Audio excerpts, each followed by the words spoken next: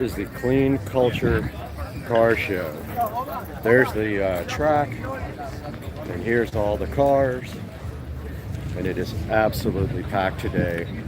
And this section here is just the car show, and then over there on the other side is where all the YouTubers are. You want to take pictures? And we will head that direction right now and check out some of these cars. Nice Viper there.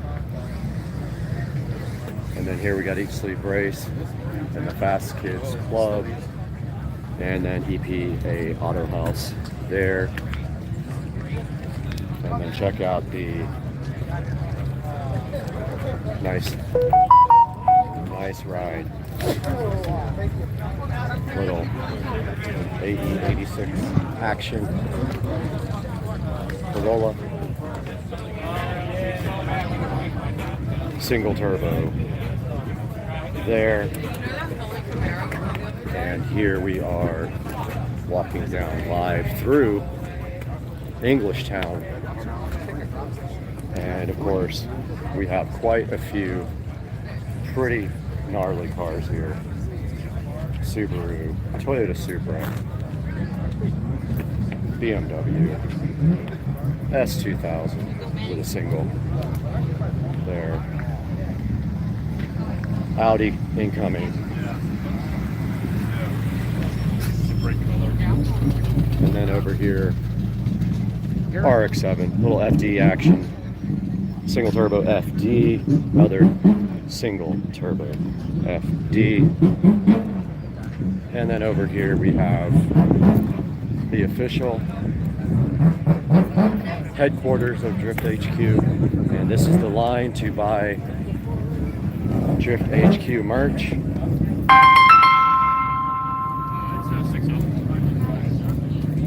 And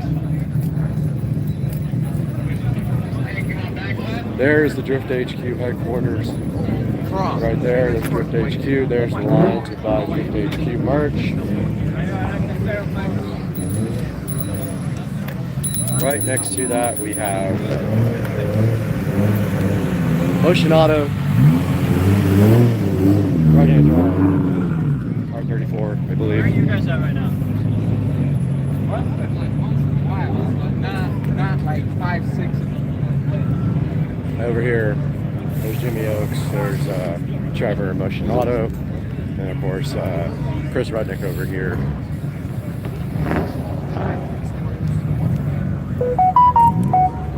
At Ruddy's Junk Shop.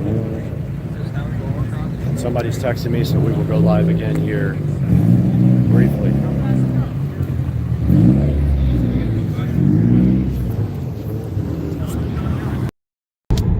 Good morning, everybody. Supercar Street Racing here. Just wanted to give you guys a little bit of an idea of what XHP Stage 3 looks like. So this car's flashed with Stage 3, and right now it's on Sport mode. So you can see how it shifts. Shifts are very crisp. That was about 3/4 throttle. I like Stage 3. I haven't tried Stage 4 yet, which is supposed to be all race. When you have it in Sport, it will stay in 5th gear until, I'll show you when it shifts. So it's in 6th now at 80 miles an hour. So for driving around town, it's awesome. I definitely keep it in Sport. But on the freeway, if you're not going to get up to 80, put it in D, like that, with that over to the right, and it will shift all the way up to 6th as soon as it can. Now, also, so the biggest difference here is that the shifts are optimized for RPM. They're also optimized for, they've also increased the line pressure quite a bit, and you can even, they recommend Stage 3, I believe it is, for a single turbo car. So basically you can also still, now the cool thing is it also does rev matching and everything like that when you, when you shift. It's very cool. That's manual. So I feel like, and I've driven a DCT before, I feel like this shifts it as fast, if not faster, than the DCT does on the 335IS or the M3 series, or the M series cars, M3, M4, whatever it is. But yeah, so that's manual. Okay, so perfect. We got a light here. So that's manual. And we're in one manual now. Traction control's on. I'll just run through the gears here real quick with you when we get a green light.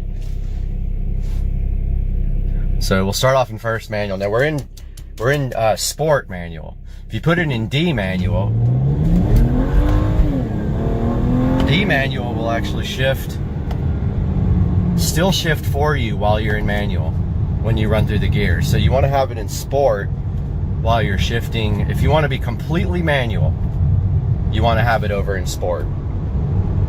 Do I recommend XHP? Absolutely. I flash it with my Android head unit.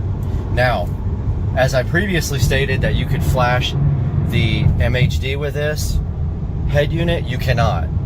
And I learned the hard way because I tried to flash with it and it reboots the it actually shuts down the navigation system right in the middle of a flash, which is so annoying. And I actually rendered my car inoperable. I had to go home, get my little flash cable for the phone. I was at the gym actually when I flashed it, and I had to come back and flash the car with my phone in order to get the car running again.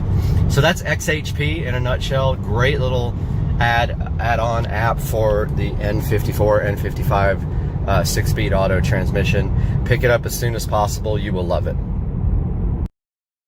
As we have something so special in front of us today, we have the best Ridge wallet you can possibly get, and there are a few reasons why. Because, as you can see right here, it is 24 karat gold RFID blocking wallet from Ridge. They are not a sponsor. I actually purchased this because I was interested in it. And today we're going to take a look at this, see exactly what the RFID blocking feature is, open it up, see how nice it is for you guys. And then if you're interested in buying one, I will provide a link in the description, and maybe Ridge will work with us in the future. But for now, let's get this package opened up, take a look inside, and see how cool this 24 karat gold Ridge wallet is. On Supercar Street Racing.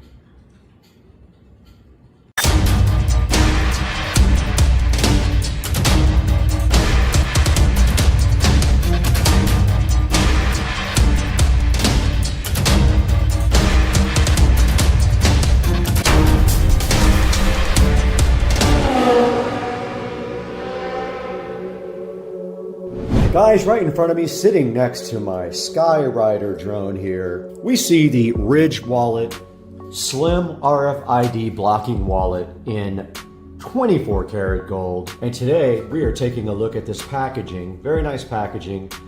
And it says the wallet redefined here on the side.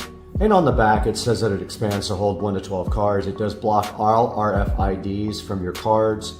It's a modular design and it has a lifetime warranty. It does have a cash strap and a money clip, both included with it on the wallet, and additional accessories for the option to interchange cash carrying style. Now, I am used to doing a money clip, so I will probably do that. And on the side there, we just see that it does say Ridge Wallet, looking ever so fresh with their logo here. And that is all that is to the outside of the packaging here of the 24 karat gold Ridge wallet from Ridge. Let's get this thing opened up now and see what's inside. Guys, the Ridge wallet in 24 karat gold is right here in front of me next to my Skyrider, and let's go ahead and get this guy opened up and see what is actually in here and take a look at this packaging. And right here, the first thing we do see is the Ridge right on top of it, just like that. And then underneath here, there is the wallet redefined on the side again, and lifting up the packaging here. We have a nice pamphlet right here, and it talks a little bit about getting started with your Ridge wallet and then guaranteed for life, military grade materials, durability, and a wallet that will last a lifetime. This is a guaranteed for life wallet. They said if you visit them, they will make it right if anything happens to it. So basically you push your cards in and out through the cutout, and then you use your opposite hand and fan them. Keep your two most used cards at the front and the back of the wallet to maximize accessibility. And then on the back there's directions from changing the cash strap to the money clip, which is what I'm going to do. And then let's take a further look inside of the box here. Almost like a glasses cleaning to polish your Ridge wallet with. They also give you a Ridge sticker right here, which is very nice. They give you a nice screwdriver. And here is the 24 karat gold Ridge wallet right in front of you with the cash strap on it. And I like the money clip better, so I'm going to try to figure out how to change that. Here is the money clip, and they give you also an extra strap right here and additional screws. Okay, so to put this money clip, you have to take this thing apart and you have to take off the front plate, which I am nervous about doing, but I guess we have to. These are tiny screws, by the way.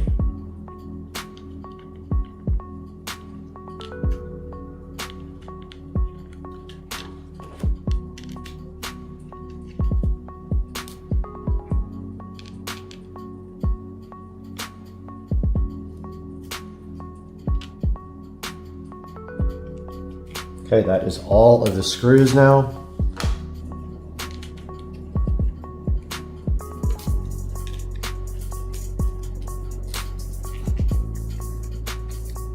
Okay, we have just removed 14 screws.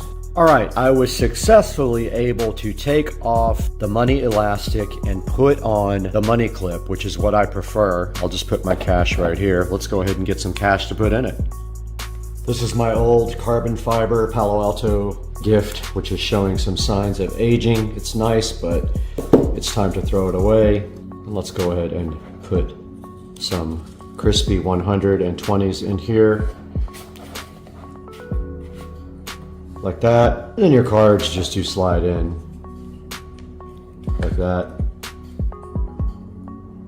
Put your most used cards on the front and the back so you have access to them. Let's go ahead and add all my cards.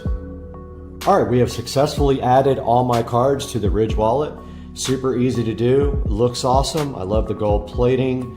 I love the 24 karat gold. I love the fact that they give you the money clip with it and additional screws so that you can have that if you need it in the future. I'm gonna put the old clip back in there right there. Then we have this nice card that came with it that says that they build high quality products and shows you how to get to their site. Put that back in there, and they give you this nice polishing cloth to polish your gold plated 24 karat gold Ridge wallet with, and this nice sticker as well. And put our box back together. Okay, now I'm going to show you guys a video on how to add and remove the money clip to the Ridge wallet, and then we'll talk about it some more in the Supercar Street Racing 4K production studio with Brad.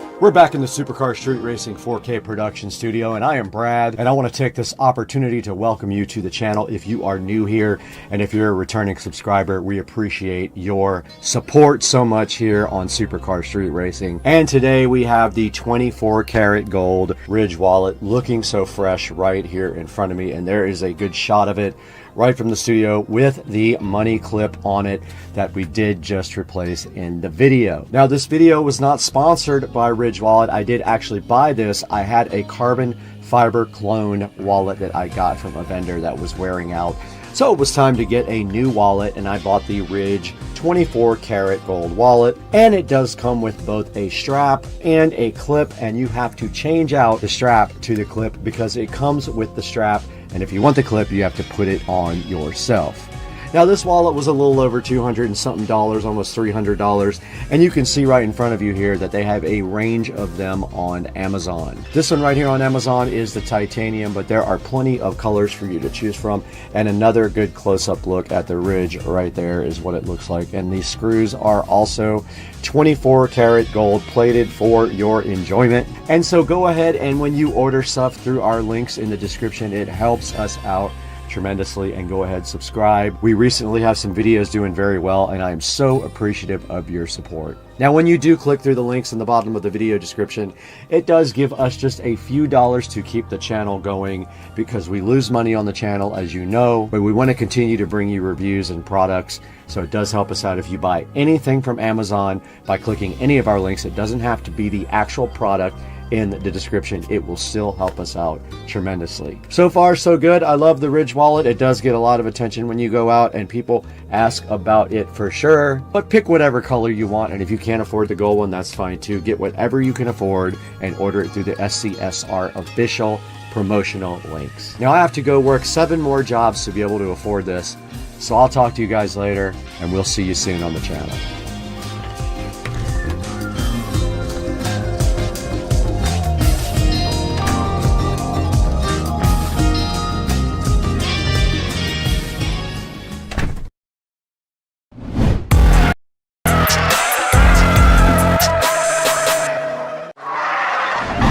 We are back in the Supercar Street Racing living room right here, as you can see. And after a short vacation, we did come back to go ahead and get to work. We did take a whole week off to go take care of some business, but we are back in full force now. And we need to take care of a problem with the Supercar Street Racing editing setup, and that is located directly behind me right here in our D-Mark. Now, right here is where everything comes into the SCSR compound, and you can see right here we have our Eero 6 Pro. That does feed a Netgear switch down below right here, and connected to that we do have our ASUS Store NAS here. Now, our ASUS Store NAS does have two 2.5 gig ports on it.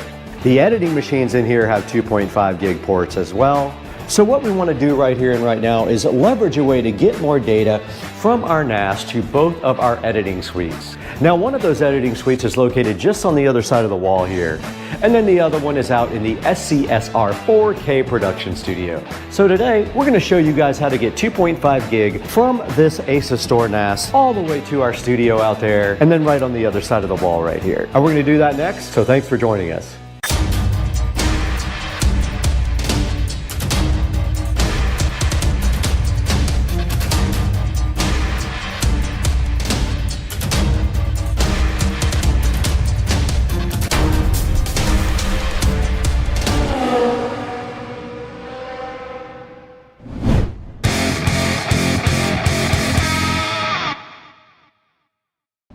Guys, you got Brad here, and you are on Supercar Street Racing. And if this is your first time on the channel, I would love to welcome you, and I hope that you would like and subscribe. And today we have a mission, and that is to figure out our bandwidth issues on our editing rigs. Now, both of our editing rigs are working off this ASUS Store NAS here that's sitting so fresh and fly underneath our little entertainment console right here. That ASUS Store NAS is connected to our Netgear 1 gig switch, and that distributes everything to the house and the studio. Now, the problem, of course, is that the Netgear down there only does 1 gig, where the ASUS Store and the computers all do 2.5 gig. So in order to alleviate some data congestion issues, we're gonna go ahead and upgrade this whole thing to 2.5 gig Ethernet. Now all you need for 2.5 gig Ethernet is a Cat 6 cable, and in some cases a Cat 5e could do it as well. We do have Cat 6 running all the way out to the studio out there, and then also to the next room right here. So it should be pretty easy. All we should have to do is implement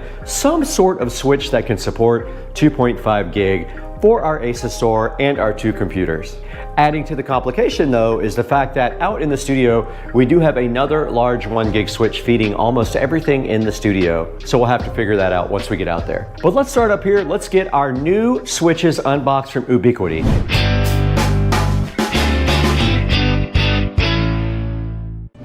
Back in the Supercar Street Racing awesome living room here, and right behind me we have a solution for your 2.5 gigahertz needs, and it is a low-cost solution as well from a high-quality manufacturer.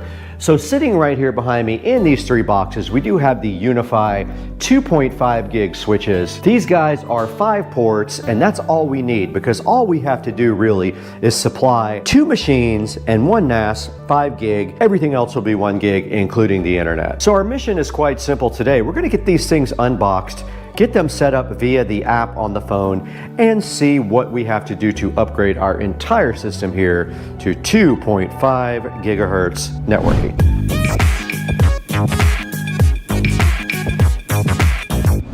Right in front of me is this Cinema 70S from Marantz, and it is so happy to be joined by this nice Ubiquiti switch, and you can see right here at the bottom, this is a Flex 2.5G switch here. And there is a nice little pull thing here to get the Flex out of the box like that.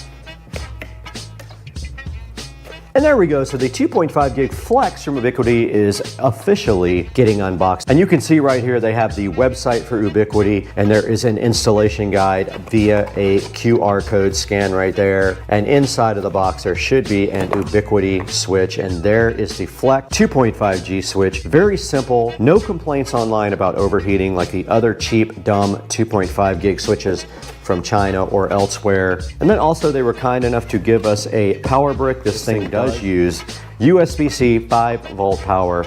Let's get that out of the box. Here's a look at the actual box for the Flex 2.5G switch, and inside of that box there we do have a little USB power supply of 5 volts, assuming any 5 volt will work, and there is also an instruction manual in here which we probably won't really need. So what we now have to do is figure out power, because we have used up all the power here, but we don't need this NAS anymore. So I think I'm going to end up removing my old MyBook Live NAS finally, because we replaced it with this modern solid state ASUS Store NAS. Let's get this WD MyBook Live removed from the Supercar Street Racing abode. Okay, we did get the Cat cable unplugged there.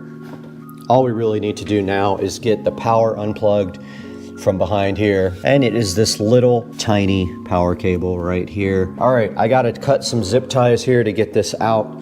Let's go ahead and do that to free up some power for our new switch.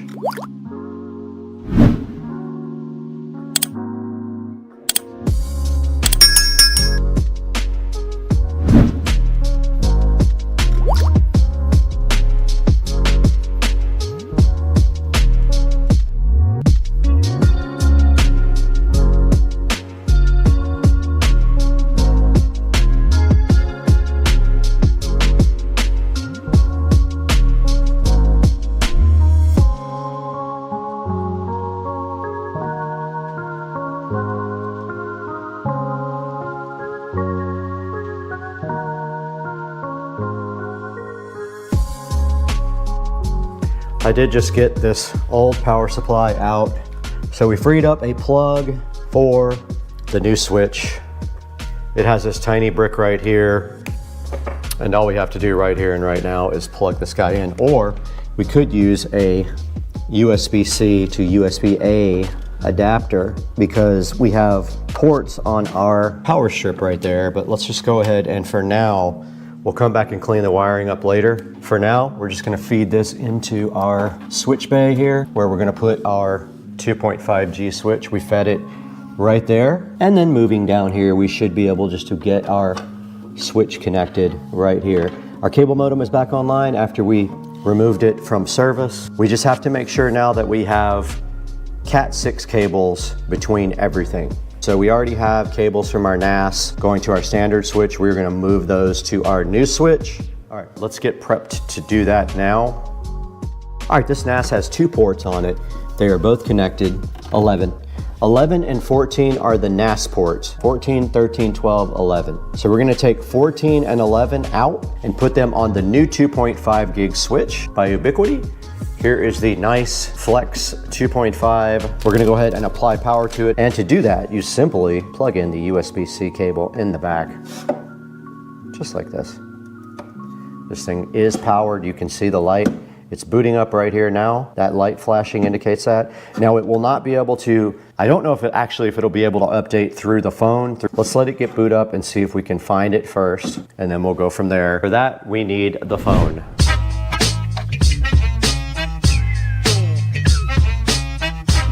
Okay, we are recording on the phone now here, as you can see, and also on the GoPro. We have our UniFi switch up here. I want to see if it can find the switch without connecting to any sort of LAN. So I'm gonna hit the plus button here. It says it is searching for devices. It's not gonna find the device, I don't think. Nope. It's not gonna find it because it's going to use, it doesn't use Bluetooth.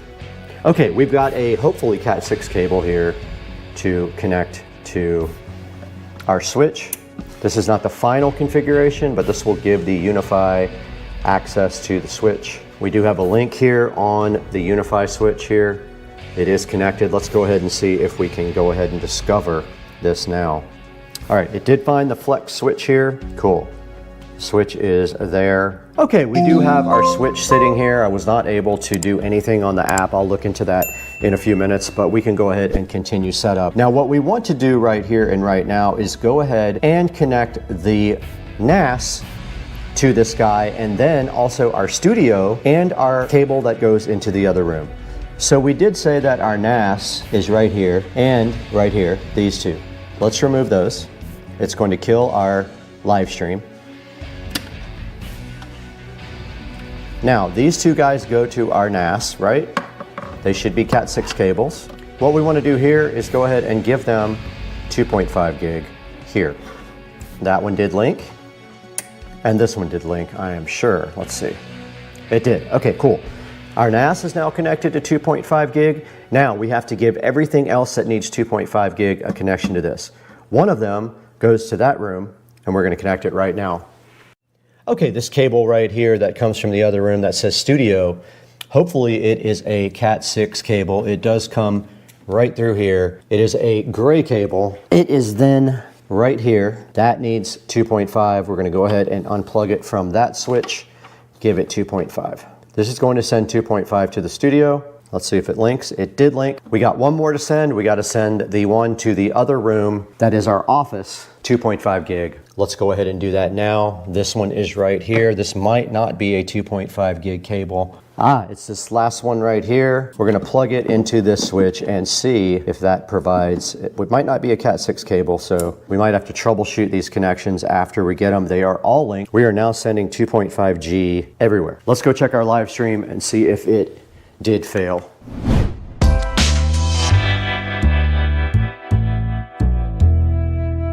Right in front of the Supercar Street Racing editing rig here, and it is still up, so that's good news. We have another 1 gig switch here that feeds these two laptops. We're gonna go ahead and replace this switch with the Ubiquiti as well. This stuff is tied up really nice, so I will have to come back through and do some cable management, but let's go ahead and get this switch replaced with another Ubiquiti 2.5G switch right now.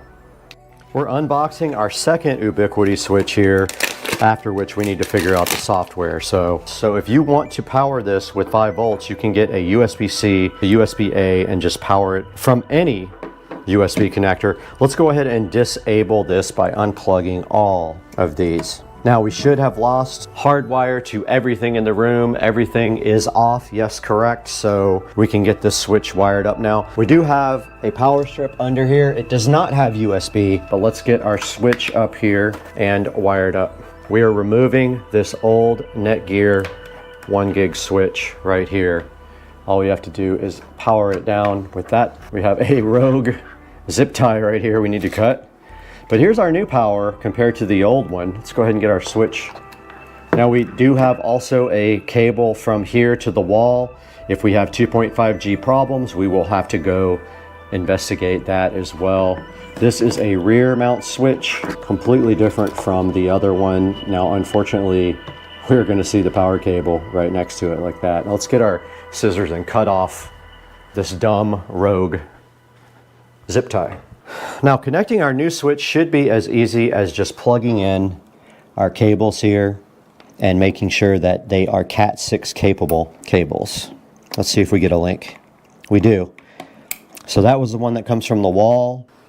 I think everything is linked. I'm looking at my actual computers now to see if I have any issues with links.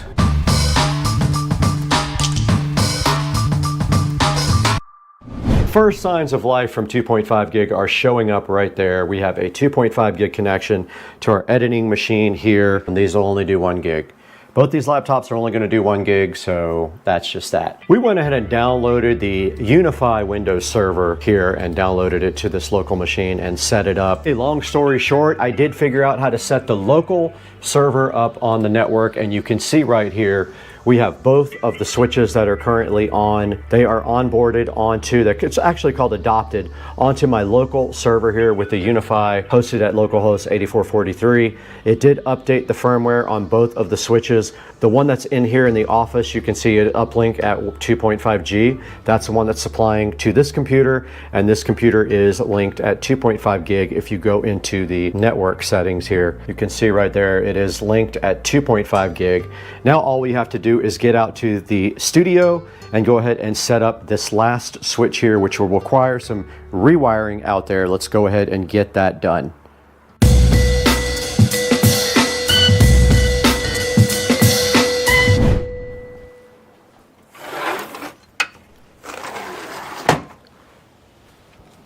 Out here in the Supercar Street Racing studio now, and we only have one thing that needs to be connected to 2.5 gig out here, and that is my editing PC. Now this presents a challenge simply because of the wiring inside the wall. We only have 2 places where we can get network for this. One of them feeds this switch here. So what we're going to do is put the 2.5 gig switch up here. We're going to take our feed from the house. We're going to back feed that switch and then feed one of my LAN connections to this guy down here. There isn't anything close to it except the one down here that feeds the switch. There's only one connection down here on 11, so I can't use that one. It feeds my switch. And there is one down here that feeds the other PC, so I am going to end up using this one down here and just tucking the wire behind the wall right there. Hopefully I have enough Cat 6 cables. I may not. I may have to steal some. Let's see what we got. I labeled all these from the switch, so basically all we need to do right here is plug into port 4, run it over to the PC, and then patch in our switch up there and see if this is a Cat 6 cable. Our next job is to plug in our switch up here. Let's get our switch up at the very top. We're going to put it up there where all our other network gear is, and hopefully we have one plug. Okay, our switch is powered up right there. I need to go ahead and find a short patch cable. I'm going to run inside and see what I have now. Okay, after a little bit of easy troubleshooting, I did figure out that the label is completely wrong on one side or the other. It says 10 on this side, and on this side it says 4, which I'm completely confused about. I wouldn't usually get that wrong. I don't have a label on this one up here, so I'm not sure, and I don't know what that one is, so something is just off on my labeling. I don't need to worry about patch cords because, as you can see right there, we are connected at 2.5 to the network now, so that part is done. We should be able to walk inside now and see everything connected, at least this switch connected at 2.5 gig. Let's go check it out. Now we are in here at our server manager. Let's go see, and yes, looks like in fact we are connected to the main switch at 2.5 gig. So yeah, so we have a 2.5 network going here. Now the only thing that is not 2.5 gig is from the internet, because the Eero only has one 2.5 gig port, and it is the WAN port. You cannot use both. All I have to do right here and right now is get some zip ties and start cleaning up this mess that I created right here. So let's grab those and start working.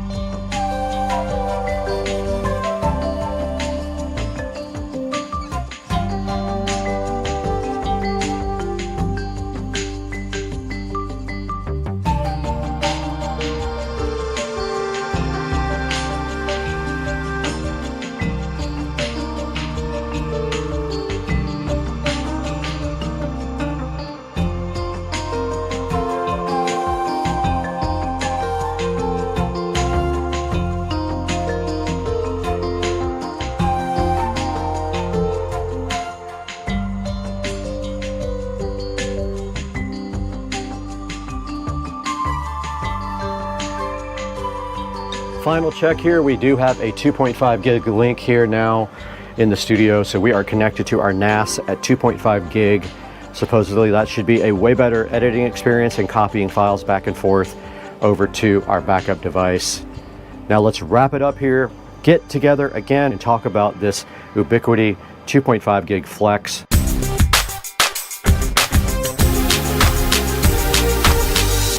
All right, I just wanted to get back together with you guys and end the video here by showing you the Ubiquiti Flex Mini 2.5G on Amazon. There will be a link in the description to this guy. Please make sure you like and subscribe and order all your affiliate links through our official links on the bottom of the video here. And you can see it does have 5 stars. Only one person has rated it. It is way cheaper on Ubiquiti's site, but since I have an Amazon affiliate program, I am going to put this one here.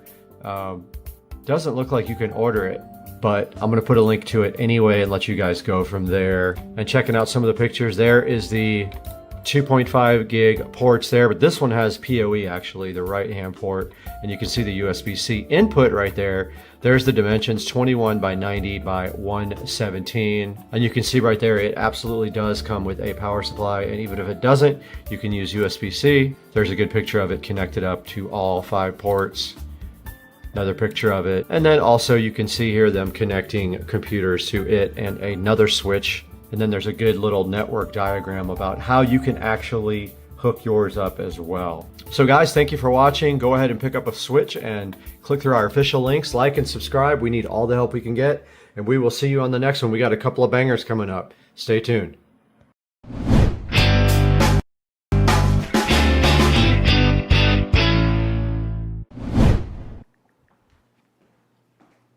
Hey man, what are you doing?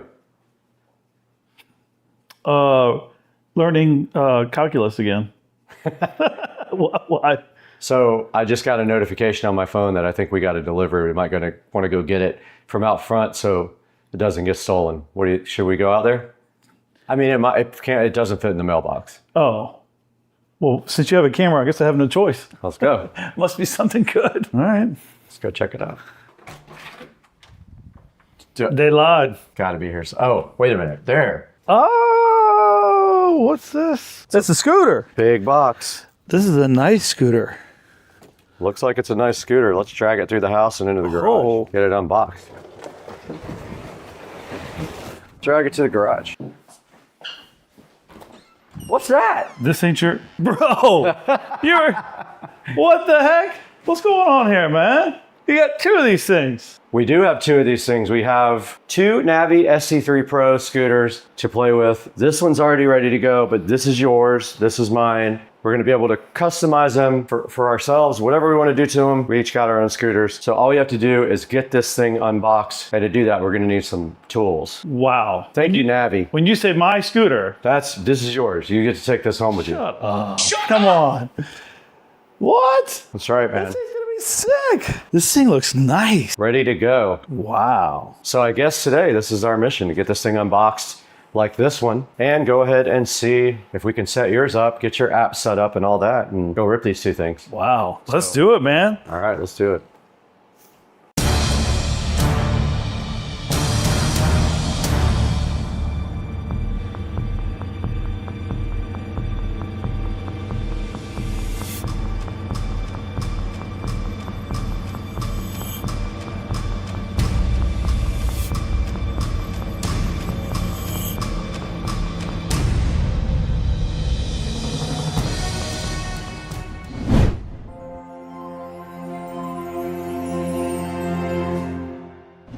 Hey, what's up everybody? We are in the Supercar Street Racing compound garage right now with something special from Navi. They reached out to me a few months ago and said, hey, do you want to take a look at our ST3 Pro scooter? Joe, take a look at what we found outside today. What is this thing? Well, yeah, I was obviously surprised when we went out to the front door to see this sitting there. From the quick research that I did in a few minutes in prepping for this video, like, this thing is awesome. This thing has a lot of bells and whistles, including the first thing I love from a security standpoint is it has a built-in AirTag from Apple, which is great. I'm an Apple guy, you're not a big deal, but I'm gonna be able to take both scooters and add those to my account. So if this Wait a thing... minute. What other scooter? What are you talking about? Well, you already showed them that scooter.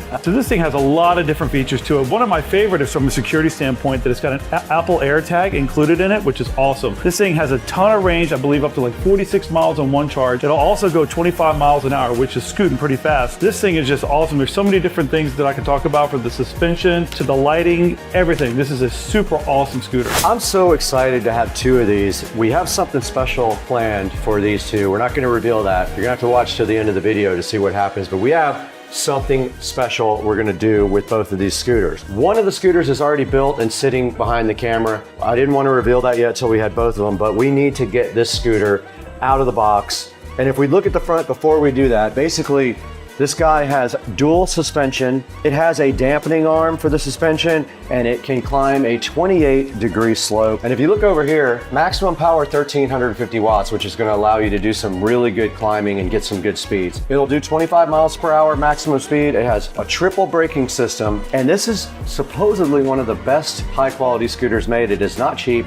The box was heavy. It took two of us to get in here. So what do you think? Should we get this thing unboxed? Let's do it. All right, let's do it right now.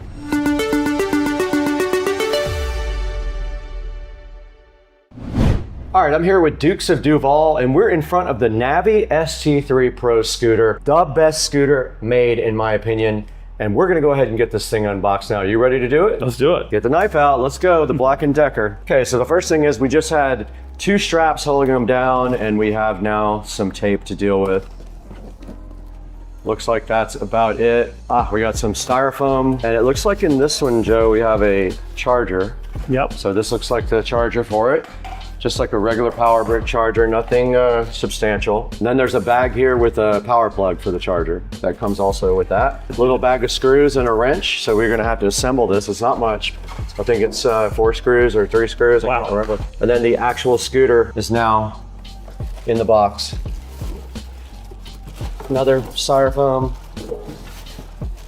And then the Navi should just come right out of the box. And it does have a kickstand. You can go ahead and put that kickstand out.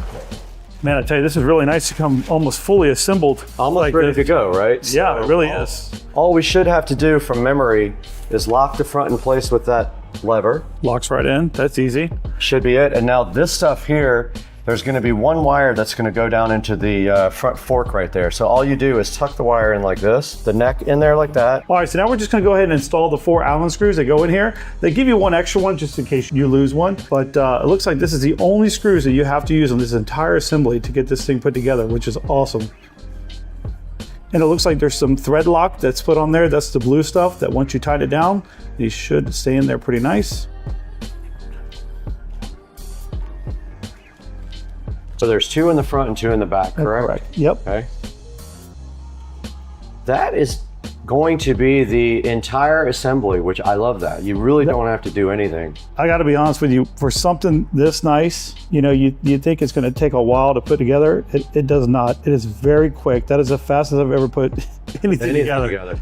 Now there's going to be a couple more steps after that just to get this thing completely unboxed. We're going to need to go ahead and cut off your tag here and take off the plastic and the deck down here. So, all right, so we're going to go ahead and take the tag off. Okay. Here, got some plastic we got to rip off. Just underneath the wheels, huh? Yep. Okay. Looks like you're going to have to take off this protective deck cover as well. Rip that off. This thing's unboxed so good. All right, looks like the display screen has a little bit of protective film on there with some information for, looks like maybe downloading the app that goes with it.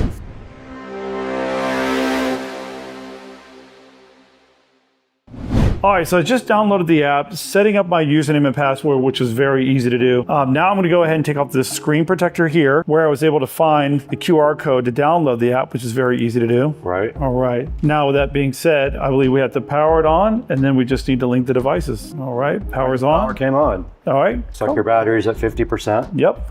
All right, so you're gonna go ahead and add a device now, huh? Correct. I'm gonna link the device. Okay, found it already. Look at that. That was fast. Link the device. Cool. Sound like we're connected. Writing. So there's a writing guide that goes along with it. You can skip that. Yep. All right, we're connected. Awesome. So you can see your scooter now on all the perimeters, right? Yep. Okay, we're out here with Joe's ST3 Pro here from Navi, and we did power it on and pair it to the app. What's our next steps here? Yeah, so it's charging right now, which is pretty easy. I think we're gonna let it get to a pretty good charge before we take it on its first official ride. Okay, yeah, and then here's the actual charger. So it's a power brick and it comes with a separate power cable. And basically here, when the bike is charging, it will be red or green when it's fully charged. It'll turn fully green. Now there's some other things you can set in the app, like that has to do with the lighting and the acceleration and the rate of acceleration right off the rip. So all that stuff can be set up in the app. So I'll show you guys that separately, but we're already good to go on this thing. It was literally a 10-minute setup and now it's just got to charge for a little while. It took more time to get it out of the box than it did to assemble it. That's how fast it was. Absolutely. Now let's go get the other one and put it right next to this one while they charge. Sounds good. Okay.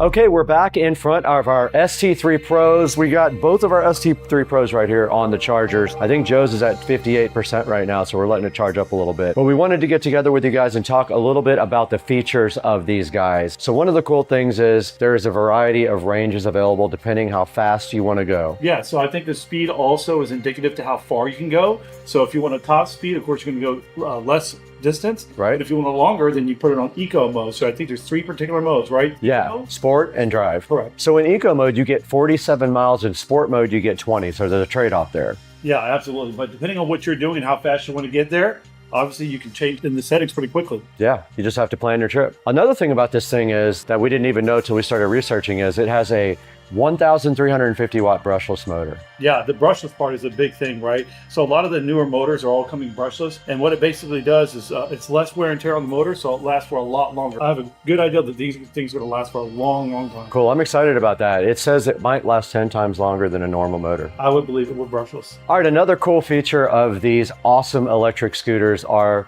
the suspension system. This is not a toy. This has a dampening system that uses a dampening arm.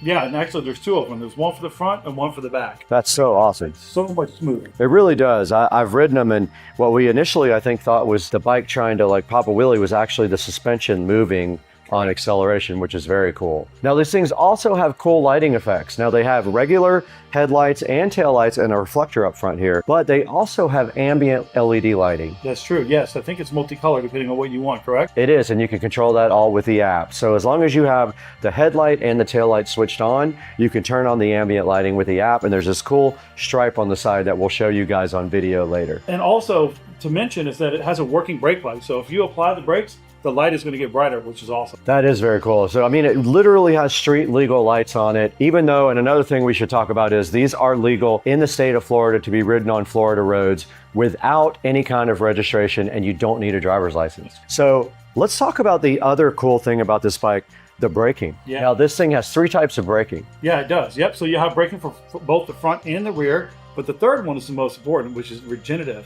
And as you guys know, we like golf carts, and that's what they have on all those. So it's very cool to see that technology here. So it does have a setting inside of there that I think you can do 3 levels, right? Depending on how much you want the regenerative to stop the scooter itself, but I will tell you, as a person that loves using it, I'm going to put mine on high and allow that to break for me so that I don't wear my normal brakes out. Okay, so I've only tested on the lowest setting. We actually put both of ours on turbo for regen, so I'm excited to see if that gives us any battery. And I'm excited to see the braking, because as in our cars, the regen's awesome. We don't ever have to use our brakes hardly. Correct. One of the great things that I love about this, much like our golf carts, is that they're all aluminum frame, which is really, really good for longevity, right? What we don't want to do is to get out in the elements and find ourselves dealing with a bunch of rust. Aluminum's going to stand the test of time, so I'm really excited about that part. Same here also. And also a cool feature of these guys are they have tubeless tires, almost like a regular motorcycle or car, and they are self-sealing as well. Yeah, so in the event that you run over a nail or something in the road, looks like it seals itself back up. We're gonna find out. And also one other thing, they have a set of ergonomic handlebars on each one, and I have ridden this quite a bunch now, and I'll just tell you that it's all about your riding style. If you can get on it and not just go crazy on the grip, you can actually ride comfortably for a little while, but that does help a lot. And it's got a bell. So one of the great features about this is that it has a thumb throttle, which makes it very easy, so you can still hold on with a nice grip on it as you're riding, so you can use your thumb to accelerate when needed. Also, it's also kind of a safety feature, because on a bike with a twisting, you can actually lose the bike and turn it wide open, and it can literally fly out from under you. With this, when you let go, the acceleration literally stops. So that's a good safety feature. So one of the other great things is that it has a very wide deck on here, which is good to get your feet in the position that you want for long-term rides. You want to be comfortable, which is great. And it's also rubberized. Very good. Yeah, that does help a lot when you're riding. And it does also have your heel kick right there in the back, as you can see. So this thing also has ABS, and it has anti-skid acceleration too, so you don't spin the tires, and it's all configurable inside the app. So another cool feature about this bike is the display here. So this thing has all the information you need to ride. It also is interactive, so it can work with the braking system and the power button to set some of the features on the bike, and also to unlock it. And it shows you everything from like Bluetooth to your speed and your battery charge. And I know we talked about this before, but this thing has the ability to unlock and lock from the app. And the fact that it has Find My app built into the scooter itself. So for your Apple users, you know how great that is. So if you lose this or it comes missing, you can obviously track it down very easily. Absolutely, and you can do two forms of locking also on the bike. You can set it to unlock with a password, which is configured and unlocked on the actual bike, or you can set it up with a Bluetooth unlock so that when you walk up to the bike, all you have to do is do a certain couple of things and the bike unlocks for you and nobody else can steal it.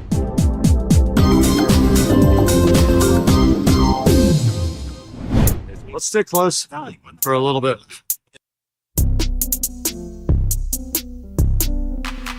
Dude, I did pop a wheelie.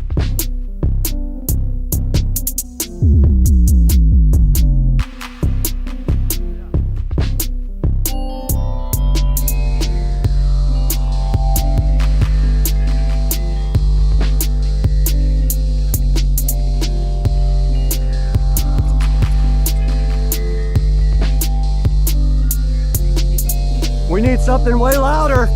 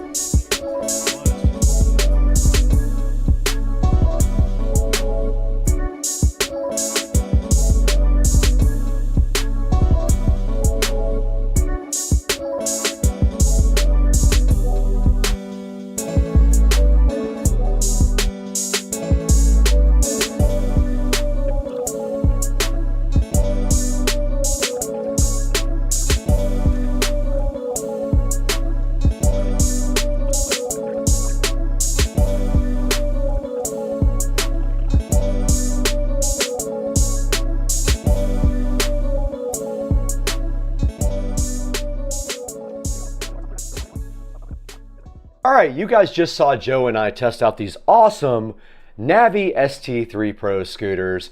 We did a very long trip on these and it was awesome. We had a blast. Now it's time to see what these guys can do off-road. Let's check me out going through the park right now on the Navi ST3 Pro.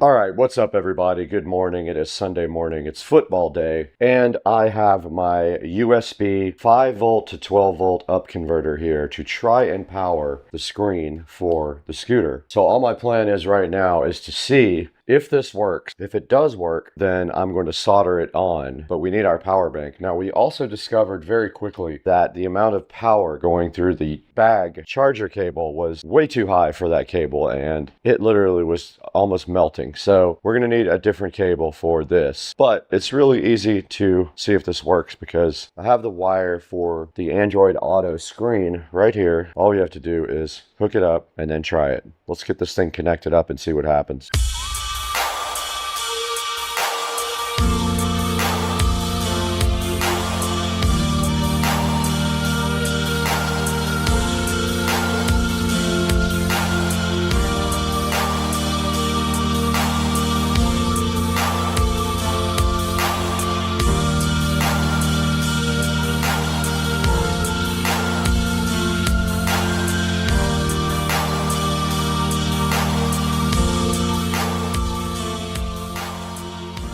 This is our USB 5 volt to 12 volt up converter. So let me see if this will power up our Android Auto screen. Here's our power pack, but I want you guys to see firsthand if this thing comes on. I've got my power pack right here. It is on. All right, it says 12 volts on the display of the power pack. Is our screen on? It is. It is on. Wow, that's so freaking cool, man. I'm so hyped. All right, I have another mission. I am going to go ahead and permanently run the wiring for the screen. All right, we know that works. Let's turn it off. So basically, I'm gonna drill a hole in this bag and run the power through there. Okay, my wire and my screen are tied up nice. It's gonna come right down here and into the back of the bag. I went ahead and got my drill bits right back here. Close as I can to the wire.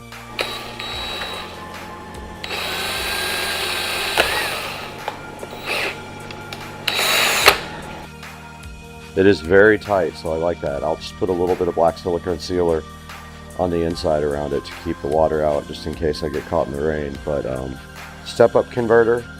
Now I'm gonna have to solder this to my other wire.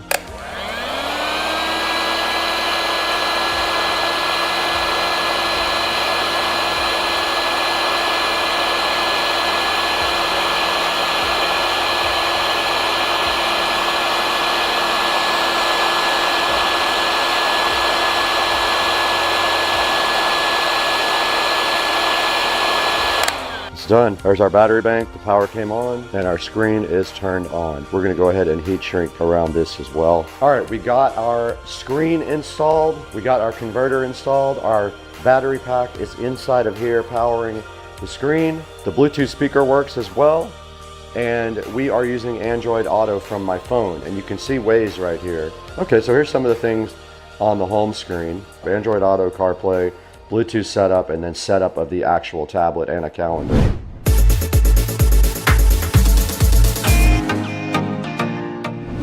Hey, what's going on, everybody? Welcome back to Supercar Street Racing. We are so happy to have you on the channel once again for something super special.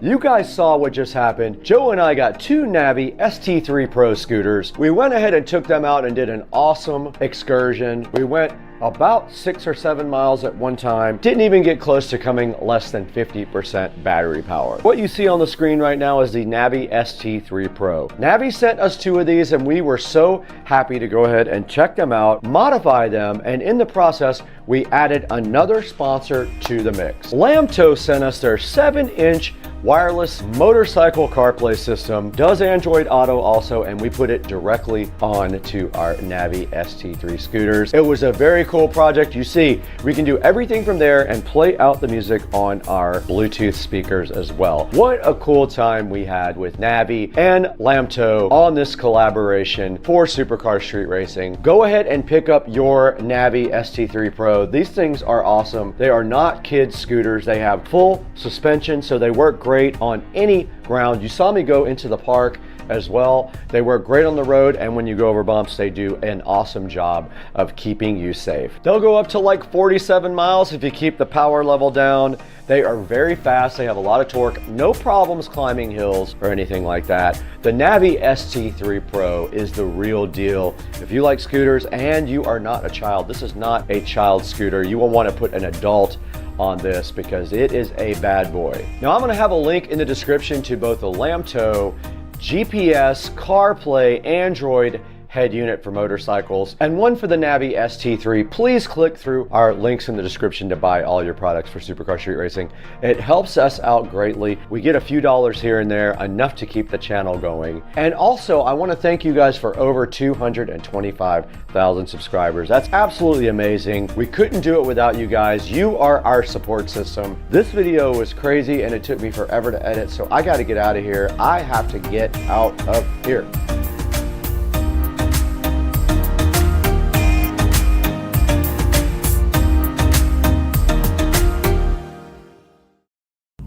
For a ride, but I can't because my car's still charging. Wait. What? What?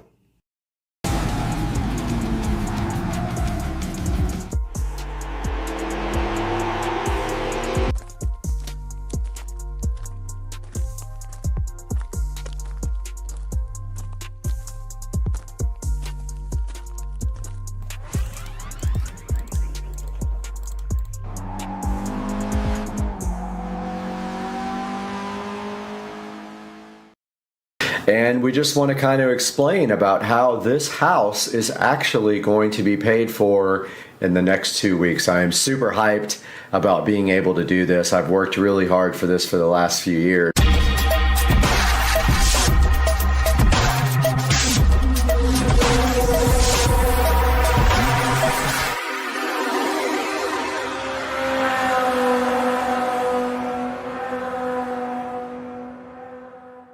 Guys, continuing our tour of Supercar Street Racing Mansion, so huge, 1,500 square feet total. We are heading out into the garage now. Let's take a look at what we have out here. And we actually do have some laundry going right now. And let's get some lights on in here. All right, so let's talk about the Supercar Street Racing garage. Now, the first thing you will notice out here is that we do not have a car at this time. We have a non-running mini bike and an awesome golf cart because I am in the process of finding a vehicle. Now out here in the garage, out in my garage, some of the things that have been done out here are, when I bought this awesome LG Signature set of washer and dryer, I repainted this whole entire wall there. I did recessed lighting back in here. I did this light here, and also I did these cabinets up top. And when I did the cabinets, I put power inside of there, which turned out really good for all of my tools and stuff. So taking a look inside here, we have tools, charging, and then over here we just have miscellaneous stuff, electrical equipment, and on top we have a nice area of storage, and we have the audio system for the garage entertainment. Joe, Dukes of Duval, and myself built this workbench years ago, about 10 years ago almost, so that is still there. And you can see I have my tools on top. Joe and I did a video with the vise and the grinder install. Over here on this wall we have tools hung up on pegboard style. My whole garage has pegboard, as you can see. We also have our landscape light timer here for one side of the yard, and we have our Wise sprinkler controller for the other side of the yard. Looking up here, we have our new garage entertainment system, and behind that is where we did all the nice work up through the wall, and that is our garage entertainment system. It is a 1080p television that I have had for almost 12 years. I have 2 of them. Here we have, again, we have our LG Signature washer and dryer, and these guys are actually connected to Wi-Fi, and they will notify you when your wash and your dry is done. I have added power right here, but one thing I would like to do is add power all the way down both walls and put a retractable power up here where the Chamberlain garage door opener is. This is actually a smart garage door opener which does Wi-Fi. I replaced that about 1.5 years ago. We also have a dot right here if we need to do any smart related stuff. And we have a nice storage area under here for our air compressor, our miter saw, and other miscellaneous items. And stepping back to the front of the garage so you can get a good look here. This is what the garage looks like. We borrowed this table from Rich and Trish to work on the mini bike. But there's the golf cart, and that golf cart does charge from right here. There is the charger, even though I need to get power done here on this wall, and I will get that done soon. That is a look at the Supercar Street Racing garage. All right, everybody, so just a good look at the orientation of where we are. The living room's there, the outside is there. If we take a left here, we have our dining room here, which you already saw, but straight ahead is the master bedroom, which is now the Supercar Street Racing studio, and also this is my work area. And so just stepping in here, if we made a right, we would be out at the pool. There is a sliding glass door there. Over here is where we have our editing rig. It's also the setup for my work. We have 2 setups here, so if we need to work, we can do personal stuff on one and work on the other one. We have a monitor over on this side, which actually has, for editing, we can see our master output there, and there is the Supercar Street Racing editing rig. That's the Supercar Street Racing real work rig. We got our keyboard back there and our amplifier as well. But yeah, this is the Supercar Street Racing office / studio. We have a bunch of the gear here that we use to actually shoot videos. We've got a nice smart single light switch right there. We've got a Show 5 here. We've got recessed lighting up in the ceiling, which I did when this was an office for my ex-wife. We also have in-ceiling audio to the whole home audio system. We have a nice Red Hot Chili Peppers poster and some LED lights that I got out in LA. We have a stereo speaker set which is going out into the studio. Those will be the mains for the studio right there, and we will have a subwoofer as well. And that is a look at the office. It needs to be spacious. I do so much in here related to the channel and related to actual employment. And then if you were to step right here, you would see the beautiful outdoor view, which we will take you guys into after the tour of the bathroom. Okay, so looking into the master bathroom from the Supercar Street Racing office, if we go over here, we see this awesome LCD smart switch from Landbahn. We press that, and the lights do come on in the master bathroom here in Supercar Street Racing.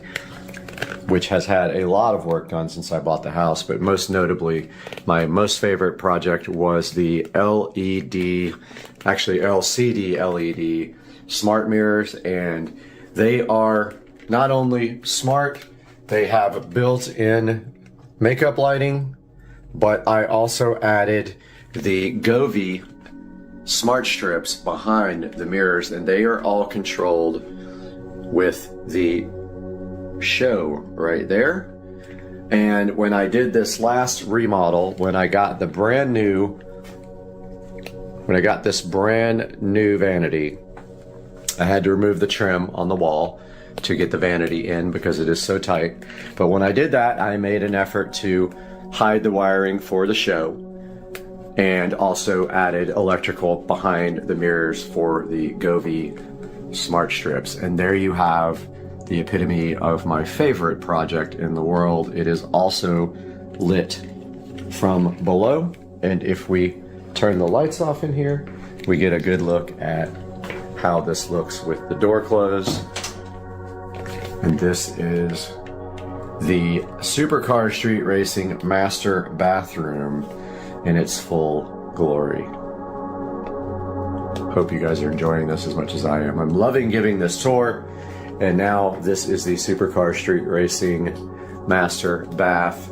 Nothing special, white tile, same tile down here on the floor. All this tile was redone when I bought the house. Let's get some lights going again. This tile was replaced. There was actually carpet in here in the master closet as well. This was all replaced when I bought the house, and we also did some of the same glass and marble tile down there to kind of finish off that ledge. When we did the floors, we also did the trim in the floor stuff as well, which I came up with that idea. And yeah, you can see here we just have a regular old white bathroom. This whole thing was refinished. It has a rain shower head, and we keep all the stuff there. This room actually has been converted to recessed lighting and recessed lighting in the shower, and it does have whole home audio. The outer bathroom has the other side of the whole home audio, so it's left in one and right in the other one. And I did add these LED lighting fixtures years ago, but I have upgraded them to better bulbs. And then here we have the Supercar Street Racing master closet. It's also storage for electronics. It has been converted to recessed lighting, as you can see, which made a huge difference. It had one light right there, and now it is where I keep all my clothes and extra electronics, all kinds of extra PCs and computers. And getting a look there, you can see how it goes out into the master bathroom. But yeah, this is the SCSR master closet. Guys, this is where our tour takes us out of the Supercar Street Racing editing facility and onto the backyard for the yard tour. And you walk out here and you do see that this is where our patio is. And we completed all this work on the patio. We did the beam, we did the fan, we did all the electrical and the lighting, and we did a new rug when we built and remodeled this backyard.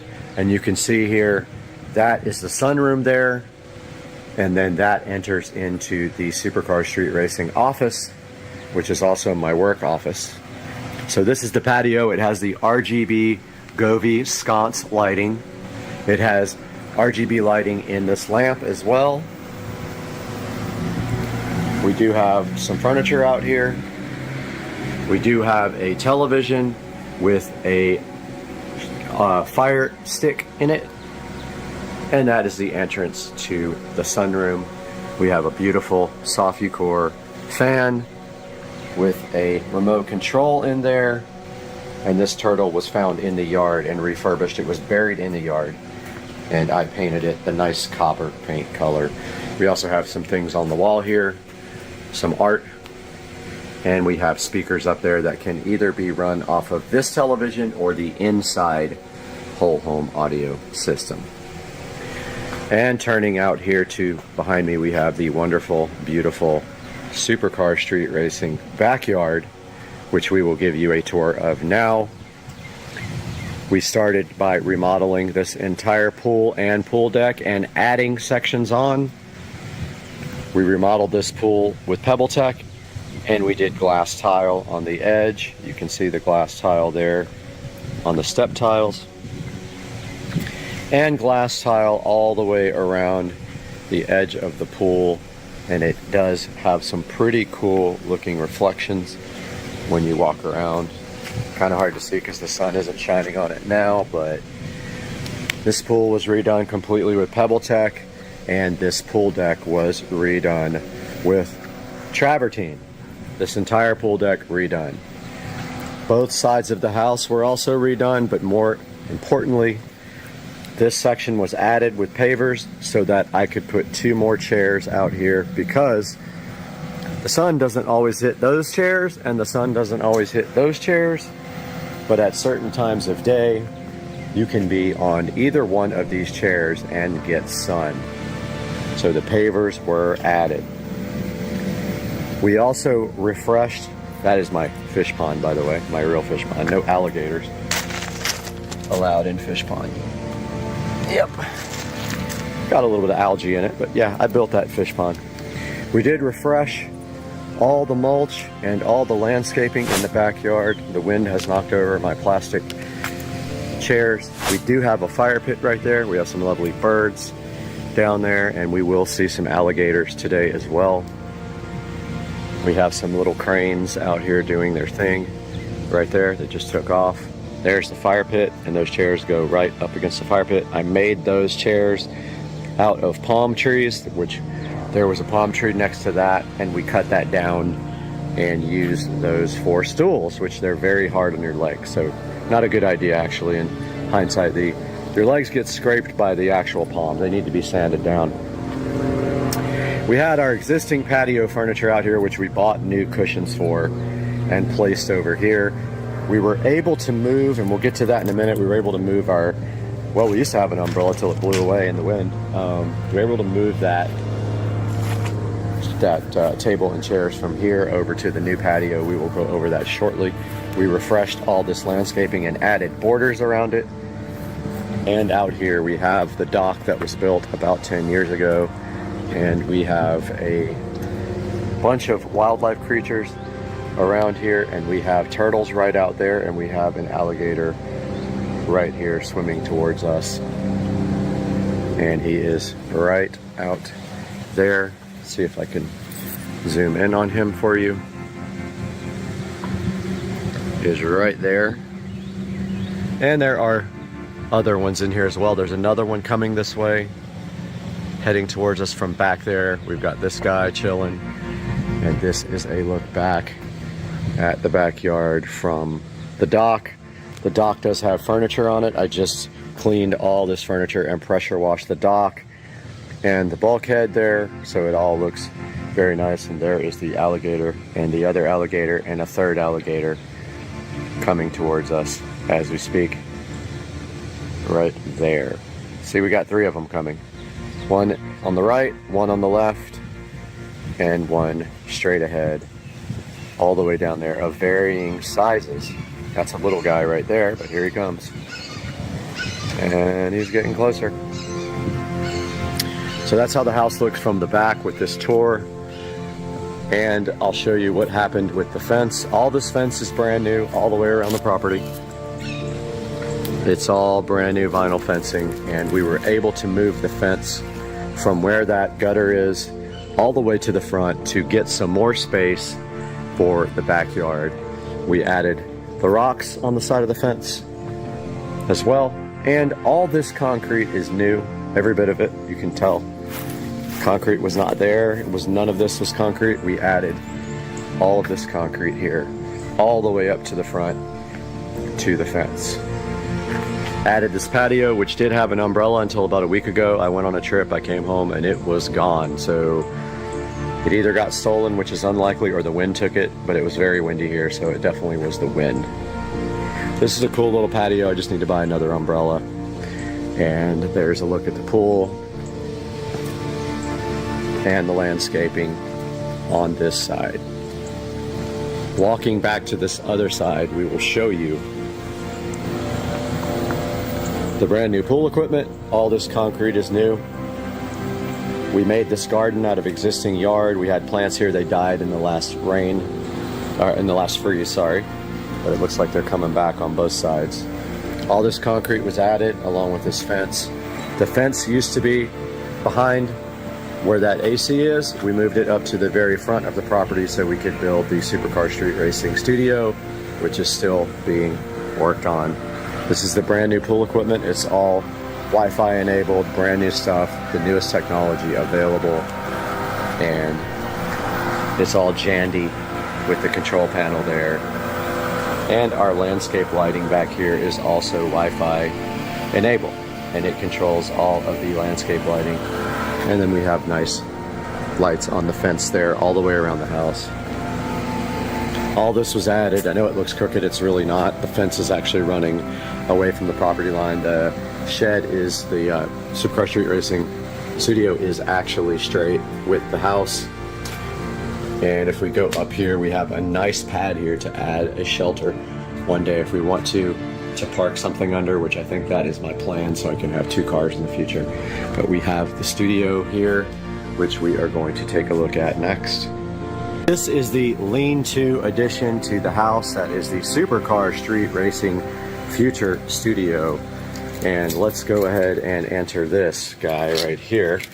And it is all locked up. So let's go ahead and go in. We don't want anybody stealing the nothing that's inside. It's literally oxygen. And this is the Supercar Street Racing studio here with dirt in it because it's not sealed up all the way underneath the door. So I got to get that done. This is actually just blowing through underneath the door because there's no weather stripping around the door. But this is the future home of the Supercar Street Racing studio, and we have to get some AC put in here. We're going to get a split system. We're going to seal around that door completely.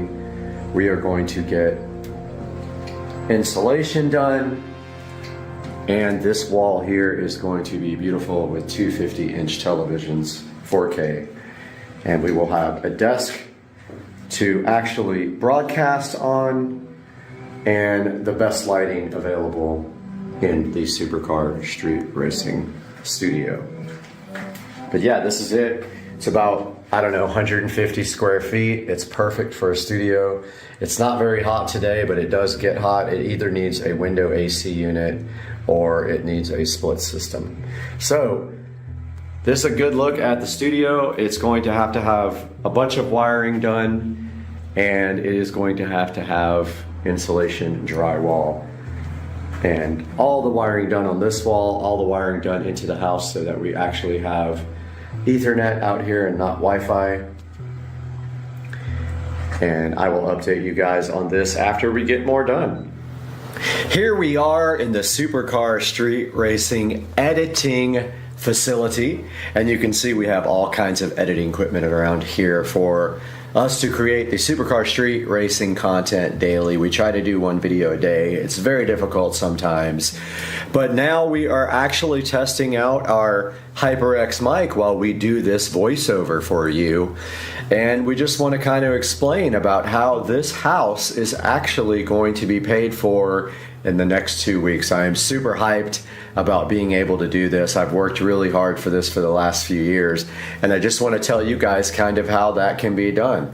So the first thing is, I would say to save all your money possible, cut corners when you can, and make those extra payments. The first problem that happens with people is they try to just get by with the minimum payments on the mortgage. It would benefit you so greatly if you just take 1 extra payment per year, or even 5 extra payments per year, or 6, or if you can do an extra payment per month. You have no idea how fast that will decrease that debt in your mortgage.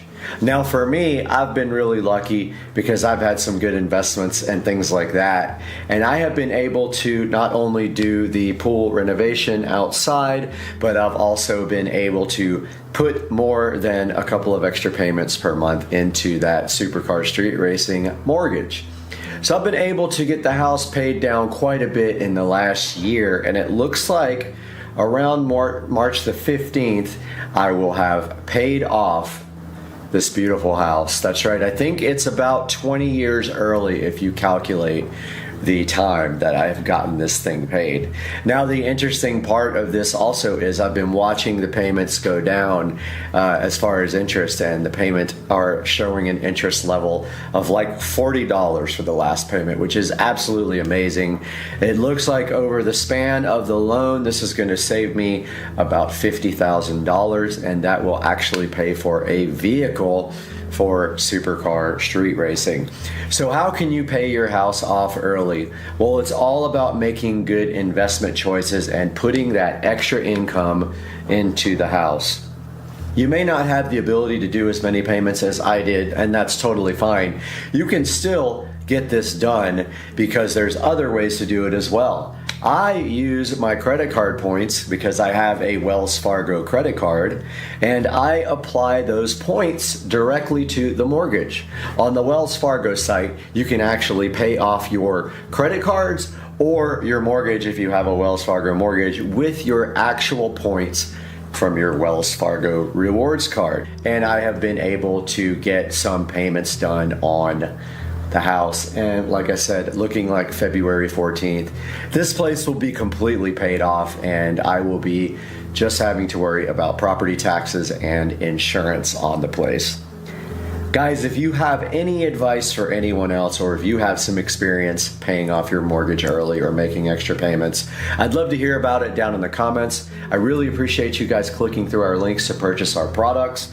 It helps the channel greatly. I don't make money off the channel. I actually lose quite a bit of money per year on Supercar Street Racing. Please like this video and subscribe, and I hope you like the house tour of the soon fully owned by me Supercar Street Racing mansion of 1,500 square feet. And we'll see you guys next time on the channel.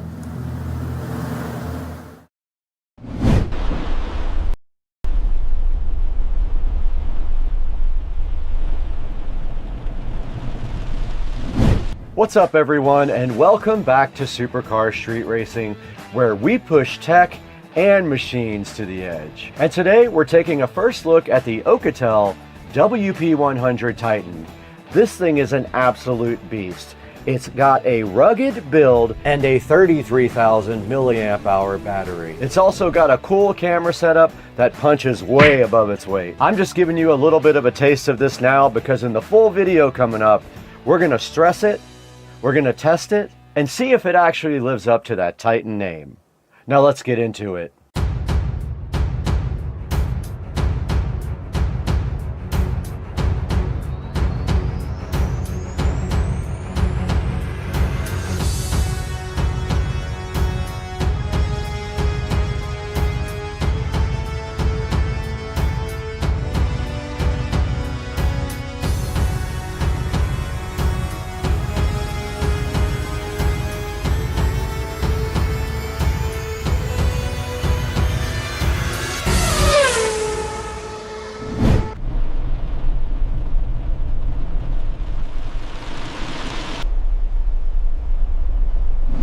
Alright guys, welcome back to Supercar Street Racing, and before we dive straight in, we want to give a shout out to Alcatel, who is a long-term sponsor of the Supercar Street Racing channel.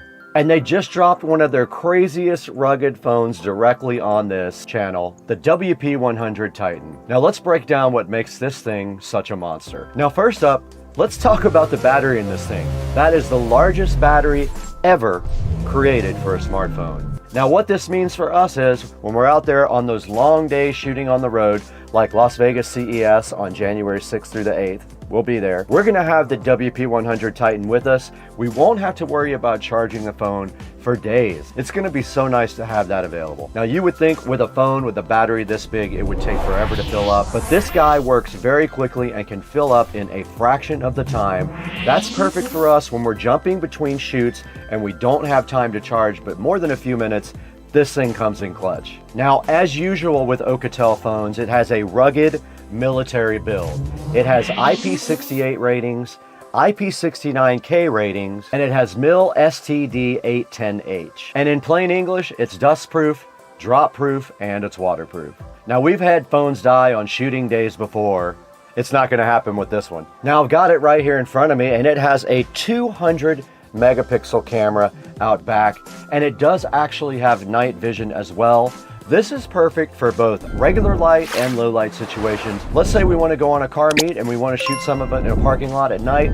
We've got the perfect night vision right here for that. And it's even great for night drives. And another big one, the Media Dimensity chipset. This isn't some slow CPU in a rugged phone. Apps load fast, 4K playback is silky smooth, and even gaming won't choke you out on the WP100 Titan. And now let's talk a little bit about the display. This thing has a 6.78 FHD screen with a fast refresh rate. It's big, bright, and smooth. It's great for navigating, watching back footage, all when we're out scouting new production locations. Now, something that I really like that Alcatel added to the phone is the dual frequency GPS and the expanded navigation suite. Let's say we're out in the middle of nowhere filming off-road shots or scouting new routes. This phone actually locks onto satellites faster and stays accurate even in wooded areas or around tall buildings. And it's one of those features you don't usually appreciate until you've been lost with no signal, which has definitely happened on this channel. Also, speaking of being out there, this thing also supports reverse charging. This thing isn't just for charging itself. This thing can top off cameras, mics, drone batteries, even another phone if somebody on the team needs charging. Plug it in right there and they can get a charge from you. So it basically doubles as a power bank for those days when you need it. Now let's talk a little bit about the durability. You can actually feel it when you pick it up, but this thing has an aluminum frame.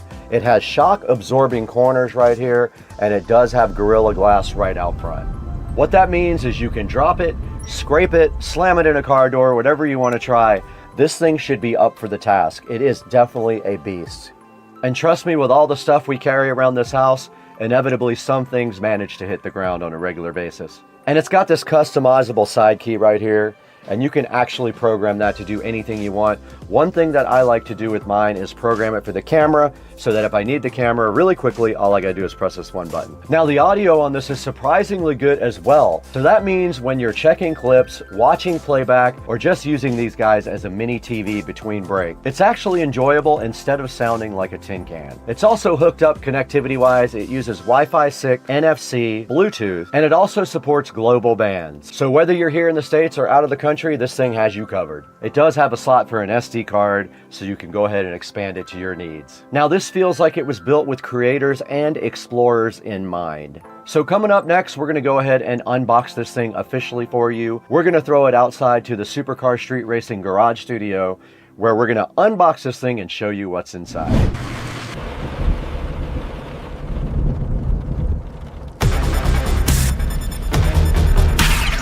Okay, directly in front of me, we have the Alcatel WP100 Titan that we're going to be unboxing today on Supercar Street Racing. Let's go ahead and get this thing out of the box. All their boxes look about the same. They all have like an AI logo.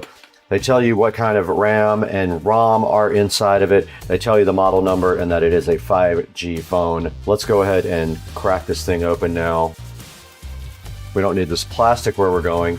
And right here in front of me is the WP100 Titan box, ready to be opened. There's not much on the back except the IMEI number and a little label, so we're not going to show that on camera, but let's get this thing all opened up now. And there is the fly and fresh Alcatel WP100 Titan in the case. It does have the Alcatel brand on the little cover. Now this thing is heavy, guys. Now I am telling you right now, this might be the heaviest smartphone that I have ever felt, and there is a reason behind that, and we will get to it in the unboxing video, but there is the WP100. Look, it is made of metal there. You can see, look at the buttons on the side here. Very cool. You can definitely tell this thing has some weight to it. You can see on the back it does have a camping light like the other phone did. You can see its triple camera system right there as well. Yeah, on the side there's your card slot right there. There's some buttons and there's some more buttons down here. There's a USB Type-C port right there, and I would say, I don't know the exact weight. If I had to guess, I would say a pound or more, and we're going to get into why that is when we get into the specs of this awesome phone. But yeah, for right now, this is the WP100 Titan. And what else is inside the box is a user manual, and there is a charger down at the bottom here. There's a warranty certificate. There's a USB Type-C. And yes, they do actually give you a charger brick, which Samsung is not doing anymore. So that is it for the WP100 Titan. Let's get that thing back in the plastic now. It's very heavy and very solid. What a phone. This thing looks like it could last through a war.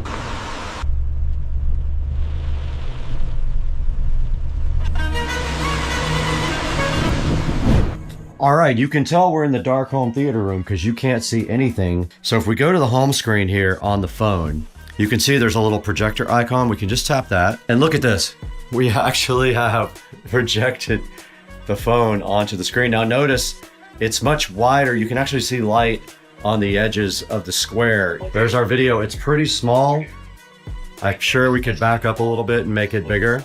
This is what we just shot. Now let's look at it in regular light. You can see right here, it is shining directly on the wall right there.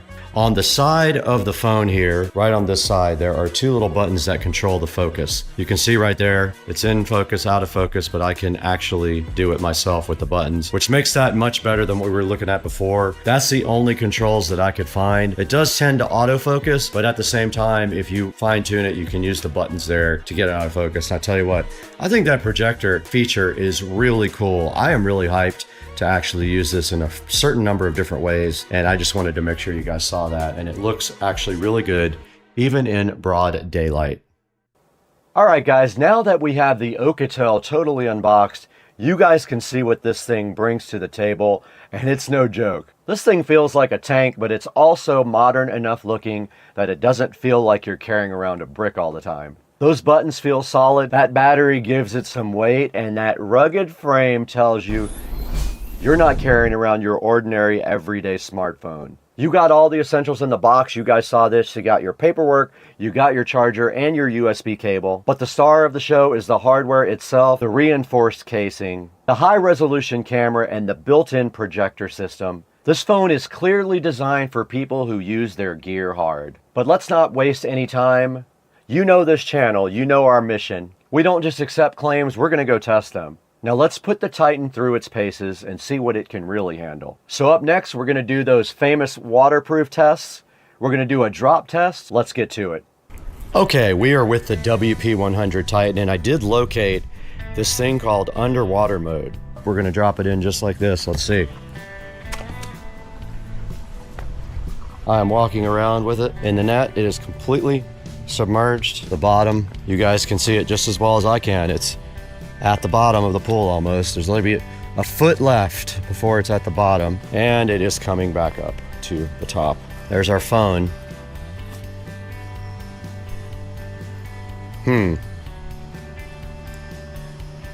don't know when it stopped recording. It is recording still. It's recording. All right, great. All right, we put the WP100 Titan through our normal test in the battery test, a whopping 47 hours playing back on YouTube, and we still had some percentage left. In the drop test, we dropped it 3 times from 5 feet, right on the screen, no issues whatsoever. It performed well in this test as well, as do all the Alcatel phones. And in the water test, we drug it through the pool. You guys saw the results. We drug it all the way through the pool, and the screen came right back on when we were done doing that as well. And in the performance area, we did 3D Mark, and we did Geekbench. In 3D Mark, it did well as well. 355 on Wildlife, 1050 single core, 3100 multi-core on Geekbench.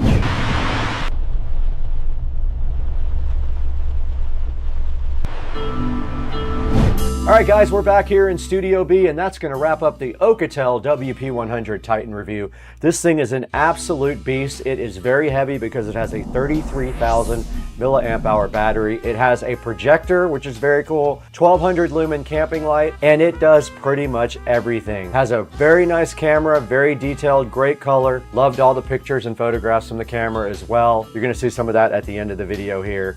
But that's going to do it. Go ahead and order your WP100 Titan from the link in the description. And thank you, Alcatel, for being a long-term sponsor. We got to get out of here, though. We got 1,000 other phones to review right now. All right, we're out here taking video now on the WP100 Titan. We got it set for 4K, 30 frames per second. This is the compound here, and you can see the alligator right there chilling, so fresh and so fly. And I just wanted to get you guys an idea of what the video quality was like. But yes, there is the alligator right there. There is the compound. There's some green grass for you guys. There is the pool, should be looking nice and blue. There is the pool tile. And then of course we want to go ahead and look at some red colors. There's some nice reds and purples for you, and another look at the compound on the WP100. Let's get some pictures as well.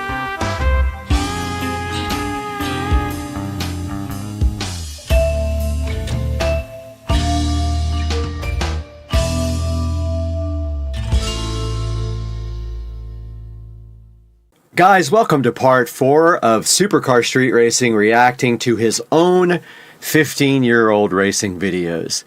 Today we're going to take a look at another batch of videos that were recorded somewhere between 2006 and 2009 with my single turbo hardtop Supra. That car put out about 804 to the wheels when it was upgraded to the larger turbo. We've got some great videos for you today, so stick around.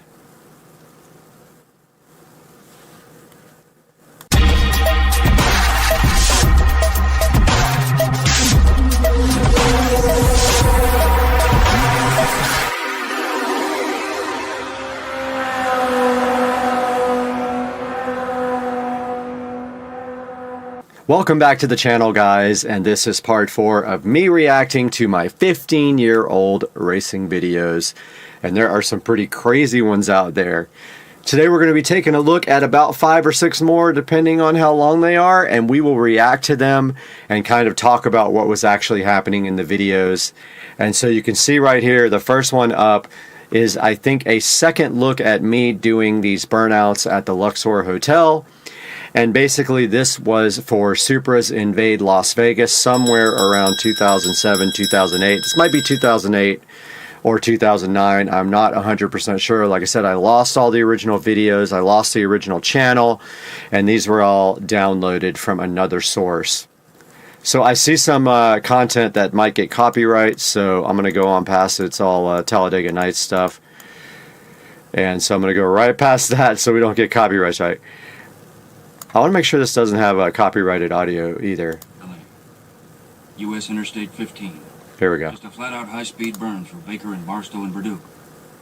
Then onto the Hollywood Freeway, straight into frantic oblivion. Here we go. Well, much better video. Really good quality this time.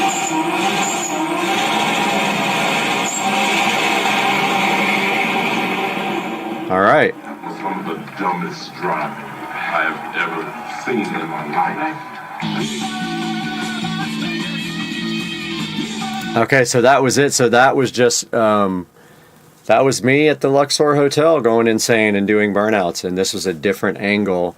Cargasmic was this really cute girl that I absolutely had a crush on back in the day. I don't know whatever happened to her. RSA Supra is my buddy Ryan, and he wishes me a happy birthday every single year. We haven't talked for a while, but yeah, he does follow up with me on a regular basis.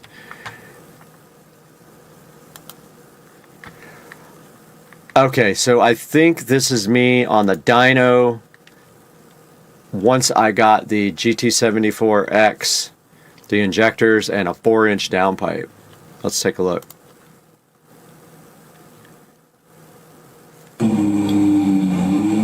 Yep, this is being tuned. It's all a brand new setup. This is at Dyno Extreme, I think.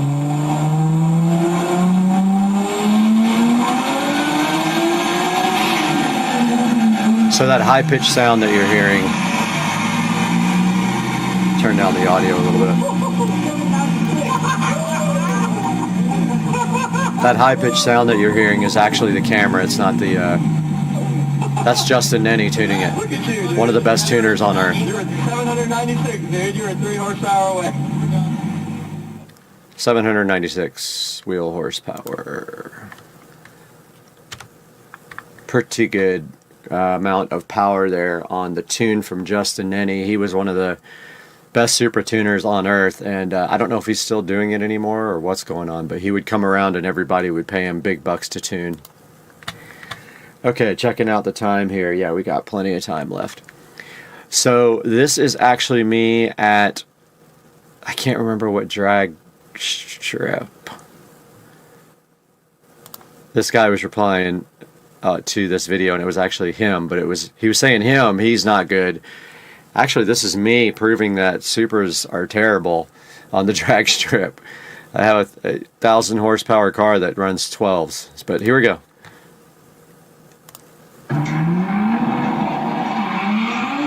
No traction whatsoever, street tire.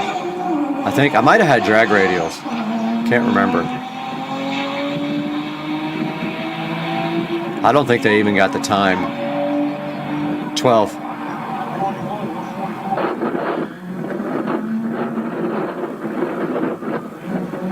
Really, really bad launch. The limit to the pits is 20 miles an hour.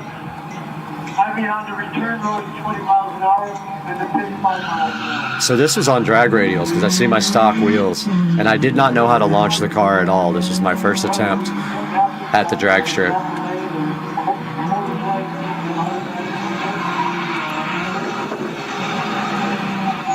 That's me trying a burnout. It took me a while to even figure out how to do a burnout. My clutch was really stiff, on-off clutch, carbon-carbon, RPS carbon-carbon. Bad launch.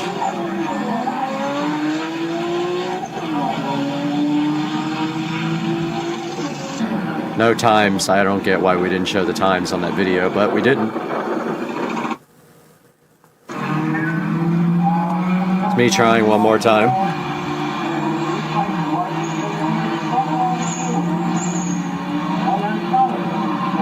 Good burnout. This racetrack closed down, by the way. I think this was Palmdale, California. No, it shut down after this.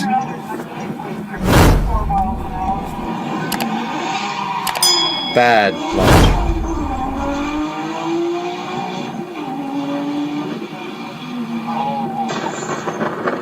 I think I blew a coupler or something. Something happened in that last run. So that was me. The only time I took the car to the drag strip, and I think that was Palmdale. Pretty sure, 100%, that was Palmdale. So this next video is in LA, and I think there's some good street pulls here. I went past all the profanity and all that stuff at the beginning because I used to think that was cool in videos. I don't anymore because they will demonetize you. So let's get back to, there's some stuff in here we can't play, but here we go.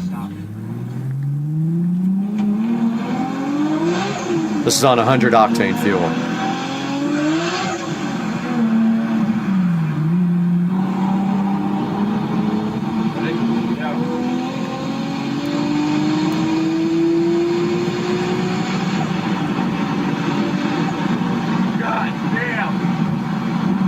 Yeah, there's some more profanity. There's me passing the cameraman.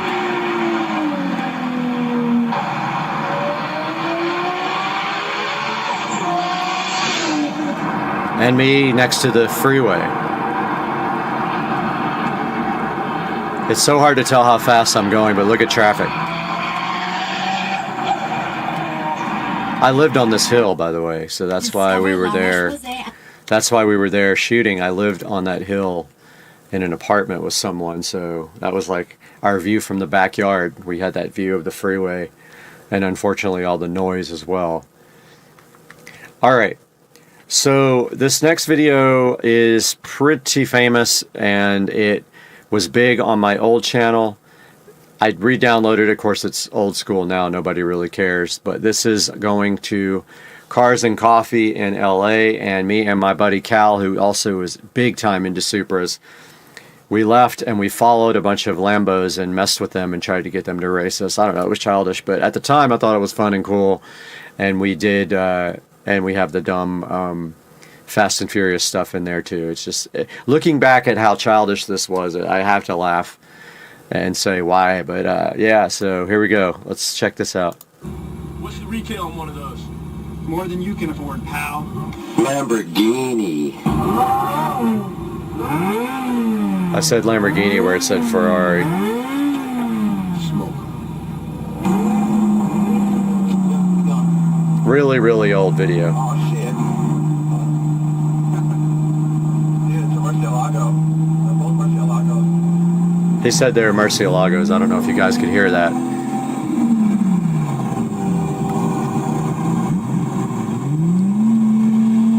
So we're just literally trying to get these guys to mess around.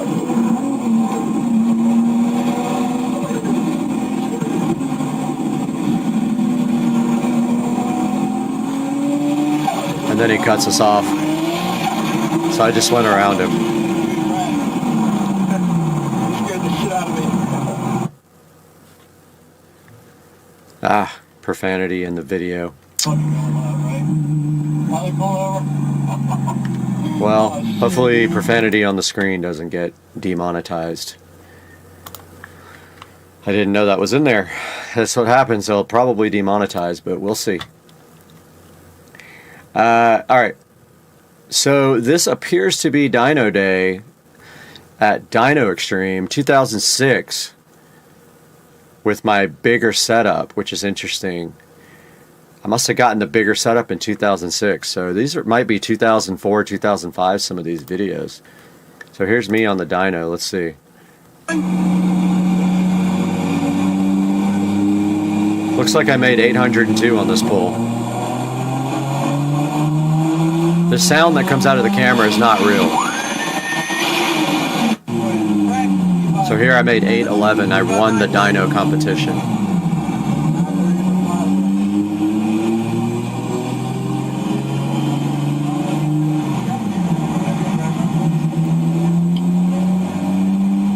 We were up in the boost, I think, a little bit at a time, I believe.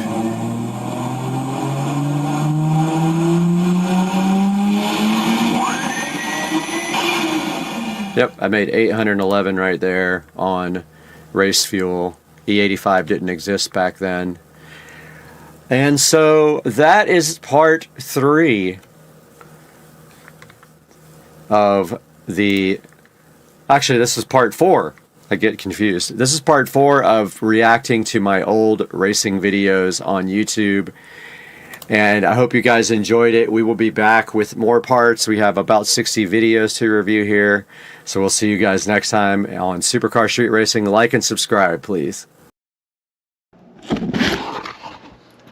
Oh my god, this thing is so freaking cool.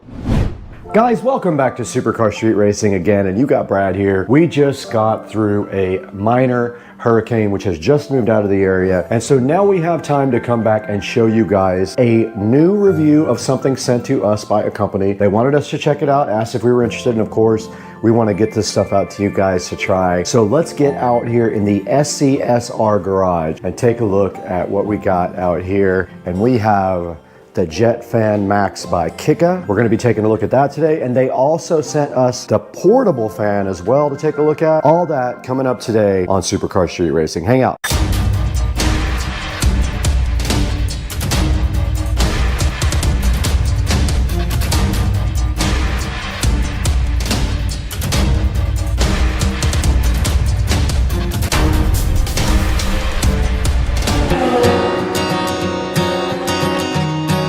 Out here in the SCSR garage, we've got a very special product for you today. I'm wearing green for absolutely no reason, but today we have the Jet Fan Max sitting here, and you guys have no idea how cool this thing is. We're going to be taking a look at this today for the very first time, and the challenging part is that the instructions are in Chinese or something, and so I had to try to translate them to figure it out. But we're going to open this stuff up really soon and see what's inside the box, what they included with the Jet Fan Max and the portable fan as well. We'll get that information to you guys today and tell you how we feel about this fan. So let's get going. We got a lot of stuff to do today with this, and we're out here in the beautiful garage hanging out with the Tesla and the golf cart. Let's get this thing unboxed. We're starting with the Jet Fan Max here from Kika, and right in front of me you can see the box is silver and does show a picture of the fan in front right there, and then it's got some little artwork around it like that, and on the back it looks identical to the front. No big deal, nothing really on it.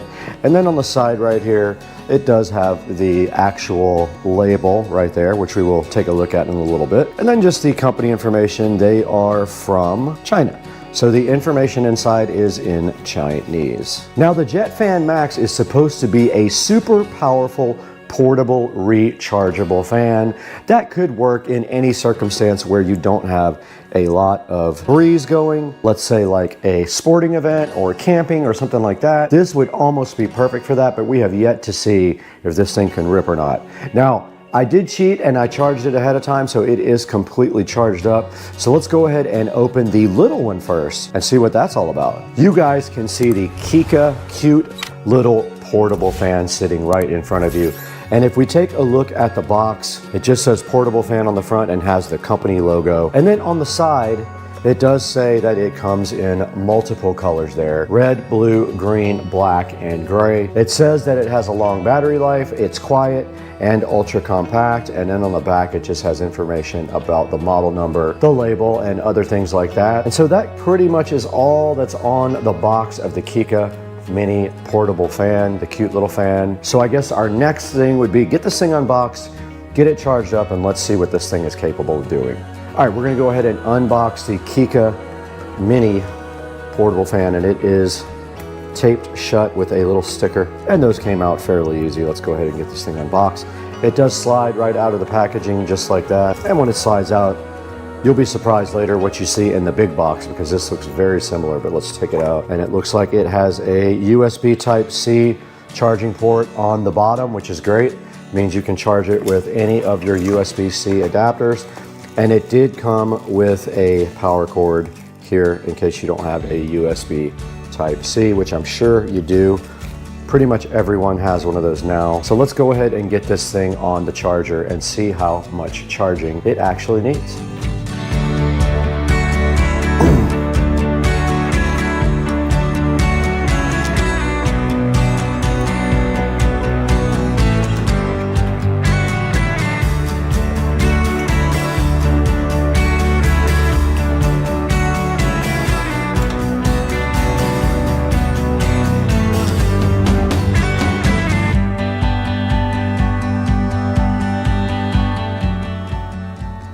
All right, you saw right there that we turned on the eco battery inside the golf cart. We did switch on the 12-volt system, and now we have plugged in the mini portable fan to the club car precedent on the 12-volt system here, and it is charging with this USB Type-C cable. It is on a single LED, so we're gonna go ahead and let this guy charge up until it is fully charged. And while that's charging, we can go ahead and open the big one. Let's get over here and open the big monster size fan from Kika, which is chilling on the golf cart. Right in front of the Kika Jet Fan Max now, while we got the little guy charging over there off of the golf cart battery, we can go ahead and take a look at this guy. So let's go ahead and get it opened up. It actually opens up backwards like that. And as you can see on the inside here, we have the Kika fan. We have a nice instruction manual right here as well. We've got this add-on device right here, which kind of looks like a filter. We've got this tube right here, like an extension. We've got a charging cable right here. We've got this little brush add-on. And then we got the Jet Fan Max, which weighs about, I would say, 5 pounds at least. All right, we're sitting in front of the Jet Fan Max packaging content, and unfortunately, the entire manual is in Chinese, so I did have to translate the few things that I could figure out. But obviously there is a type of filter here that you can put on it with a screw on this thing. So that means you probably screw it onto the end right here. You can see The Jet Fan Max is threaded, and then on the other side we see the controls here. So this is the power button. You long press this button here to go ahead and start the Jet Fan Max, and then this is a slider that does control the power level. Now this button, not sure what that does because I am not able to translate that part of the manual. We can give it a shot and see if we can figure out exactly what that does.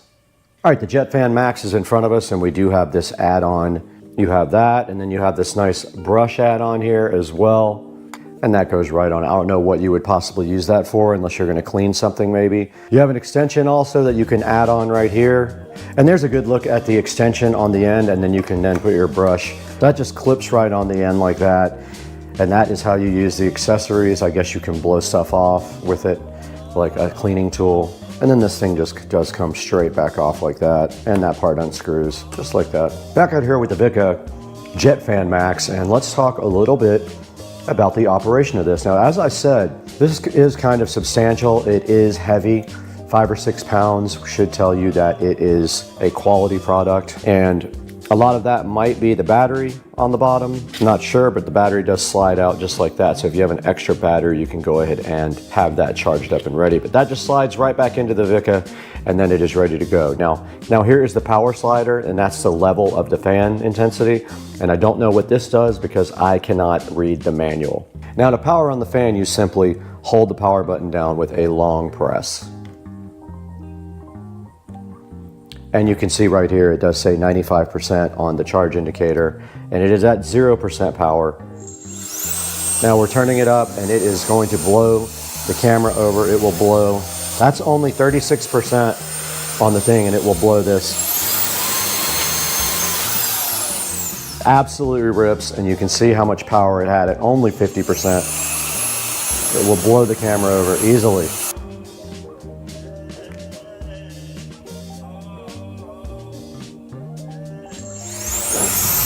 60% power.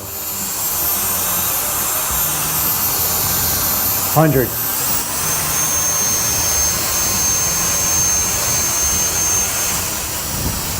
So strong. Wow.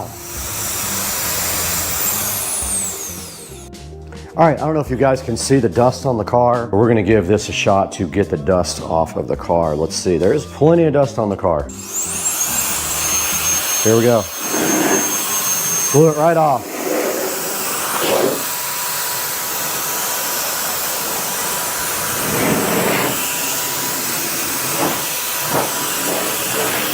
The dust that isn't stuck to it is coming right off.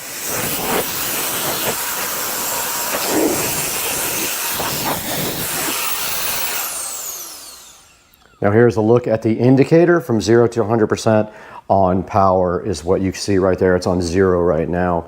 And I still don't know what this button up here does. Let's give that button a shot. Oh, it's a turbo button. 100, and this is turbo. Oh, it won't let me do any more turbo. Oh, there it goes. All right, it would not let me go on turbo the second time. I don't know why. Maybe the fan will overheat the motor. Let's see. That time it did. That's the turbo button right there, the top button. All right, we determined that the top button here is the turbo button, and it will not let you keep that on for long, and I suppose it is because the fan motor will probably overheat. Now we were on 95% power. Let's go ahead and plug this in again and see where we are after using it briefly. 77% charge after using it for about 2 or 3 minutes. So you're not gonna get a whole lot of power time out of this, it looks like. That went from 95 to 77 in not too long a period, but also we used the turbo button 5 or 6 times, so that probably sucks down extra battery. I would say you probably could get a good 10 minutes out of this if you really needed to, but we would have to test that completely. Once it gets fully charged up, we'll see how long we can get this thing going for. But we can get 10 minutes out of it. In the Supercar Street Racing kitchen, over an hour and a half has gone by, and you can see that the fan has now charged up to 100% on a standard USB outlet right here. It is a 20 watt USB outlet, and we use regular USB Type-C. Now this thing was down at 77% after around 3 or 4 minutes of usage, and also using the turbo button. Now, that is probably going to be tested here very quickly, because we are going to turn this thing on and see how long it takes to go all the way down to 0%. But first, we need to head on out to the Supercar Street Racing garage and check on the other fan, the mini fan. So let's go. The mini fan has also been charging for an hour and a half, and it is on the 4th dot of charging, so it is not quite done yet. Let's let that fan get all the way done, and then we will test the power of it to go all the way to 0. The Kika Jet Fan Max is fully charged at 100%, so the next step is to turn this fan on and see how long it takes it to go down to 0. Set a stopwatch. Okay, stopwatch started. Now we have started, we are 2 seconds in. We're gonna go ahead and power this fan on at the bottom. You hold down the button, it is on, and then what we're gonna do is just turn it on high and see how long it takes. It is. The only way we could get it to stay was with a 2-liter bottle of Coke and our tequila. So we're gonna let the battery run down now. I can't see the battery, unfortunately. Let me turn it where we can see it. We've got 1 minute, 18 seconds.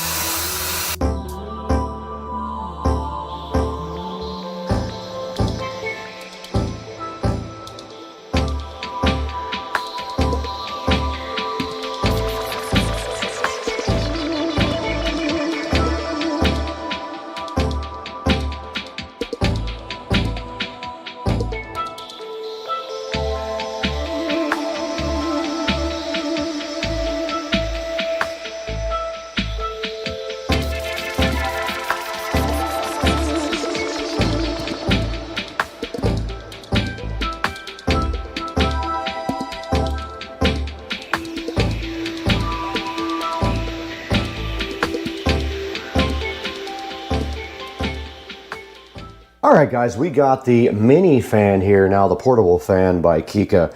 And you just saw how the Max, Jet Fan Max did in the endurance test. And now we're gonna test the mini portable fan here from Kika and see how long this goes. All right, guys, we have our stopwatch running right here on our device. And so we're gonna put our fan right here, start it up, and see we're already 10 seconds in. Let's go. Fully charged right here. Let's let this thing run.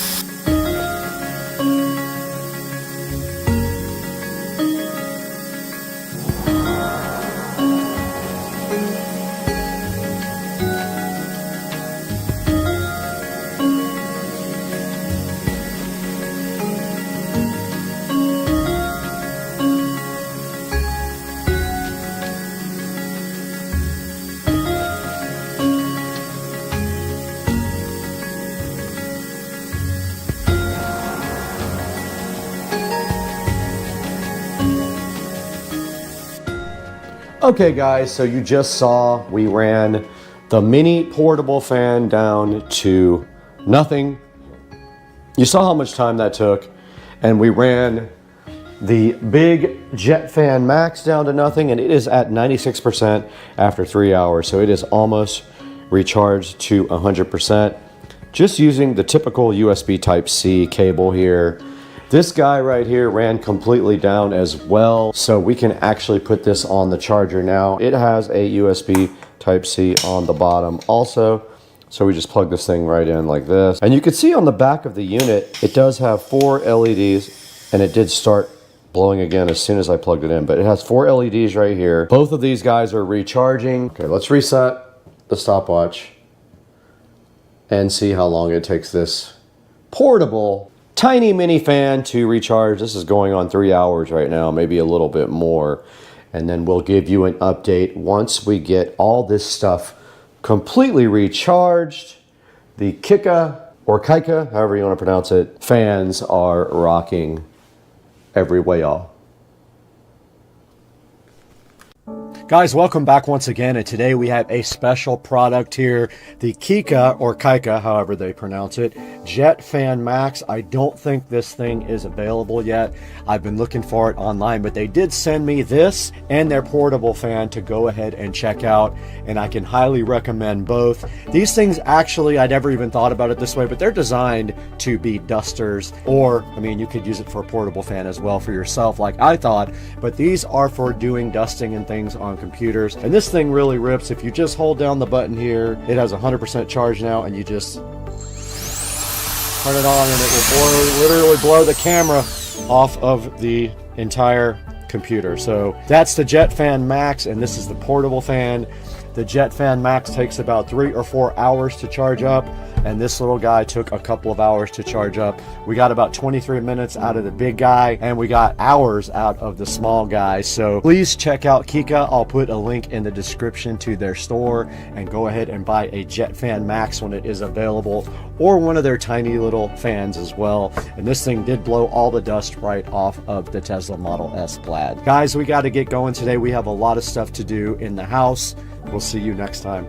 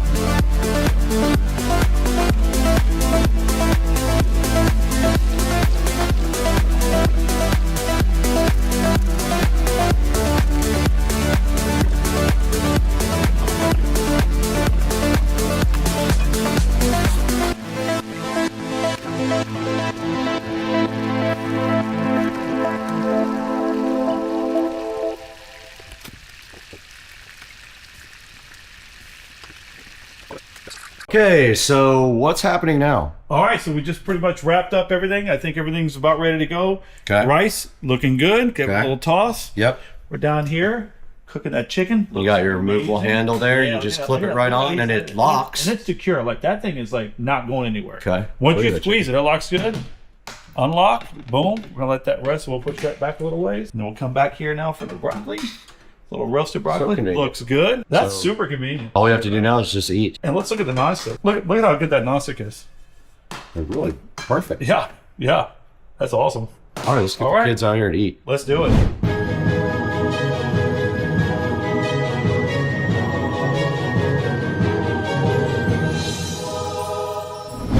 All right, we are ready to eat. We have our chicken, rice, and broccoli here. And we got these two knuckleheads. Huh? And they have cream soda. I have 19 Crimes wine. And we're ready to eat some food. This looks... Yeah, man. Turned out really good. And thank you, Aster Cook. They provided the cookware for this, which then is going to be, say, at these guys' house. They're going to get to keep this. Yeah. Since I don't cook. All right.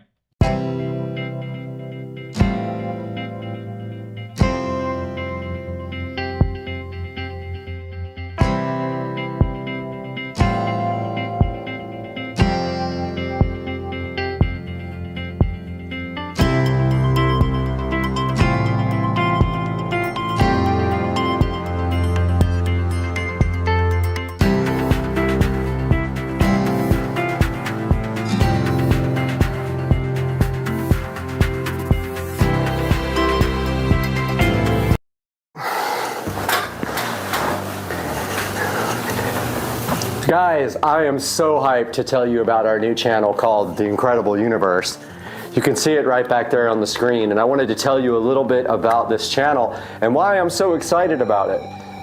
So as you know, I've been building supercar street racing for about 4 or 5 years now, and it really started taking off in the last year, and I've had some good success with it. It's not going to make me rich by any means, but it's a hobby for me, and I enjoy doing it. But now we're going to be reaching out to a little bit of a different audience with our second channel called The Incredible Universe. You can see right back there. There will be a link right down below here, and also in the description. I would really appreciate it if you guys would go like and subscribe to the new channel, and just telling you a little bit about what's on the channel. So we're going to be dealing with some things like social things, crime related things I'm really fascinated with, like the solar system, which I'm always fascinated about and I always like to do research on. We're going to do things about mystery, like the Bermuda Triangle, a lot of things about SpaceX and other NASA things going on, and anything that you guys would like to dive into. I'm excited about doing it. I'm enjoying writing the scripts or creating the scripts. I'm enjoying doing the editing, and I also am enjoying putting my own little touch on all those videos. We already have a good selection of videos on the channel. We plan on doing one video per day out there, and that is the current rate at which we are able to produce videos, and we plan on doing that non-stop and publishing one video per day. I think we have about 5 videos already published now as I'm starting to build the channel. The great news is we already have 1,050 subscribers as I looked this morning, and we're looking for that watch time now to get over 4,000 hours so we can monetize that channel and start building the channel and making it good. And part of that is you guys. If you could do me the biggest favor, go click the link in the description, go to the channel, and go ahead and subscribe for me and like some of the videos and watch some of them and give me some suggestions there on what you would do to make the channel better. So yeah, The Incredible Universe is kicked off as a second channel on Supercar Street Racing, and I'm inviting you all to come check it out, and please like and subscribe, and we'll see you guys on The Incredible Universe. All right, good morning, guys. Supercar Street Racing here. Today, we are taking the car into Sam's Automotive. Car right there. It's got to go in today for head gasket. Head gasket. I keep getting that wrong. Valve cover gasket, valve cover, plugs, and coils. Well, it's 48 degrees out here, so I doubt we will be putting on this top down. It's probably very cold. Cold start. So, on the way first to, I got about a quarter of a tank, so I'm gonna go ahead and top off the tank. Little bit of E85 mix. But first, let's put the top up. So there goes the top. I don't know if you guys, if you don't have the hard top convertible, that's freaks people out that are sitting in the car when you do that. Yeah, we're headed to Sam's Automotive. He is a local BMW expert, and he is going to take care of the valve cover gasket, the valve cover, and plugs and coils. And there goes the tent. And we are on the road again. And then we are Ubering back home. Let's get on the road, guys. Get to the E85 station. I don't want to give this guy an empty car just in case he has to drive it and test it and all that. I love this new phone with this wide angle camera. Okay, this is great. This dude is completely blocking the E85 pumps right there. So I'm gonna have to zip around like this and get to this E85 pump right here. So last time I filled up the car, it was a little E85 light, so I'm gonna go 50-50. Looks like we got about a quarter of a tank.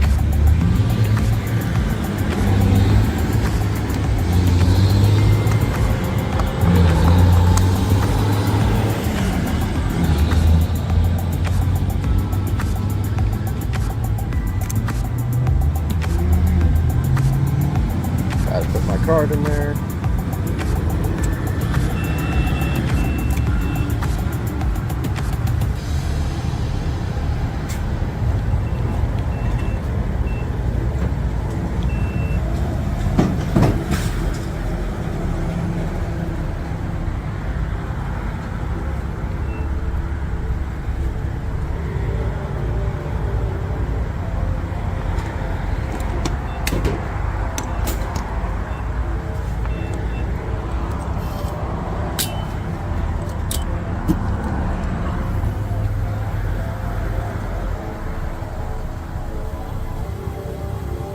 Gonna do about 6 gallons of ethanol.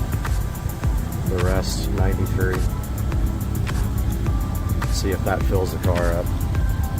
At about, probably do about, yeah, about 6.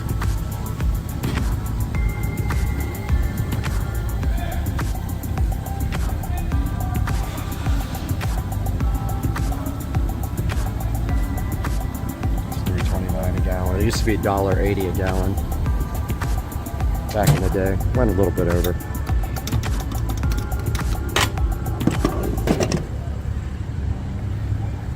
Do this again now with 93.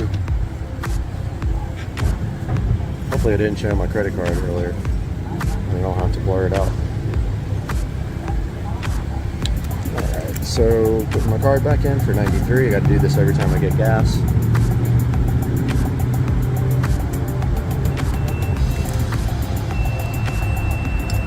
Sometimes it freaks out because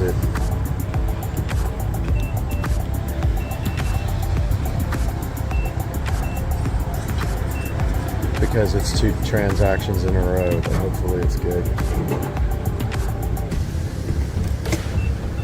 Get to 93.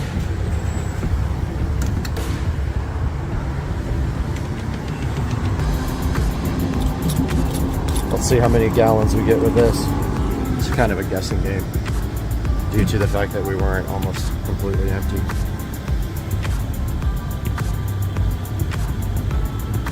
Then we got to get the car over to the shop. I'm guessing it's going to hit maybe 6, maybe 7, which is fine. It's a good mix.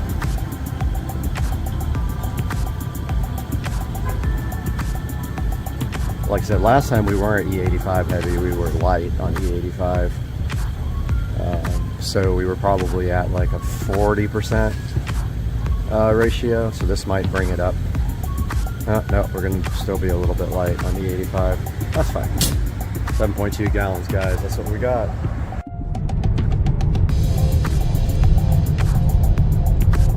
Alright, guys. I don't know why One UI keeps crashing on the phone. It's annoying. Happens when I do videos, but we're on the way now to get the car washed because I don't want to give the guy a dirty car. I'm gonna run it through. I have the unlimited wash plan up here at Camel Car Wash, so headed that way now with a nice full tank of gas in the car. And this is the first time I think I've tried the selfie mode on the new camera phone with the 4K selfie on this. It's probably going to look awesome. We're on the opposite camera now. We're on the wider angle rear camera, which really helps because with the other phone, everything looks so close up when you were in 4K that it just really distracted. It wasn't a good field of view. So yeah, we're about to hit the car wash real quick. All right, guys, we are at Camel Car Wash. I have the unlimited wash plan here, so I come here about every other day. These guys are like, why are you here so much? I'm like, well, it is called the unlimited plan, is it not? So we are here, brothers and sisters. Had a dream last night that I bent my wheels. There's my buddy. You're on my YouTube channel video. BMW. You coming tomorrow or what? Tomorrow night under Acosta Bridge. How do you get there? It's in San Marco? Where no, it's Baptist Hospital is? Yeah. Right around there. Okay. Yeah, if the car's done, it's going in right now for valve cover gasket. Oh, okay. Like literally right now. It'll probably be done. What time? 8 o'clock. 8 o'clock. All right. I think it'll be done by then. He said one day. So you're going right on the channel. Hey, I just had mine done. Yeah, you got to get a valve cover too, not just the gasket. I did it. Yep.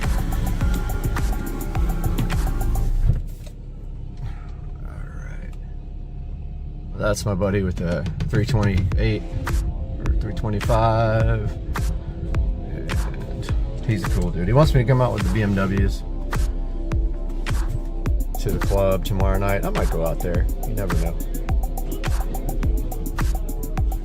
These are good guys though. Yeah, they manually wash this front and back, and then you go through the automatic, and man, it's so loud with the convertible top. So loud. Yeah, so maybe tomorrow night I'll go out to the meet and how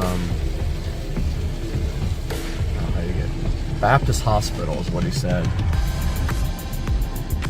I think that's in Riverside. I'll have to look that up. Uh-oh. Stopped. What the heck is happening? Car wash stopped.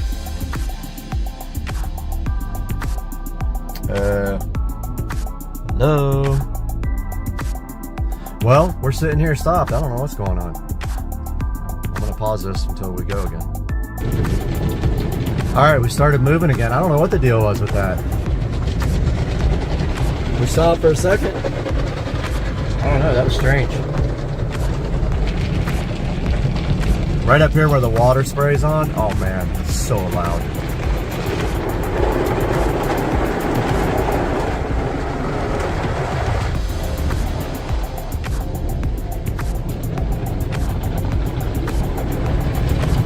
Right here. I have to hold my ears during this part.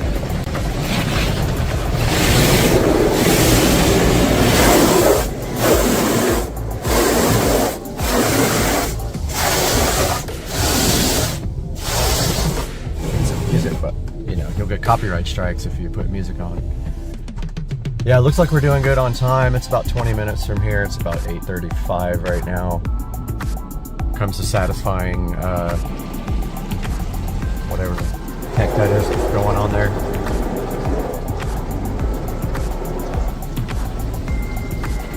They got the scam ceramic shield that they want to charge you like $10 a month extra for, but I don't go for that stuff.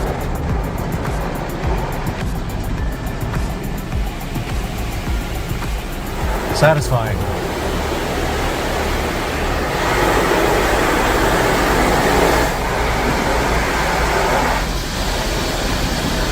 And then I love the part where it gets your car almost dry. Does a pretty good job. There's some water always on the back here, like around the sides on the back, that you have to wipe down if you want it completely dry.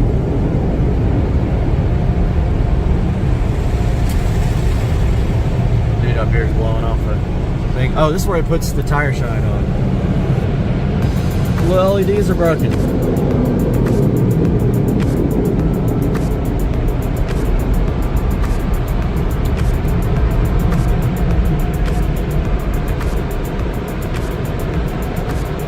Alright guys, let's get going here to Sam's Automotive.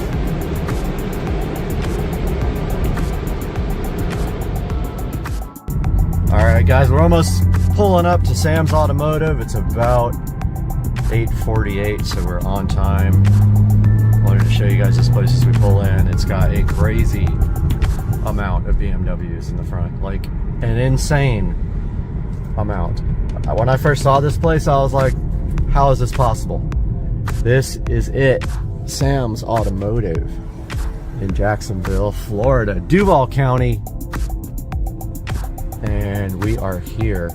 I'm gonna show you guys the parking lot here real quick. They're not open yet. Do have to get everything out of here. I really don't have anything in here that I need, honestly. Yeah, I don't have anything. We're here at Sam's Automotive. Beautiful day. Car looks good, just got washed, but you can see where it leaves the streaks in the back. This is Sam's Automotive. Tiny little sign sitting on parental home. There's all the BMWs, but it gets even better. You can go down on this side. The entire back is filled with BMWs. Back here, where they do the actual work, and a cat. And so let's see if it's open yet, and I'll ask for permission to film. video in here. Let's see. It's open.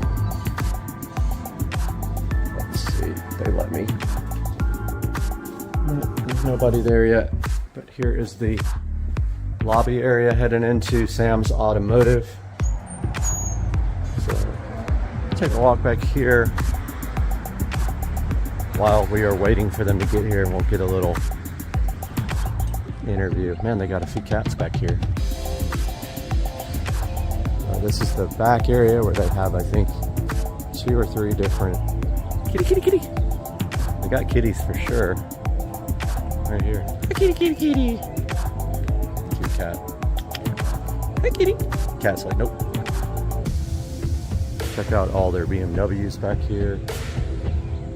I found the BMW graveyard. That's going to be what the title of this video is. Look at all BMWs back here.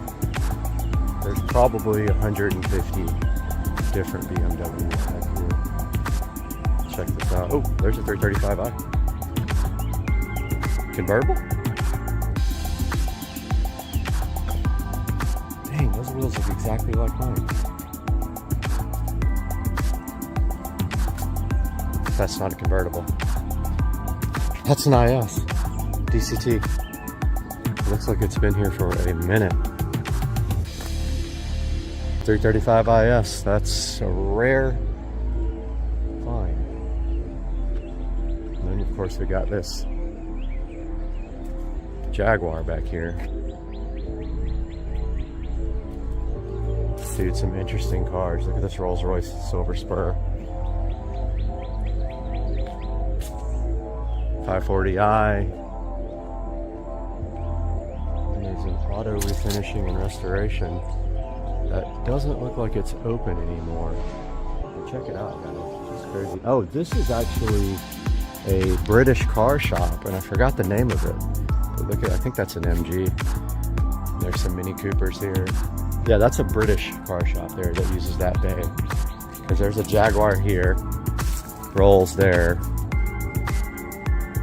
I don't know what that is underneath that cover, but it's sick. Here's a 128, just like my friend who passed away. Here's an M5, really nice M5. I'm gonna ask you about this IS over here, what's going on with it.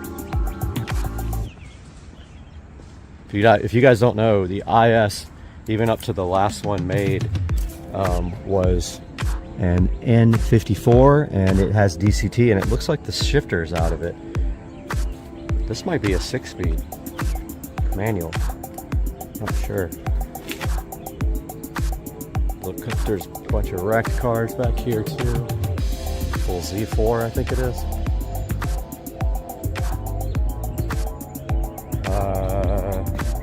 I don't know what that is. Is that a CSI?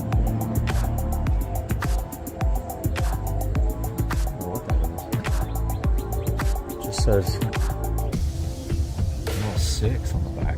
Weird. Old E30.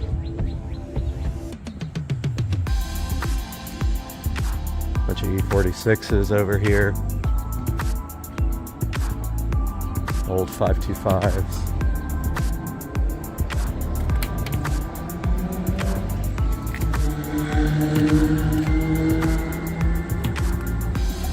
Another cat. Seem to be everywhere.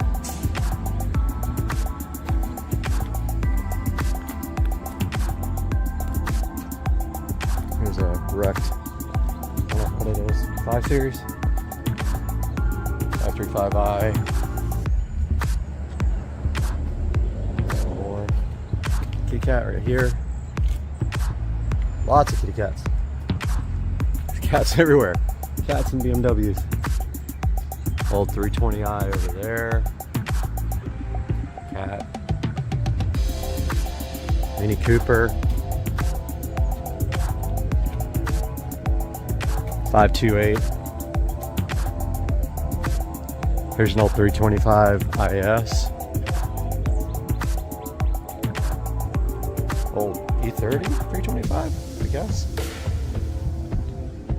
Like a newer model X3.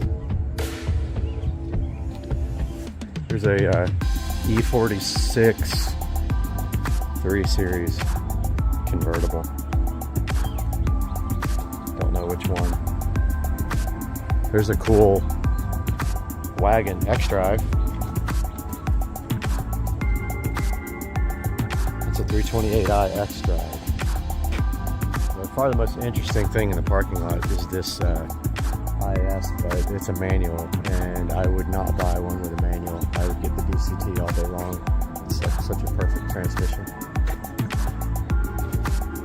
M5's kind of sick. I like the color. Pretty cool. Got some kind of weird something.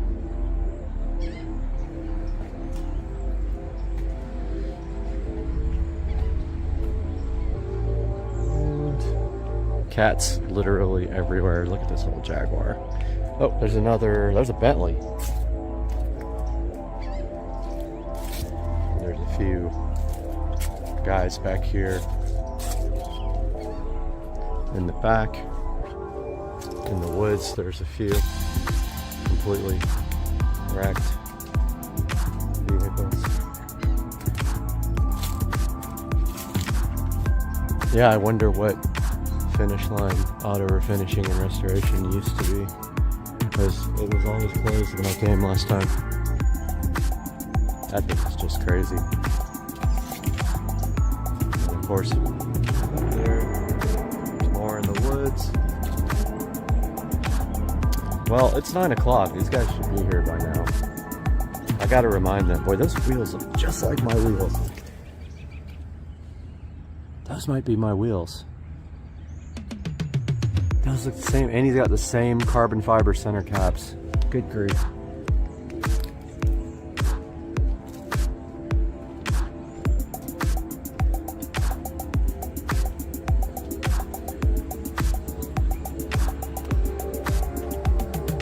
Guys, it's a lot of BMWs. What do you think?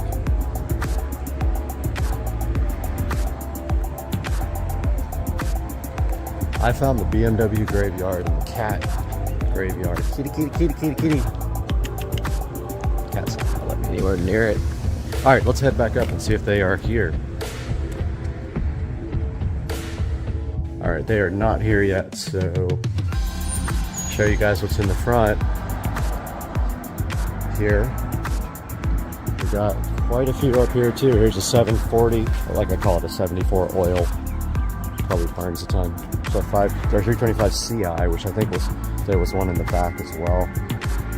And here we got a old 540i that looks like it has not moved. Another, I think that's a CI as well. And then an X5 maybe.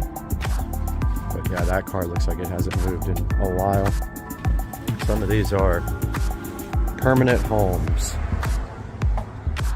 It's a nice 328i with good. Looks like the paint's in good shape, it's just dirty. Here's a 325 CI again. And a little look at the front of all these. Now these are in the front. I don't know if they are getting repaired or if they're, look at this. There's the 335i getting suspension, bushing, some kind of suspension things are worn out in the front.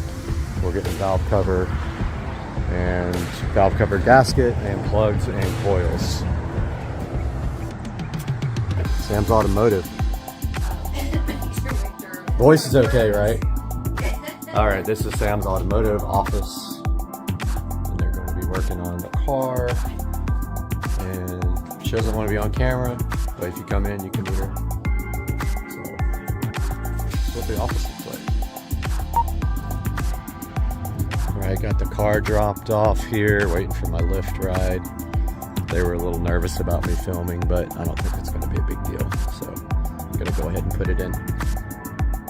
Alright guys, just got back from Sam's Automotive, took my Lyft home.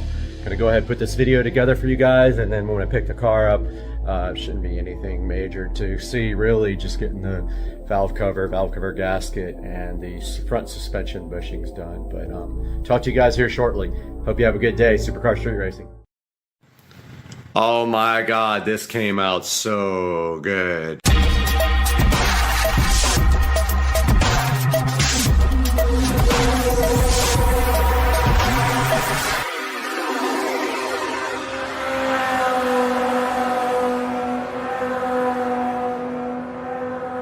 We've got our drill ready here, and all we have to do is make sure we pick a brand new bit from our brand new kit that is big enough for the mini jack to go through cleanly, because I don't feel like soldering it and unsoldering it and all that. So it's gonna have to be big enough for the entire jack to go through, and the biggest bit I have here is a 3/8, and that looks like that might be it. So we're gonna go right down the side here and just gently drill through without breaking this. Nice. And of course,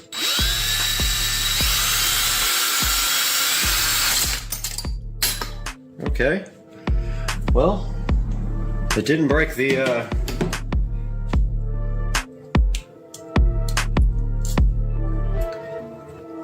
didn't break. It just wasn't tight.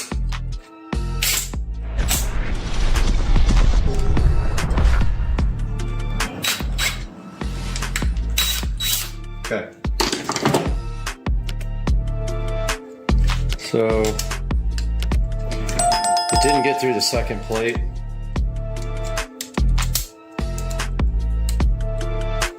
And we've got a little bit of stuff left on there, keeping it from flat. Okay, let's try that again. Okay. Might not be big enough. That's what she said.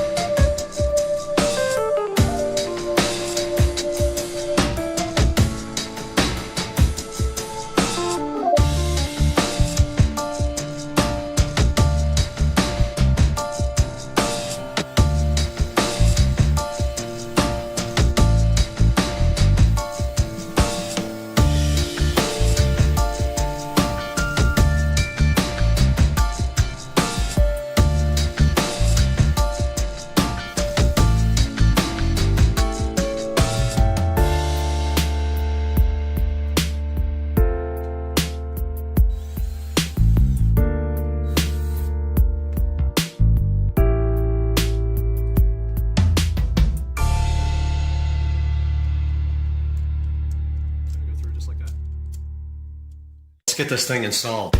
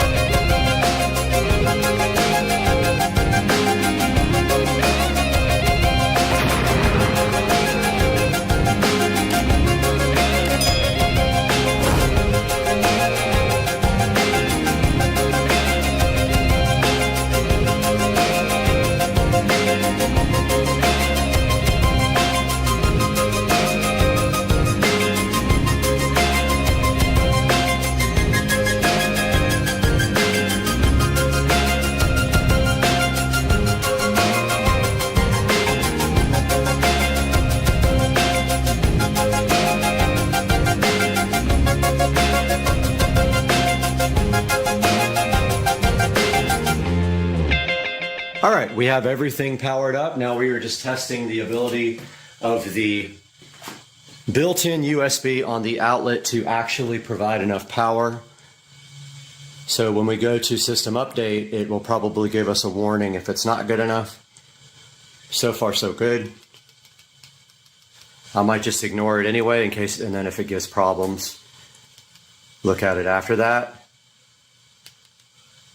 Fire TV. Okay, no warnings about low power. So we are good to go with the built-in USB on the back.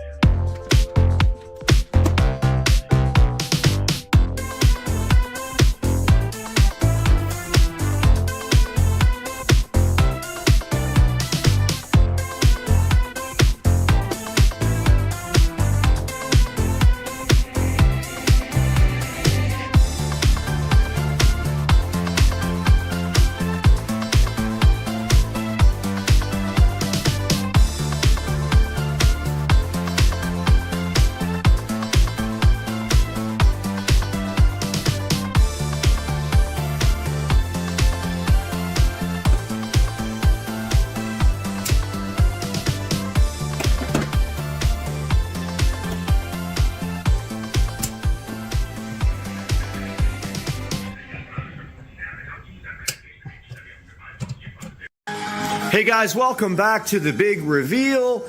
And here we have the finished garage entertainment system, which consists of this Sharp Aquos 42-inch television. It is a 1080p television, rather old, does the job great. Behind the very nice Sharp, I can't even talk this morning, Sharp Aquos television, we have a Govee LED smart strip right there, chilling like a villain. We have some in-ceiling speakers here, which were already here and are contributing to the wonderful copyright-free audio being played right now. We have a vintage Onkyo receiver right there providing power to these speakers. And then we have a JBL ARC series. I believe it is it's either a 8 or a 10. I think it's a 10-inch subwoofer ARC 10 chilling up here on top of the cabinets. And then behind the television here, we have run power. We have run a mini to RCA all the way over to our receiver up there. We did it beautifully with the wall plate and made the wire come out of the wall plate by drilling the side. The wall plate also has USB. The USB is powering the Fire Stick that you are seeing. And there is a look at the RGB LED. We do have an articulating mount that can come out and angle towards everyone in the garage. And that will complete our project. Please leave comments and let me know if you like the work I do, if you think it's clean. I'm a very, very OCD person, so everything is nice. Oh, I have not finished the very top yet, but the wiring up into the attic goes through a nice little sleeve right there of tubing. And yeah, guys, that is the audio project and video project in the garage, where we're going to be doing a lot of projects, and that light is on auto. So I hope you enjoyed it. Please like and subscribe and share this with everybody, and I love you guys. Have a good day. How come you won't look at me?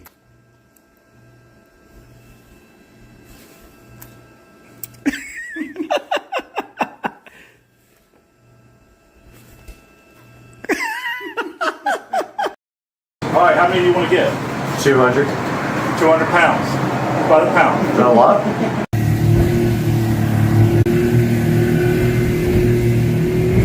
Biggest boat ever driven up this river. One Blue Jay, big ol'.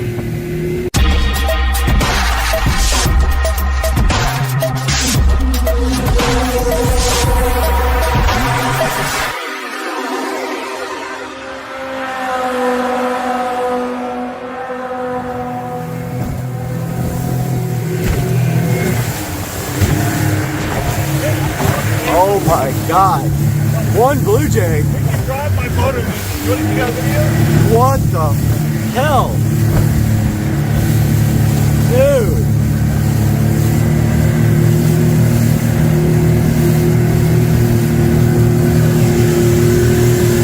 Oh. Got the depth.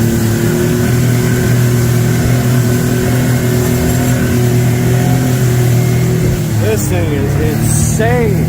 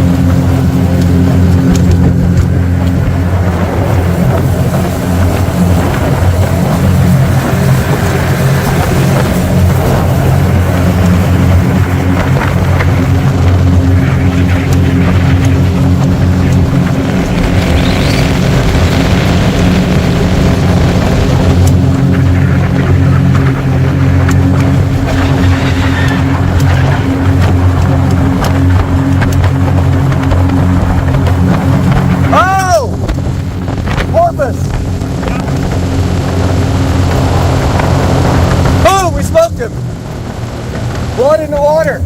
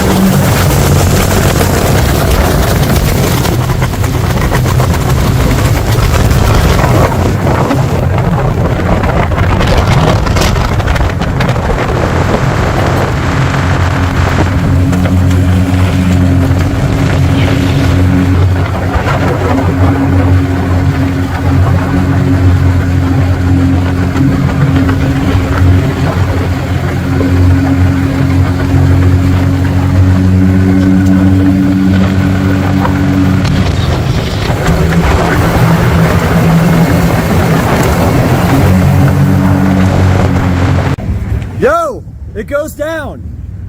It goes down. It goes down. It don't go down. It do go down. Robert, it goes down. No, it don't. It do go down. It do go down.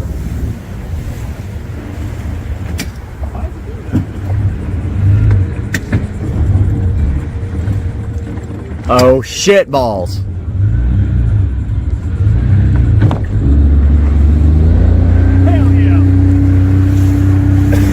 It do go down! I like this place. Man, it'd be fun to live there and just walk. Oh! Yep. Right on the...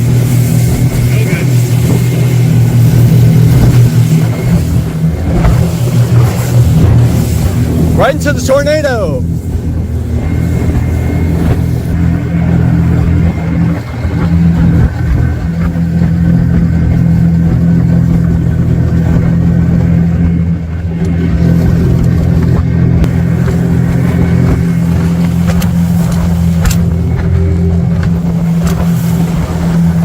Water resistant. Oh! Saltwater. This is saltwater resistant.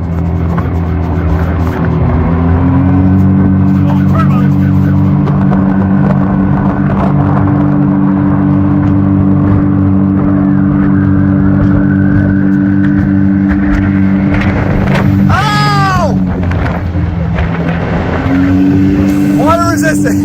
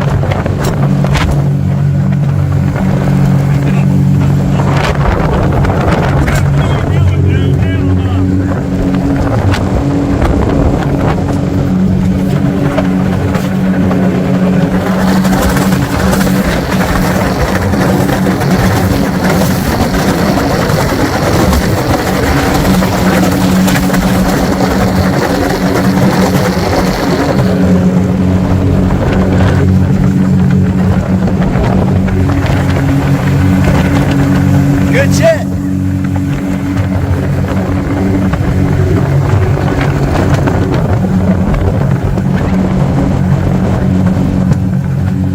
Weather.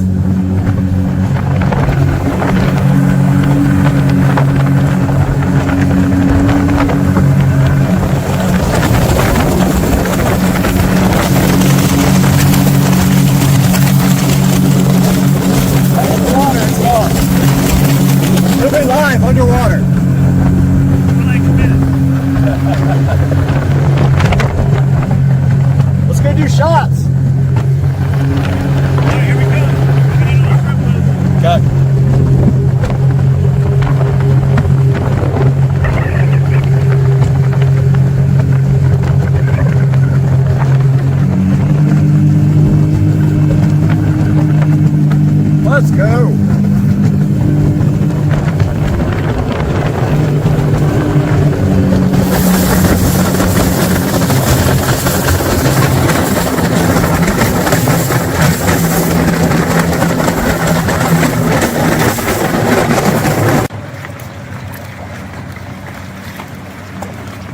This thing's kind of sick. It's big. Do they just do shrimp? This guy? Yeah. Dang. That's awesome. We need to buy like how many pounds? I don't know. 10 pounds of Royal Reds. They usually buy. Hopefully they got Royal Reds. I don't know if they have them or not. They usually do. But the price is so good, and they're like that IQF frozen, I think. So they're phenomenal. Like fresh when you defrost it. Got some good video today. Camera got ruined. Phone got soaked.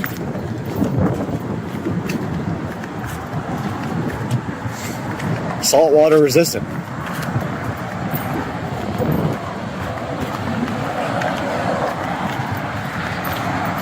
Shrimps. We bought some here at one time, me and you. They were fantastic. I remember.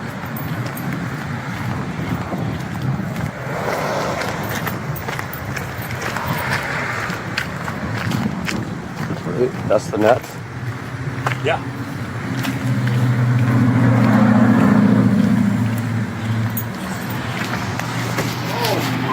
God. You was waiting. You're looking at. You're not looking at. I didn't catch you looking at porn, did I? No.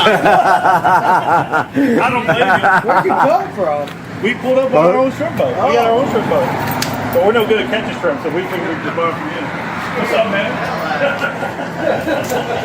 No, I was watching some HBO show. Yeah, no, it's okay. You got Royal Reds? I don't have Royal Red. I got small white shrimp for 3, really big white shrimp for 4. You got flounder medium? for, I don't have anything between that side. The only other thing I got is headless.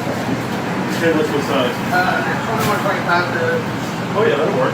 You want to just do headless? So we have to do, we're fucking with anything? Yeah. $6. $6? All right, how many do you want to get? 200. 200 pounds. By the pound. Is that a lot? And do you have ice? Because I'm on the boat and I don't have I don't have ice. We'll be back So in we'll 10 need a minutes. lot because they need to keep the good ones cold. So we'll let the other ones defrost. All right, so and we'll 600. throw those out. So we need like 600 pounds. yeah, easily.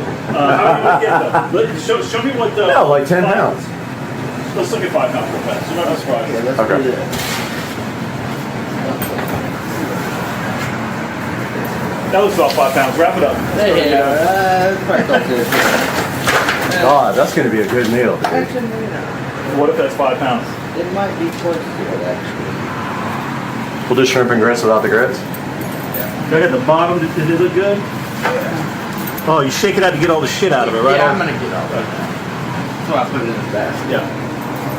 That's perfect. When are you going to have Royal Reds again?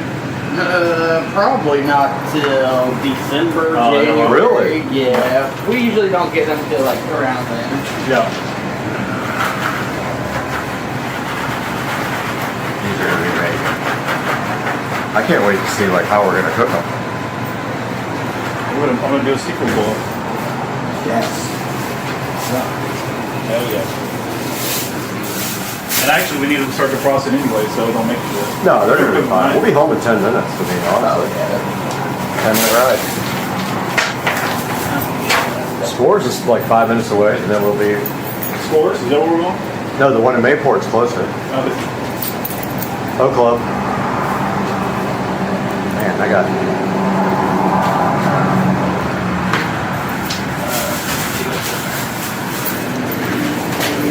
Smell tomorrow, boy. Woo! 5 pounds. Man, let's go, man. You were like, I don't know, man. You want that? Yeah, we'll take that. You want more? Man, that's 5 pounds. What do you think? Who are we going to cook for, though? Like just us? Well, we can send them because they're frozen, so you can use what you want and then put the other ones. Is that enough to cook for like neighbors and all that stuff? I mean, it's fine. That's 5. That's probably around 110, 120 shrimp. Dang. A half pound. Most people, like if you put it in a boil, Yeah. you're eating about a half pound, maybe. I say Okay. about a half pound to a pound when I talk about a boil, Yeah. usually for most people. So that's 5. So that's 5 people. So what do you want to do? You want to get more? Yeah. All right. Can we do like the same for me? Like you get 5, I'll get 5, you get 5. Okay. And then we'll You just take freeze credit them. card, right? It's 5% charge on That's Oh, fine. hell no. 5%. But I pulled up on our own shrimp boat. We have a discount. Nah, man. We have an electric. That's the charge. Should be more. But our boat's electric, so we get a It's true. we get an electric negative discount. You get a tax credit. Yep. Yeah, I'll get some too, and that way if we have. Flounders? How do they get these flounders? No, I'll catch them in the net. They're smaller. Yeah, they just come through. How much you ask for the flounders? They're $4 a pound. Let's get a flounder. I'll buy a flounder. Get a flounder. Can we get a 200-pound flounder? 200 Or 200 1-pound ones? But you got to fillet. No, but like what? I mean, just give us. He knows. I don't know anything about You it. know how to fillet them? No, you're gonna fillet. Oh, okay. You got a fillet knife in the boat. Give us a flounder, You want flounders? please, sir. Want Yeah. one or two? Probably 1 or 2, to be honest. 2 flounders. Yeah, they're not that big. What are they, maybe pounders? 1.5 pounders, maybe? 2-pounder flounder. Exactly. Yeah, dog. That's good. This thing feels good. There's a lot. Why are you sitting here? You don't have the fucking blow on. You're missing out on all the good cold air. No, it does work pretty good though, don't it? It does. You got a lot of shrimp, brother. Oh, this ain't nothing, man. Damn. This is literally probably 0.01% of what we get. And you guys, do you freeze them on the boat? Yeah. That IQ, what's it called? IQF or whatever it is? Yeah, IQF. Yeah, what does that acronym stand for? Instant? I think it's like instant quick freeze or Oh, something like that, yeah. or individually quick froze, something Yeah. like that. Look at that, it's pretty much 5.5. Dude, your skills are on point. But yeah, I mean, some boats do it with like nitrogen and tank, Oh yeah. like squeeze boxes, but we use like a brine tank, so Yeah. I think it's a little bit better. That's a We poke. don't use any Look at kind of this sick preservative. It sucks that they have to poke the air out of every little shrimp. They have to put like little pokers in them, I'm sure they do like the that. thing. Yeah. Terry, whatever his name was. The descending? Yeah, when you descend your shrimp, you got to poke a hole in each one. Exactly. What's going on, man?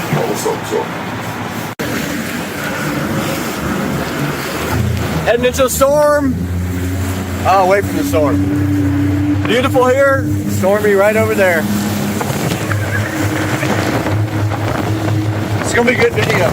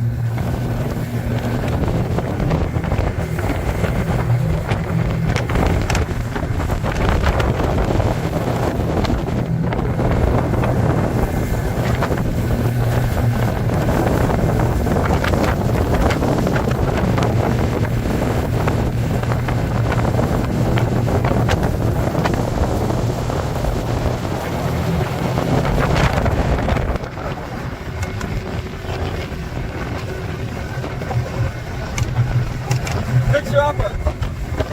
Yeah.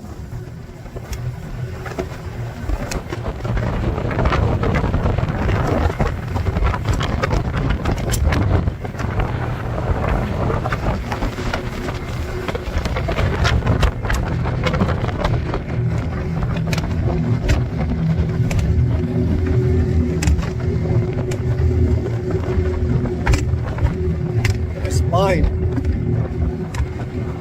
Ow!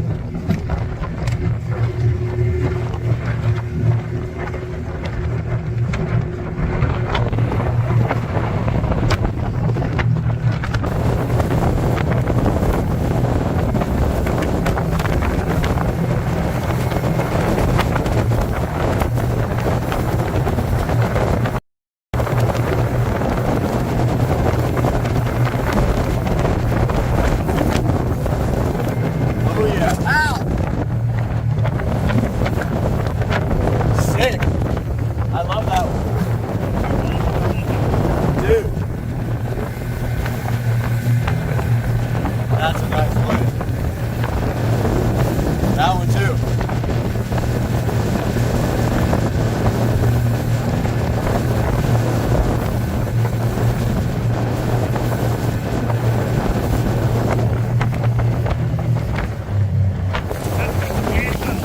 What?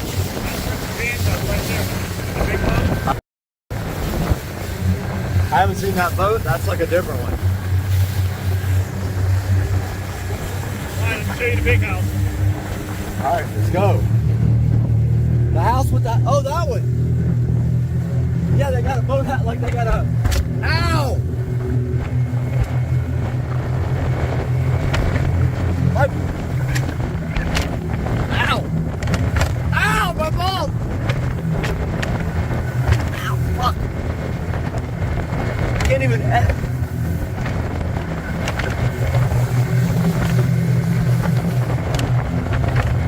Oh man, that thing is sick.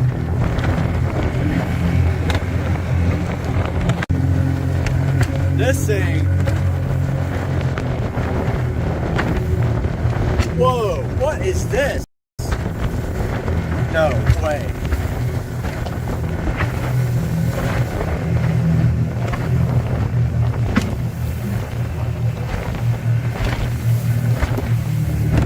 No fucking way. That's a, what? What the hell? How do I not know about this place? Look at the boat. Dude, that's like $1 million worth of pavers. Oh, boathouse. I think you're gonna build another big one right here. I want to live there. Jonathan's working on this one. What? What the? Oh, they're building one. That other place is sick. Oh, this is like, right by our house, right? Yeah, Fort Caroline. Fort Caroline, yeah. Look at that boathouse. They got their golf cart parked down there. Yo! That's the Fort Caroline Park right there. Yeah, right there. And then here's the back. Oh, watch this.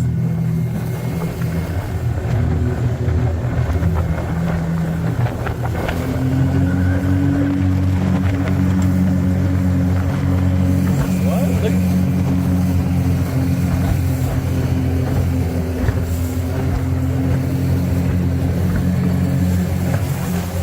Yo!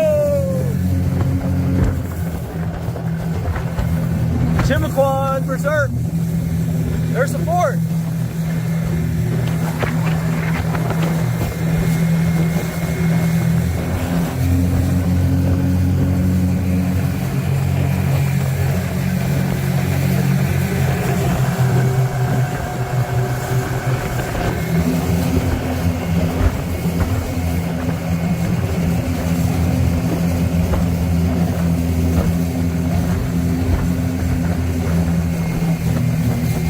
Yo, what neighborhood is this? Oh, that's kind of nice. Oh, I got 18 cars. Oh, that's the That's the, where we always drive with the golf cart, right there. Okay, I know where we are. Ow! Balls! Ow! Fuck! Ow! This thing needs better shocks.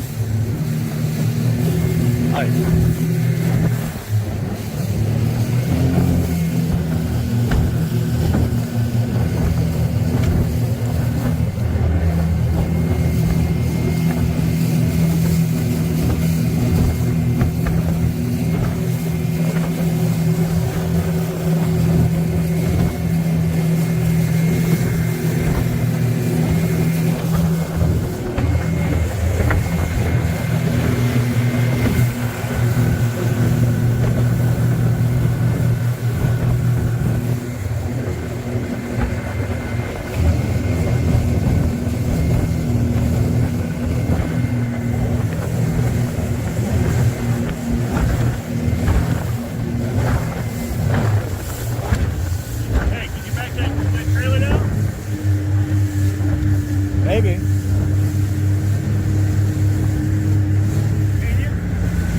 Probably. Yeah, I'll figure it out. We'll either not or do it. One or the other.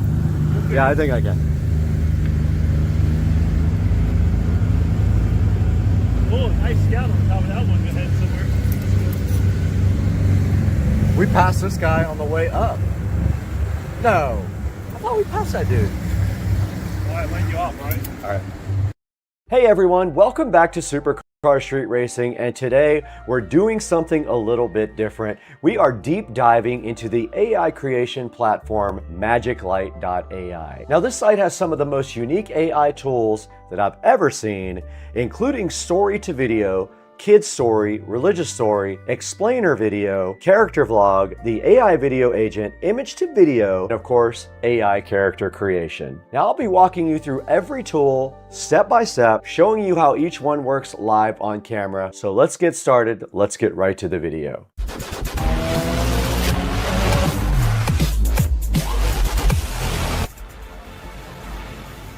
Guys, welcome back again for another cool AI video. We are taking a look at Magic Light today, who has so generously sponsored Supercar Street Racing. And on this Magic Light dashboard, you can see right here, everything is clean and well organized. And across the side, we've got the main tools that we're going to be using. You can see story to video, kids story, kids song, religious story, explainer video, character vlog, AI video agent, image to video, and AI character. Now each tool has a unique purpose, but today we're going to follow a simple workflow. Let's start with one of the most powerful, and that is called story to video. Now on the left side here, we see story to video. We'll go ahead and click on that. Now this feature will let you take any text story, something you can write or paste in, and automatically turn it into a full AI generated video with scenes, motion, characters, and narration. Now I'm going to paste something simple into this tool right here. Now a prompt for this is: in a neon city of the future, a young engineer discovers a glowing crystal that powers an ancient machine. All right, now on the side, we see we can select a screen ratio. I'm going to go ahead and put landscape, so it doesn't make it like a phone, it'll be wide. Now it wants me to select a language. Let's go ahead and select English. It wants us to select a story model. I'm going to use ChatGPT 5, and it wants me to select a visual style. Let's use Magic Light 2.0. It wants a video duration. Let's do 3 to 5 minutes. Okay, it wants me to select a project style, and that are these presets right here. So these are our choices. We can see we have quite a few things to choose from down here. I'm going to go ahead and put Realistic 2.0. Let's hit next. Now it is waiting in line, so all we have to do at this time is wait for this to generate. It says it's analyzing our story now. Let's watch this thing go.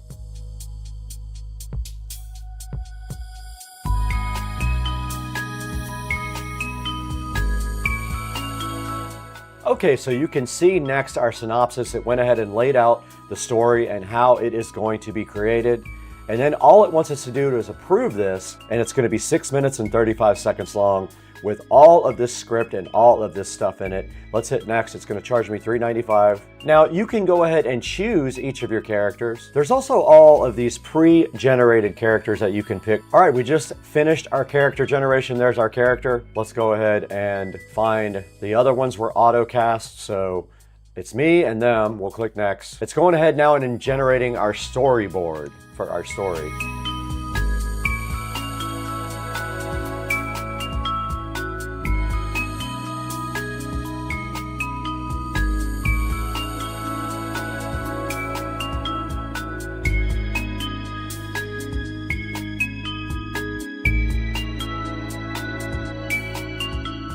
All right, our video's done here. Let's go ahead and preview it. Neon City glitters with holographic ads. Rain-slicked streets reflecting a vibrant, futuristic glow. Elara's silhouette is outlined by the neon lights as she moves into the night. The television casts flickering shadows across her determined face, running complex diagnostics on the mysterious artifact. The realization dawns. Mr. Stern, CEO, stands rigidly, listening intently as Elara's discovery is revealed. Elara and Rex step into the ancient chamber, her deft fingers dancing across its intricate controls, revitalized by the promise of a brighter future, acknowledging the fragile nature of their accomplishment, entrusting the city's fate to its people. All right, next up, Magic Light also has a dedicated kids story generator. Let's go ahead and click the kids story right here. Now this one is built for softer colors, friendly characters, simple language, and storytelling that feels just like a bedtime book. Now I'm going to type a little topic like a little robot learns to make friends in a colorful toy city. All right, I'm going to go ahead and pick a style, but this time I'm going to pick Pixar. Now when this is done, you're going to get a full kid-friendly story, perfect for parents, educators, or content creators. All right, our video is now done. I'm excited to take a look and see what it created. Let's go ahead and roll our video. In a city made of toys, lived a little robot named Bolt. Bolt was shiny and new, but he felt lonely. One day, he saw a group of toys playing near a rainbow slide.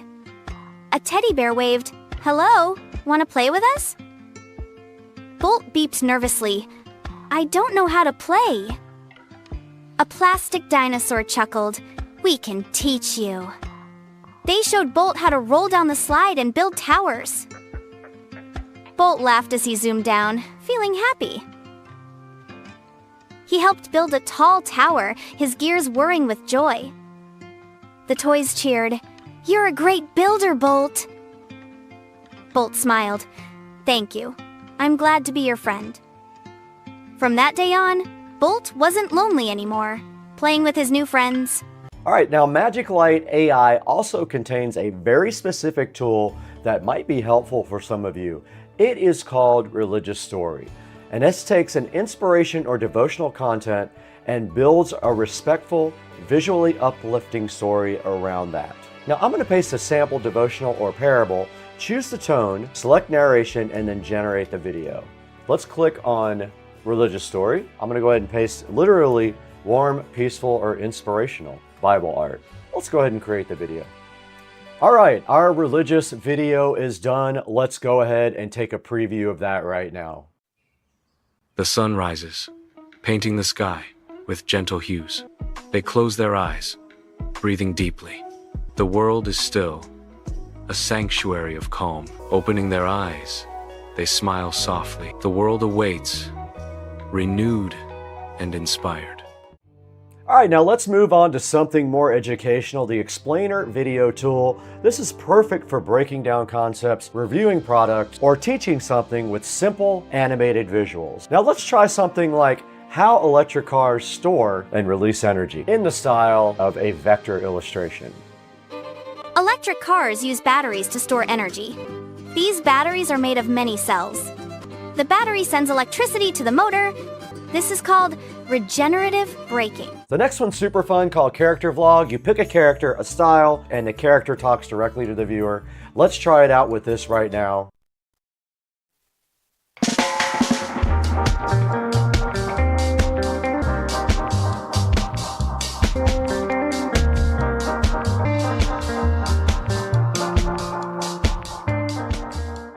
And now next on the list, we're going to get into advanced territory here with AI Video Agent. This tool lets you create a full AI avatar that reads your script, moves naturally, and even uses expressions. Upload a photo or pick one of Magic Light AI's built-in avatars, Type your script, select a voice, choose languages of motion, and generate. Now this creates a professional style video, almost like a virtual host, perfect for businesses, tutorials, customer service, or automated content creation. Every great story starts with one spark. One idea, one upload, and in this case, one single subscriber. This is the story of how supercar street racing went from 0 to 250,000 subscribers. With that momentum came a whole community riders. If you told me that back when I had just one subscriber, I wouldn't have believed it. Bigger reviews, faster rides. To everyone who subscribed, watched, liked, commented, or even just stopped by, thank you. This is our milestone. Full throttle from here on out. So up next is the image to video tool, self-explanatory, one of my favorites for creating motion. Upload any image, a character you made, a landscape, a product, and Magic Light can animate that. Let's check it out.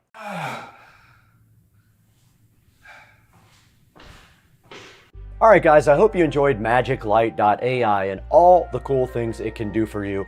I am giving away 4 memberships in total to the best comments in the description. So leave a comment after you watch the video. I'm gonna pick 4 people and give away 4 pro memberships. There'll be a link in the description also to go ahead and subscribe to Magic Light. Thanks for watching Supercar Street Racing. We gotta get out of here. So, just got back from the gym and have a little toy waiting here for me. This is the My Genius tuner for the SL65, and this is my TCU, transmission control unit, that I sent off to be tuned. So next up, install. So here's the TCU. By the way, here's the SL65. Go ahead and get it opened up.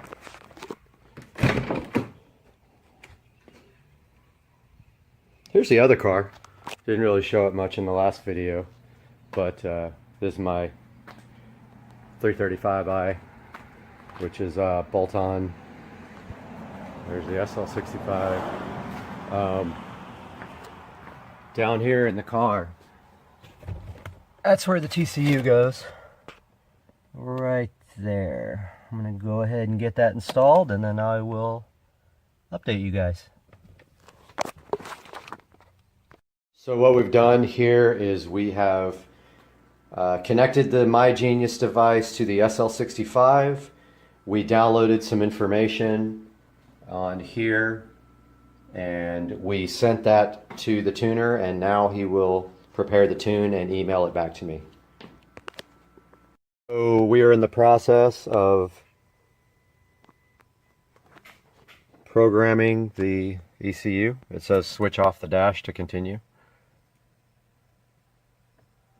It's off. Now it says connect to a battery. Okay. Switch on the dashboard, check the connections, and press OK. Dashboard is on. If it'll ever focus, press OK. Starting communication. Writing preparation in progress.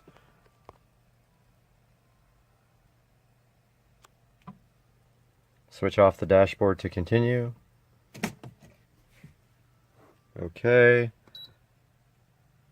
Wake up error. Okay. No idea what that is.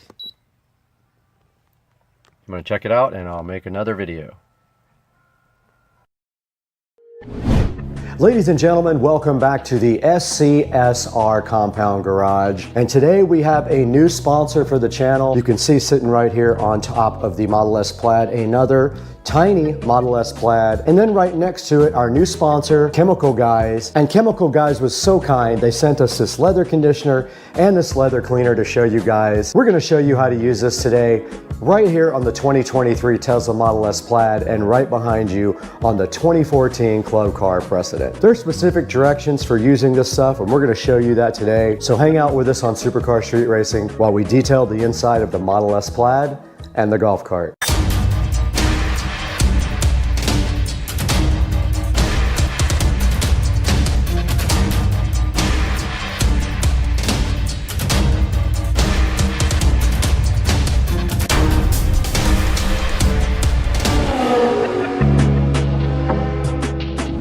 Welcome back to Supercar Street Racing, guys. You can see we're out here in the garage with our Chemical Guys leather conditioner and leather cleaner. They were super nice, and they sent us this to show you guys. They're trying to get the word out about their great products. So today we're going to give you guys a look at these two products right here in the SCSR garage. Now, there's a certain way you need to apply these. There's a certain order and a certain way you have to do it. So we're going to show you today the correct way to do it, because we're actually going to detail the inside of the Model S Plaid. Now, we try to keep this Model S Plaid really clean. It only has about 2,000 miles on it, and so we drive it on the weekends only, and we keep it detailed and nice here.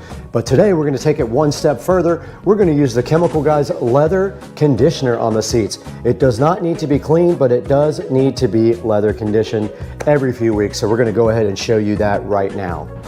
We are coming to you live now from inside the Tesla, and we have the Chemical Guys leather conditioner right here with us to show you guys.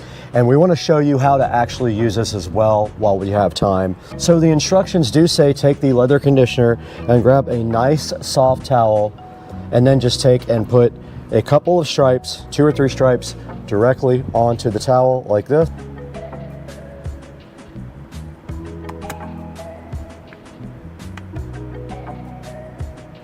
Okay. Now, we do have a couple of stripes right on the towel here to go ahead and start working with.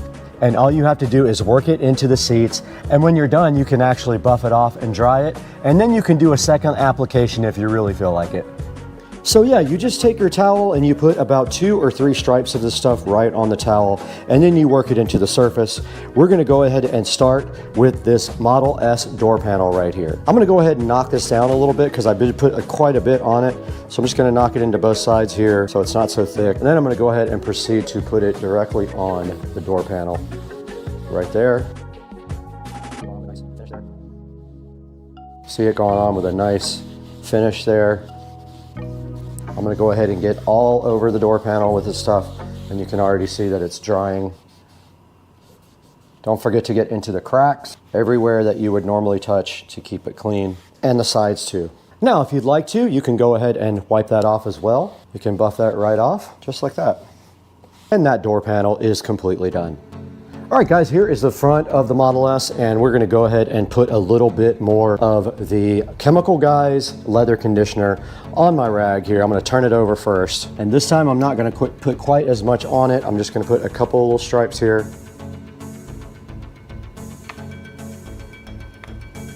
Should be good enough. And now let's go ahead and apply it to our seats, but let's put the seat forward a little bit so you guys can see it better. And we'll go ahead and start. Get it worked into the towel a little bit, and go ahead and start conditioning the seats on the Plaid. Actually go up a little bit more here.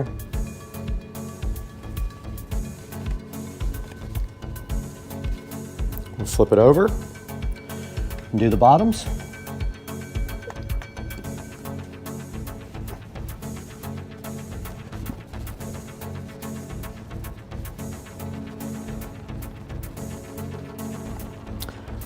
I'm going to take my dry cloth now and go ahead and buff the whole seat out.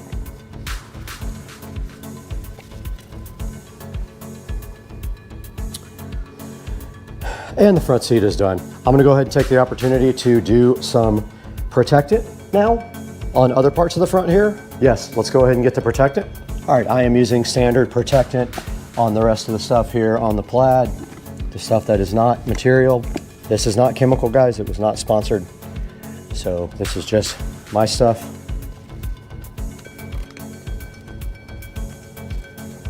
I'm gonna hop in and finish the rest of that part that I can't see, but I am gonna do the dash with the chemical guys.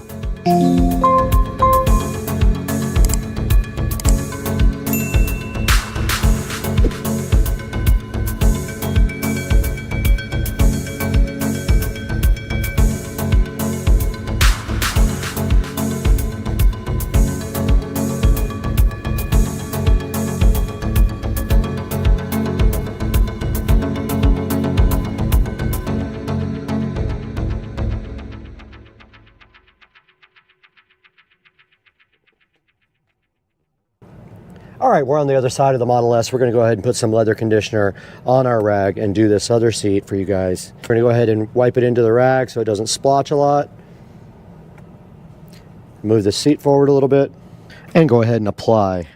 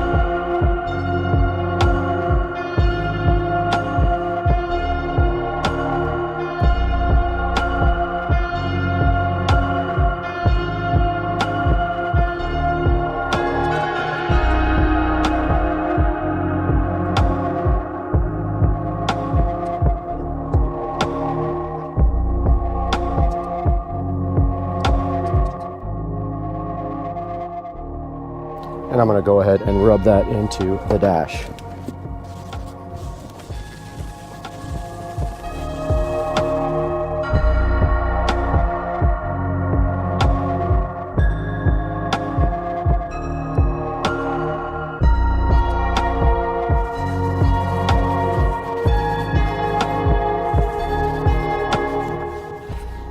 And now I am going to get this underneath of the dash here.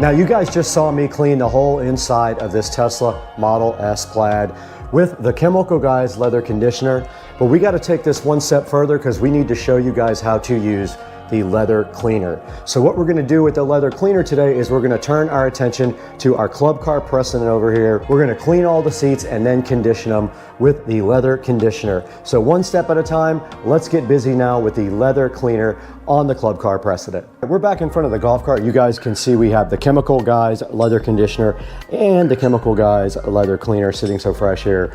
This time though, we're going to go ahead and clean the seats with the Chemical Guys leather conditioner, and per the instructions, you shake well, you spray the leather cleaner on a microfiber cloth, and then you wipe the leather cleaner into the surface to remove the dirt. Let's go ahead and get our microfiber cloth out, fold it up, go ahead and spray some of the leather cleaner on it. And we'll go ahead and clean this leather.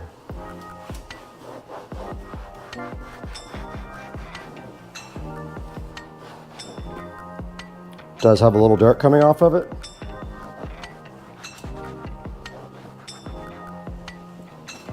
And that's all there was to that. And we'll flip it to the other side because there was some dirt on that seat. This cart is out in the garage all the time, so it is going to get dirty.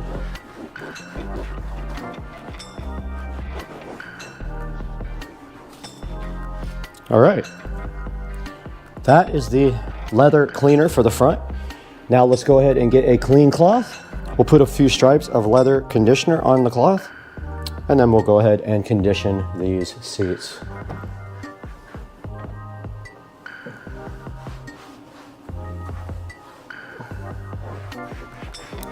And you can see it soaking into the leather already. Flip the towel over, put a few more in it. And the top seat is done. Let's move down to the bottom seat. Flip towel over again. I put way too much on that. That will be enough for the front and the back. I'm gonna put some of this on this other towel for the back. Let's go ahead and do the bottom seat.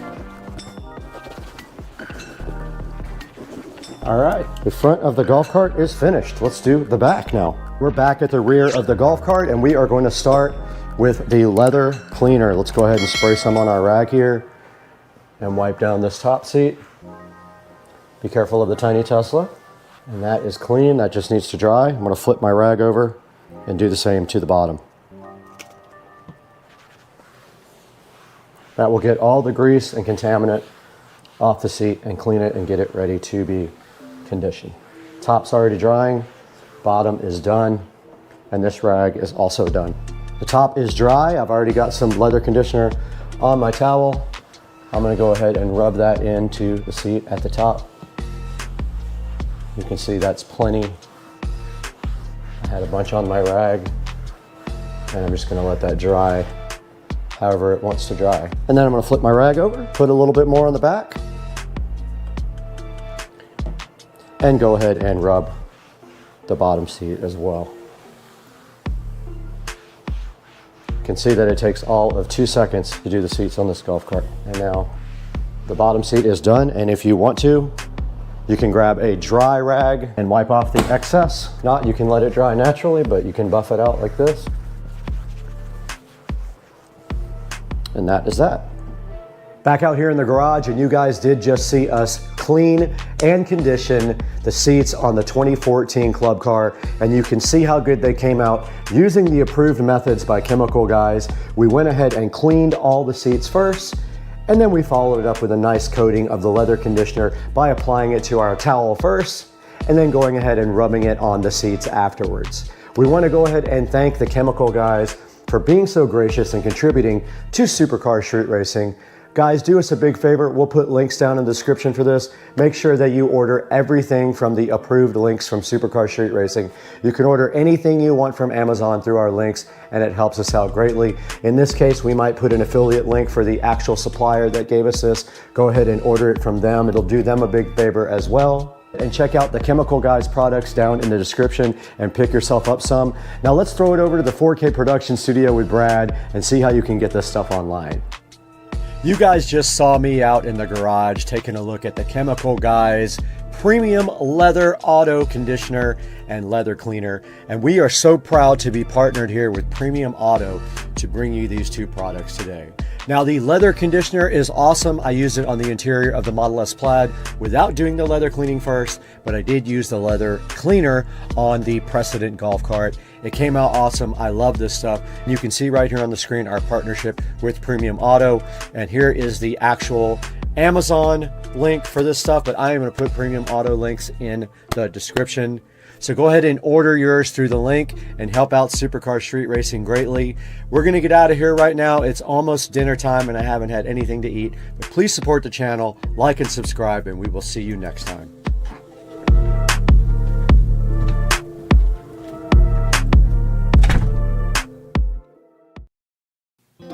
Hey guys, welcome back to Supercar Street Racing, and today we have the Marantz Cinema 70S, and we're going to be replacing this old, tired Pioneer VSX 1021. So hang out with us while we take a look at this flagship Marantz receiver.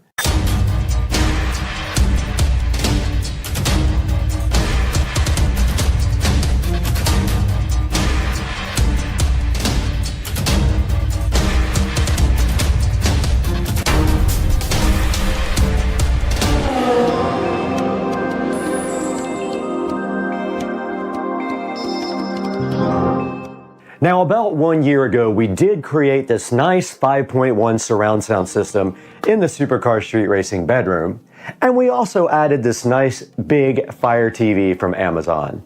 It has a UE Error 22 showing on the screen, and for some reason the sound cuts out all the time or just gets really loud and blows you out of the bed. So we're gonna have to disconnect this and get this brand new Cinema 70S connected. So let's get this thing unboxed and see what's inside. Okay guys, we got the brand new Marantz Cinema 70S in front of us. Let's go ahead and get this thing unboxed. Now this is the flagship, one of the flagships of the new Marantz lineup. And this is replacing the NR1711 that we have in the Supercar Street Racing Studios as the new updated model. I was a little bit too early to get this model when we built the studio. Let's get it turned around. And inside the nice packaging, very, very nice presentation. You can see already, there's a nice Marantz box on top here. There is an Odyssey mic for calibrating your sound. And then there is your power cord. And inside the box here, check out the presentation. We have the remote, the Bluetooth Wi-Fi antenna, some batteries, and a nice quick start guide. And then under that, it tells you how to use the HEOS app to listen to high resolution audio. And then there's an antenna right underneath that for FM and AM radio. Very, very nice. Once inside the box, we see this nice presentation here of the Marantz Cinema 70S. Let's go ahead and get the mic out. This is unlike any receiver I've ever unboxed before. The quality and the presentation is very high end for a $1,100 receiver. And you can see the nice wrap here of the Marantz Cinema 70S. We are gonna have to get it off the table now to get it out of the box. And it is a slimline receiver.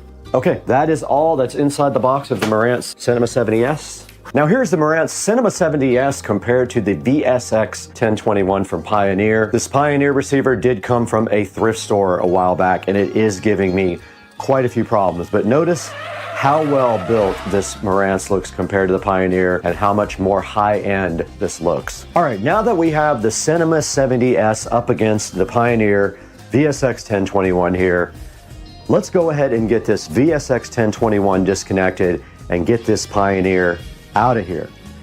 All right, taking a look at the back of the Cinema 70S from left to right, we do see one Wi-Fi Bluetooth antenna upper left, and then we see our phono inputs. We've got our standard audio inputs here, right next to our antennas. At the top, we've got digital inputs, we've got a coaxial, and we've got an optical input.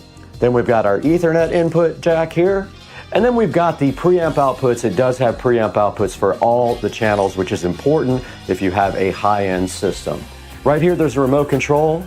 And then at the top, all your inputs for HDMI, and we will be using the ARC input for ours.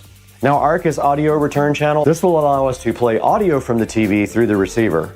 And then you have your speaker outputs at the bottom, front, center, surround, and surround back and surround back. And then your standard power jack and your other Bluetooth antenna. Now, I did not label these wires when I put them on the back of the Pioneer. I have enough slack where it shouldn't be a problem.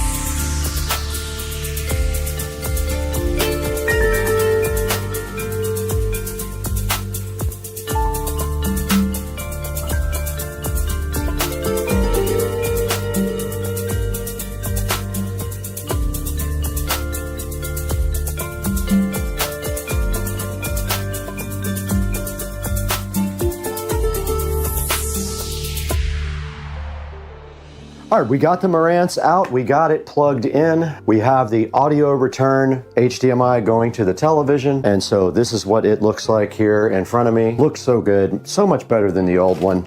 And I have the remote control right here as well. And I decided to go ahead and just use Wi-Fi because I was using a power line adapter before, and it is very slow. To do anything fast, we're gonna need better network. I would like to run Ethernet to this room eventually. And here is the remote control for the Cinema 70S. All right, so we have the receiver plugged in. We have power to the remote control. Let's go ahead and power it on. It did come on, and on the front, it does say Marantz here. Really cool looking display. Input. We should see the setup for this. We do. Okay, we have the setup on the screen now for the receiver. All right, now you guys can see the AV receiver setup assistant here. I'm gonna go ahead and click English. I'm gonna click next. Already got all that stuff done. Okay, is this the speaker setup? Yes, okay. No height speakers. No front, top, no that. No, I don't have Dolby Atmos. Yes, that's already connected. We're gonna play a test tone, so let's see. Set the subwoofer at 30. I do hear front left. I do hear center. I do hear front right. I do hear right surround. I do hear left surround. I do hear the sub. Then we have the Odyssey calibration, and we are going to go ahead and break out the microphone for Odyssey. And there is a microphone jack on the front right here to do Odyssey setup. So go ahead and get that plugged in. Go ahead and hit next. But I'm gonna plug in the Odyssey mic. It is plugged in. Connect the calibration microphone to set up. Main listening position is gonna go in the center of the bed back here. Main listening position is going to be with a pillow, just like that. And let's go back to the front. Okay, it's ready to test. Main listening position.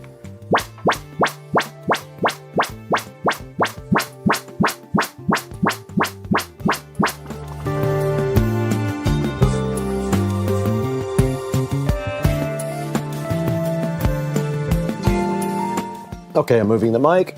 All right, it is done. I stopped at the third listening position. It says disconnect the microphone. Went ahead and did that. The antennas are actually already connected to the back here, and it's gonna connect us to network here. Firmware, let's go ahead and try to update the firmware. Yep, there is an update.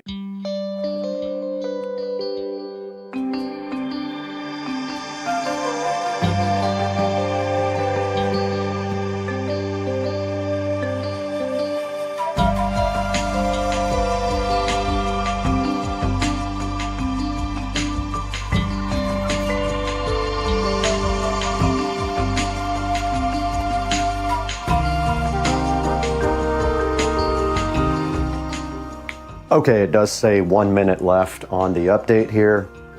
And you can see the TV went into screensaver because the receiver has switched off the HDMI signal.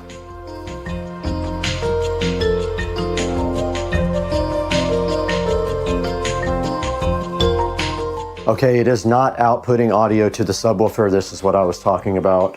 I need to find that setting. Okay, I did figure it out. It was set on full range. For the front speakers, I set it to crossover at 40 Hertz, and now we have subwoofer audio here on the front.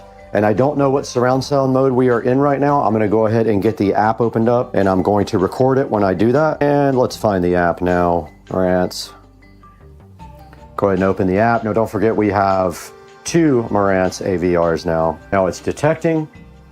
It found master bedroom and it found studio. I'm going to select master bedroom and it is loading. Now it is on Dolby Audio, Dolby Digital plus Dolby Surround, so it's on auto.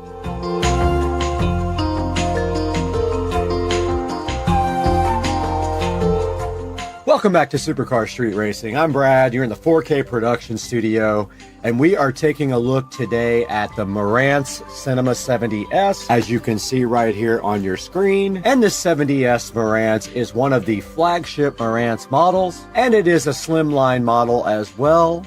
Now, this receiver has 50 watts on all 7 channels. It does 4K 120 and also 8K. Now, right here in the Supercar Street Racing studio, we have the old NR1711 from Marantz, which is also their slimline model.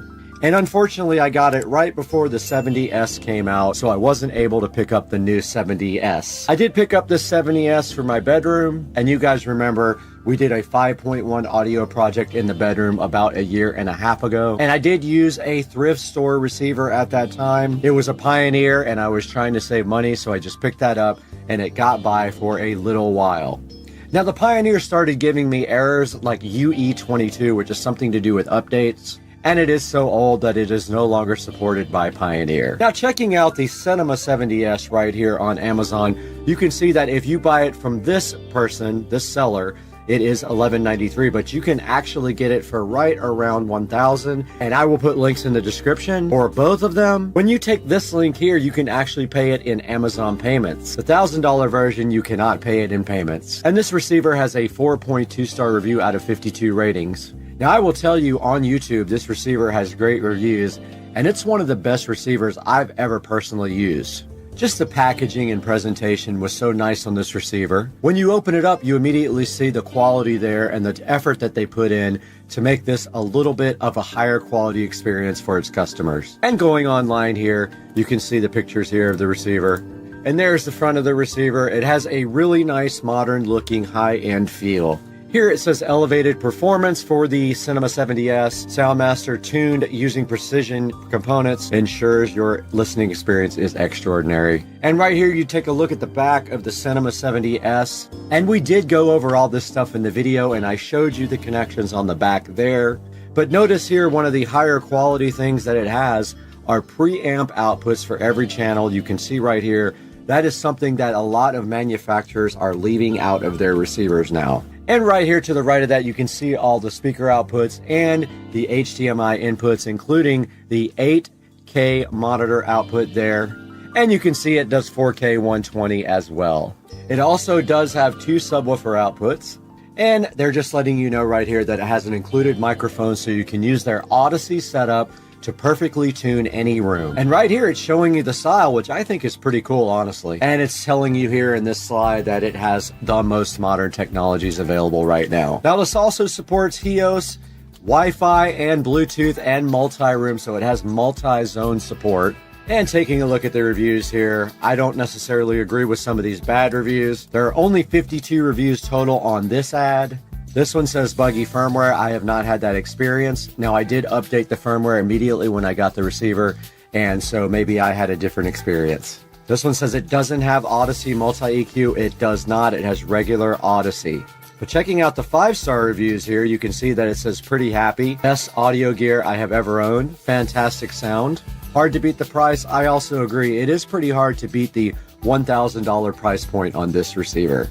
Incredible sound reproduction. I kind of agree. It sounds amazing. I've listened to music and movies on it, and it does sound really good. Perfect addition to my home theater system. I think the plan is for me to also, in the future, get a second one to upgrade my home theater room because my Yamaha is getting old at this point. So far, everything excellent. I agree with that review. For me, everything is great so far. And this last review says it was just fantastic. So the Marantz Cinema 70S has worked out great for the Supercar Street Racing 5.1 surround sound in the bedroom. And like I said a few minutes ago, I do plan on buying another one for my home theater room to replace the aging Yamaha. Guys, I want to thank you for supporting Supercar Street Racing in every way possible. Please buy all your products through our Amazon links that'll be in the description, including this Marantz Cinema 70S. And you can buy anything through any of our links. It doesn't have to be the product that you're currently looking at. And we have to get out of here right now. We have to go upgrade every receiver in Jacksonville.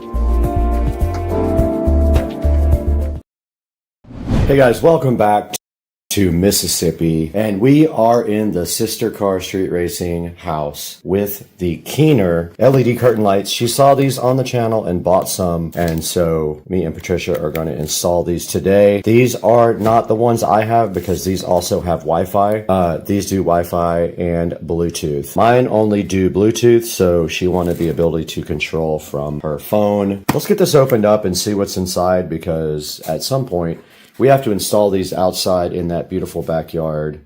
Let's open it right up.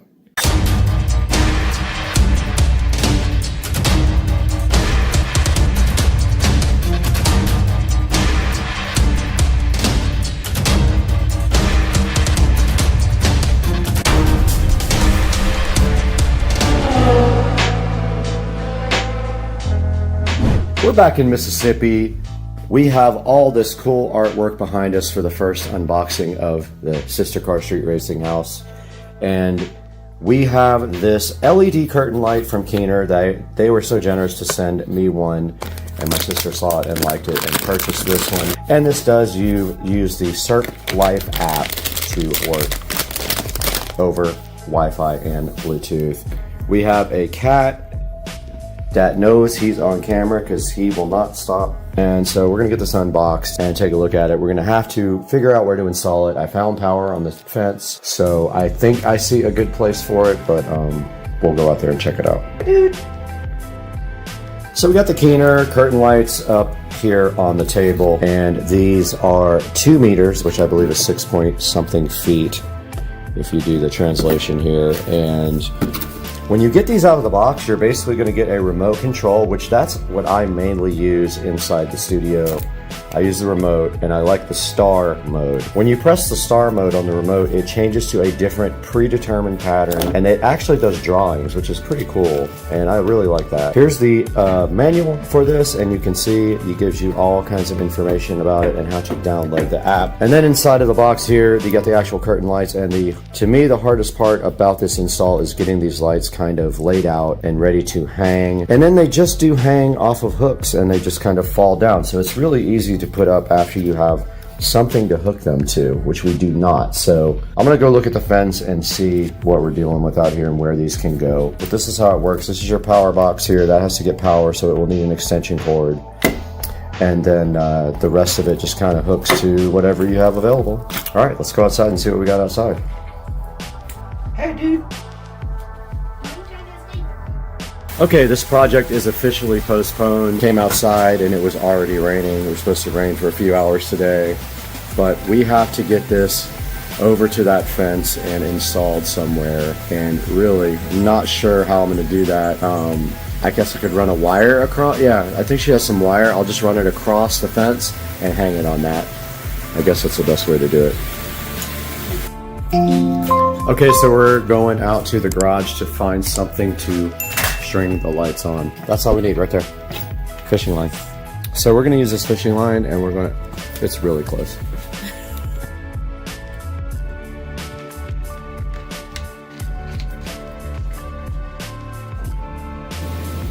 Okay, we're out here with Patricia at the pool and the group text, and then we have just this one plant in the way. So I think what we're gonna do is move that plant over here, and then we're going to use this one section of fence because there's power available right here. All we have to do is we could do two things. We could take advantage of that string of lights, pull it tight, hang the curtain lights off of that.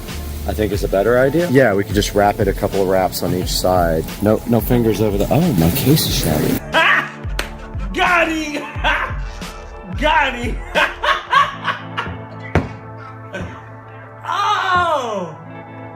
Whoa! Did you drop the phone? Oh, the phone is broken. Hold on. We got to check this out. All right, so I'm going to get the slide kit out and kind of lay it out. But first, I'm going to make this just a little bit tighter on the lights.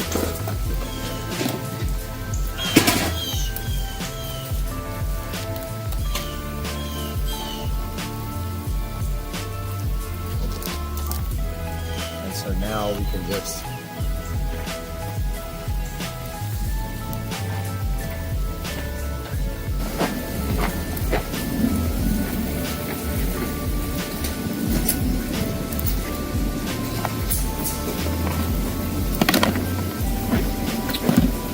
power brick is here, so that has to go to power, either directly or from the extension cord from down there. So that'll be on that side. This is a complete mess when you take it out.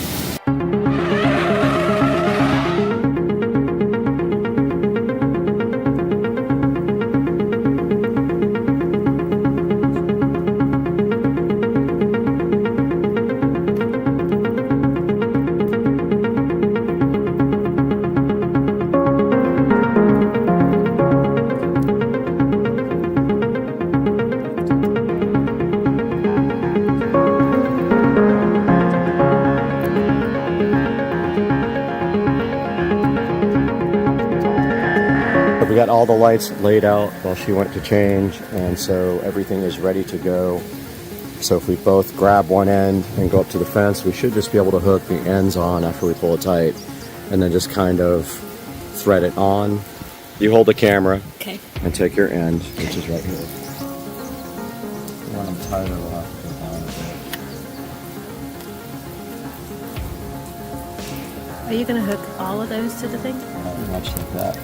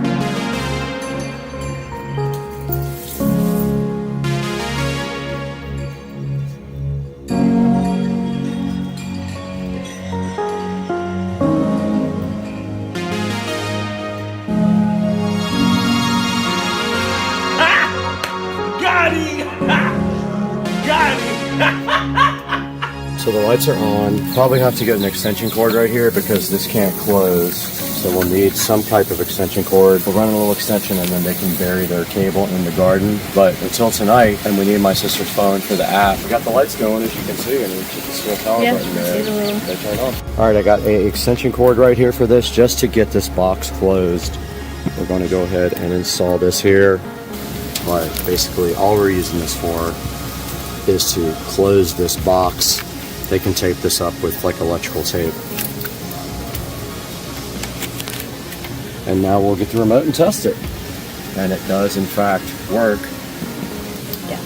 And then this they can bury. They can just coil it up and bury it in the mulch. And then bury the wire going over there, and this thing's ready to rock. So we'll see you guys tonight. All right, we're going outside to check out the lights. And we have the coolest. That's insane. What the heck? What is it? I know what it is. Do you know what it is? I do know what it is. What is it? A witch riding a broom. That is... All right. Patricia, you get to go. That is freaking cool. Yes! She is going to freak out when she sees it. All right, so hit the star. Okay, so, wow. That actually looks so good on the white fence. It diffuses it. So, actually, hold on. We're going to move this plant aside. All right, so we moved everything out of the way. And this is the Keener curtain light. Look how... We're going to come back out when it gets completely dark, but this thing looks cool. Patricia, go through the star. The star setting on the remote is all the pre-programmed patterns. Oh, that's cool. Now I got to put one outside. color wheel. I feel like this is amazing. Oh, it's a Christmas tree. Apple. Reverse. In trouble if they did it the right way. Whoa. That one's... Wait, leave it there. Look, that's your cousin.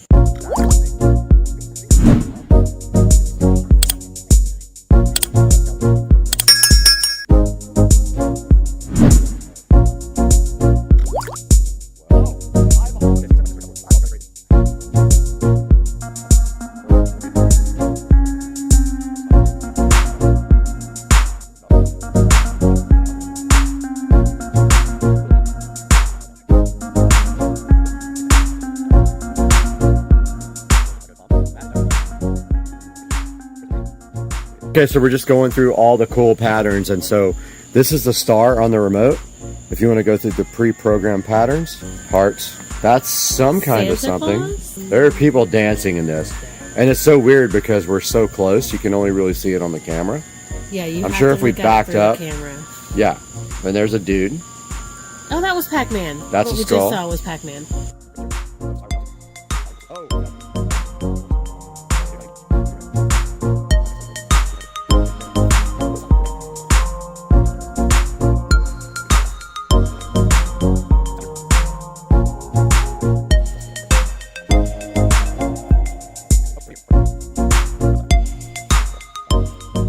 Alright guys, I'm getting eaten by all the bugs in Mississippi right now, so we're going to wrap this video up. But as you can see right here, we installed this Keener LED, Bluetooth, and Wi-Fi curtain light for my sister on her fence, and it looks so cool reflecting off the fence because the fence is nice and white. And there's so many pre-programmable patterns that there's kind of an... We haven't even gone through them all. We went through them for like 10 minutes and we didn't hit the end. We left the skull. And when you're up close, you can't even tell, but if you step back a little bit, it makes such a cool picture. This is amazing. Like, this looks so cool. You guys should definitely look into this through Keener. We'll put a link in the description. Please support, like, subscribe. We'll see you guys on the next one. I gotta get out of here. I'm getting eaten.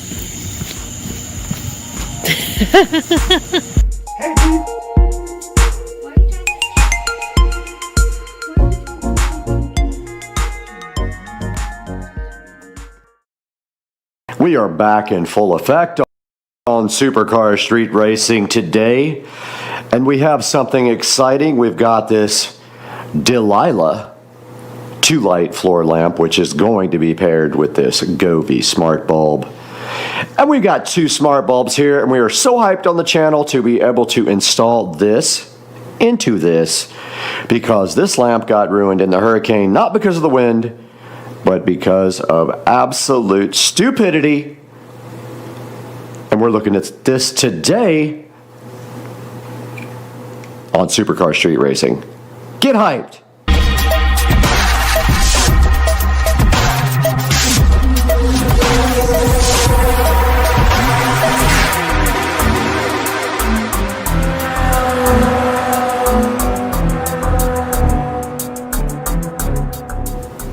Guys, right in front of me right here and right now, not later, but right this second, we have two Govee smart LED bulbs. These are standard Edison-based bulbs that will plug into any receptacle, and in fact, I'm saying receptacle, but any bulb hole is what I like to call it. And there is one right there on that lamp. And then right here, we have the Delilah 2-bulb lamp.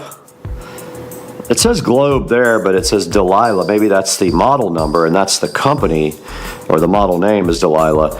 But today we are replacing one for outside there that got absolutely destroyed because I was an idiot. And when I moved it over from the chair to the side of the house, it got destroyed because it fell over in the wind. And the whole point of moving it was so that it would not get destroyed. And so right here, we're gonna replace this guy and zip tie it back to the chair so it can't fall down. And at the same time, we're gonna be installing two Govee LED smart bulbs inside of the Globe Delilah lamp, which I think was about $30-ish. If I have to go back and look, I will let you know right now. And so we gotta get this open, we gotta get that open and see what is happening on the channel today.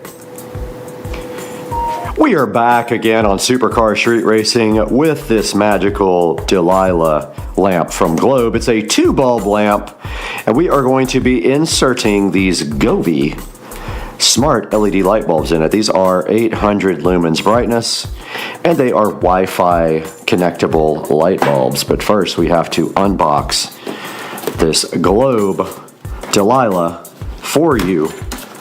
And of course, they are going to make it extra difficult to unbox and make it difficult for the presentation level on Supercar Street Racing. And as soon as you get into the box, it says that it's made with respect. Edward Weinstein, the CEO of Globe, is hoping that you will enjoy his product. Now, I'm wondering if this is actually the same as the Globe light bulbs, because that is a pretty big company. And inside of the box here for the Delilah Globe lamp, we can see, and that was a weird sound that probably we will save for a sound effect. Inside there we have this lovely lamp, and it is cardboard secured. And when we take the cardboard off on that side, we have the base right here. And on the other side, looks like we have, oh, the actual shade is in there. Right there. And then we flip it to the other side and we get the styrofoam thingies all over everywhere. We can then take off the tape, and we see the lamp is enclosed in a plastic goodness. And of course, like every other lamp of this type, you have to get every single piece out of plastic and every single piece screwed together in order to make this thing work. And so begins the process of plastic removal, like this. And then the fun part of assembly.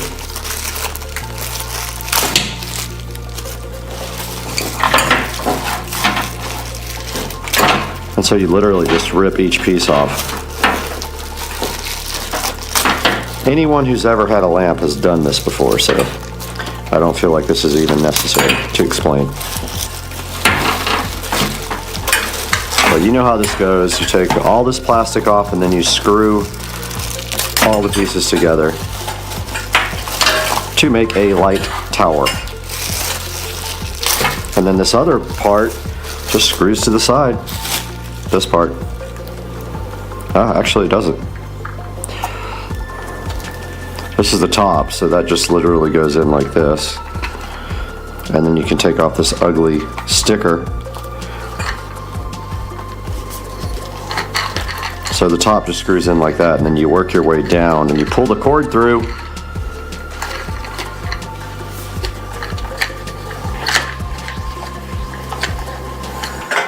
And it is twisting the cord like that.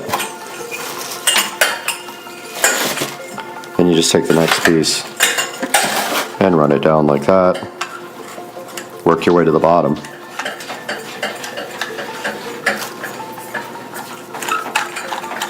When you screw the top part in, it does twist the cord. Don't worry about it. No big deal. Both of the light fixtures have ugly stickers on top. Go ahead and remove those now. I'll do that after I get this whole thing put together.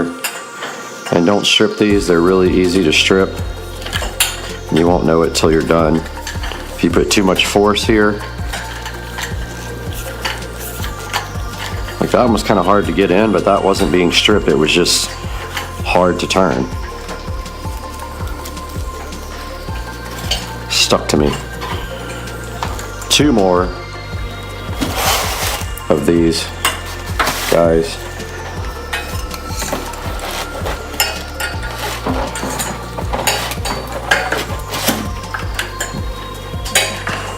Like the last one felt stripped, but in fact it wasn't. It was just difficult. And this one is similar.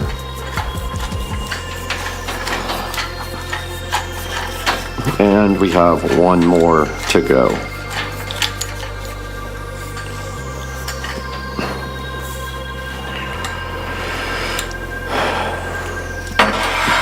We are down to 1 and the base.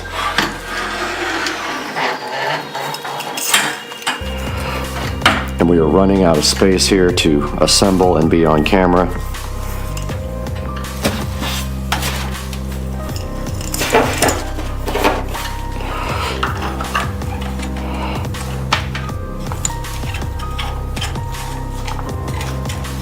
Oh, that looks crooked.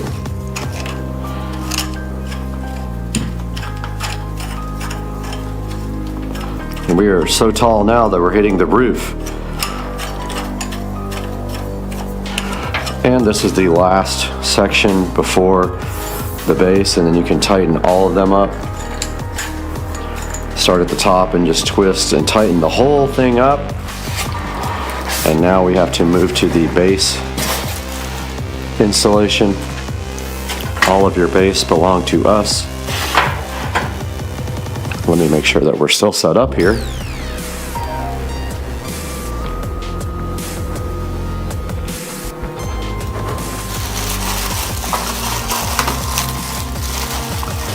And we are.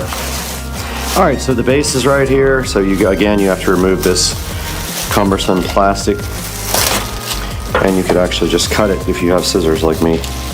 Or you can be dumb and fight with it forever.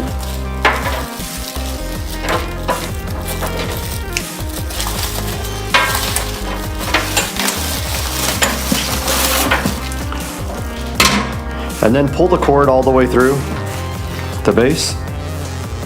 I mean, this is all basic stuff. Get it, base, ick. Push the cord through the top. You're gonna have extra cord that's gonna be available once you screw in all of the pieces. But you're gonna push that through like so, until there's no more cord. And then you're going to screw the base on like this. Hit yourself in the face like I did. It's awesome. Pull the cord through the other side of the base. And that is going to make it so there is no slack at the bottom.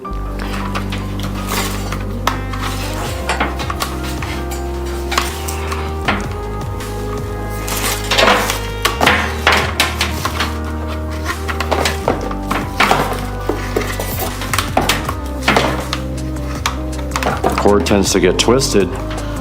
Don't get it twisted, and that is it. The lamp is assembled, brother. Here we go. Let's go.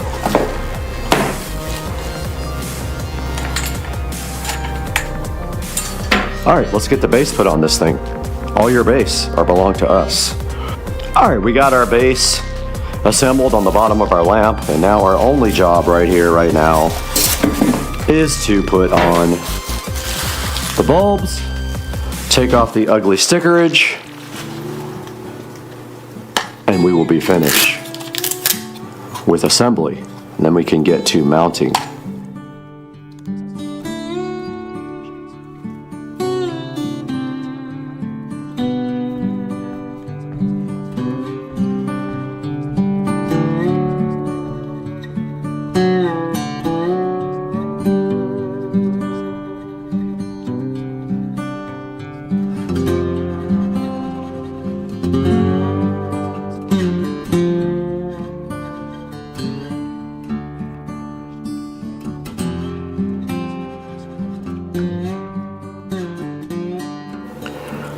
We have worked in the past with Govee, and we have some Govees here right now. The Govee smart LED bulb, as my phone goes off over there, ruining everything, but we have a mess back here as well. So today we have two Govee smart bulbs. Now, the last Govee bulb did not survive outside, but that is not the fault of Govee. These are not outdoor bulbs.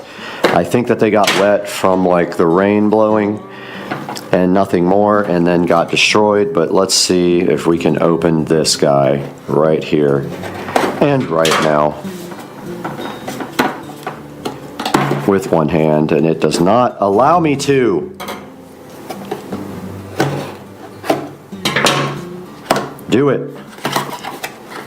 But I will get the best of this. Sorry guys, I took the GoPro off the tripod here, but we have the Govee Wi-Fi smart bulbs right here to install on this lamp. These are pretty simple. There's nothing special on these. I have videos about these guys. You just literally take them out of the package, put them on the lamp, be within range, and add them on the Govee app. And we will be unpackaging these guys right here, right now on the channel. And man, GoPro batteries last about 10 minutes.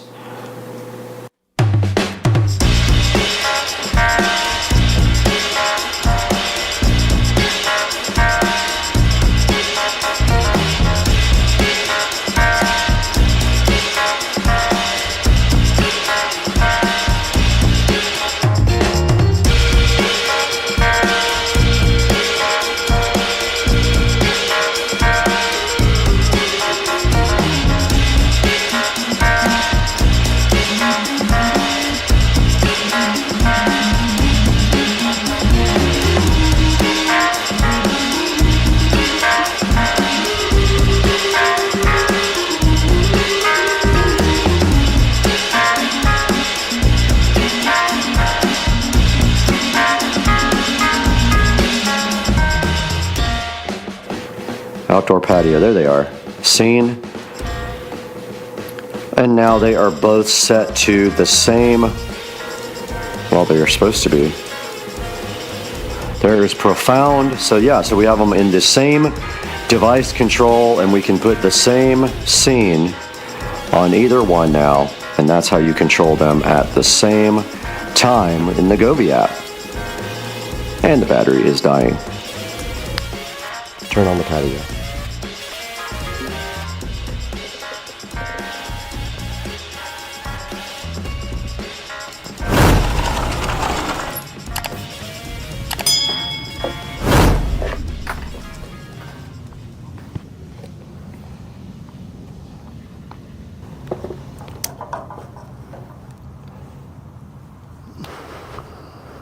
All right, we got the new lamp outside here. And now we have replaced the patio lamp, and it is set on a pinkish color out here along with the other lights. All these globe lights need to be replaced. They are actually failing, and we should have new lights coming from Walmart.com.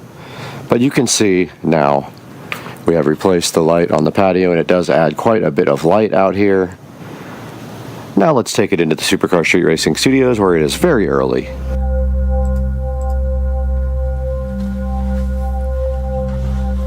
We're back once again in Supercar Street Racing, and we are in the 4K production studio out behind the Supercar Street Racing compound. And today we're taking a look at the Globe Electric Torchiere floor lamp, an adjustable reading light, and also the Govee smart bulbs. Now what we did here today is we bought a new floor lamp for outside on our patio, our outdoor patio here in the back, because the one that I have was destroyed in the hurricane because I left it out and did not secure it. So that was totally my fault.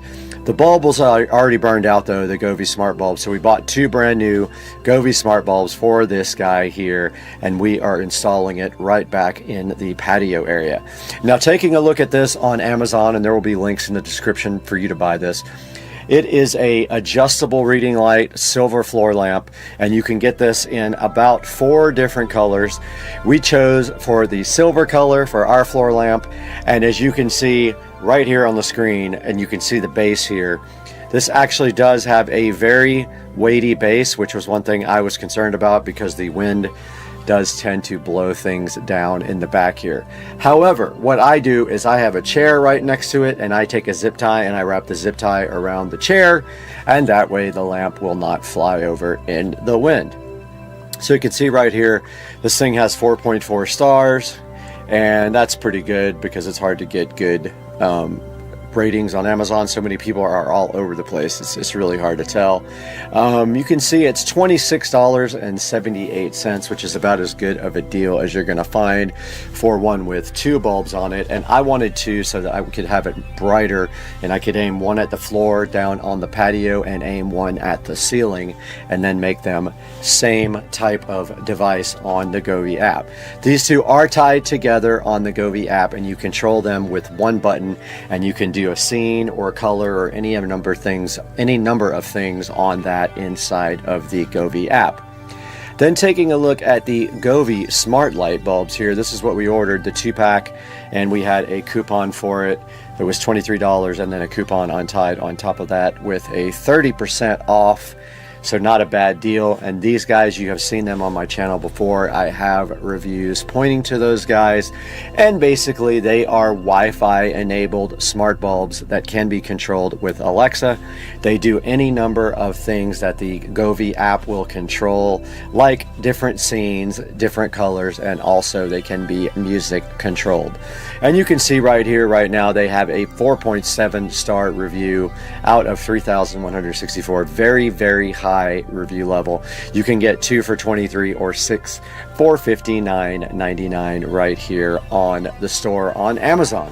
Now guys, when we put these links in our description, please click through them to buy anything from Amazon. You don't have to be buying the product that is in the link. You can buy anything, and it helps my channel out so greatly because we get a tiny bit of money, and we already lose money on the channel. So today we would appreciate it if you would go down in the link in the description and buy something, or buy these smart bulbs and this lamp, and tell them that Supercar Street Racing sent you by clicking through our affiliate links. And please like and subscribe if you aren't already, and we will see you next time on the channel with another awesome review or something car related. You never know. But for right now, peace. I'm out.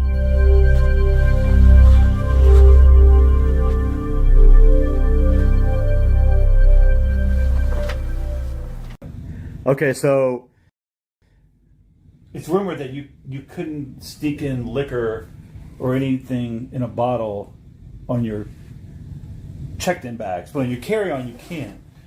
So let's see. Is it in there? We've been waiting. Is it in there? Is it in there? That's the key. Let's go! They stole it. They took it out. They took it. They took it. 100%.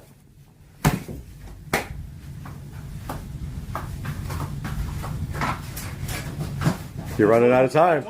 You're running out of time. The dude was like, I can make that happen, but hope it's not too late. You're running out of time. You fucked up. You're running out of time to open this. Brad, you fucked up. You got 15 seconds. Come on, hurry. Hurry. Where am I going? This right here? Zipper, hurry. Oh my God! We got one through. How was mine not in here? You got chipped, dog. Let's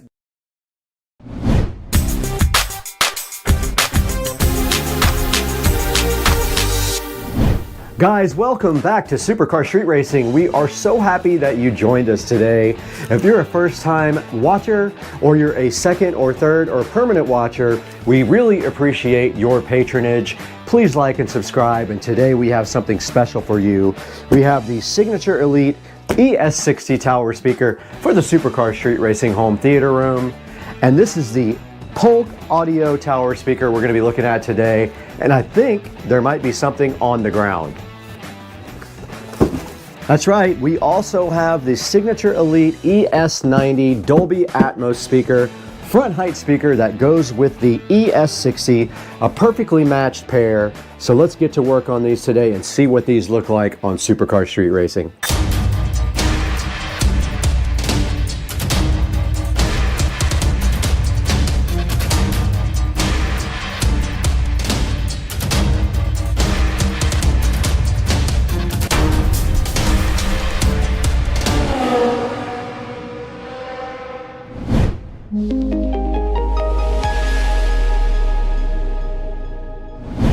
We are back in the Supercar Street Racing awesome home theater room today with some upgrades. You saw before that we upgraded our receiver to the Marantz Cinema 50, which is a super high-end upgrade for Supercar Street Racing Studio right here that you see in this room. And now today in front of me, we do have the Polk Audio Signature Elite series. We have the ES90 Dolby Atmos speakers up here on top.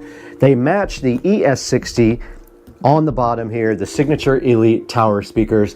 These are a huge upgrade for the room. It will also add Atmos front height speakers to the Supercar Street Racing Theater. And these are awesome speakers and will replace the old JBL monitors that I've had for about 20 years. It's about time we got something new in here. We need some updated technology, and we got it right here inside both of these boxes to take a look at.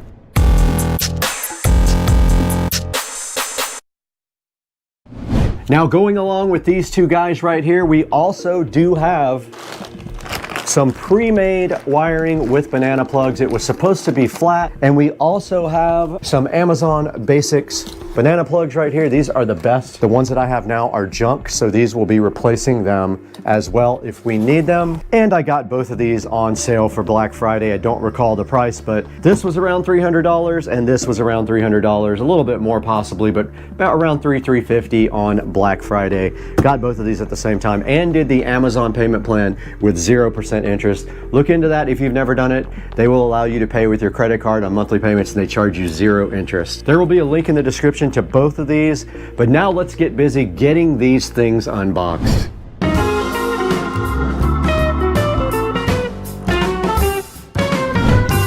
All right, first on the chopping block to be unboxed today is the ES90 Signature Elite Dolby Atmos speaker here. None of these are sponsored. I did pay full price for these from Amazon, so please help me out by ordering a set in the description and giving me a few dollars back to make my money back from this purchase. And these do just fit directly on top of the ES60 tower speakers. And right on top inside of the box, we have the owner's manual here for the ES90, packaged so nice. We have a big chunk of foam. We don't need that where we're going. And then inside the box, we have the ES90s. Let's get those down and out. And we just knocked over the old speakers. Fortunately, those are going away. Okay, right on top of the box here, we got the ES90 Dolby Atmos speaker getting unboxed here. And there it is sitting so fly and fresh. And it is angled and molded for the Polk Audio ES60. It has a angled back here, as you can see. It has a cutout to sit straight on top of these. But that is a look at the ES90 Dolby Atmos height speakers. There's the way it looks with the Polk Audio badge up. This guy does feature a Terraline tweeter and a mica polypropylene woofer for a two-way experience on Dolby Atmos. So these sit just like this on top of these tower speakers, and the sound does go up to height. And then they do have speaker connectors right on the back for you. So yeah, these are the Polk Audio Height Atmos speakers. Now let's get this tower speaker unboxed.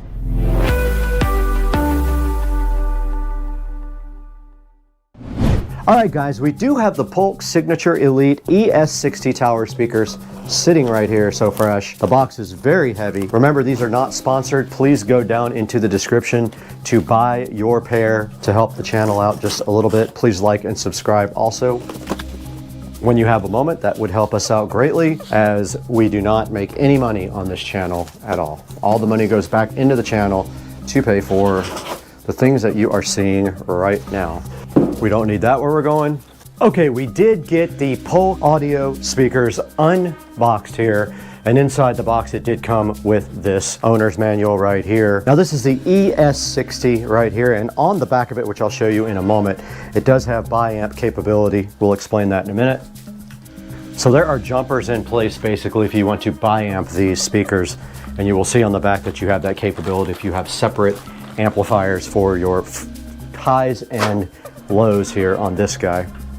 Checking out the bottom there, you can see the double binding posts right there, and they are jumpered by gold plated jumpers. We get our other speaker, we'll be able to show more of that, but let's show you how the Dolby Atmos speaker fits right on top. Just like that. Perfect fit. Just like that. That is how you pair the ES60 and ES90 speakers together, and that's how they will sit on this wall. We will be removing this JBL speaker permanently. Taking its place will be a delicious Polk Audio tower speaker, which we can go ahead and move into position now. This whole area here is getting redone. We have a runner to put down when we get our audio shelf, which will be here about the same time as the second speaker. The second speaker was a little bit back ordered. I'm going to go ahead and use the existing wiring even though it is shot. And there is a jumper here that allows you to not biamp. Okay, the caps come off here to expose the banana plugs, and if you screw them all the way in, it does help that process. And there we go. This banana plug has seen better days.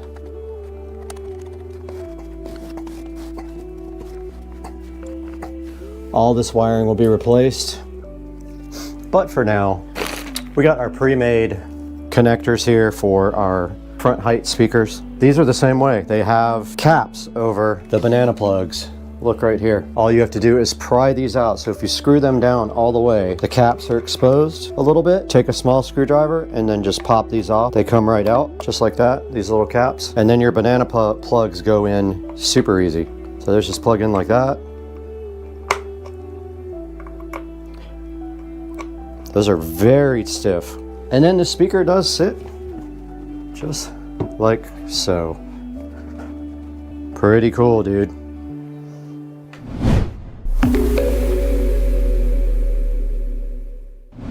Okay, while we're waiting for our other tower speaker to come in, we can go ahead and put this Atmos speaker on our JBL over here. I'm gonna go ahead and hook up the Atmos front height speakers.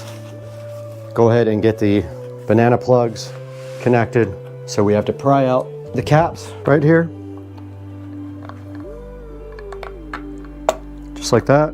Here's our other set of pre-made 10-foot speaker wire. Comes with the ends already on. All you have to do is just twist them to tighten them up. I don't know why they don't do that from the factory, but they do not. A lot of questions here today are not being answered, but yeah. They're a little difficult to get in. Take a little bit of pressure. That's the way they're designed to work. And obviously this is not going to be perfect till we get our tower.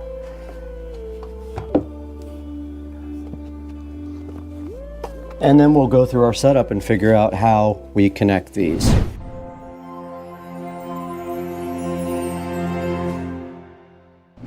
All right, we have set up the Dolby part of the speaker system now. We are good to go. Once that second tower speaker comes in, we'll get the rest of it set up and we'll give you guys another video with the full setup. Let's send it into the studio now with Brad to show you how to buy these online.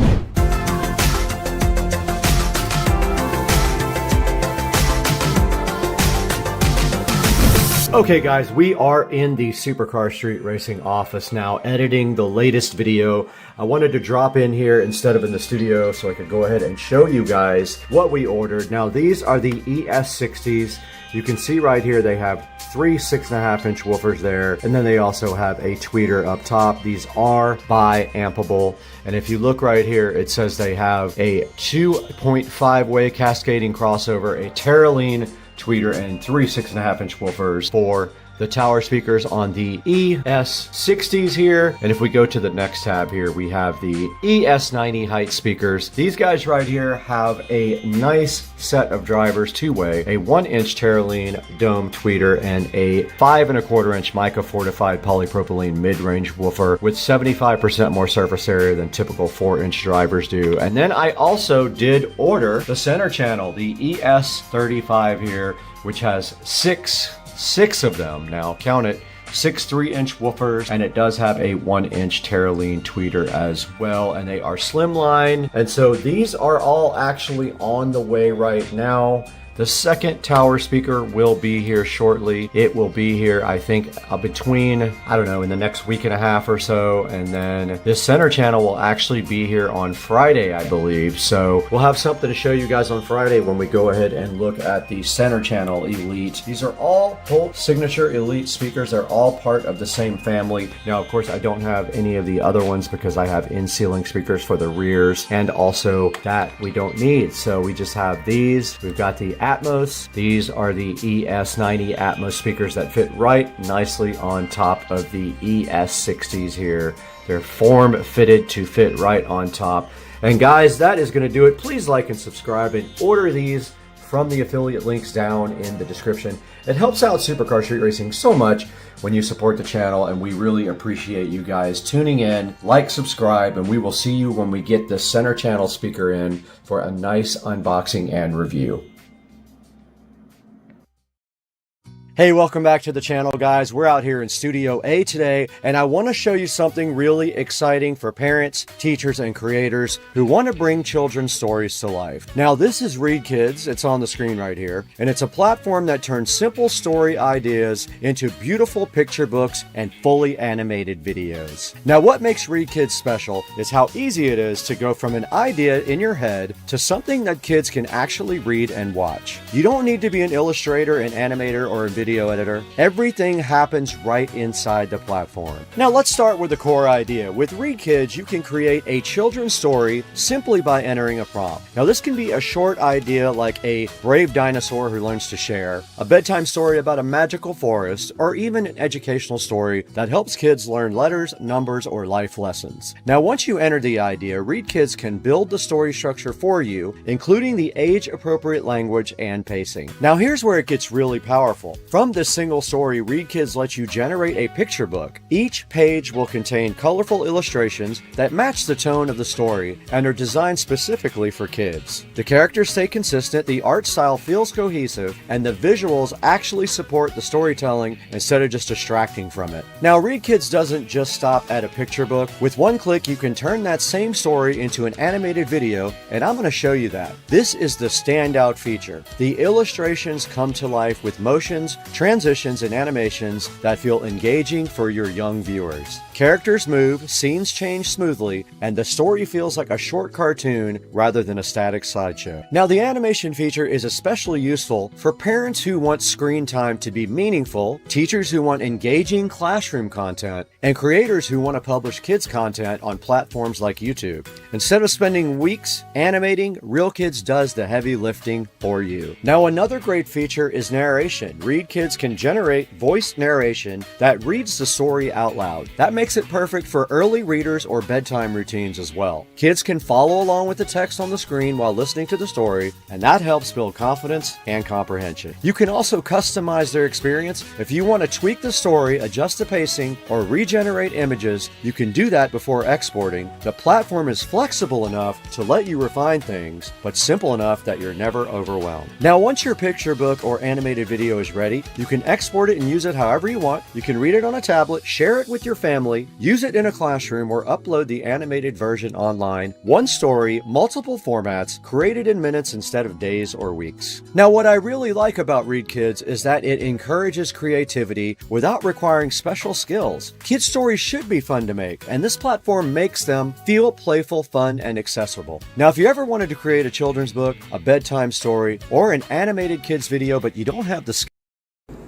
Oh, when you come over, do you want to hang out first? I'm like, oh, do you want to hang out with this? Oh, maybe this?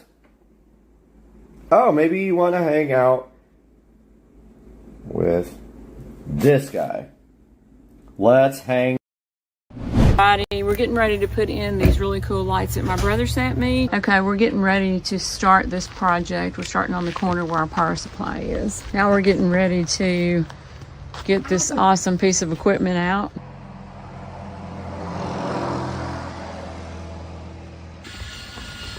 Okay, made it up to the top.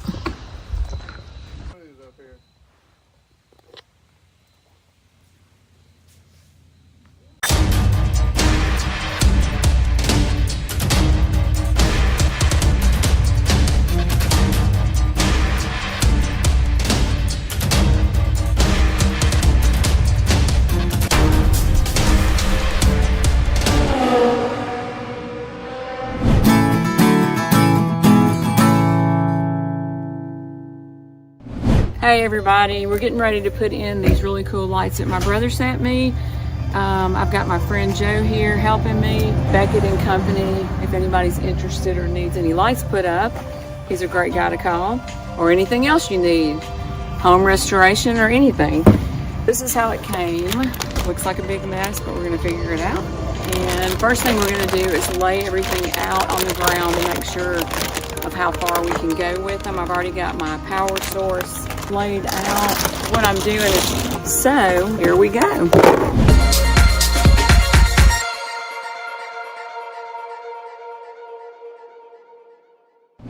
We're getting ready to start this project. We're starting on the corner where our power supply is. Here, here.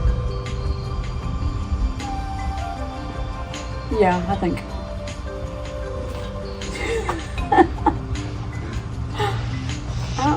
Yeah, I'm thinking right there and then just go up from there. Okay. Or should, oh wait, no. Well, that's not gonna really show up on the house, is it? Oh, yeah, on that.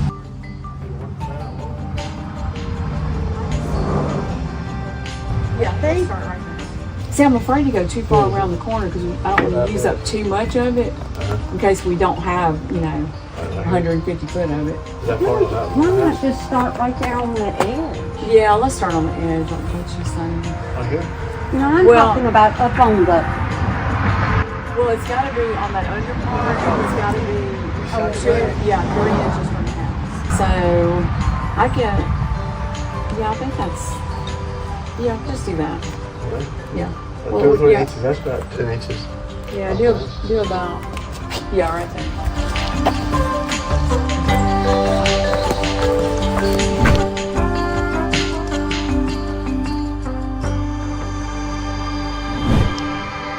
Okay, so we're getting started on our first light, putting it right in the corner by our power supply, and then we'll go from there. We're going to use screws on it. We did stick it up, it stayed, and we're going to reinforce it with a screw. So it's actually pretty easy. You don't have to buy any extra clamps or anything.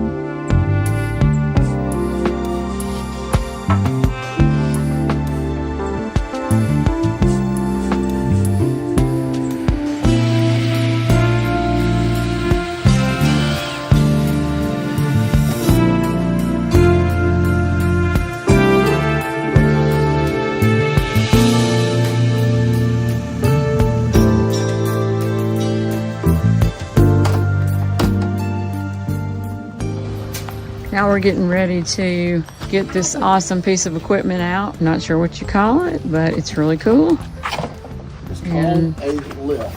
It's called a lift. And that's, it's kind of like a mini crane.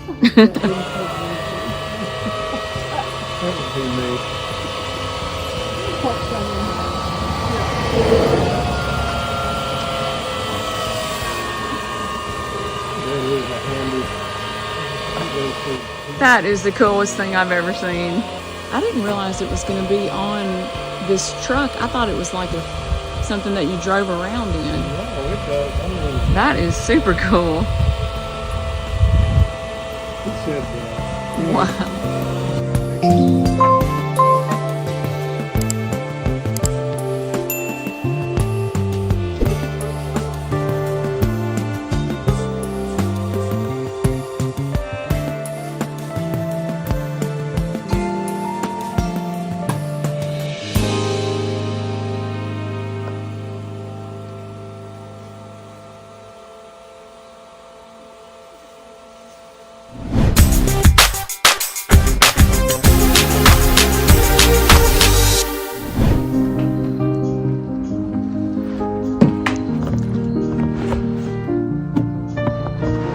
Would it help if one of us got on the ladder and do a setup for you?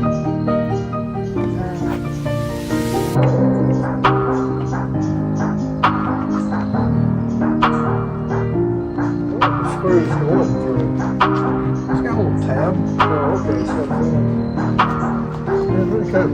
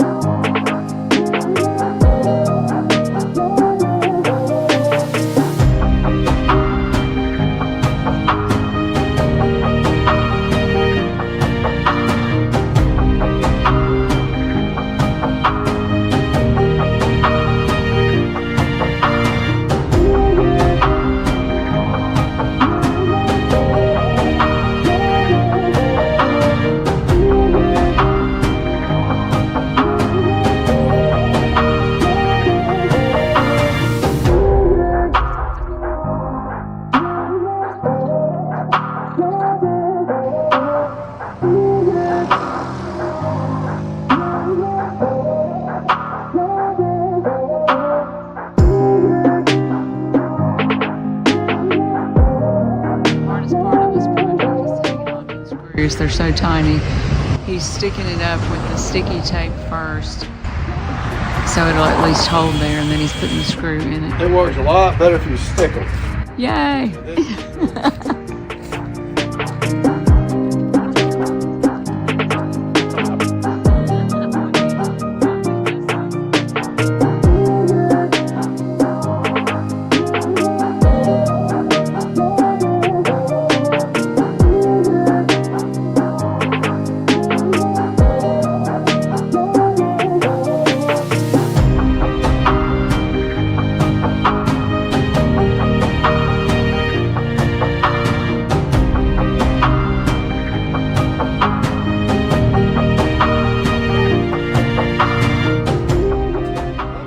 This is the best part of it all. Cal, I can go upstairs and hand them through the window. I can hand them through the window upstairs. You're only getting one more try. Throw it in the plant holder. In the window box. Oh no. Throw it in the window box. Oh no, now it busted open. Got him! Got him! It busted open. Okay, made it up to the top. Do you need your jacket?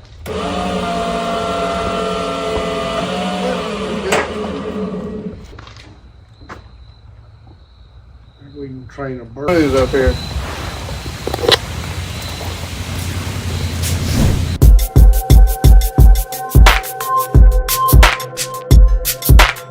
It's dark out, but we're making progress.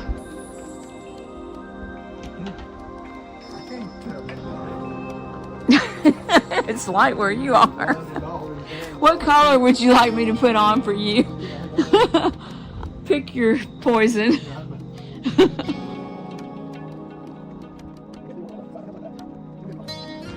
I think we're gonna have to, don't you, to get them up there, or what do you have another idea? Oh, I see what you're saying.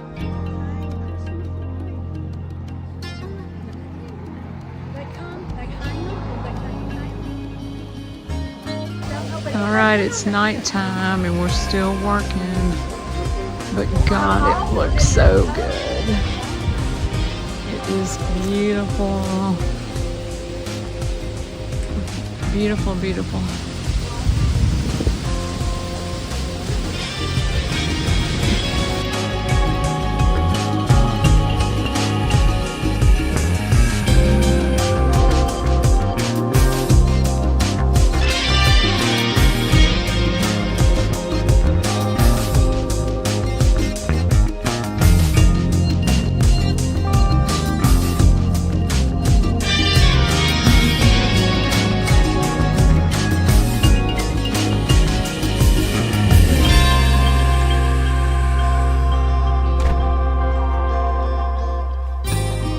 Hey guys, and welcome back to Supercar Street Racing once again.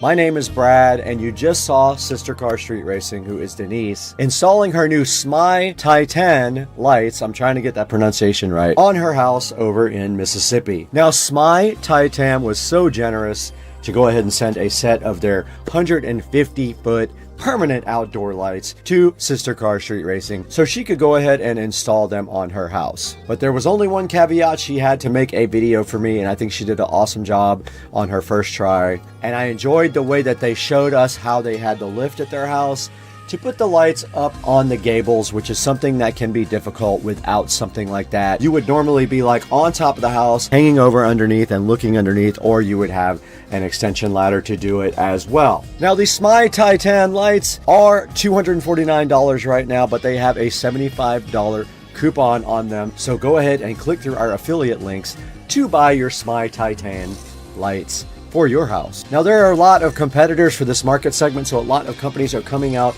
with some of the same products, but go ahead and give SMI Titan a look if you're looking for a lower cost alternative to someone like Govee. Now, I do have the Govee outdoor permanent lights on my house. They were not sponsored. I was not given those lights. I actually had to purchase them. The SMI Titan went ahead and gave Sister Car Street Racing these lights, and she is installing the rest of them right now. They are on the last gable, but I wanted to go ahead and get this video out to you guys. So when she's done, we're going to do a follow-up video on the full install. She'll go ahead and walk around and show you guys what she did. And guys, please support the channel by buying all your Amazon products through any of our links in the description. You can click any of our links and buy anything you want. It gives us a few dollars to keep the channel going so we can bring you better and more content. And please like and subscribe. It means so much to us when you do that. It helps the channel so greatly. You have no idea. And we're so glad you're here. If it's your first time, welcome. If it's your second time, thank you for returning. Now we have to get out of here. Joe Dukes is coming over with a bunch of alcohol.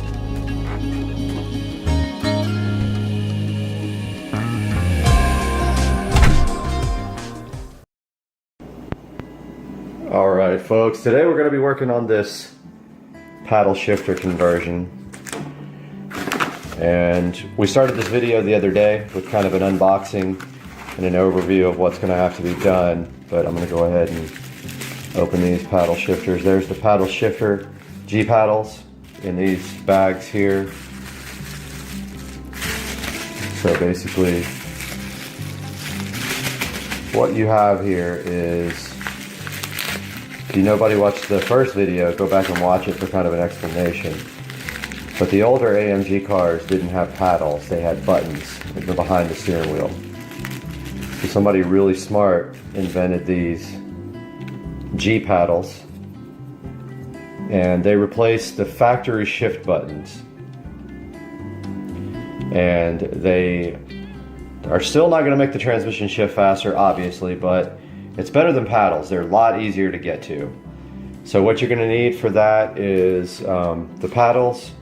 You're going to need a hair dryer. Reason being is that the factory shift buttons sit in a carriage. If you can imagine, like you know, a bolt going through a hole, and that hole is plastic, and to get the factory buttons out, you have to heat the factory buttons with a hair dryer. So you pop them out of the steering wheel, you heat them until they're all too hot to touch and they become more pliable, and then you can take a little screwdriver and pop out the buttons. Now I haven't taken them out yet, but I'm about to do that and see exactly what I'm up against. Or, you see those tabs right there? You can just file one of those off on the factory buttons if you're never going to use the buttons again, and it makes your life way easier. They come right off. So I'm going to take a look now and see what that's going to be like and show you how to get the buttons out of the steering wheel. Got the top down for easier access and lighting. But if you look back here at the factory shift button, it's a housing that just pops out. So I am going to pop that right out, and then we'll take a look and see. I know the wire's not very long, so we're going to take a look and see exactly what we're looking at here once I get this housing out. Supposedly you can just pry it out with a little screwdriver on the edge there where you see the opening. Alright, so I used this small screwdriver in my jeweler's kit. At first I was kind of nervous because they weren't coming out easily. But if you take that screwdriver right there and you put it right on the corner there and you just pry towards the steering wheel like this, that way, they will pop out. And here's what you're looking at. So this is the part that breaks. Everybody breaks off.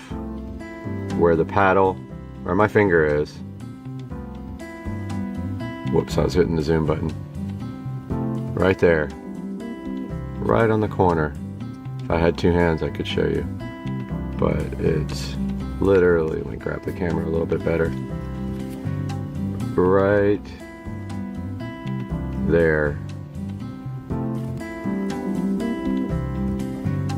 So now apparently you can file that center section out and these buttons will pop right out, or you can heat it up and pry them out and hope you don't bust that little tab right there. If you do, you got to super glue it back together. You cannot buy these. Mercedes does not make them for a reason, so you have to buy the whole entire steering wheel. So I'm going to take a look at this off camera and figure out the best way to get this off. I think if you break that middle section off, you can squeeze this together easier. So I'm going to give that a shot right now. I think I'm just going to go ahead and break it.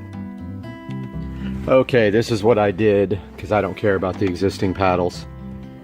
I took this awesome set of little wire clippers that I have here, and I stuck them inside between the paddle and the housing, and I just kind of chewed the button up until the notch on this side fell through. So now that side is free, and as you can see, the paddle pops right out. Super easy. Now I'm going to attempt to put the G paddles in, and I will show you how I did that. I got my hair dryer here. I'm going to take this hair dryer and heat this up a lot till it's almost too hot to touch so that the plastic becomes pliable, even though I may not need to now. I heard that they're a lot easier to get in than take out, but I'm going to go ahead and, as a precaution, I don't want to break this housing, so I'm going to heat this up really good right now. Got the other side out. I decided to do this so I could figure out which paddle goes on which side. You can see I did not damage the holes, but I did figure out a way to make this stronger. I don't have anything with me to do this, but a washer, a little metal washer glued to both sides would definitely make it so you would not break it, or you could repair it with that as well if you did break it. A little tiny metal washer or a ring of some kind glued right there would fix that problem for good if you wanted to do that before you tried to pop the paddles in.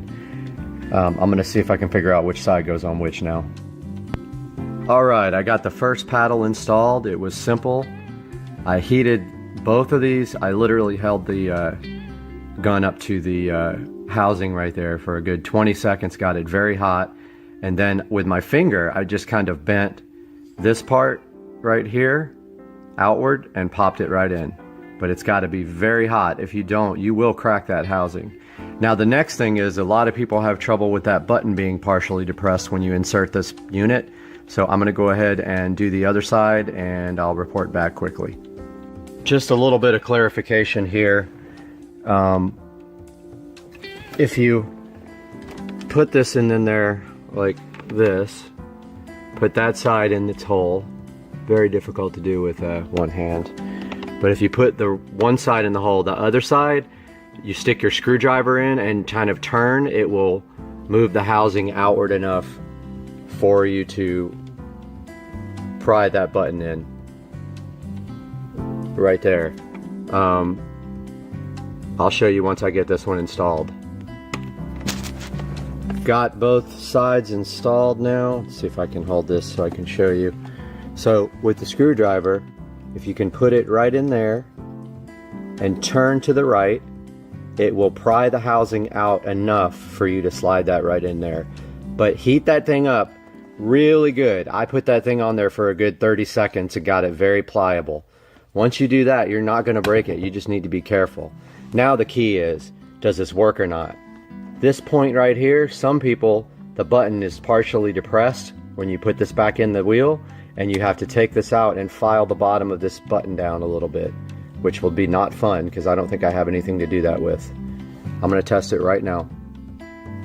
Okay, I screwed this up and I don't want you guys to make the same mistake I did. I had to take the paddle back out because right there, that tab right there was on the wrong side of the housing. It was on the back side right here and the button couldn't press. Make sure that little tab is on the inside of the housing before you seat the carrier. Okay, I had to take it completely back off, so I had to heat it up and now I have to put it back in without breaking it. Okay, lesson learned. It was so easy before because that notch wasn't in the right place. It's very difficult now because really the whole entire housing back here needs to be spread outward. So I'm going to see if I got some needle noses that I can spread this outward while I push the buttons in. Alright, I finally got the button in there without breaking the housing. As you can see there, they're in good shape. I don't know how I did it, honestly. I heated that thing up so hot it almost burned my hand with the hairdryer. So that's how hot you have to get it to make it pliable. Alright, I'm going to go ahead and install this right now. Wanted to get this part on video. I'm going to go ahead and heat up this housing.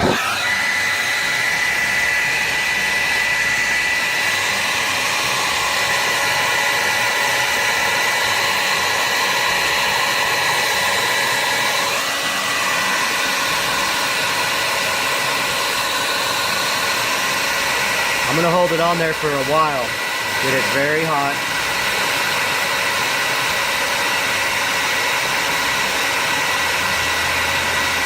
Good and pliable. And I'll be right back. Okay, notice I got the second side installed with no problems. I heated it up a lot. I got one side in with my finger, and the other side I did with the screwdriver. I put the screwdriver right inside that little tab and turned it with the housing to come out enough, and it popped right in. Okay, I made a huge mistake on this one. I actually did break the button holder right there. I used professional car stereo installation tools, but that little black piece right there is broken off and nowhere to be found. So this button does not stay in now. It comes right out. So I have to figure out how to fix that. Chances are I'll have to stuff something in there to get it to stay or put some silicone sealer, but the problem being that if I get any on this button here, then it's not going to work anymore. I don't even know if the buttons work yet. They feel kind of bound up, so I'm going to have to test it right now. As you can see by this demonstration with the numbers on the screen, on the right hand side there, it does shift.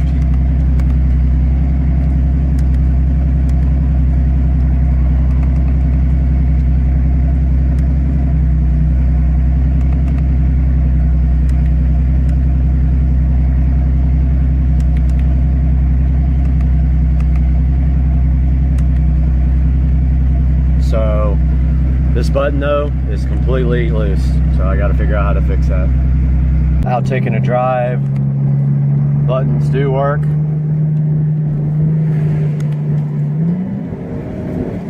I don't know why it wants to go from 4 to 1, but that's the behavior of the transmission, not the shift pedal conversion.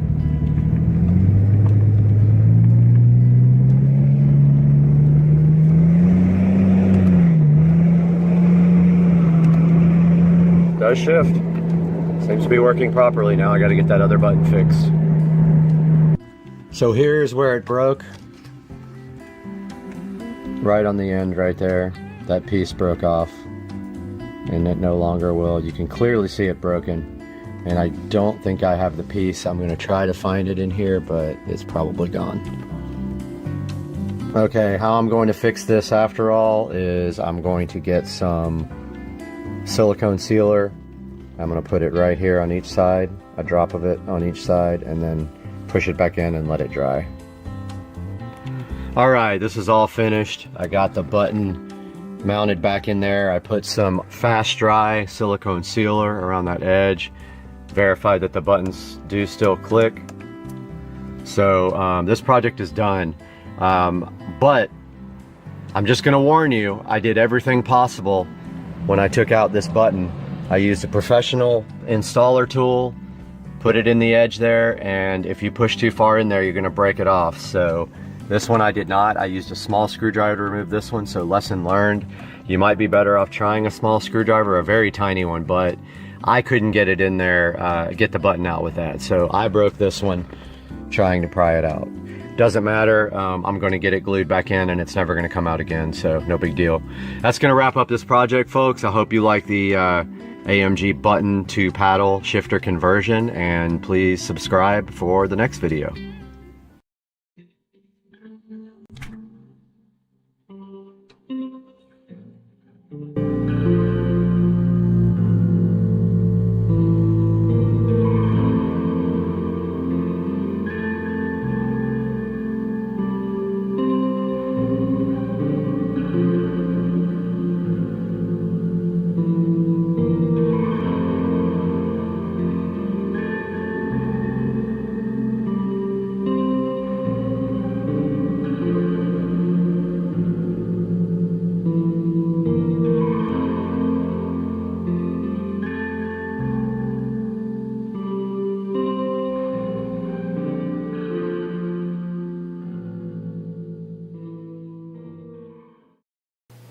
Guys, welcome back, and you are here once again in the SCSR beautiful bathroom that was remodeled not too long ago. And right in front of us here today, we are taking another look, yet another look at some different types of on shoes. And today we have the Cloud Go Wide in size 9 male on Supercar Street Racing.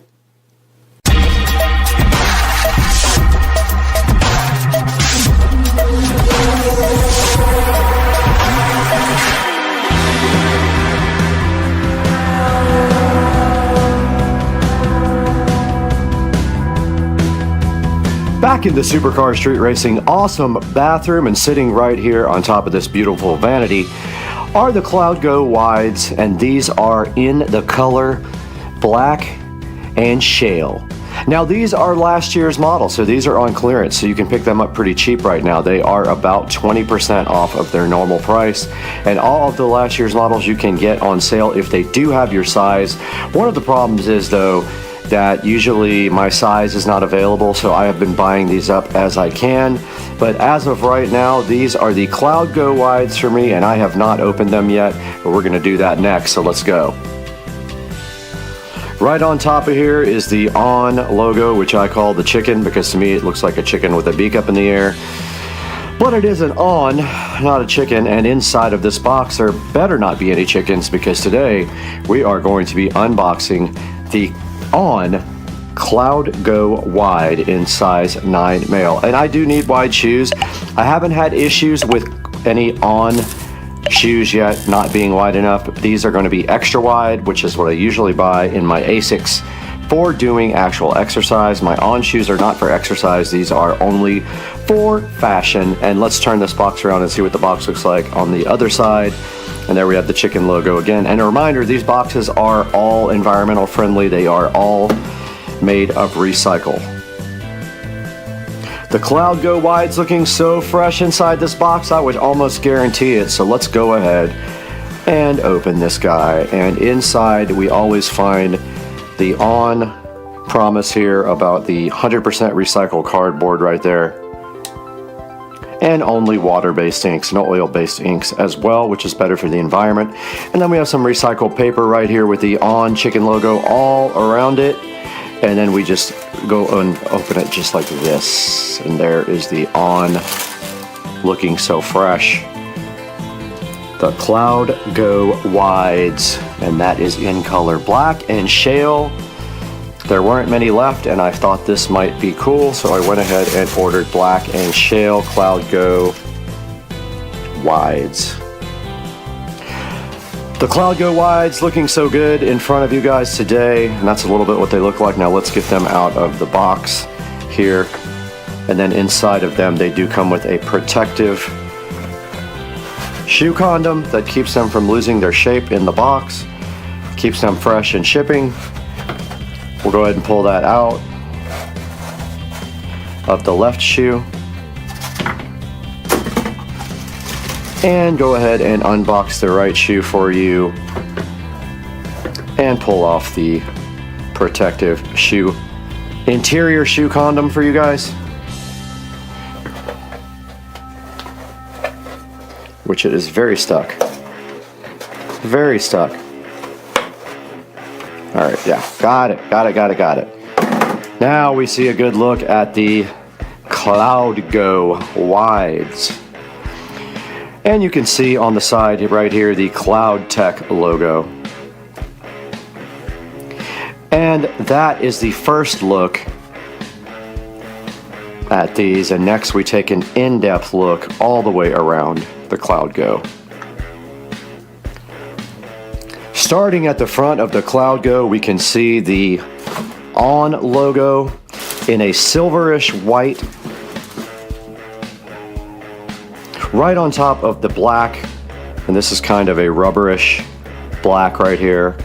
And then on the front they have the On logo again right there in black, which connects to the bottom of the rubber on the soles.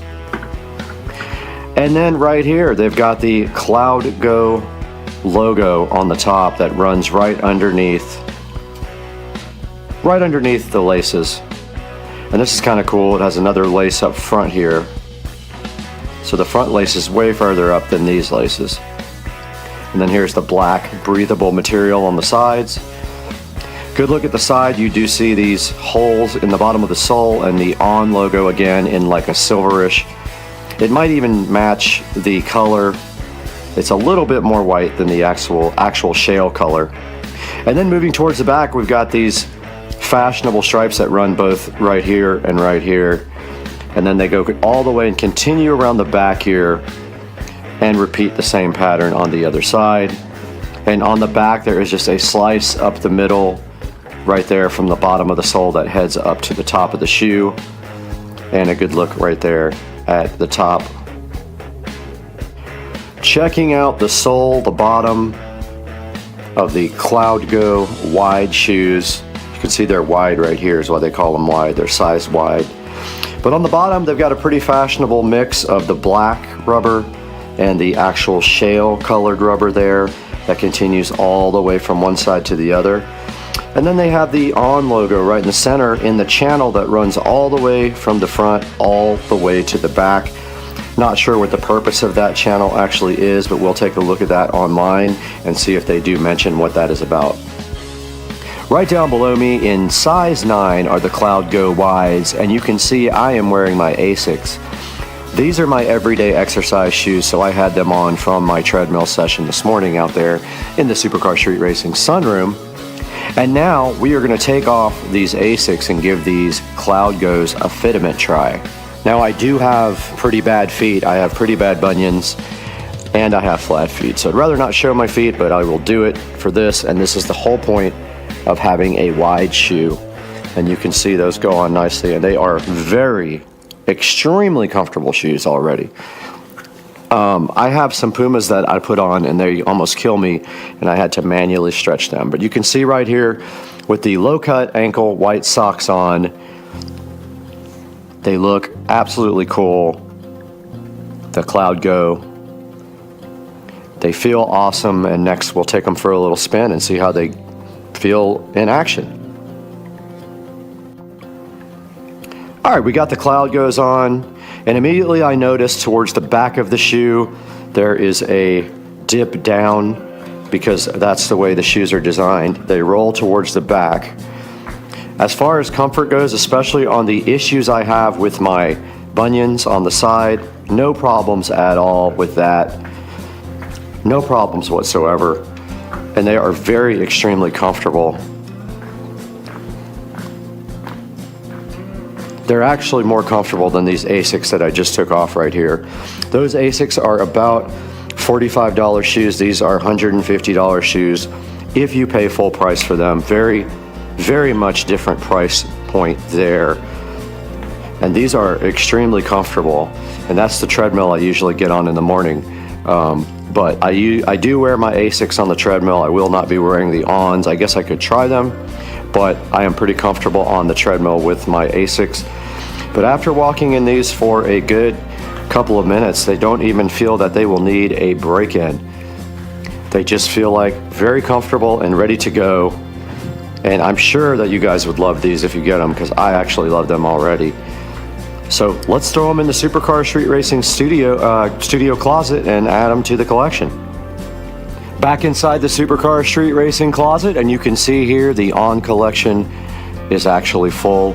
The only way we can add more to this is to take these hucks and take them down and put them here, or we have space over here with the other boat shoes.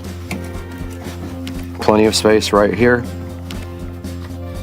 So that leaves us space now for the ONs over here, so we can increase the On foot collection. Let's go ahead and remove these guys and get them added to the collection. That means we are only 2 pairs short from filling up 3 shelves. And there we have the On shoe collection. There are 7 pairs right here, and then my flip-flops up on the top. And then over here on this side, we have the Puma collection. All Puma shoes, except for these are Guess. But all the rest are Pumas there. And now let's take it back to the 4K production studio and see what Brad has going on in there with these On Cloud Go shoes.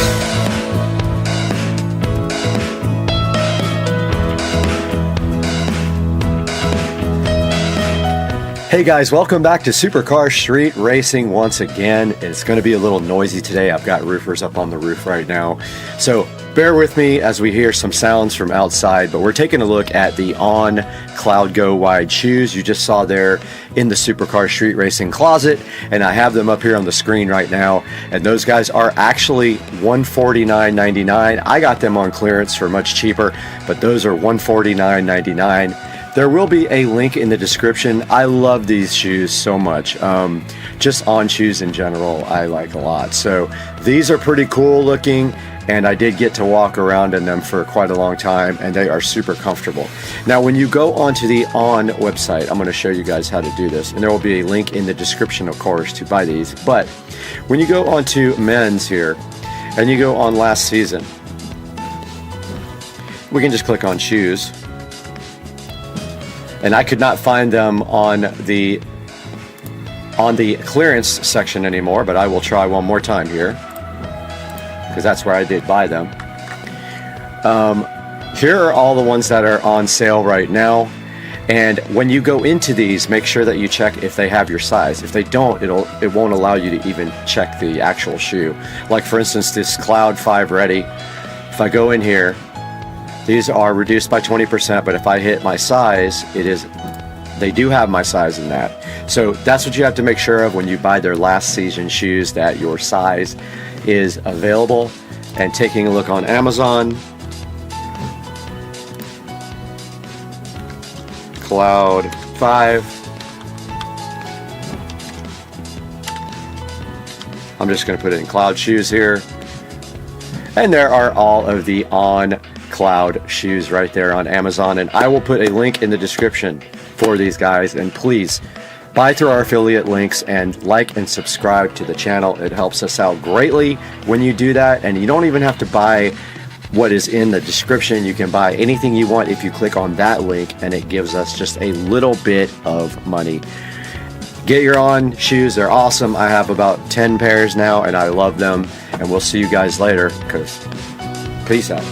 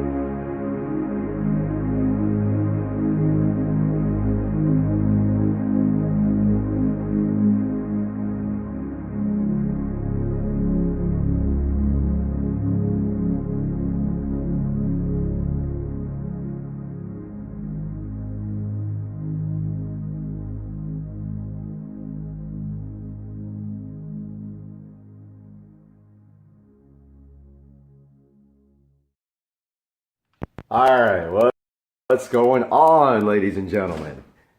It is a Tuesday afternoon. So today I did go to work. I had a doctor's appointment. On the way back from the doctor's appointment, I started getting a migraine headache. It was killing me. So I ended up coming home and working from home for the rest of the day. It's after 5:45 now. And one thing I've been wanting to do is give you guys a tour of the SL65 interior. A really good look at what you get with this vehicle from the factory and some kind of descriptions of what everything does. So that's coming up right now. All right, guys, so this is my 2005 SL65 AMG by Mercedes-Benz. Take a look here at the inside. Let's start with the stickers here. And this vehicle was manufactured on 7/04. So this vehicle is about to be 13 years old officially. So here's the interior of the SL65 AMG. Let's start with this door panel. So the SL65 is a little bit different from the other SL vehicles. It is a more luxurious car and has more leather wrapped on the interior. You can see that here on the dashboard. The dashboard is all leather wrapped. First things first, here on the door, you can see that the vehicle has a wood trim to it. I'm not necessarily a big fan of the wood trim. I am considering taking those to a body shop and getting them painted. Probably silver, the body color. But starting here on the door, you got your standard electric window switches. Then over here, so this is for the seat heating and cooling. The seats are ventilated, you can see. It's not air conditioned, it just blows, you know, just a little bit of air. Then you've got your memory for your seats and mirrors. Your actual seat control, which is shaped like a seat, so you know exactly what buttons to use. And the trunk release. You've also got this handy storage container over here. It's interesting because it kind of folds out and back in like that. This is one of the only problems with this car, is this little side piece has been bent a little bit. Moving on to the actual seats themselves, which are very comfortable. The SL65 has this option, not an option, standard, called exclusive leather. It is a upgrade to the regular Mercedes leather, and it is in all the SL65s. The flash just went off, but might have to do this with hardly any light. Let me grab my other light real quick. Okay guys, taking a look at the interior of the SL65 AMG. Here's a good look at the door panels. On the door panel you have your standard window switches, heated and ventilated seat switches, your memory switches for your seats and mirrors. Down here you've got a storage container. Taking a look at the interior of the car, you've got your switch here that moves the seat forward and backward. And let's get a little bit of light back here. Back here in the back, you've got your luggage area with seat belts that go down and clip in right there to hold your luggage, and two storage bins back there. That one has the CD changer in it. Now we will throw this seat control back forward. Take a look at the interior, which has exclusive Napa leather is what it's called. It's an upgrade from the standard SL series, and it is standard in the SL65. Taking a look here, you've got your standard headlight controls with fog lights. You've got your steering wheel controls for the command system and for the multi-function display here. Here's your steering wheel controls. You've got your basic hot and cold water temperature gauge and your fuel gauge. Digital clock in the center. Keep in mind this car was created in 2004, so it is about 13 years old now. So you're not going to find a lot of the technology that you would in newer ones. There's the command system with old school map. It's almost laughable these days, but that is what it has. Here's your air conditioner and heater controls for both persons, your gear selector, and comfort or sport on the gear selector on your transmission controls, your suspension control for sport or normal, towing, your mirrors, raising and lowering the vehicle there, I guess to get out of low curbs. That is your traction control. Taking a look at the dash here. Not sure what this is on the dash. I've not figured out what got on my dash right there, but it made a mark. And I am not sure what that is, but it is upsetting me a lot. I tried a few things to get that out and it will not come out. Same thing on the other doors, identical controls. Got your glove box here. Down here on the seat, you've also got another storage bin. And inside that is the Mercedes first aid kit. Up here you got your lighting controls that you won't be able to see because the lights are so bright.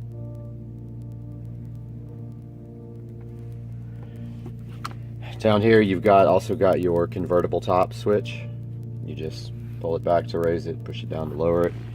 Got your center console here, little coin holder, your little emergency Mercedes-Benz, who knows if that even still works. Then inside here you've got another storage area with a CD caddy thing, which will never be used again. Some touch-up paint. And so that's going to do it for the interior of the SL65 AMG, giving you a little idea of how the car looks on the inside. This car is exceptionally clean. That's why that one little dot is driving me insane on the dash. Got to figure out what that is. But let me know in the comments if you have any specific questions about the car.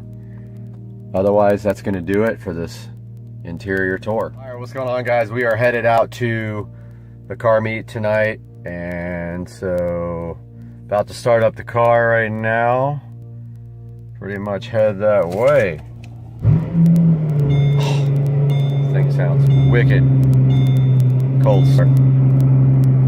I'll update you more when we get there. So a lot of people have been asking what it sounds like with the windows down. That's moderate throttle. It's definitely louder than it used to be. I'll roll the windows down. So here it is with the windows down.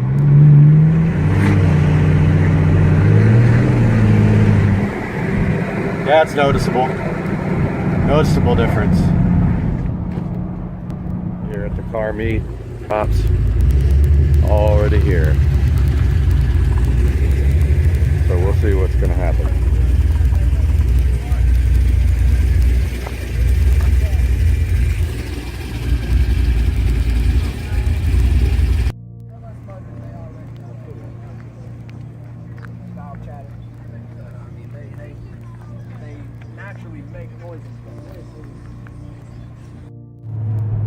Just went to the car meet and it was fucking dead as hell. So I'm gonna try to get some pulls in right here.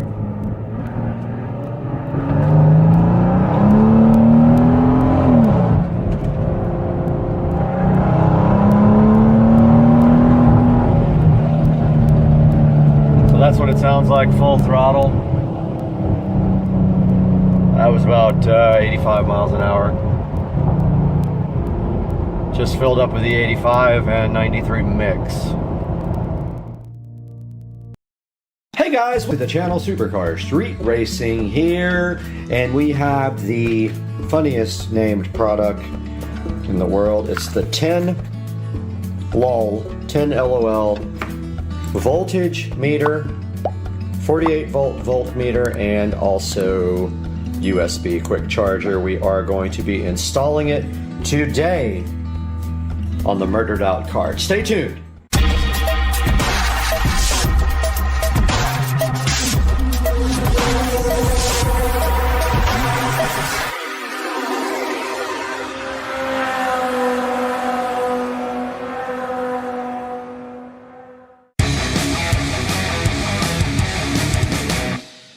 Okay guys, so here is the carbon fiber dash, and it looks like we are going to try to install it right about here. Can't do it here because there are cup holders in the way, but if we put it right here, I felt back behind there.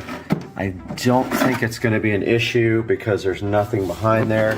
It just has to be wide enough to make it through this right here, and I think it should be fine. I have my multi-bit ready to cause some damage to the dash, and it is about that wide that we're going to have to drill. So we're going to use this multi-bit, and it is good for up to, what does it say, 1 3/8. So I'm just going to look that up and make sure that that's big enough to get this, but I'm looking at the bottom of the 10 wall, and I'm looking at this, and this is probably fine. So we'll start small and go ahead and go get this thing installed into the cart. Okay, I absolutely have panic attacks about drilling into the dash. It's something I absolutely do not like doing, but it is a thing that has to happen to get this installed. So we have the drill out here with the multi-bit, and we have our measuring tape, and we're going to try to put it about right here. So the total is 1.5 inches. Ooh. Yeah, about 1.5 inches. I'm just going to try to eye it down the center and right about here, and just hope it works. And if it doesn't work, I mess my dash up forever on camera. But here's the multi-bit loaded up. Now we don't want to go too much, so we'll do a little bit at a time. Let's see what the center is. Really want to get like the exact center, but it's really tough. I'm gonna do it by eye. Right there.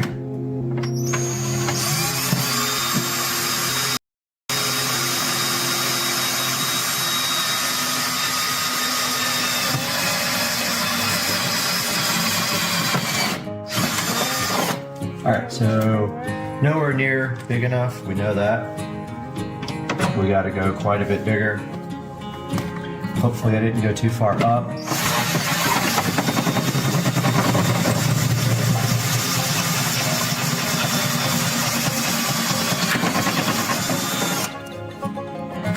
Alright, we are getting there. The next step is the one. We are basically there.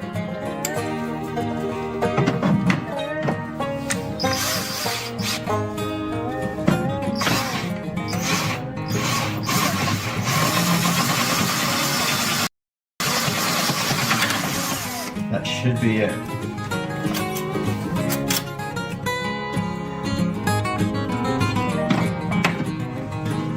Not quite. One more.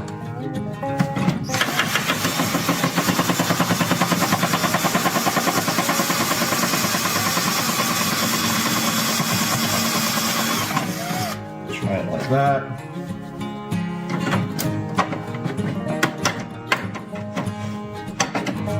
So close.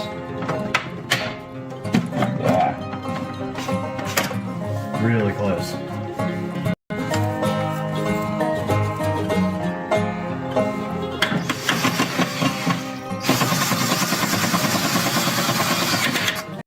That should be it.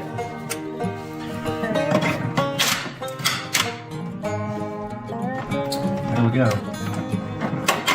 We don't need this cover.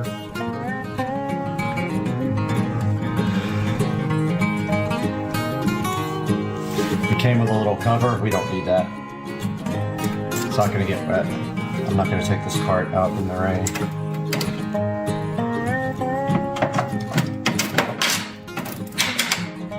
That's it, brother. Looks awesome. Now all we got to do is wire it up from the back. So I need to get my heat gun out and my soldering stuff. And we have 8-volt right there. We're going to solder it to. This should be easy peasy. Lemon squeeze. These are 48 volts, but unfortunately, they don't fit this type of spade. They're too small, so I'm gonna actually cut them unless I have some spades that fit them. I might have some, I'm gonna check real quick. I got my collection of spade connectors out here. I have a whole box of them. And what we are looking for is a female, and I don't know what size these would be, but they're pretty small. I got the key off now. So we're looking for a male. These things suck, by the way. They are hard to crimp and they come off easily. Those are too big.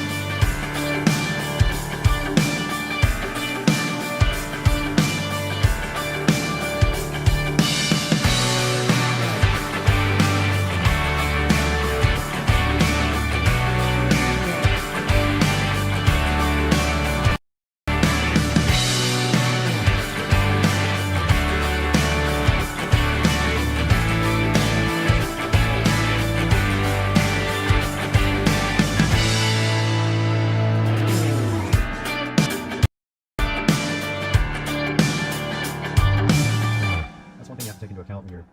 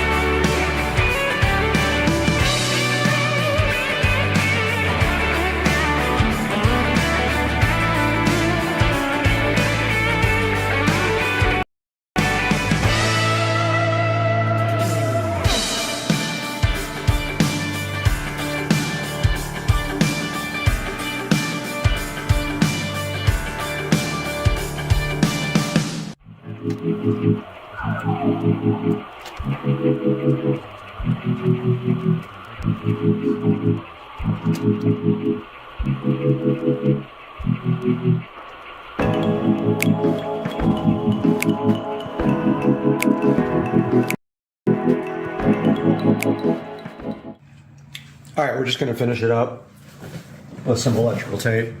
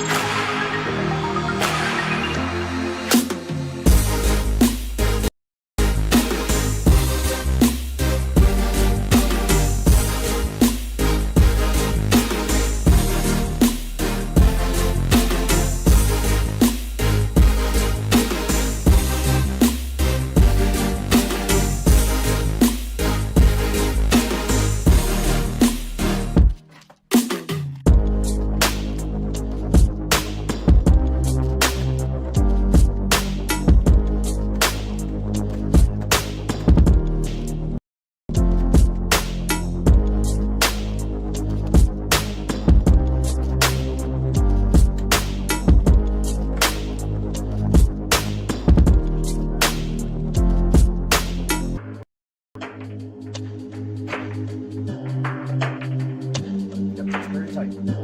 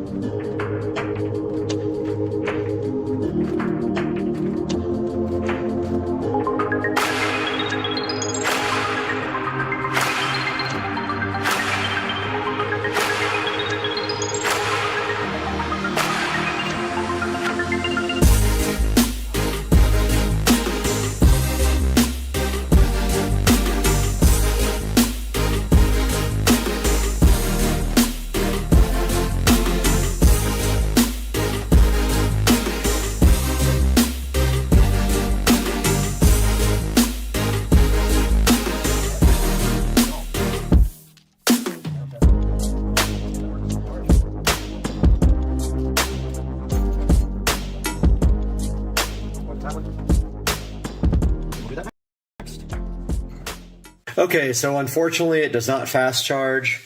My phone, I thought it would be a fast charger. It is not. It's just showing regular charging. That's a bummer. I thought it said Qualcomm Quick Charge 3.0, but you can see there, installation clean. It's straight. It still needs to be tightened up some more, or either I'll throw some glue on the back of it, one or the other. But yeah, we got that installed, and now we have a voltage meter and a USB charger in the cart. I hope you guys enjoyed the video. We'll see you guys next time.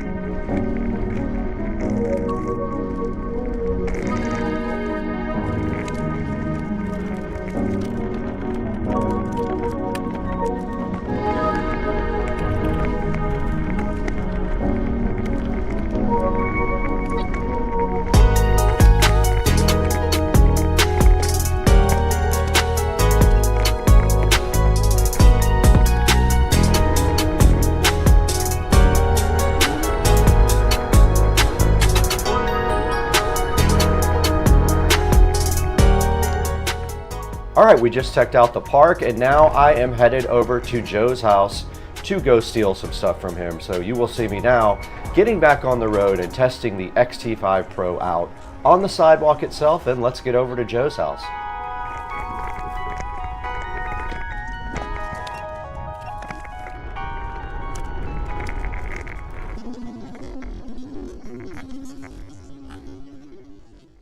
All right, we just broke in my best friend's house, and now we are going to take the All right, we are out here at Dukes of Duval today, and this is the boat, the Hydrosport. We have some stuff to do to this boat today, some audio stuff and some Garmin stuff, and we're going to be trying to install this. We brought all the connectors over, and we got everything ready out here. We got the Kenwood speakers, we got the new head unit, so hang out today while we do a little bit of boat work here with this dude.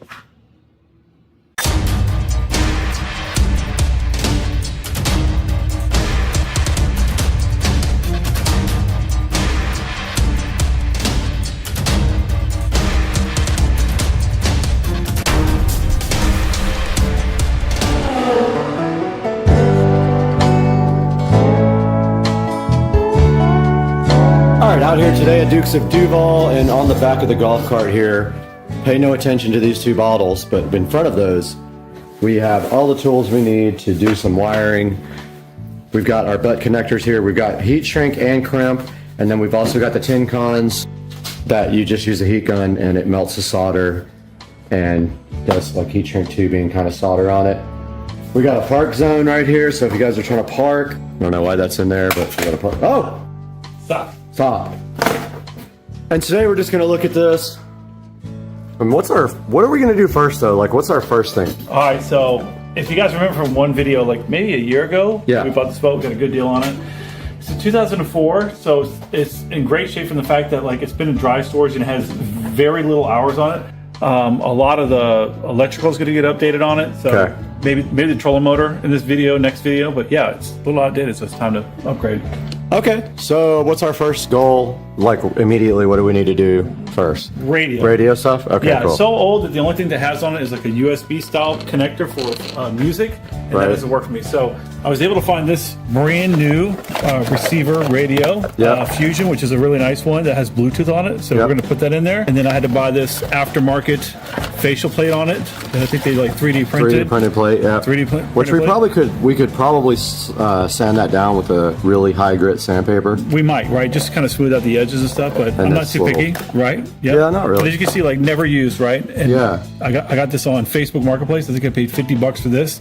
Okay. And these two speakers, we're going to upgrade those two as well because the old ones are a little bit old. And then on another boat that I had a really nice Garmin setup on it. So we're going to replace the depth finder GPS combo with a nicer, much bigger screen, color coded, really, really nice. Only like a 1.5 years old, 1.5 years old. It's going to be really nice. And then, so I just was looking at the speakers here, the KFC 1630, 1653 MRW. They're the same size. Oh, okay. The screw holes will line up. We'll see.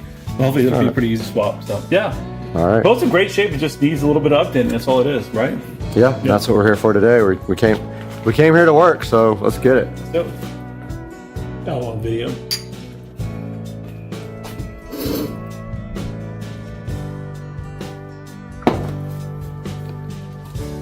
Oh my God, a cat. Milky Eye.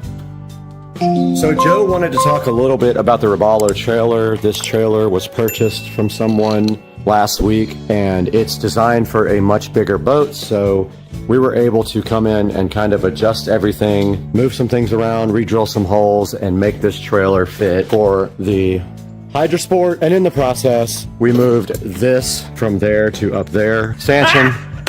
Got him! Edit. Stanchion. Got him! And also adjusted the, what are those on the bottom? Bunks. The bunks. Yep, and then a cross member on the back because the trailer was too long for a 25-foot boat, but it's working just fine for a 20-foot boat. So.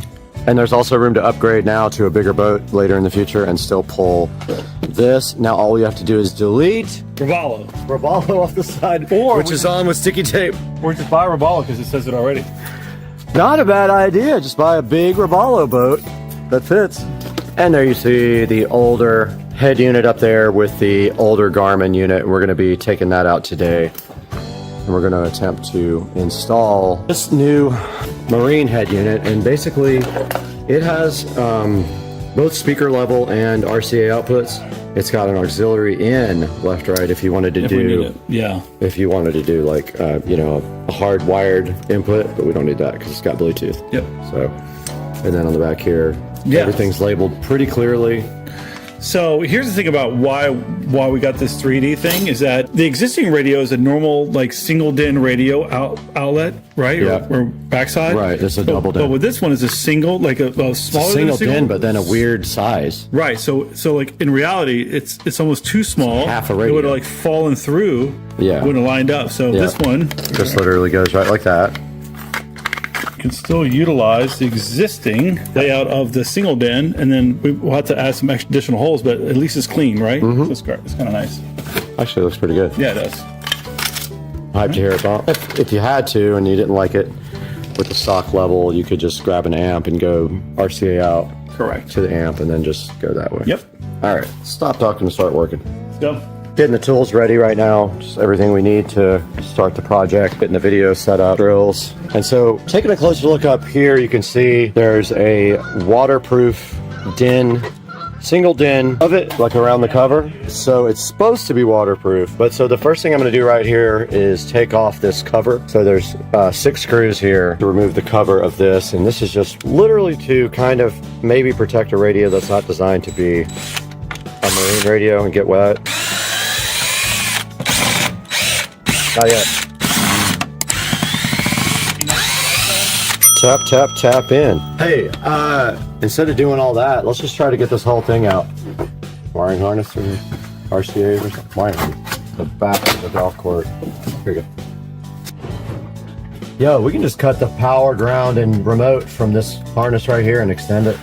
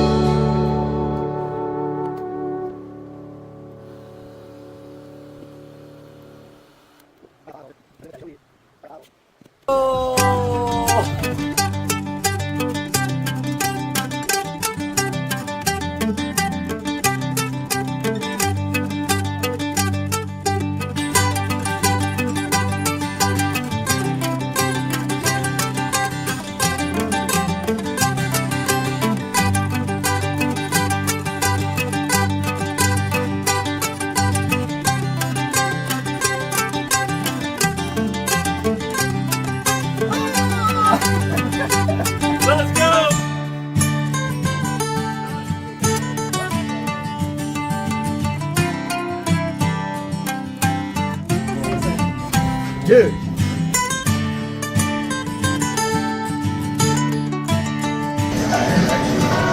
What the f? Are they talking about me? All right, we got the radio installed, we got the speakers wired up, and we can't turn the music up because it's copyright music, but it's not super loud, and we're kind of concerned about if we have enough volume to overcome. It's loud right here, believe me, the neighbors are mad, but when we get on the water and Different the motor's going, Different story. it's going to be a different story. Yeah, so it's 4 channel, so I'm wondering, do we add 2 more speakers and then put an amplifier to it and put a subwoofer to it? We'll see. Let's go. Maybe. Back out here, radio's in. All right, so next we got to get this Furno replaced with a real depth finder. So that's the next thing on the list. And what is this? Dun, dun, dun, dun, dun, dun, dun. Dun, dun, dun, dun, dun. Oh, this is an old Furno, I think. Way old school. This is 20 years old, man. Basically, all this thing is... My age. Yeah, it's old. Yeah. So basically, all it is a depth finder. That's all it does. Look. It's got a fish on it. Oh, my God. No. Wait, doesn't it have to have something underwater? It does. Transducer, but it's fine. We could use the same one? Old school. We use the same transducer? No. How do we get the other one down there? Pull it through with the other one. Dude, we don't have a good pull record. We can't pull. We can't pull. We both, between you and I, we both pull. Last time we pulled, we ripped one in half. That's going in the video. Oh, it's not. We have to hook this up and this up, right? Which, once it goes down the hole, this will be right there, right? Yep. This wire, though, however, we got to take this off because this loop comes inside the boat. It has to. There ain't no other way. That's wild. It's a massive wire. Yep. There's literally no other way. Look at that. It's 5200 that like never dried. Never drunk. Hey guys, we're back at Supercar Street Racing in the 4K production studio, and you've got Brad here, and you just saw myself and Joe Dukes of Duval putting in his new Marine audio head unit and his 2 new speakers. I just wanted to go over a few options with you guys to put this in your boat. And taking a look at the screen right here, you can see there's a Boss audio unit here that is square. That would actually require you to cut your little console up there. Right below that, there is a Garmin nice looking unit that has a LCD screen that's kind of cool, and it is $358. And then if you go directly down below that, you see a standard single DIN unit there. A lot of boats just have that. And then very common is a round one like this that kind of resembles the gauges in your boat. And then taking a look at Marine speakers, there are quite a few to choose from. Now these are all waterproof as well, and you know that is important out on the boat because they're going to get very wet at times, even get rained on. So there's a lot of options here. Most of them are 6.5 inch, but there are bigger ones as well. And also there are subwoofers available for that as well. If you want to get a sub to have more bass on your boat, check out the subwoofers on Amazon, and I will leave a link in the description to all these. Here's some that go on the tower of your boat. They clamp right onto that, and they also have some that have like LEDs inside, which is pretty cool. But of course you'll have to put power into them. I think most of them require power. And on this page we have a good selection of amps. I tend to like Rockville amplifiers. They are a good value, they're low price, and they tend to perform very well. And you can see right here on this one, this is a 6-channel amplifier, but you can bet it is not 2600 watts, even though it says it is. So this one actually has a PA system also with a microphone, so you can actually use that on the boat. And there are some that have Bluetooth, so you don't even have to have a head unit. You can install a whole system, just the amplifier, and you can use your phone to supply audio to the amplifier. Guys, I would love to sit around all day and talk about marine audio with you guys, but I gotta work on getting a boat myself, and I'm getting a 700-foot yacht. I'll see you guys on the next one. Please like and subscribe, and always buy your products through our Amazon links. Check down in the description. I'll give you a couple of options for amplifiers, head units, and speakers. And we'll see you next time.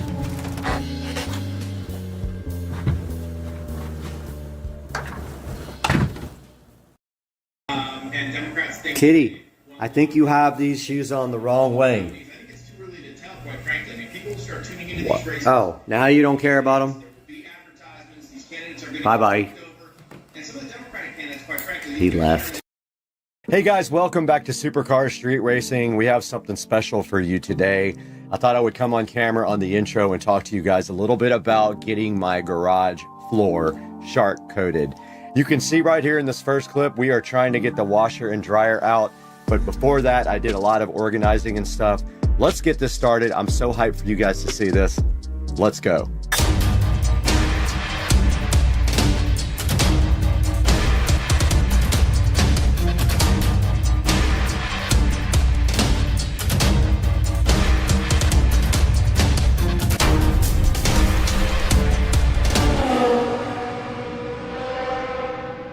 Welcome back to the channel. We are Supercar Street Racing. You can see right behind me here, it says it somewhere.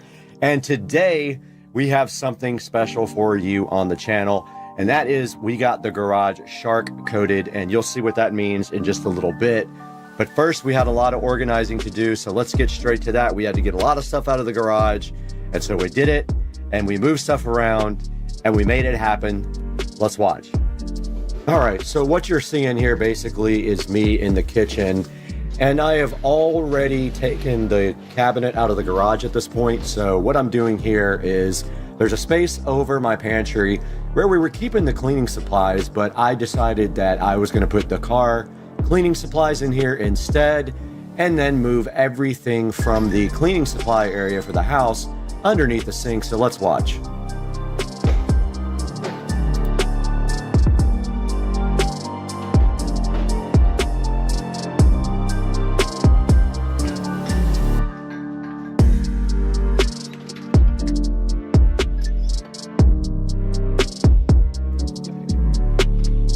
So right here, basically what I'm doing is putting everything for the stove cleaning above the microwave, but actually I ran out of space under the sink later, you'll see. All right, guys, as you can see right here, we got all of our cleaning products in here. It is a tight fit, unfortunately, but that is all the space that I have. I also have some overflow going up here where I will put some stuff that won't fit down there, but that's how it's gonna have to be from now on. And now I have to move the car products into the top here on this very top shelf because I can't fit all of the house cleaning products there, so it only makes sense. I just don't have a lot of kitchen storage here, so let's get busy putting the car products up here on this top shelf.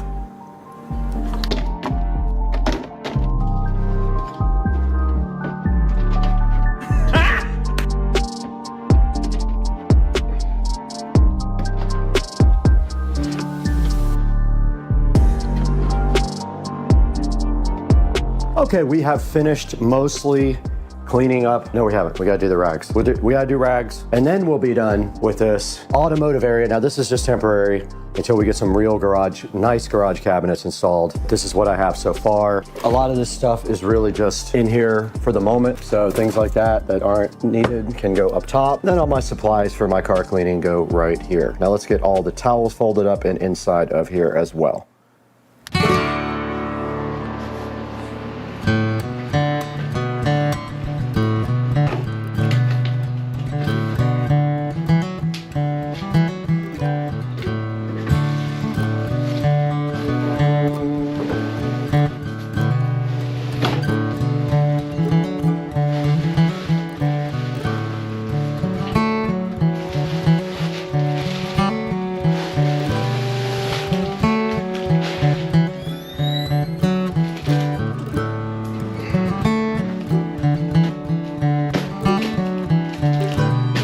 All right, guys, we are back in the Supercar Street Racing garage, and we have finished part 1 of the video about our new garage floor being put in tomorrow. We have to get this washer and dryer out tomorrow with them. They're gonna help me. And you can see that this floor has gone through some abuse in the last 4 or 5 years, and it has tire marks on it, and it actually peeled up the epoxy here when the tires were hot on it, which is why I put the mats down. And you can see that the mats have basically melted onto the floor.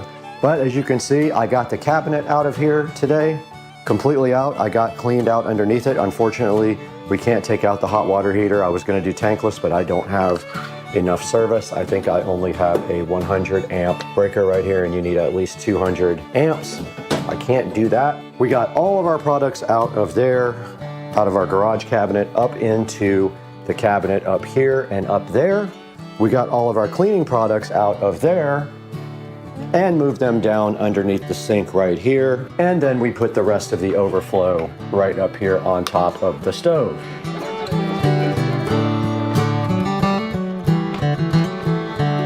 Now in this clip here, you can see the guys from Shark Coatings did get here pretty early in the morning, actually earlier than they were scheduled to, so I was kind of not ready at the time. But right here in this clip, you can see we're trying to figure out getting the washer and dryer out. Now just remember, this washing machine is actually 2 washers. I do have the thing below it that's a small washing machine. This thing is heavy, and my hand truck has flat tires, so we did struggle a little bit getting this washing machine out. The dryer wasn't so bad at all, and we took those and put them on the side of the house because they had to be out for 48 hours, where we covered them up with a tarp. So let's check it out.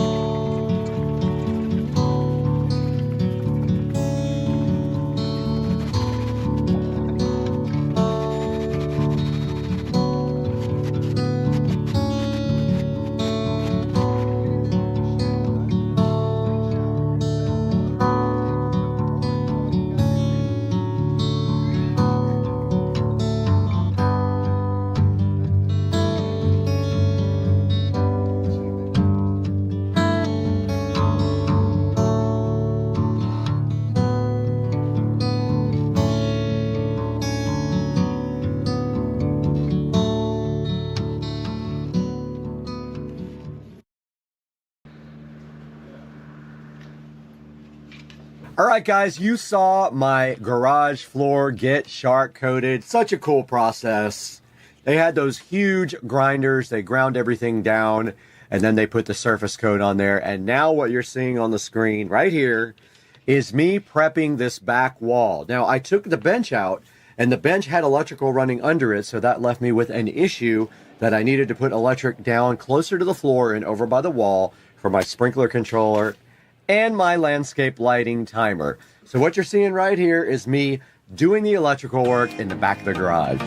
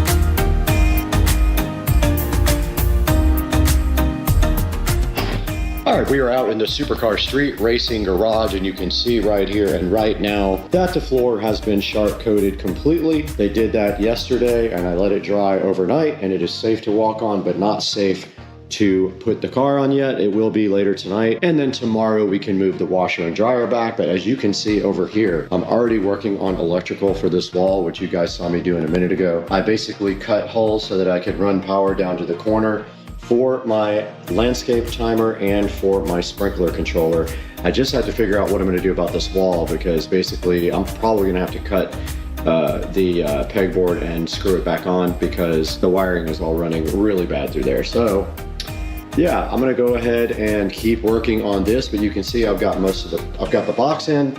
I've got the power run up to where I'm going to tie into the other power, and now all I have to do simply is tie in right here. But I went and painted the new receptacle and the new cover plate black, and also I put in a Echo Show wall mount hole here, and I have a Echo Show mount that I just painted black, and I ordered a Echo Show in black to go right here. Now let's get back to work.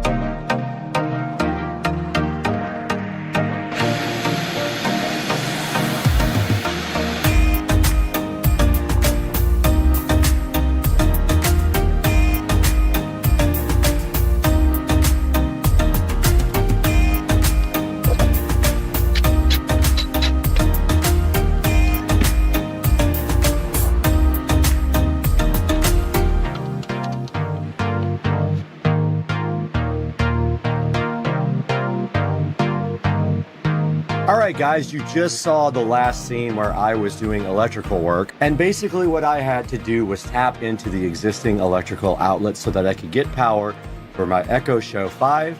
I did have to cut the drywall to do that, so then I had to patch and paint, and that's what you're seeing in this next clip. And I also added a receptacle down in the lower left if you're facing the rear wall. And that's gonna be for my irrigation system controller and also for our landscape lighting. So let's take a look at what I did here next by patching and painting the back wall, which was never painted due to the washer and dryer being there.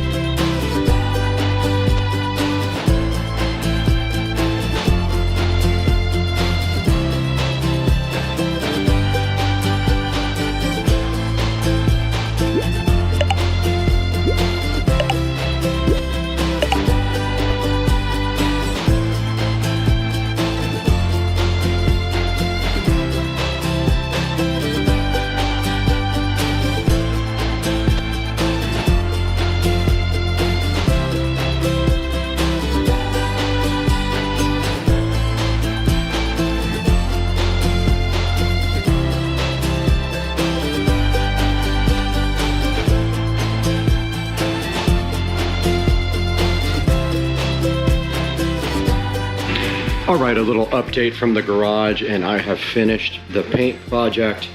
And let's take a look as we step back, and I'll go through everything that we did. Yeah, that peel satisfaction. We did have the floors sharp coated, and then we put the washer and dryer back up against the wall here on the newly sharp coated floors. We also removed the workbench, added an Echo Show 5 there, and ran power down to this brand new receptacle, which is also a USB-A and USB-C charger. We moved our landscape light controller over here. We had to cut the wall, so I have to repair that somehow. I haven't done that yet. And I did a terrible job patching the wall, probably one of the worst jobs I've ever done. However, there is a banner going right here that hopefully will cover most of that. So it's 4 feet by 3 feet. It'll cover a lot of it. And so taking a step back, you can see right here and right now how everything looks after the garage project. Now, I am considering getting a cabinet for right here. A really nice cabinet that covers up this ugly breaker box. We'll see if I can get one found, and it would just be as tall as I can possibly get it and then cover from about here to here, or all the way across here to cover up this hot water heater. Eventually I would like to go tankless, but for now I don't have enough electrical service. Let's get the car pulled in here and see how it looks. All right, we did get the car all pulled in now, and we have the golf cart in as well. And stepping back, you can see how much space we have now. And I did pull the car in kind of sideways, but you can see there is a footer down here that you have to be careful of. I could go back more and over maybe another 6 or 8 inches, but now we have much more room in the back because the workbench is now gone. I could come back another foot easy there. And you can see I moved the charger cable to the wall here as well, and there is our Echo Show looking so fly in the wall. And so we have the Echo Show ready to go there as well. And stepping around, we have plenty of room here now to detail the car. And we have plenty of room for the golf cart as well. And I did keep this thing that was found in my yard randomly to put my car cover in. But yeah, guys, this is going to wrap up this part of the project. The only thing left to do, I have black blinds for that window. That's the last part of this project. And now let's take a look at it with the brand new garage door closed. And there you have it, guys. That is the garage project that I have been working on for months and months and months, coming to a close. And I do say it looks fly. Don't forget we have the hex lights. We have colored lights up here that we can change. And there they go, looking so fresh and fly. And guys, I hope you enjoyed the video, and I hope you enjoy all this hard work I do for you guys. Guys, welcome back to the Supercar Street Racing 4K production studio. I'm Brad, and you just saw my whole garage project come mostly to a close, besides getting the blinds up on the wall. And now I want to take a look at this shark coating website with you guys. Go ahead and go online to sharkcoatings.com and check out the website. And you can see they did a great job on my garage floor, and I would trust them with yours as well. Guys, thank you for liking and subscribing, and we will see you on the next video. I'm so happy to have you guys with us. We got to get out of here. We spent way too much time sniffing paint fumes.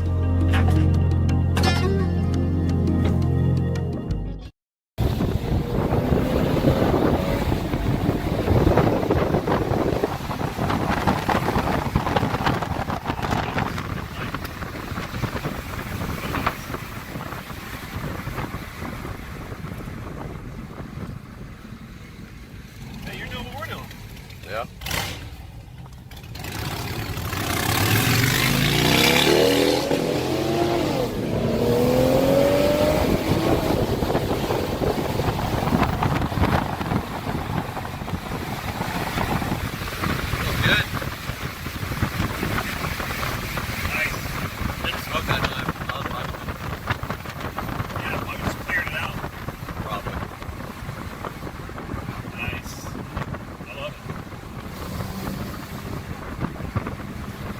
So pop it over in sport now and let it shift itself. And then see how you like that.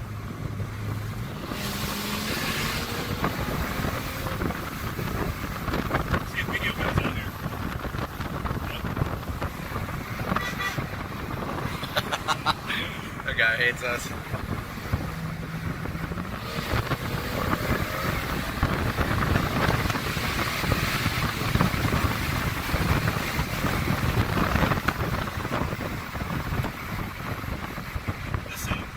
What do you think the horsepower is? 375, maybe to the wheels. Close, 360, 370 to the wheels, since it's on E85. It'll feel better with the new intercooler. Yeah. This thing is nice. Fast, too. Relatively fast. Got a little shudder in the brakes. You feel that? No. I feel it in the steering wheel. Broke it already. I think the lug nut just fell off. You feel how it rev matches? Yeah. When you downshift? Burnouts everywhere. Oh, that sounds good. That's something.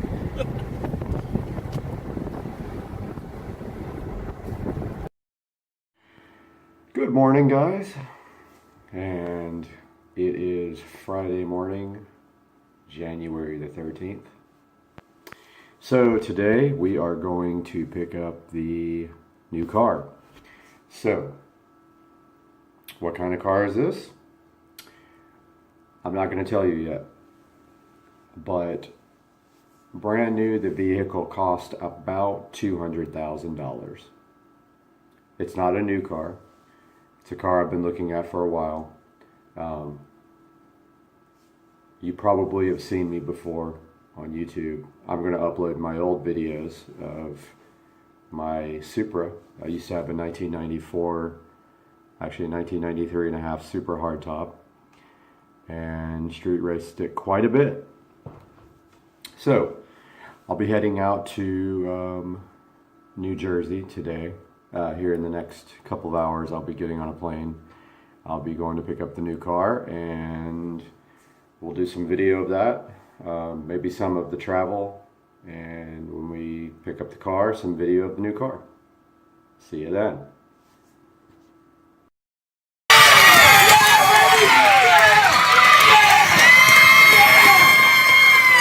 And that's what we're talking about. Now, the team and head coach, Doug Edwards, along with 3 other coaches, join us in studio today. So good morning, everyone. Thank you for being here. Good morning. Thank you for having us. Absolutely. So first, tell us about your incredible season.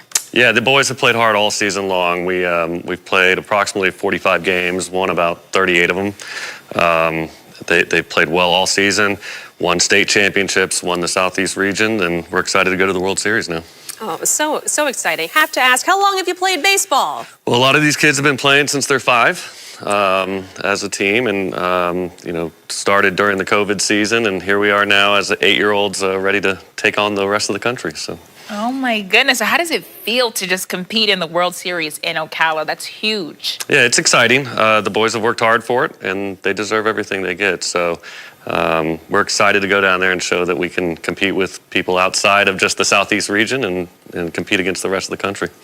Just have to ask, after the win, yes, are you going to Disney World? I don't know about Disney World, but we'll definitely find something to do to celebrate and reward the boys for sure. Oh yeah, we have to ask, what is next for after the season?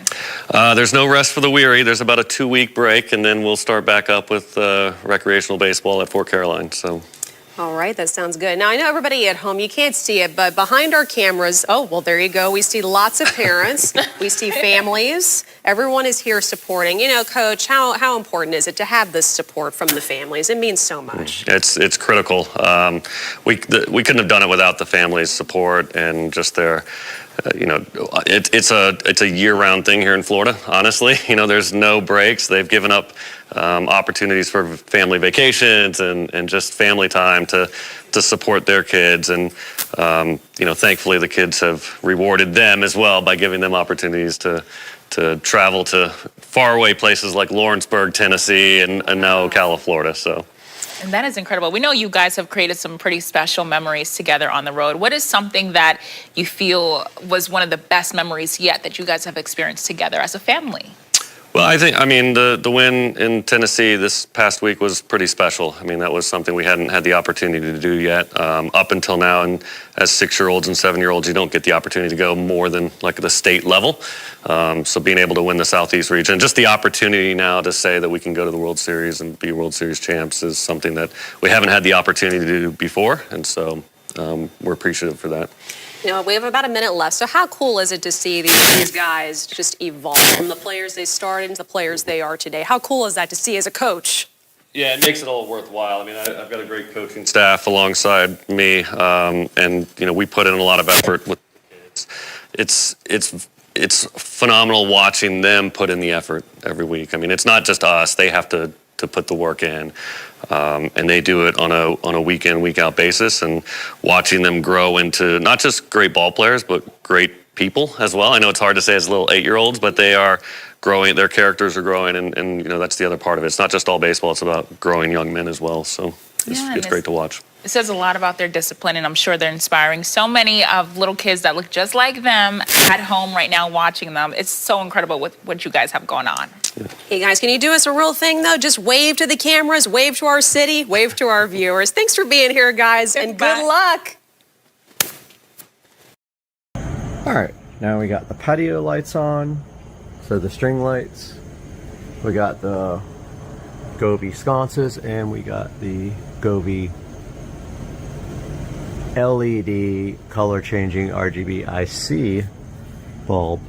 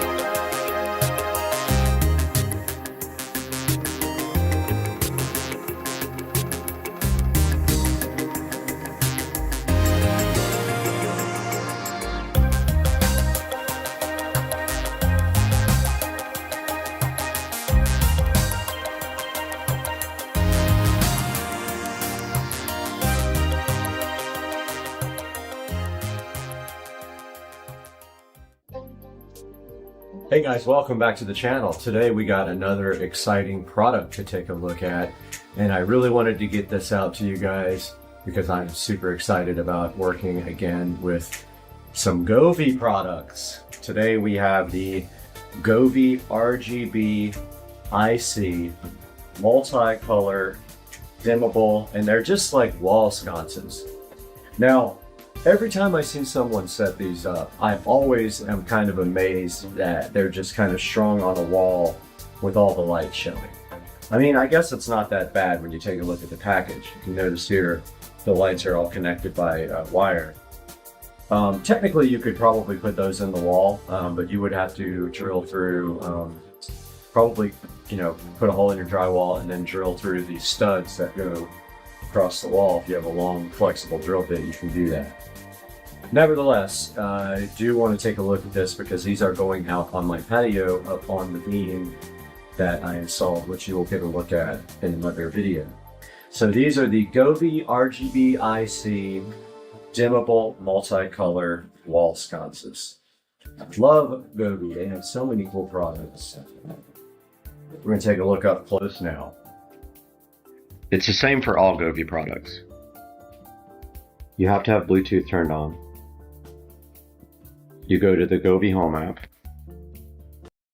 Hey guys, we want to welcome SoFern to the channel with our HS22 rechargeable headlamp. Now directly on my head right here, you can see this headlamp, so fly and so fresh, and SoFern wanted you guys to check it out because this thing is perfect for camping, running, outdoor use, but I plan to use it directly up in the attic every time I go up there. I do a lot of stuff up there and I always need a headlamp, and this thing is so cool because it's detachable from the strap here. You literally just pull it out directly like this.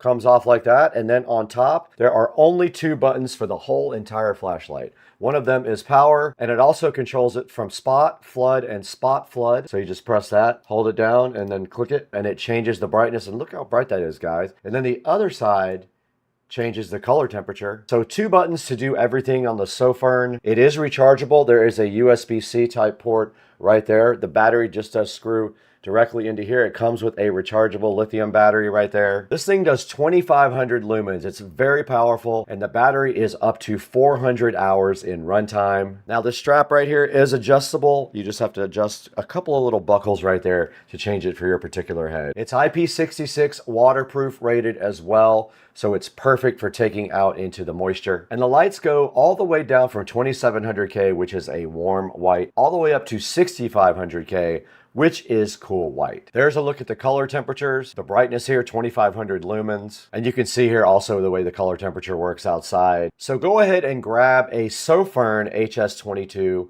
from the link in the description. Tell them Supercar Street Racing sent you. Now let's get back to the video.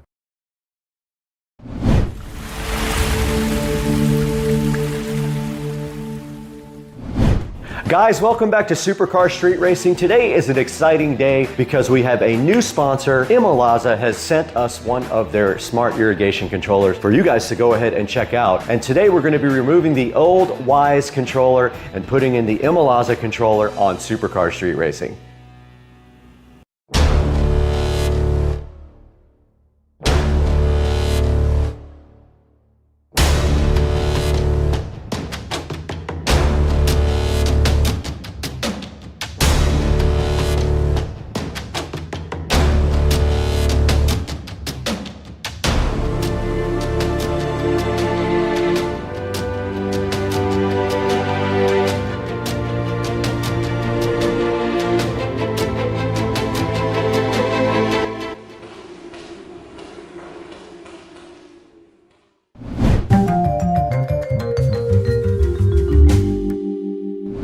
Guys, we're so happy to have you back on Supercar Street Racing today, and we have a new sponsor in Imalaza. They have gone ahead and sent us their smart irrigation controller, which is sitting so fresh next to me on my right here. And we're gonna get that installed and remove the old Wise sprinkler controller that we're not exactly super happy with. We're gonna do all that on the channel today and show you guys this thing, and let's get started now. The first thing we need to do in the step on this process is to go ahead and unbox. Let's go ahead and go inside the Supercar Street Racing kitchen and get this brand new Imalaza smart irrigation controller unboxed.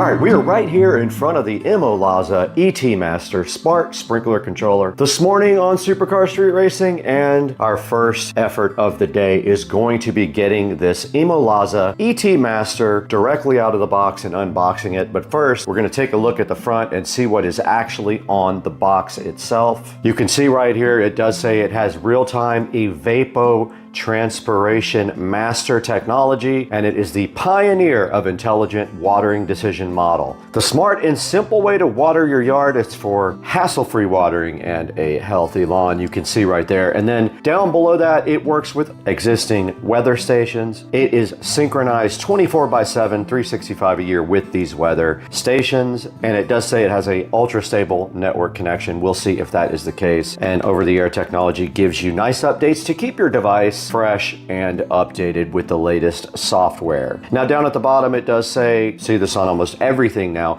that it only is compatible with 2.4 gigahertz networks, and these days, even if your network has more than 2.4, like if you have 5 or whatever, you can still use the 2.4 portion of your network for devices like this, and most smart home devices also require the 2.4 gigahertz networks. Now on the side of the box, it just does say Imolaza. It has their logo on the side. And on the top, it just says real-time intelligent ET Master, water smarter, not harder, which is kind of a tongue twister.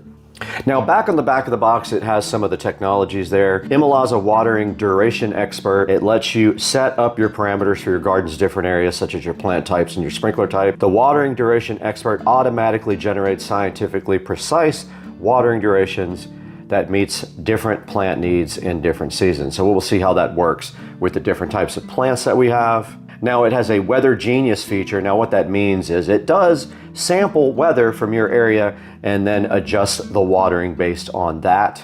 And then the ET Master continuously monitors the natural evaporation of water and the amount of water consumed by plant transpiration in your garden based on latitude and longitude. So it does know your location and kind of can figure out apparently what your needs are for your specific area for watering. And on the side of the box here, it indicates that it is compatible with rain sensors, and I think it said that it was compatible with the closed type of sensor, master valve, well pump or start delay, minimize water hammer, and then optimal weather station and a water usage report from the Imolaza Smart Sprinkler Controller, which decided to go back up against the wall right there on its own. Okay, now that we've taken a really good look at the outside of the box of the Imolaza, we're gonna go ahead and unbox it now. And that simply just means opening the lid here and checking out what is inside of the box. And it looks like on top, we have the actual sprinkler controller chilling right here, looking so fly, with this cool Imolaza design on it, which is kind of like mimicking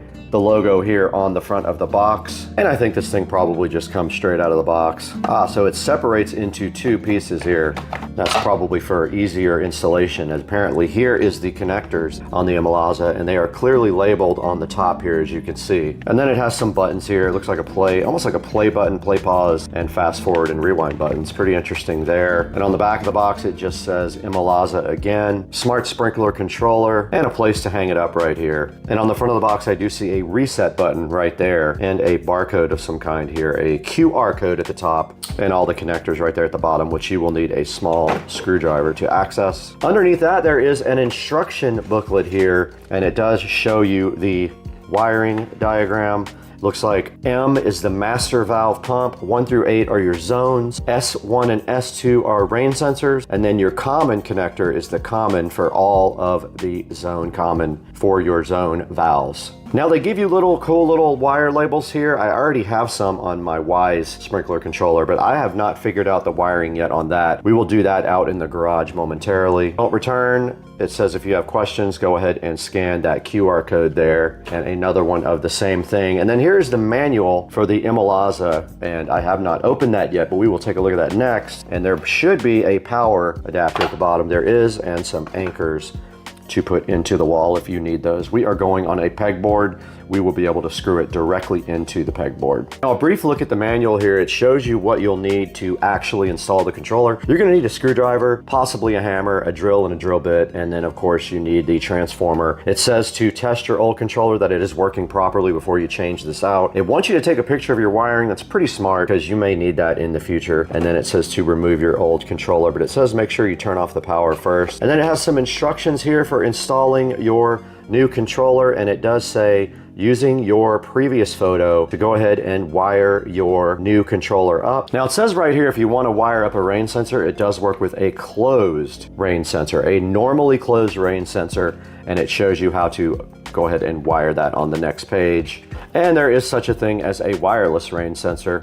Shows you how to wire it up if you do have a pump. I don't have one anymore. How to download the app and add the new controller to it, and the ways to do it in iOS. And Android comes up next in the list here. And then there is a Wi-Fi indicator here and some instructional videos you can go ahead and scan the QR code and get to. And some network troubleshooting if you do have problems, and then a FAQ on the last few pages. And that is pretty much everything that's inside of the box. Now we need to get outside to the garage and go ahead and take a look at what we currently have out in the garage.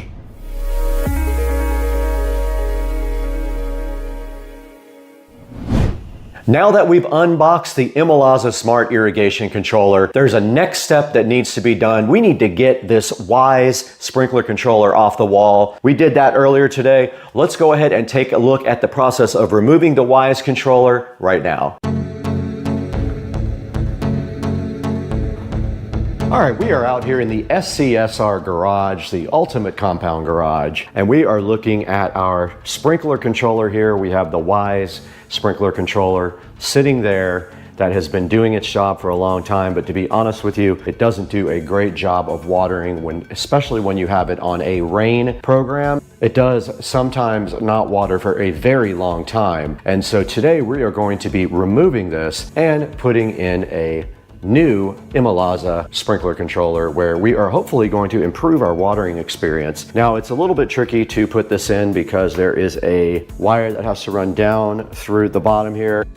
Now this is the Wise sprinkler controller. You can see right here, it just connects to the wall just by this little, it just has a little clip that it goes into like that. The back of the sprinkler controller is right there. You can see the wiring is labeled. So I'm gonna go ahead and take a picture of that before I disconnect it so I can get it redone if I have to. Okay, looking at the back of the Wise sprinkler controller, there is a 3, a 2, a yellow, and a white, and there is maybe a little bit of slack, that much slack. So that's all we have to work with right there.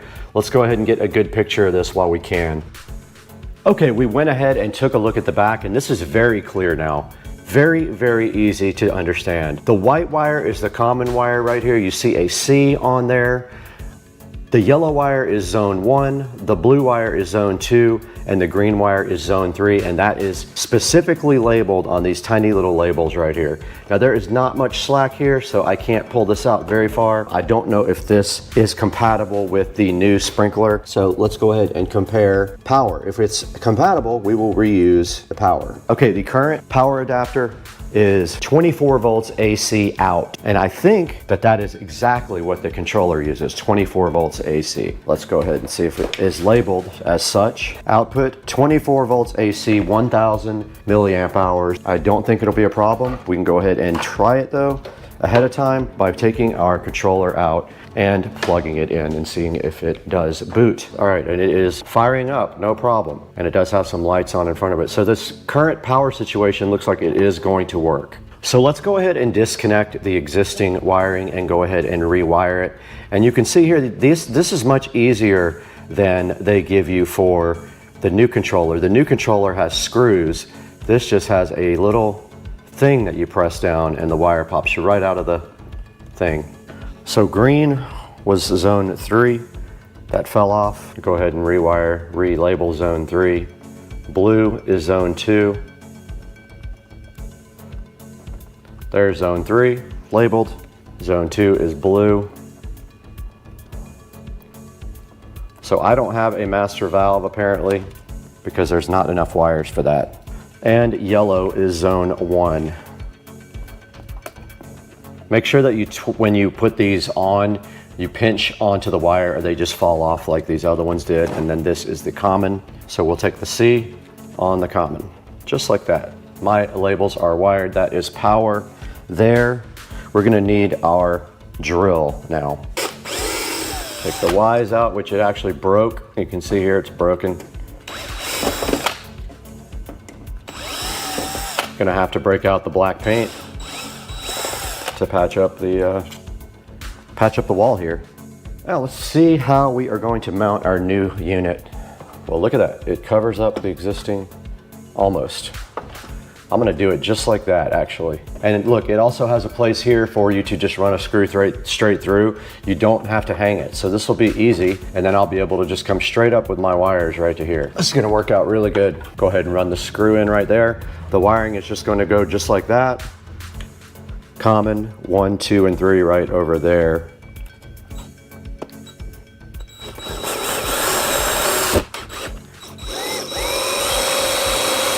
Now wiring. So the power will go there. We'll need our tiny screwdriver for this. I'm gonna go grab it.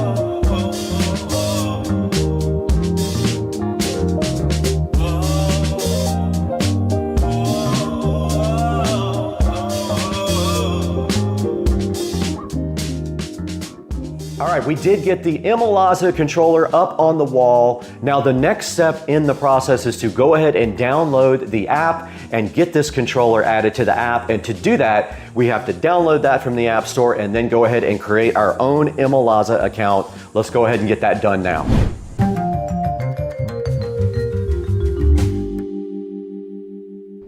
We're at the next step of our process here, and that is going to be to download the Imalaza app. So we have to go online in order to do that. So let's go ahead and get our double view going here of the phone and the GoPro.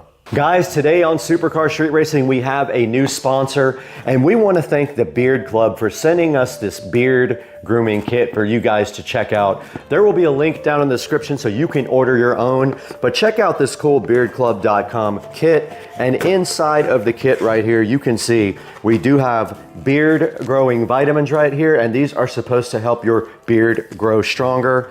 We have a nice grooming brush right here as well. And this is some beard growth oil to put on your beard. This is vitamin growth spray for your beard right here in this little spray. This is some nice beard shampoo for you right here to use on your beard. And then we do have this Beard Club Derma roller here for you to use on your beard as well. All this stuff is included in the Beard Club kit here, and we would love for you guys to go ahead and check it out. And we want to thank the Beard Club for being a new sponsor on Supercar Street Racing. There will be a link in the description. Go ahead and grab yours today and let me know what you think about the Beard Club kit. Okay, we are recording on both the phone and the GoPro now, and we are going to go ahead and get this app downloaded here. So we are in the Play Store. Let's go ahead and search for Imalaza. Imalaza is right here. Let's install it. It is going ahead and downloading the app right now. I'm going to go ahead and open up the Imalaza app. We have to create an account. We are going to be putting my name in. Okay, we have already signed up for Imalaza, as you can see here. We're gonna go ahead and click Add Controller. You gotta use Bluetooth, allow Imalaza to access your location, but we need to plug in this guy first. And it asked me if I would allow it to use Bluetooth. I said yes. It found our controller right here. I'm gonna click it. It wants my Wi-Fi. You guys can't see this. All right, it went ahead and connected that time. Let's name it.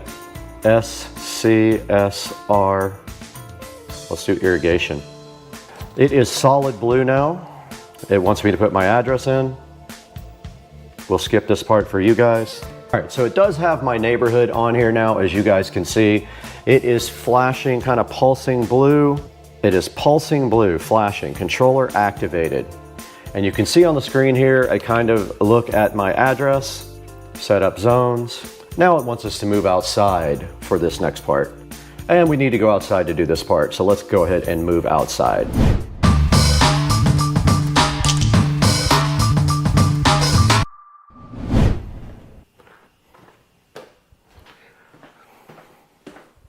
Yum.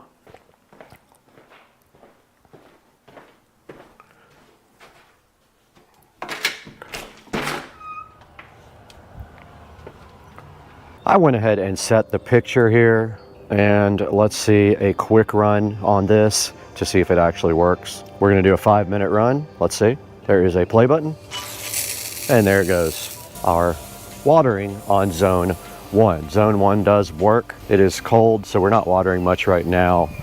Let's go ahead and stop the zone. Let's move on over here to zone 2, get a picture, add a photo. All right, let's go ahead and do a quick run on zone 2. All we have to do is hit the play button, and there is zone 2. And we have a problem with this head right here. So we might have to call the irrigation company on that one, but zone 2 is working. Let's go ahead and stop down zone 2 and go backyard to zone 3.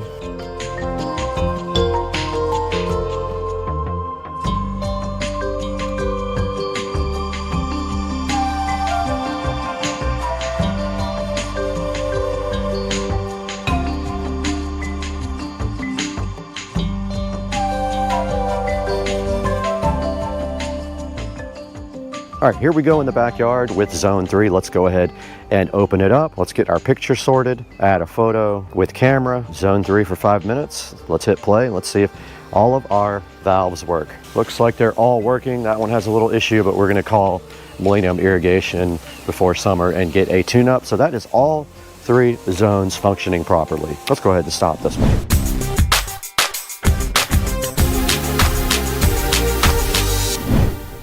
All right, now that we went ahead and configured all of our zones, we need to go back into the Imalaza Smart app and show you guys exactly how that works and look at some of the smart options and some of the scheduling options on the app and go ahead and configure those for you. Let's go ahead and sit down with the phone and get that checked out. All right, we're on the front page of the app right here where it does show our weather, and you can set up a schedule by going down to schedules and hitting the plus sign. And now it says let's create an optimized watering schedule for your yard. If you hit next here, it says that you can choose between a new grass schedule and a fixed schedule, or an ET Smart schedule. It is pre-selected on fixed schedule. If we go down to ET Smart schedule, let's see what it wants us to do from here and how it knows what to do for us. We're gonna turn on all of our zones and hit next. Now it wants to water everything for 21 minutes per zone due to the fact that we are in a climate that is dry. Let's go ahead and put Smart Cycle and Soak. And what this does is helps prevent runoff by breaking up your watering time. So we've got an option here to skip rain. We got an option here to skip freezing, and we've got a wind skip also. Let's go ahead and select all those. So here is the issue here. It is wintertime in Florida, and right now it is very cold, and so I don't know if it will compensate for the cold weather or not. I have to ask the manufacturer that question. For now, I'm just gonna set up 2 days. It's gonna start on the 31st and end never. It's gonna end before sunrise, and this is going to be winter. And that's as easy as pie to go ahead and set up a watering schedule. You can see there, we have our watering schedule active, and it is going to start on the 31st. I encourage you to look at this heavily for your area and customize it if you need to. I will hit the manufacturer up about the recommended days and the fact that it is winter time in Florida. So that's gonna do it from inside the app. I hope you enjoyed that part of it. And once again, if you have questions, please put them in the comments section. All right, guys, that is gonna do it for today for Supercar Street Racing. We are so happy that you guys have tuned in today. The channel is really growing immensely. We have a lot of subscribers coming in now, but we need those video views up and we need your support. Please make sure to like and subscribe and check out some of the older videos where you have time. And we wanna thank Imalaza today for being a new sponsor on the channel. You can go ahead and find a link to this in the description down below. You can order one for yourself, and let me know if you guys have any questions that you want me to ask the manufacturer. I'll go ahead and ask them for you and get an answer as soon as possible. But meanwhile, please like and subscribe to Supercar Street Racing. We need that more than anything. We need your support as a viewer, and we need you to go ahead and buy all your products through our product links down below. Thank you once again, Imalaza, for this awesome smart sprinkler controller. Here, awesome phone with a great battery. It only used 7% battery life in 90 minutes of YouTube video playing. It's got that awesome camping light on the back. It does everything great, and it's waterproof, dustproof, and shockproof. Go ahead and pick one up from the link in the description. And thank you guys for a 1 million view video and also 250,000 subscribers. We couldn't do it without you. We're gonna show you some actual footage from the WP58 Pro now, right after this segment, but we gotta get out of here. We have to go to lunch. All right, this is a view of night vision on the WP58 Pro. We know already that the Insta360 does not handle low light very well, but here you go. Here's what this looks like directly on the WP58 Pro of my messy bedroom. And here's some foggy outdoor video. It is very foggy outside at SCSR today. This is on the 64 megapixel camera with the fog at the Supercar Street Racing compound.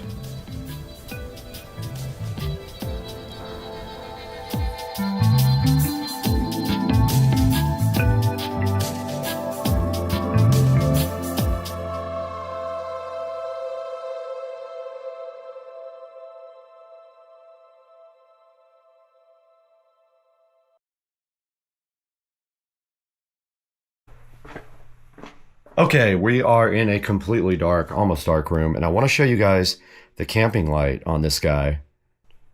You can see on the back it has two lights, pretty bright. That's just one of the two lights as well. That's what, 1/2, that's at 1/4. Hey guys, I just wanted to clarify a few things about the WP58 Pro and the light. It has two different lights here. It has a regular camping light, which is right here. Then it has a warm light as well. So you can do either one. They're very bright, but I just wanted to clarify the two different lights. One of them is an ambient light and the other one is a camping light. So you can see the difference here in the two light modes. It is very bright. It's lighting up this whole entire room. This is on white light, but then if you put it on warm light, the other light comes on, the ambient light, and that's how that looks in a completely dark room.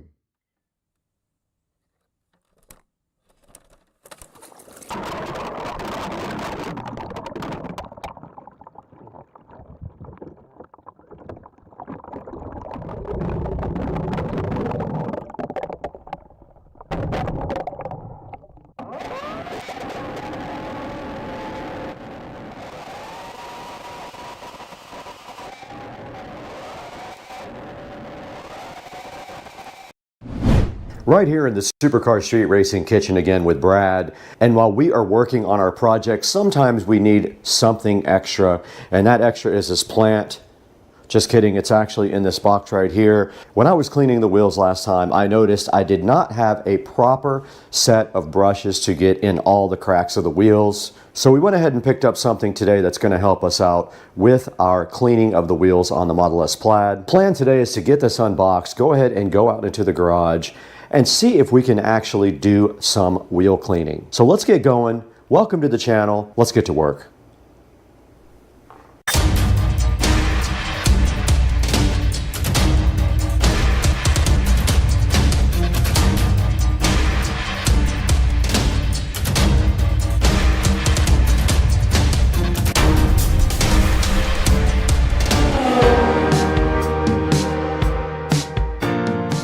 In the Supercar Street Racing awesome kitchen now with Brad. Welcome back to the channel. If you're new to the channel, thank you so much for liking and subscribing while you're here, and welcome. And today we have something for you from Amazon. It is something that sits inside this box that's going to help us clean the Tesla Model S Plaid wheels. So what we're going to do here today is get this thing unboxed, go ahead and take a look at it and see if it actually does everything that they say it's going to do on Amazon. Right in front of me is Don King's lookalike hair and also a box. Let's get that opened up and see what all is inside. And first thing in the box we have is a nice terry cloth towel. Looks like a buffing towel. It's very soft. I could definitely see using this on the Model S plaid paint without an issue. Let's get rid of that. We don't need that where we're going. Next thing in the box is a nice washing sponge, which I will not need because I don't wash the car. I don't have to. Don't take it out in the rain. Next thing is a nice, I guess this is a duster brush. Have to open it and find out. Then right in front of me inside of the box we have some little brushes which will be helpful in doing the wheels. Very nice. 1, 2, 3, 4, 5 sizes of detail brushes. Moving forward into the box, now we have a, I don't know exactly what that is, but it has some hooks that look like it will definitely do some damage to your paint job. Do not put those on your paint. Not sure what those are for yet. We also in the box have another smaller, I think this is a duster. I'm not 100% sure what that is. We'll have to look. And then we have a nice bag to carry all your stuff in, guys. The hype train is pulling into the station, guys, with a new car care kit that was supposed to have brushes that go on your drill. Let's see what else is in here. We have a nice brush, but I'll be honest with you, that feels kind of stiff there. That might be for wheels. That's not gonna go on your paint, that's for sure. That would scratch your paint. And then we have a nice drill brush kit. Hoping it has a, I'm gonna take this out of the bag because this might not be the kit that I want. Let's check it out. Okay guys, I did just go back into the garage and look at my wheels and these are fine. I don't have any really small spokes in my wheels, so these will actually do perfect. And here's a good look at all the different size brushes that came with the car care kit. And you get the nice Wantolf Alwos bag with it as well. And that wraps up what is inside of the kit here. You can see it comes with all this stuff. Now let's get some of this other stuff that's packaged up, unpackaged, and see what it is. Looking so fly right in front of me is this nice car care kit, which I will leave a link to in the description down below. And right in front of me here, I don't know what this is, and I might have to go to the actual Amazon listing to see what this guy does, but let's go ahead and get it out of the bag. Has a nice silver bread tie on it, very silky smooth. Let's try this one too. And inside of this lovely bag we have pretty soft, I'm gonna look that up on the Amazon link right now. And then inside here we have a nice set of brushes right here. There are 5 different kinds of brushes, which are going to be great for both the interior and the exterior. We'll save some of them. We won't use them all on the wheels and tires because they'll get filthy dirty. We'll save some for cleaning the interior. And they all are very soft, good for getting into tight spots like that. And you have 5 different sizes. Just remember guys, this is not for cleaning your paint. This is very, very stiff. That's what she said. You really think you can go all day long? That's what she said. Michael, please.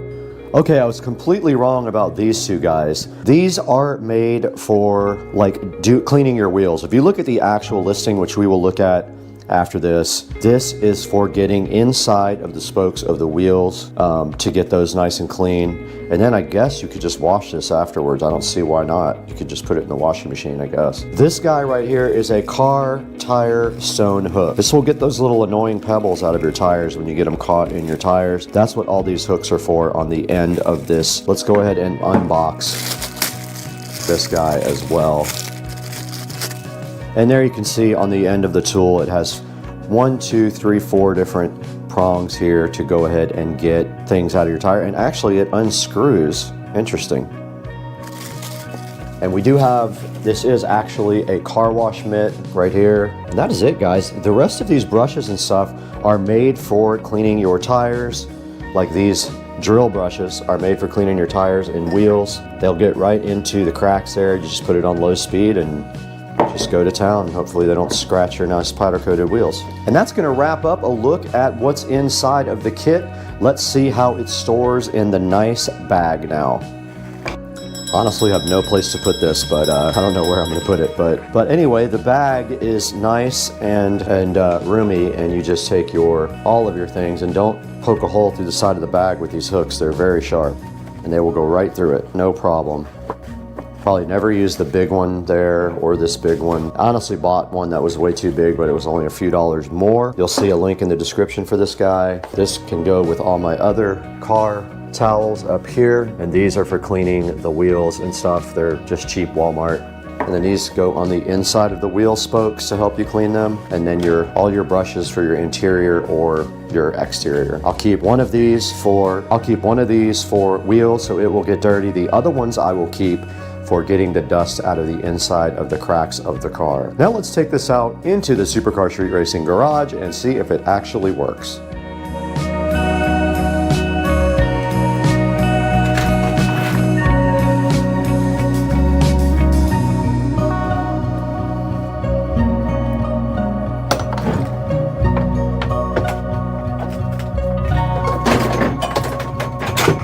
Alrighty then. These nuts.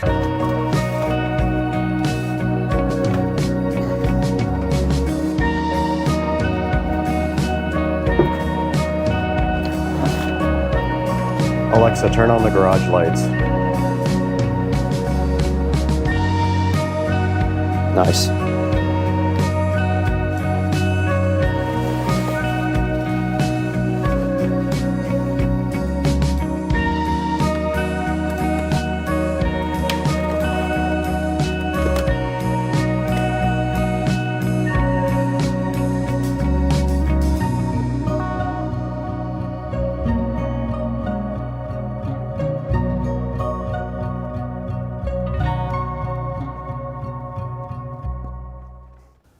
All right, guys, we're out here in front of the Tesla Model S Plaid now, and right in front of me you can see my BC forged wheels, and of course they do get dirty because it does get driven. There's a lot of sand and stuff in the cracks here. Now we have our new brush kit to go ahead and deal with that. Now we can try one or two things. We can try the soft brushes first and see how those work, or we can get our drill brush on right here. But the first thing that I always do when I'm going to clean the car and do the wheels is put something down on the ground. So I have this old towel here that I put literally right under the wheel here, so that if anything drips off, it does drip right down onto this towel and not onto the actual ground. Remember, when you're working with these chemicals, they will tear your hands up, so your hands will get very dry. Get yourself some of these automotive gloves, and if they have powder, they're easier to slide on. These I don't think have any powder in them. They're really hard to get on. Today we are using this is actually from Turtle Wax. It is a hybrid solution hyperfoam wheel cleaner. We also have our Hybrid Solutions graphene acrylic tire shine here. We have some soft cloths to go ahead and clean most part of the wheels. We have these brushes here that can also get in the bigger parts here, and then we will proceed to clean the face with our rag. So what I usually do is start with the brake caliper, which is very difficult to get to. So I'm hoping that some of these brushes will help that out. If we can get this in there and just work it around like that, maybe we can get some of that off. So let's go ahead and spray the caliper down. I don't put a whole lot. You don't need a lot. It's just going to drip anyway. And then we can use this brush to get in there. And the reason we're not using these brushes is because they don't actually absorb anything. They just brush dirt off, and then the dirt has to be wiped off. So these are okay for this. They're not great. Yeah, they're not really doing it for me on that. It's still too difficult to get into. And if I use one of those other brushes, it's just going to knock the dirt around with a rag, because you can get your hand through the crack. You can't get that brush all the way in there. And then just go ahead and give that a nice cleaning. And that caliper is done. So this was not great for that. Doesn't have a lot of absorption is what I'm guessing.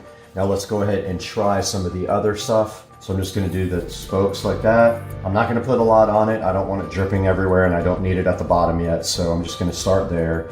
And this brush is designed to go like this and break up the brake dust. And you can get in the cracks there with it. It looks like you're also gonna have to use your rag for this,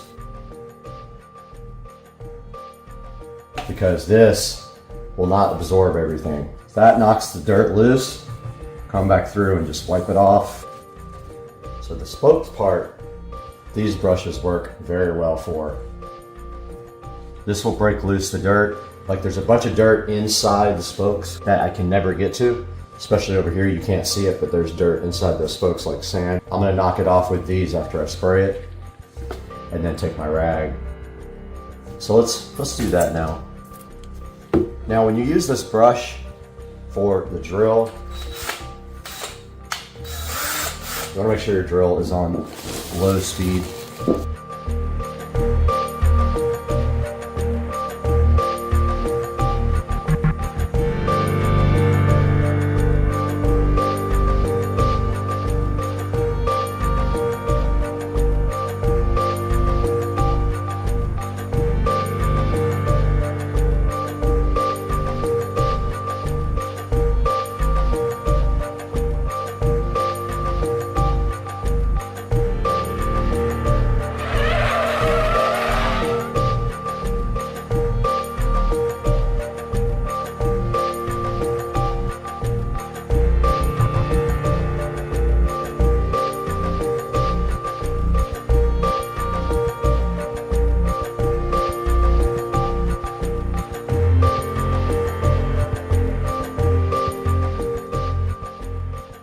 Now let's go ahead and dress up the tire. You have my tire dressing here, but it doesn't get inside of that crack really well, so I use a rag for that, and I use the dirty rag. And you use this to prep the tires for putting the shine on. That preps the tires really nice and gets all the old stuff off. And then you take your same rag and go to the back, get your tire shine.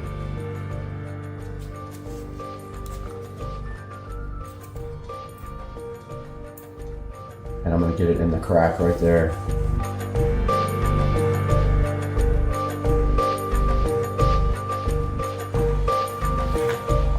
Of course, you can't get to the bottom of the tire because it's not in sight.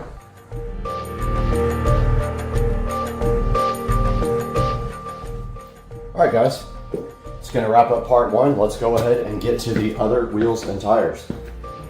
Forgot to do the caliper first.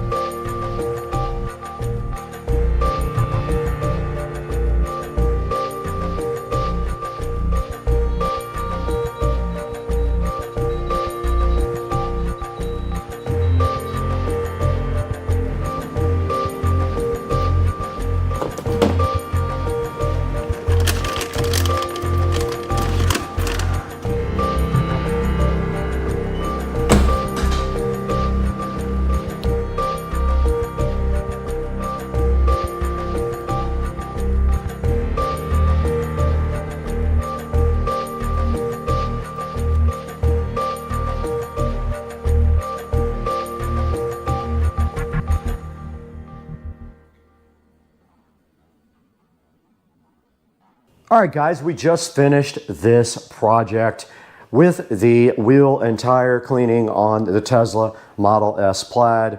And you guys can see right here and right now that the wheels did come out great, and we used our accessory kit here that we're going to talk about here in just a minute, and it all fits nicely right in that bag. And it does really help you get into the cracks and stuff and get all the dirt out of the wheels and tires. And the Plaid is looking fly. We're going to have to wrap this project up, but before we do that, we just want to thank you guys so much for watching today and being a part of the channel and supporting us through all of our ups and downs. I was in the hospital this past week in the ER for about 4 hours or 5 hours, and it wasn't a fun time, but on to better things. We need to throw this into the Supercar Street Racing Studios right over there with Brad and talk about how you can get your car care cleaning kit and get your car looking fly, just like this. Guys, it's Supercar Street Racing on a Saturday night edit session. It's hard to believe that I literally have nothing to do tonight except hang out with you guys, but that's fine because I love it. So let's get it going and talk about this 16-piece wheel and tire brush kit. I bought this because the wheels on the car are hard to detail. They are 3-piece wheels, so they have the hardware inside. It's really hard to get to, and dirt does build up on them. So this brush kit will help you get into all the cracks, and it also has brush attachment for drills. So that helps you get in all the tight spaces automatically, and it can get those parts cleaner than you can just with a regular rag. Now, you did see in the video we were working on the BC forged wheels with the brush kit, and my most useful tool was the small soft brushes. I use those a lot. They got all in the crevices, and I did use the drill a little bit too, but mostly the little small brushes are going to be my go-to brushes. Now, this is $24.99 on Amazon right now. It does have a 4.3 star review. And taking a look at what's in the kit right here, you can see you get these 2 spoke cleaners, and what those are for is getting in all the curves on the wheel. You can see they're curved. Now, the only thing is they'll loosen up the dirt, but they are not going to absorb any of the brake dust. They're just not made of cloth. They're just kind of like fluffy.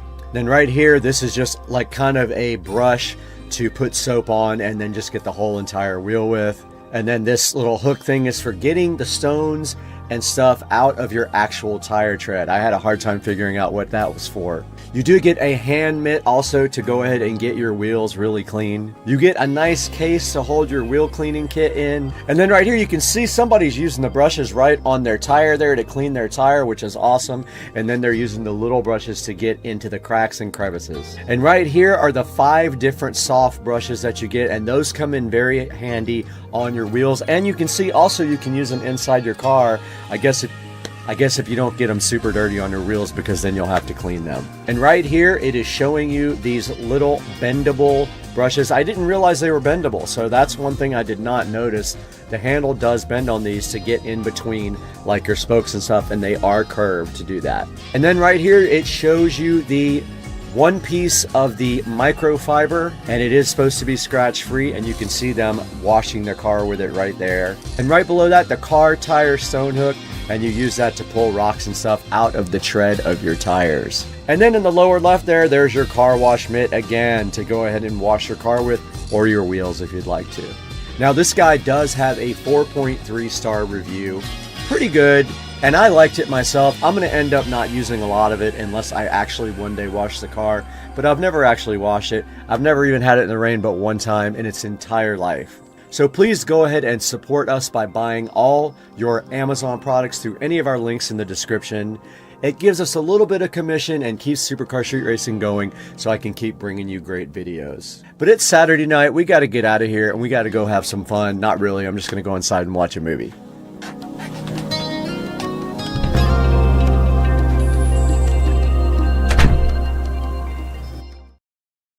We're on a cruise, and it's raining, and we got new breath, and it's raining. It's all right, what? There's a big storm coming. That's what we need. Clear them out. Steer us around it. Yes, Captain, steer around storm. Clear them all out.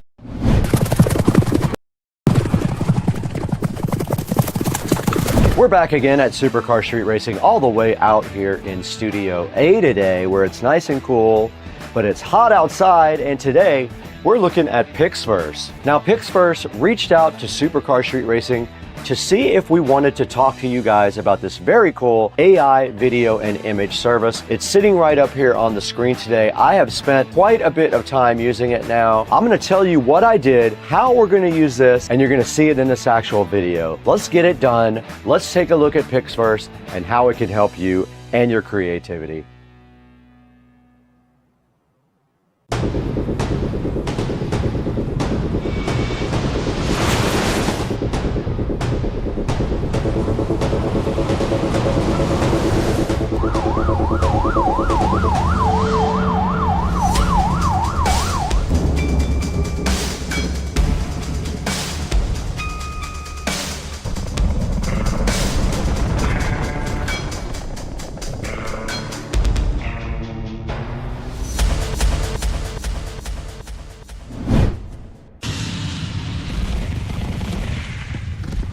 Back in Studio A once again with Supercar Street Racing. I'm so happy to have you guys in the studio with all the fly lighting and cool equipment we have in here. And today, Pixverse reached out to us to see if we were interested in working with them on the Pixverse AI video and image generation tool. And it's sitting right here in the background, and I have spent quite a few hours with it. I made some cool things that you're gonna see today in this actual video, and I might even switch from my traditional AI program to this. Now, as you guys know, if you watch my videos, I use AI a lot in them to add a little bit of fun to the videos and kind of as bumpers and on the opens. So I spent a lot of time working on this on camera for you guys. So the first thing we need to do is go ahead and throw it back into Studio B, where we can take a look at all the cool features of AI in Pixverse. Okay, we're here today with a new sponsor. Pixverse reached out to us and wanted us to show you their very cool, very creative website where you can do so much with AI video. So we're gonna go through the first part of this right now, and that is image or text. So let's get our prompt up here. We're gonna paste our prompt right here. So I pasted this into the prompt area, and then all we have to do now is just give it some sound. You can see I've created some stuff already. So it's in the queue now at 3%, and there is the final product.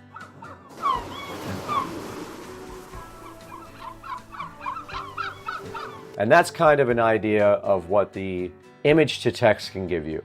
All right, so the next thing we're gonna talk about here is called transition. Basically, you give it a first frame of video and you give it a last frame of video, and then you describe what happens. You look on my screen right here, I basically took a picture of the astronaut on the moon. That was my first frame. And then my second frame was another picture of an astronaut on the moon. And then I added a prompt down here. The astronaut on the moon turns to look at the American flag, then looks back at the camera. Here's some of the cool things that it did with that nice effect there. And you can see the 2 frames here, and then you can see what the AI generated looks very awesome, where the man turns on the moon and checks out the flag, and it looks very realistic. Now this is using their version 5 up here as well, which is their newest version. So this is cool. The 2 actual pictures are right here. I used this photo, and that's all I did to do the transition thing, and it looks very cool. Okay, so now let's look at the extend feature of Pixverse. This is pretty cool. You can extend a video, and I am going to do that to one of the videos that I created already. All right, I am uploading a video that I created with another AI service. It did switch the resolution to match what we have, and we're gonna make it 8 seconds. Let's create it. It's gonna cost us 80 credits. So here's the prompt I used to create the video, and it stopped right there. Let's see what it's doing. It is done. All right, let's see what it came up with. It's supposed to extend this. A little bit of clipping there on my leg going up the ladder, and he's going up a ladder that doesn't exist now, but it did extend it. If we gave it a second shot, it would probably do better. But that's how extend works. It took my 5-second video and made it into 8 seconds. And technically you could take something shorter than that and also make it into 5 or 8 seconds. All right, sound I have not done yet. Apparently sound allows you to add sound to any video by describing the scene. So let's do that with the same video. The sounds of rockets taking off, and that is fast on that one for sure. And here it is, let's download it.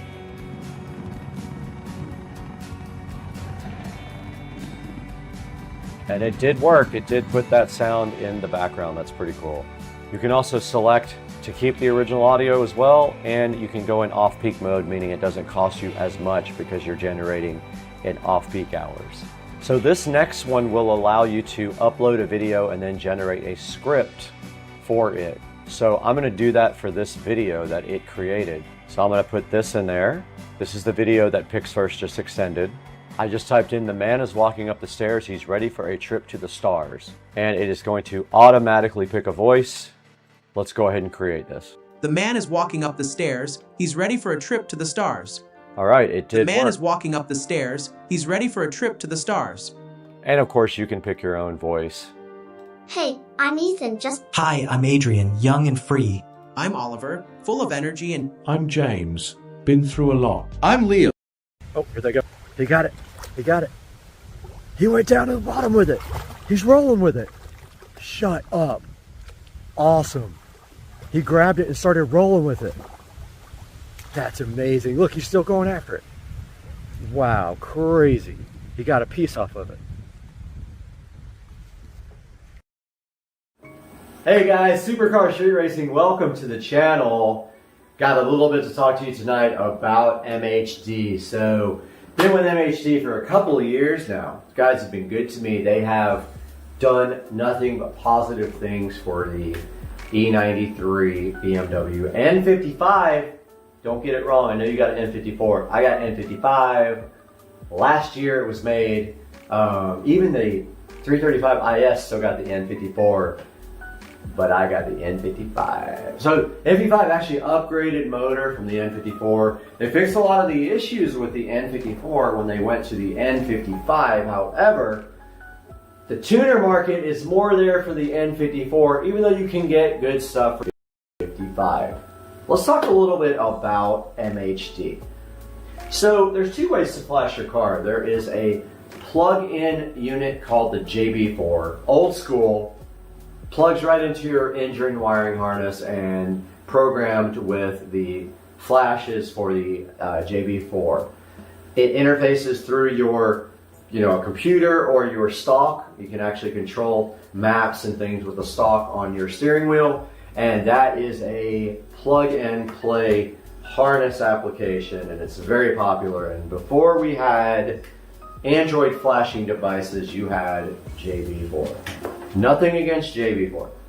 However, MHD is an Android flash only application.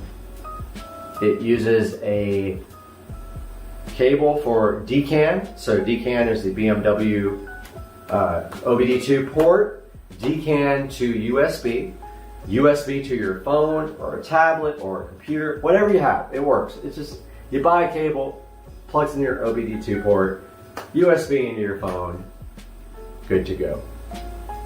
So what are the differences? So MHD has, just like JB4, off-the-shelf tunes based on your modifications. Now let's say you just have nothing, stage 0, I just want some horsepower. Flash the stage 0 map, you'll get some horsepower. A good amount. It'll feel way different than stock. Trust me, it's a big upgrade. If you want the real power though, you're gonna have to do the downpipes and the intercooler. That's where the big power is. N54, N55, same power levels, close with downpipe intercooler. What are we talking about power-wise? So on 93 octane fuel, not the 91 crap you get in California, you're probably talking about 75 wheel horsepower, which is substantial. Let's say 100 motor horsepower. Motor makes 320, you make 420. What about on ethanol? So most places have E85 available now. So what can you do on ethanol? Well, depends on what you have. So the 2011 late model N55 has a better high pressure fuel pump than the earlier models. You can do a little bit more on that guy. You can make 50% ethanol happen. Probably on the N54, you're looking at 35 to 40% ethanol as your maximum ethanol content. I happen to have the N55, the later model. I have the upgraded high pressure fuel pump. I run 50%-ish ethanol, but you can never tell. I'll explain that in a minute. The problem with E85 is ethanol. It says E85, 85% ethanol. However, E85 can be anywhere from, at the lowest, I've seen 50, at the highest, I've seen 95. So you're lucky if you get the high end, you're unlucky if you get the low end. Usually you get 85-ish, a couple of points under or over. Now, so what's the positives of running ethanol? Ethanol's cheaper than premium, so it's about $3.30 right now. It used to be $1.80. Welcome to our current situation. It makes more power. It burns cooler. All three of these things lead to better ignition timing, more horsepower, cheaper fuel, and for you, that's amazing. That's what you want as a car guy. You want the cheapest possible fuel that makes the most horsepower, burns the coolest, and just feels good to run. It just smells amazing too, if I could smell. I can't smell anymore, so I don't know. So ethanol, I run an E50 mix on MHD. So here's MHD right here. Now let's talk about what happens if you want to run more than 50% ethanol. Cannot do that. Cannot do that on the stock fuel system. The reason is ethanol has a different air-fuel ratio per parts of fuel than 93, 91, 100 octane. It takes more fuel to get the same air-to-fuel ratios that it does with standard fuel. If you need X amount of fuel for 93, you're going to need X plus whatever for ethanol to make the same air-fuel ratio so that your motor is not running lean. What's going to happen when your motor runs lean? Well, your computer is going to cut fuel. It's going to cut ignition. It does all that when I make it. Is it a guessing game right now? Yeah, it is. It is. I don't know what I'm putting in the tank. I guess. I know from experience how many gallons of E85 for 93. Now don't forget, 93 octane has 10% already, so you have to factor that in. There's good cal online. There's an E85 calculator. I'll put it in the link in the description. But you got to know where your ethanol content is, and that is getting the right fuel system. What happens if you want to run more boost than stock? Let's say you want to go upgraded turbos or a single turbo even. What do? Well, there's two ways you can do this. Unfortunately for me, my N55 does not have, nobody makes an upgraded high pressure fuel pump for my car, unfortunately. This car is direct injection. You've got the low pressure fuel pump in your tank, delivers fuel to the high pressure fuel pump on your engine, driven off the crankshaft, multiplies this pump times, thousands of RPMs, injects high pressure fuel directly into the cylinder head. That's why you can run E85. Direct injection. It's not port injection, totally different. That's in the intake manifold. This injects fuel directly into the cylinder head, so there's your difference. Now, let's say I want to run a single turbo or larger, than stock turbo. An N55 technically is a single turbo. Let's say you want to run a big single, like up top or down low, whatever. In that case, you're either going to need you're always going to need a low pressure fuel pump. Your low pressure fuel pump will not be able to handle anything more than stock. Bank on a low pressure fuel pump, E85 certified. Go to Fuel It if you need one. I'll put a link in the description. Fuel It has everything you need. You're going to need a low pressure fuel pump, and you're going to need port injection with injectors, or a low pressure fuel pump and a upgraded high pressure fuel pump. If you're an N54 guy, you're lucky. Those are available. You need port injection. But if you want to go port injection, MMP has a very good solution for this. It's on the screen right here. I'll put a link in the description. $580 for the N55. For the N54, same price. S55, same price.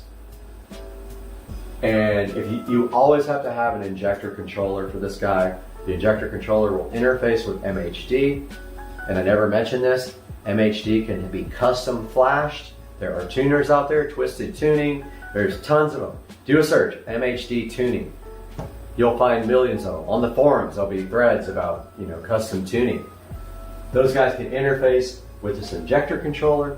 Motive makes an amazing injector interface for MHD, plugs right in. It's made to go with port injection and control these extra injectors. This guy comes with 1050cc injectors, comes with the sandwich plate, comes with your, you know, your extra fuel rail. It's good to go, man. Look at this. It's a fantastic kit. It's low cost. It's just a good thing. I mean, look at this guy. It's all like anodized black with the MMP logo and little plugs right there. So yeah, so that's basically what is going on with MHD. MHD is a mature product. It's been out for years. It's an off-the-shelf tune, so let's not get anything twisted about this. It's not a custom tune for your car. Lots of people run downpipe, intake, intercooler. That's what they test it with. They tune it all the same way. So it's not your car on a dyno getting tuned, but it's close enough that thousands, let's say 100,000 people run it. I don't know how many. It's a lot. There's a lot of people running this. So I trust it. I've never had an issue with it in my car that blow my cars up. The car is pretty smart. The DME knows when to pull timing, knows when to pull fuel, knows when to cut ignition. Yes, people have blown their car up, I'm sure. But I've had good experiences with it. The car runs amazing. You're gonna see it after this video on E50, 50% ethanol, 50% 93 Florida fuel. Judge for yourself. The car's not anything super fast. Yes, it gets beat. It's not a fast car. It is a fun car. The drivability is amazing. The torque is there down low. Actually, entire rev range. The power's there if you need it. So I say check it out. If you have any questions, I hope you guys hit me up and check out this next part because I think you guys are gonna like me tearing up the streets in this thing. All right, hey guys, Supercar Street Racing here again with a probably year later review of MHD. So MHD is a phone, Android, I believe it works for iPhone too, not sure, don't care because I don't use iPhone, but definitely a phone-based flash off-the-shelf system. Now, we are running the E50 map here on MHD. So, I'm a little E50 plus-ish. I'm a little E-heavy today because I accidentally stopped watching the pump when I was filling up. So, I got about 8 gallons of E85 to the rest 93, which was about 7. So, I'm a little bit heavy. It might break up misfire when those air fuel ratios get a little bit too lean. It will cut fuel or spark, and so that's where we are right now. We also have the flashed transmission here, XHP, not race, but the one right before race. I think it's like stage 2 or whatever. So living with this for a year, definitely have had issues. Now you got to know that the 335i is going to have issues with coil packs and plugs. When you modify this car, the first thing that's going to go is your coil packs. They get weak, they fail. So you got to expect that that's going to happen in this car, okay? Like, when you modify this car, you change the coil packs immediately. You don't need like aftermarket coil packs. You don't need any of that garbage. That's a scam. If you're not on a single turbo or like running some kind of crazy amount of horsepower, you don't need aftermarket coil packs. If you want them, by all means go for it. Will it help? Do you need it? If you're not getting 30 pounds of boost, I mean stock boost levels plus a little bit is not going to need coil packs at all. And there's plenty of proof of that on the internet. You don't have to trust me. Go ask somebody. Go read. But this guy's on a lot of E85, and you can see thing absolutely gets out. Like, it's fun. It's a fun car. It's probably making around 21 pounds of boost, and that's hitting like the limits of the stock turbos are in the 21 PSI range, and you don't even want to really run that, because, I mean, you can, but just don't, you know, don't do long repeated runs, because your EGTs are going to be up there. Remember, you're dealing with a small single turbo N55. This is not some twin turbo setup, and it literally is running small diameter piping from the stock, you know, from the factory. You don't want to be doing like long repeated drawn out pulls unless you've got an EGT gauge. Now if you have MHD, which I have on this, you know, on this Android, you can monitor everything with the gauges. I mean, I'll see if I can get it to come up, but basically, you know, the longer, the harder you pull on this guy, the more EGTs you are going to generate, because, you know, small turbo is working overtime to make 20 pounds of boost, 21 pounds of boost plus, and eventually that heat's got to go somewhere. So this is my data logging, and it always has to go twice. So you have to tell it, you know, yes, I agree to let me. Okay, so there's our gauges right there.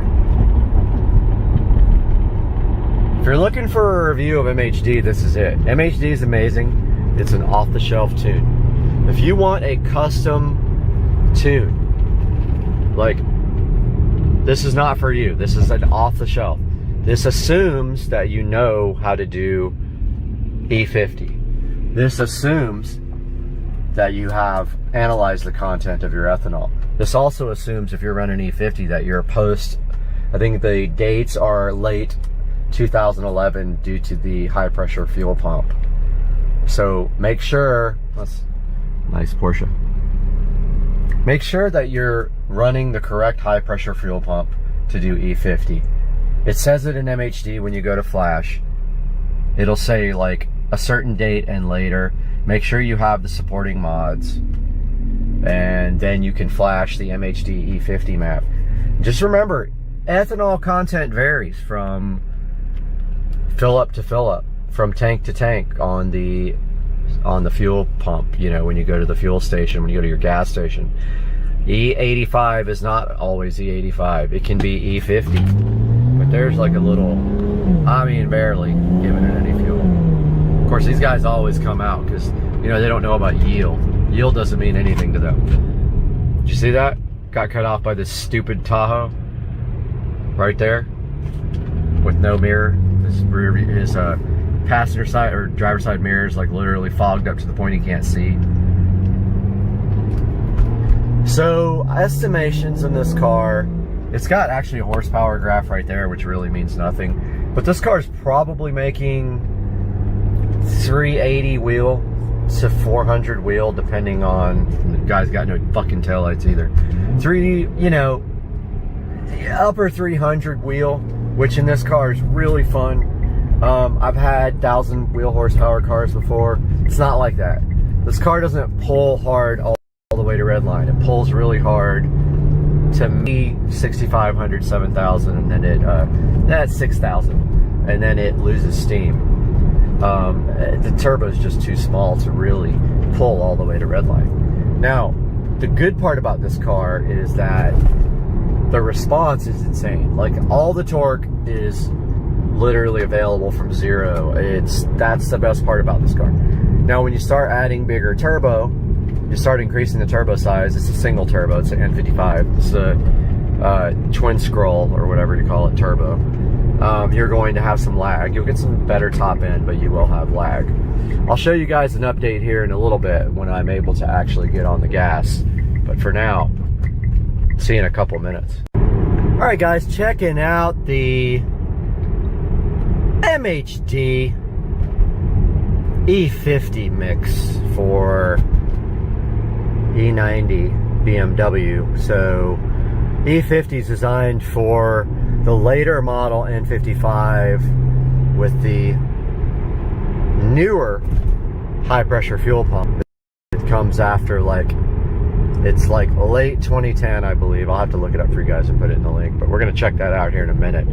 Let's get the MHD going here. So if we go over here to the, somebody's already playing over there, wants to mess around. MHD, where are you? Right there. Now, if we get to MHD, notice how it's all messed up because of the aspect ratio. Now we're gonna go to monitor, and it's gonna ask us if we want to allow USB. We have to do it twice. Okay, yes, we do. There's our gauges. So we've got RPM, coolant, gear, intake air temperature, battery voltage, oil temperature, oil pressure, and boost. And over here we've got horsepower and torque.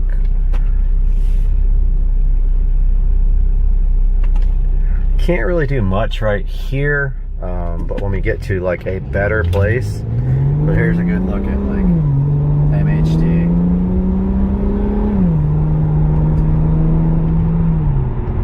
So we're definitely a little heavy ethanol, so it could be some misfires. Might blow a coil pack or two. You never know, man. But there's horsepower, torque there on the right hand side of the ID4. I think my display is a little bit cloudy. Let's see. Yeah, I think it was a little bit jacked. We'll be back here when we can actually do something. All right, so just a little bit of drivability on MHD. Literally, you can't tell at all that you're tuned when you just are driving down the street normally. E85 cold start is about a second longer than without E85, and so that's acceptable to me. I don't have smell anymore because of COVID. I've lost it for over a year. I don't smell anything related to fuel or oil, so I don't know anymore what E85 smells like, but I've been told the car smells like E85. So it's got that corn smell going. And other than that, the transmission has nothing to do with MHD, but transmission on XHP has some hiccups here and there, but mostly they've got it down, like they've got it nailed. So I don't have issues with that anymore. It actually shifts really good on sport mode. And you notice like with the ID4 instrument cluster now, I'm in regular mode. That's the theme I have set for regular. If I flip it over to sport, it goes like this. So yeah, we got a bunch of freaking slow people here. Yeah, we're gonna have to let people go in order to do something with video. I can tell already because people are driving like morons tonight. So I'll hit you guys up as soon as we have a free space. Alright, people are literally driving like fucking idiots tonight, so I'm letting people go way ahead, hoping nobody gets behind me, so we can do a little pull here from 0. Traction control off. Oh, somebody's behind me. So I probably pull off and let them go ahead, I guess. Yeah, they can go on over. They can go on by, dude. And there's more than one. Here comes another guy. After he goes, well, we'll go on out there. Hopefully nobody will be coming. Oh, there's another one. These people just never stop. Come on.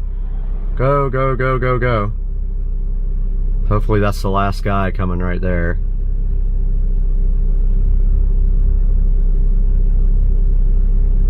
Looks like it might be. Alright, let's get out here. Let's stop it from here. Alright, here we go. Here we go. From stop, no traction control. MHD E50.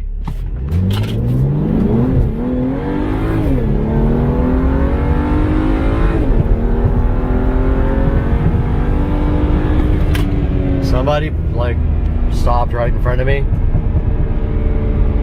do that again. There's somebody behind me, so I'm gonna pull off up here and try again here in like 2 seconds. All right, so the car was a little bit cockeyed. The car's running really good though. Like, it feels great. I think they might have turned off. Yep, they did. They turned off. Okay, let's get out here.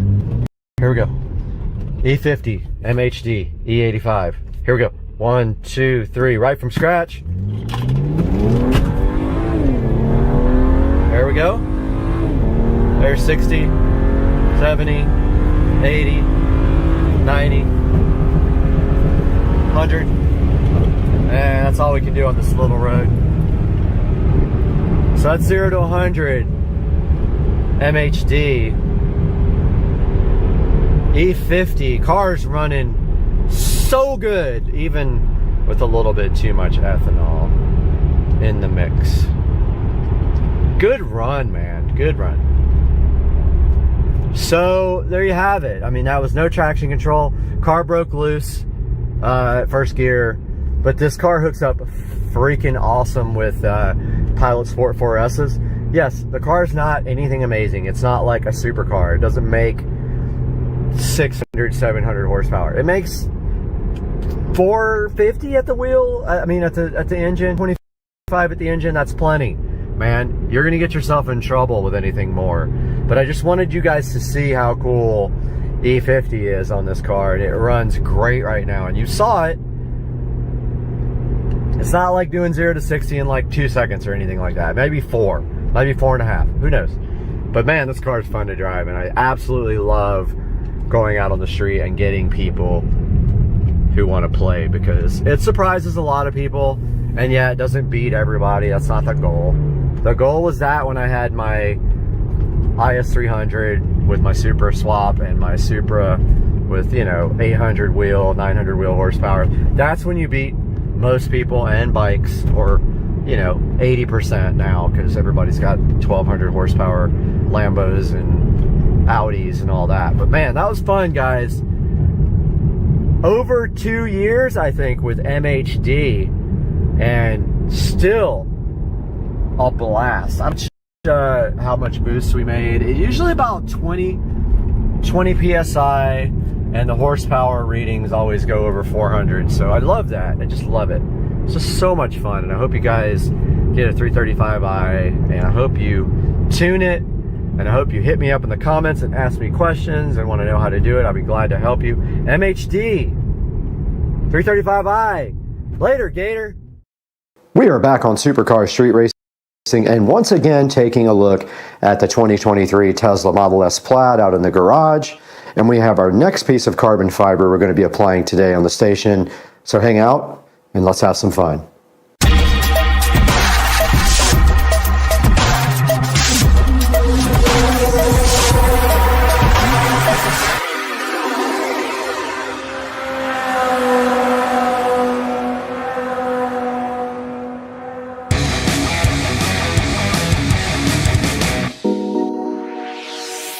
We have this nice piece of matte carbon fiber from RPM Tesla that we are going to be applying today to the Tesla. And this piece right here fits right over the stock around the charging pads. And the carbon fiber weave and everything also matches the interior of the car. So in other words, where the weave is down and makes its diagonal turn, it will be the same as matching up to the center console. Now, all you have to do to apply this carbon fiber piece is peel off the double-sided tape here. Once you have that peeled off, you stick it right over the factory piece, and this is real molded dry matte carbon fiber to match the Model S Plaid already awesome carbon fiber interior. So let's go outside right now into the car and take a look at what's already out there.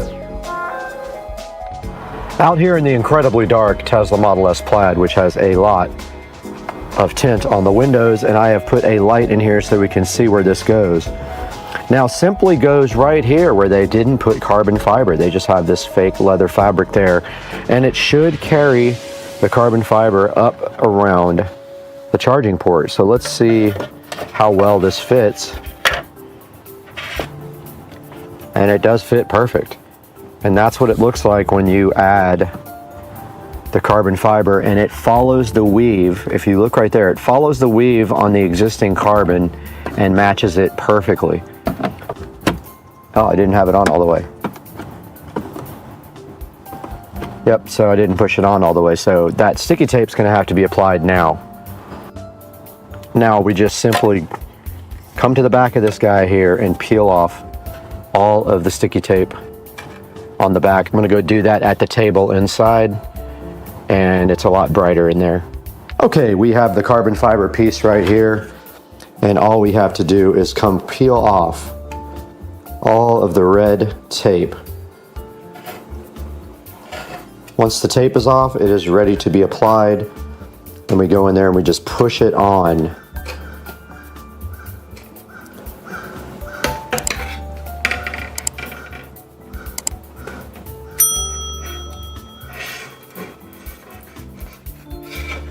Kind of a pain, but this is what's going to keep it on the car.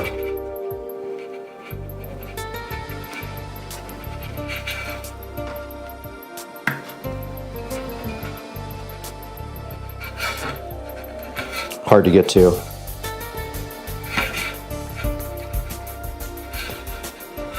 Fortunately, there's some long pieces here. Otherwise, it would be a huge pain. Switch to a wider angle.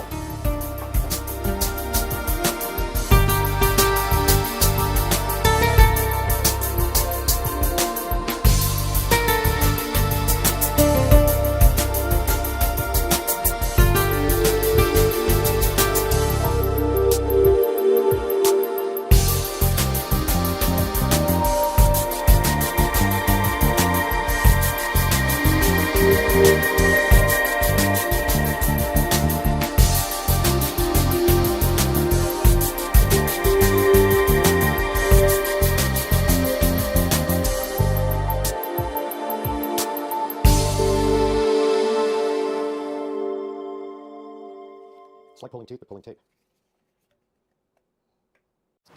We need to make sure we don't have any type of grease or any of that conditioner or anything in there, so I'm just going to wipe it down real quick, if I can ever get the Windex to work.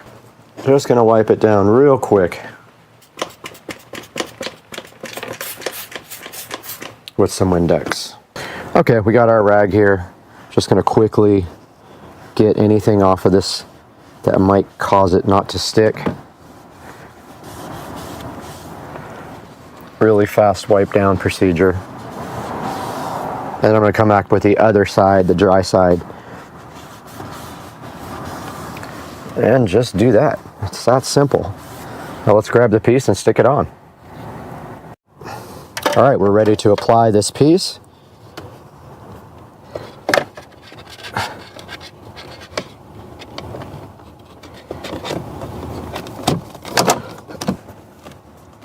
So what I am doing is putting a lot of pressure on this because it needs to sit flush all the way around.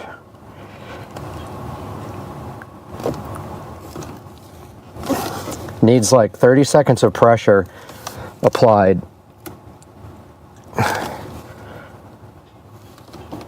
Let's see if this thing still opens right.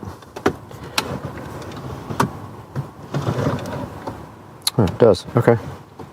I was worried for a second that that thing wasn't going to open anymore because this pushes right up against it, but I guess they have the design right.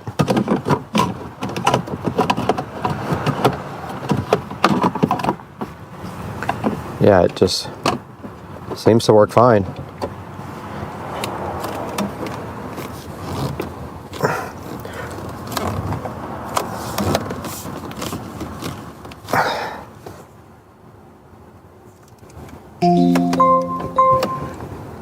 Okay, I think that is a finished product. And the center console still works like it's supposed to. So let me give you guys a better look at this. I know the lighting is poor in here, and I'm fumbling around with this, but yeah. All right, be careful when you're doing this and working on your car. I put a little fine little tiny scratch in this carbon right here, and I can't get it off. Maybe I can get it off later with something polished or something like that. But these lights fell over and did put a tiny little, barely noticeable scratch right there in the carbon.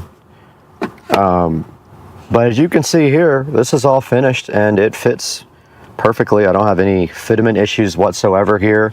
It matches the carbon fiber weave, so the pattern continues down with the Tesla pattern, and it looks exactly like the factory carbon fiber center console. So overall, I'm happy with this. Let's go inside to the studios and look at this online with Brad.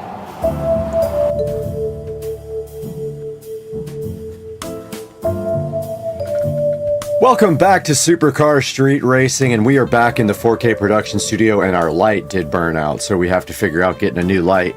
I might be a little bit dark, sorry about that, but today we have this RPM Tesla molded carbon fiber charging pad frame overlay to show you guys, and they do have quite a few different carbon fiber products over at RPM Tesla. This one is really cool.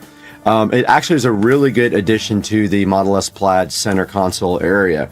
There's also some more products like this, but I want to show you this real quick. Now this is the matte dry look carbon fiber, and that's kind of what matches the inside of the Model S Plaid.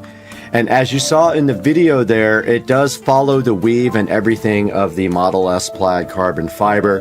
And here is a good look at it here, and here's some other pictures of it. And right here, there is a picture of how it fits right on, but that one is matching the gloss carbon fiber, not the matte. There is the matte look right there, which is pretty cool. They did a really good job on this. It does press right on with 3M tape and had no issues getting it to stick or anything like that, and no issues with fitment whatsoever. It was perfect. Here's another look at it, and the red stuff on the back is the 3M tape. And there's another look and a final look at it. And if you do come here and you go to Model S, and you go to real carbon fiber parts right here, it will take you to all of their parts. And checking out some of their other parts right here, you can see here their turn signal overlays, which I do have those. They have the Viento front lip spoiler. It's made out of real carbon fiber. I don't have that one. I have a different one. Mine is an overlay, and it doesn't stick out as much as that one does. They have this diffuser, which is kind of cool. It does come in matte dry. And I've been thinking about getting this, but I haven't pulled the trigger on it yet because you have to do some pretty intricate installation tricks. And you see right here they got some carbon fiber canards eyelids for the front. Not sure how that would look. That might be cool. They've got a plaid type upgrade kit for the regular Model S and Model X, which is cool if you don't have that. This is the center console sliding drawer. I already have that in carbon because I have a plaid. Here is the door handle overlays. I have those. Here is the front inlay, which I do have the little V inlay on mine as well. Here is a steering wheel bezel overlay, which is kind of cool. That might be interesting. It's $139 and it does come in dry. That might be a neat upgrade for my car. I'm going to look into getting that one. I really like that one. There's the charging pad, and this is another thing I really want to get from them. These are the carbon fiber seat backs, which look awesome. They look a lot more sporty than the factory seats do. They would look like this in dry in my car. Here's a center console upgrade kit. 7 pieces, kind of interesting. And here is a yoke made out of carbon fiber for your car as well, a whole yoke. And some armrest overlays, and then a round carbon fiber steering wheel. So you can see they have a lot of different carbon fiber, especially for the non-carbon fiber cars. Like the Plaid comes with a lot of carbon, so they don't have a lot to offer for that. They have a few cool things though, like the seat backs. But if you don't have a Plaid, they have a lot of other things that you can put on your car. I'll put a link in the description to this and to the RPM Tesla website, and I'm so happy you guys are joining me today with this. And please, please like and subscribe to the videos. And we got to get out of here. We got to go find some more carbon fiber. Let's go.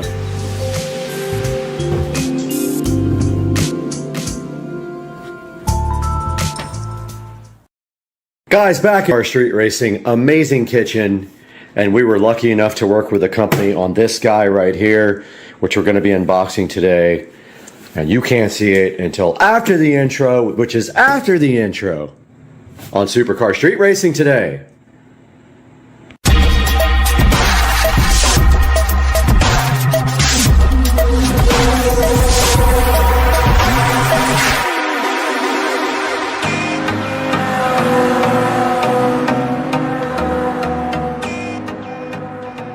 Guys, so happy to have you back on the channel. So hyped to have you watching today. And we have this joust set air purifier to take a look at today. I was lucky enough to work with this company and they sent me this air purifier free of charge. It does have a HEPA filter and we're going to take a look at everything it does. And there's some of the things that it filters out of your life and into this lovely filter right here. So we're going to get this thing out of the box right now and take a look at it. The joust set is looking so fresh and is trying to make your air fresh. And you can see right here that it's got a carbon filter. It captures 99.97% of all the airborne particles. It has a sleep mode and a 4-speed fan. So we're going to be taking this out of the box right now, but there's a look at how it looks box. And the side of the box here, it's got a color display, an automatic mode, 4-speed fan, ultra quiet sleep mode, timer, and a child lock, and it is Wi-Fi enabled as well. Let's get it out of the box completely and take a look. Oh, some contact information here for joust set. So the joust set air purifier comes with a filter already installed, and if you look at the label, it says replace the filter in a timely manner, meaning that they want you to keep replacing the filter on a regular basis rather than using a dirty filter. Having a dirty filter on your air purifier literally does nothing for you if it can't filter out. And inside we have an instruction manual, a remote control, and also this would be the power adapter for the joust set air purifier, and there's a look inside of it. Let's get this filter unboxed right now and see what's inside of this bag condom. All right, reinstalling the joust set, you just take this filter, drop it straight in there, and then it turns and locks just like that. And then over here, we have this beautiful power adapter that we need to get unboxed, and it is in a nice air poppable condom. Nothing can have this guy because it is so protected that it will never have babies in that air condom. And here's the power adapter for the joust set. Hope I'm saying that correctly. Joust set. Joustset.com, and they have a YouTube channel, a Facebook page, and we will be helping these guys promote this unit and showing you guys everything that comes with it. And if you look inside of this other plastic condom, we have some more documentation. Let's move this candle before we burn the house down. And we have a nice remote control as well.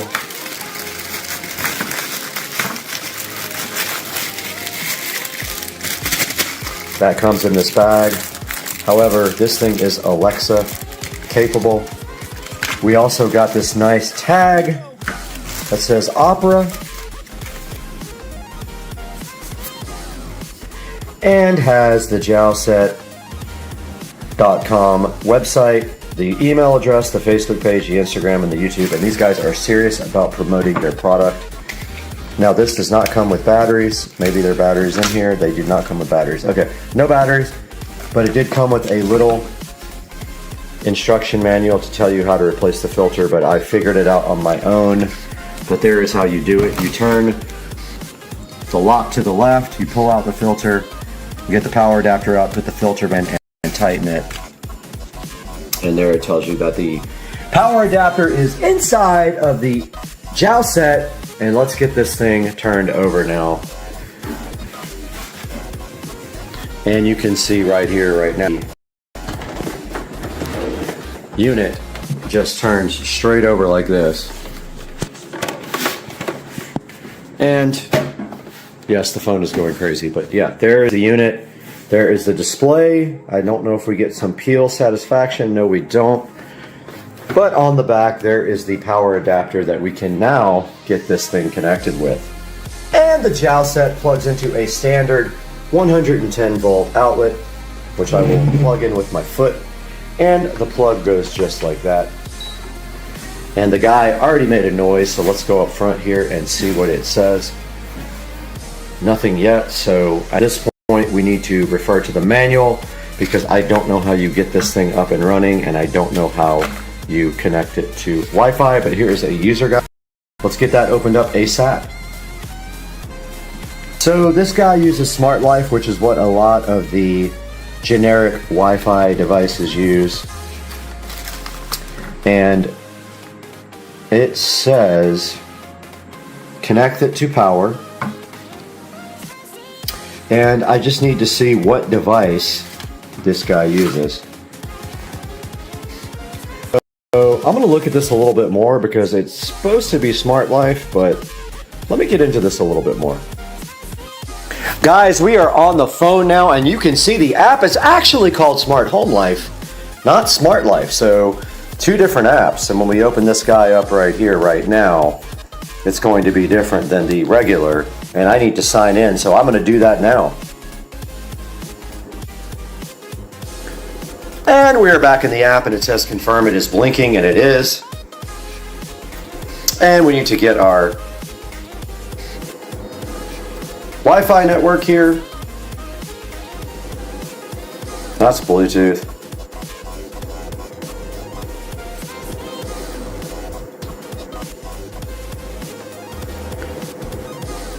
Alright, so we need to be on a 2.4 gigahertz network. Let's check that one off, and you guys cannot see this part. So our device is being added right now to Alexa, and then we'll have to put a skill on Alexa to actually control it with Alexa, but that comes later.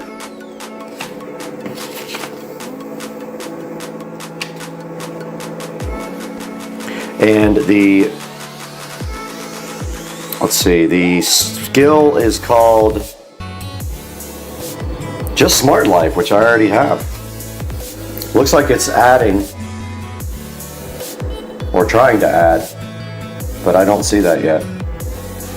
That didn't work. I clicked it and it said okay. Alright, let's try it again. I'm holding down the reset button. There it goes. It's a 402 and it is blinking. Oh, I put the wrong network. It's supposed to be 2.4. I put a 5 gigahertz, that's why. It's supposed to be 2.4, that's my error. It can't connect to a 5 gigahertz, guys, so don't even try. It doesn't like that.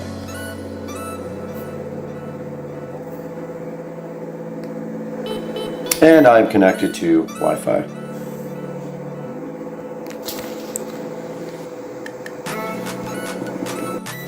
Okay, I was finally able to put the Wi-Fi in after I closed the app completely.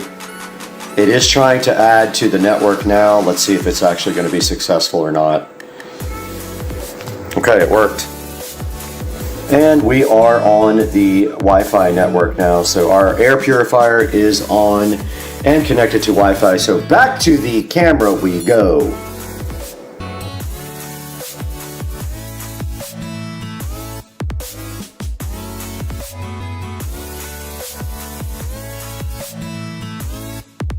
Okay, we just saw what you do in the Smart Home Life, and we just held down this power button for 5 seconds. You can see the Wi-Fi indicator.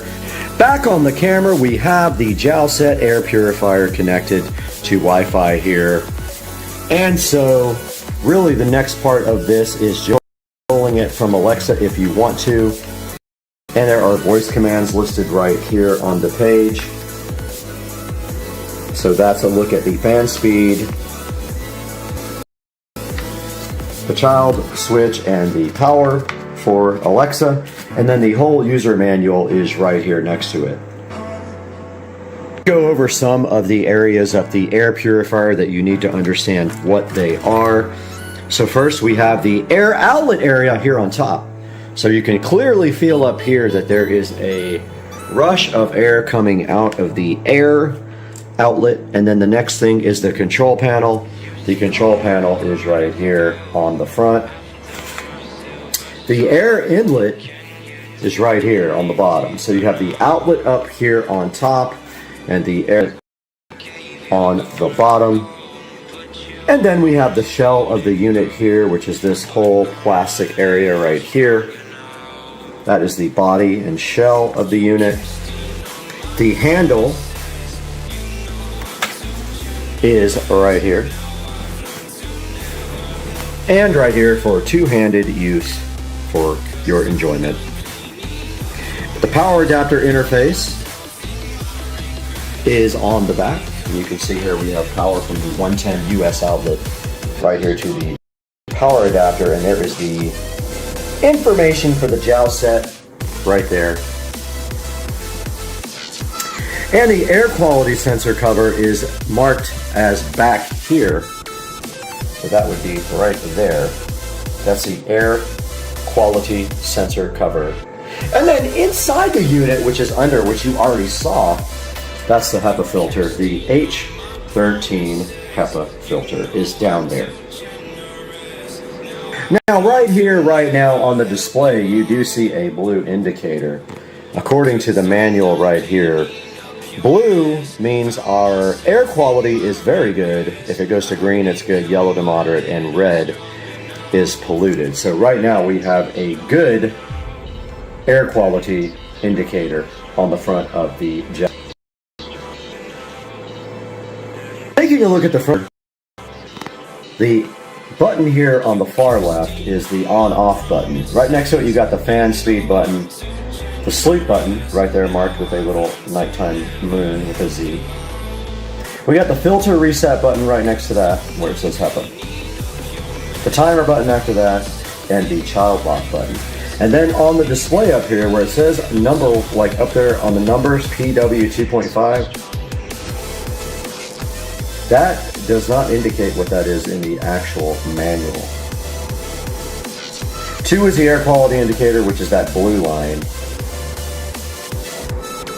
And in the middle, be a HEPA if you had to replace your filter. There's a timer over here on the right, which is not lit up right now. And down in the lower left-hand corner, there are some LEDs which are not up yet.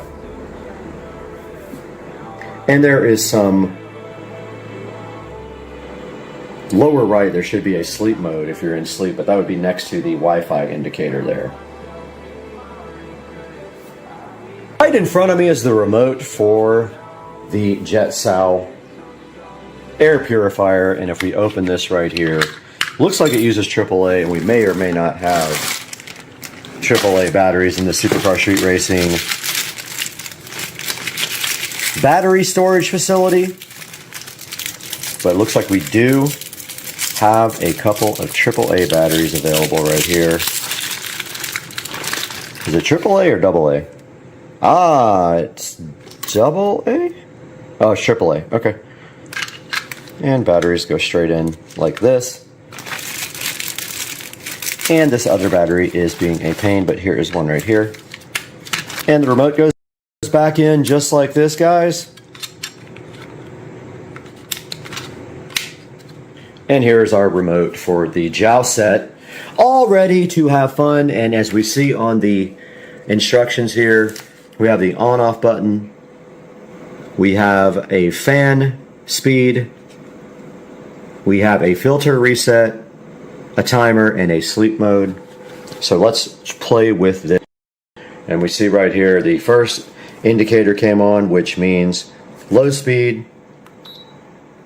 That means middle speed, and I heard a pickup in the fan. And that is high speed there on the indicator. And that is turbo mode. So it has, I'm very, very loud, as you can hear. And now we are in auto mode, which is the mode that I prefer, and that means the unit will decide how much or how little the fan speed will be on or off.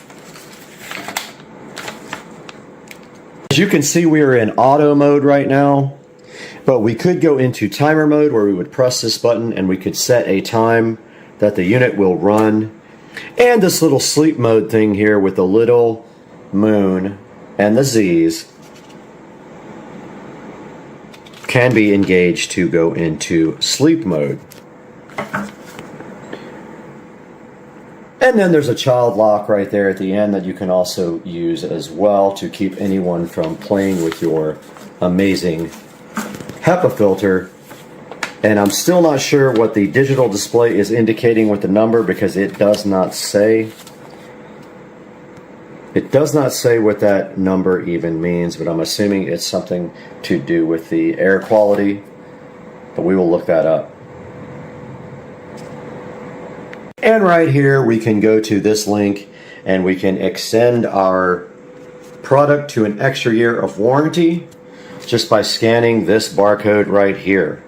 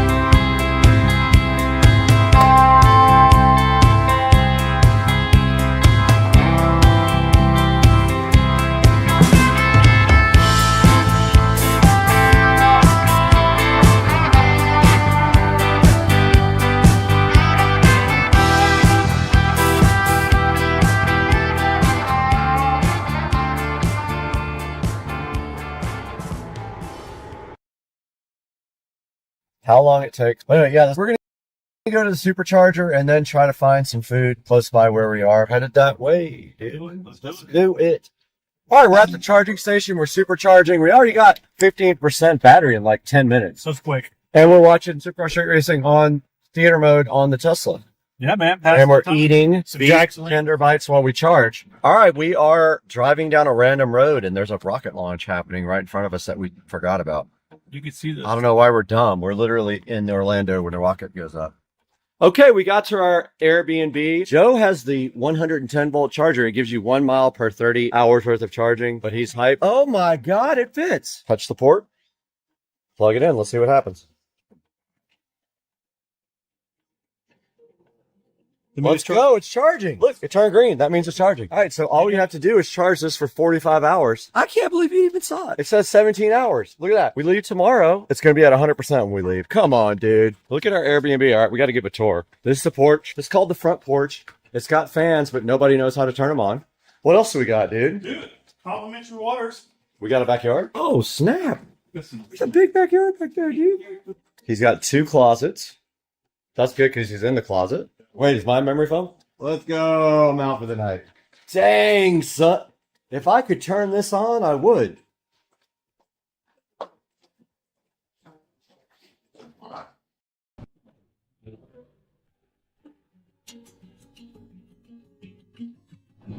Guys, we're back in Supercar Street Racing Studio A. This is also our office. This is where we do a lot of the editing right here beside me, and also our regular work is right behind me. But right now in front of me today, you saw what we did. We went down to Winter Garden. We had a nice little road trip in the Tesla, the first road trip ever, and the longest trip I ever did in the Tesla. And we picked up something cool that's sitting right here in front of me today. And I've been wanting this thing for over a year. I just have not been able to find the right one or pull the trigger on it, but I had a little bit of extra money from the channel and I bought this right here. Let's take a look at it. Okay guys, look right here what I have on the bed. This is my brand new Canon R5C. It's new to me at least. And I have been wanting the R5C for a really long time. At least 2 years, I've been searching for an R5C with lenses and everything else for a good price. This one did come up in Winter Garden, Florida. I went ahead and zipped down there with Joe and we picked up this Canon R5C. And as you can see, the R5C has a lot of extra gadgets with it. It has a small rig cage around it, as you can see here. It's got the trigger pistol grips there. It has a manual focus control, which we are going to be removing. That is for doing movies where you follow somebody with the handle and you focus with this hand. I will not be needing that. It has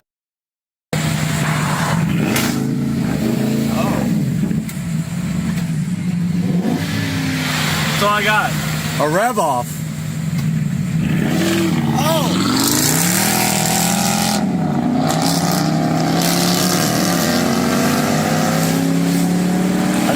New rings, bro. All right, hey guys, welcome back to the channel. Today we have Joe here. You guys know Dukes of Duval. He's been on the channel recently.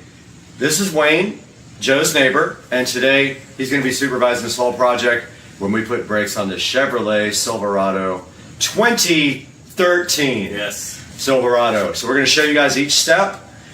We're going to video that for you. We're going to show you the parts you need, the tools you need. You're going to see that today on the channel, so stick around, right? Yeah, stick around. around. All right, let's go. You ready? Come on now.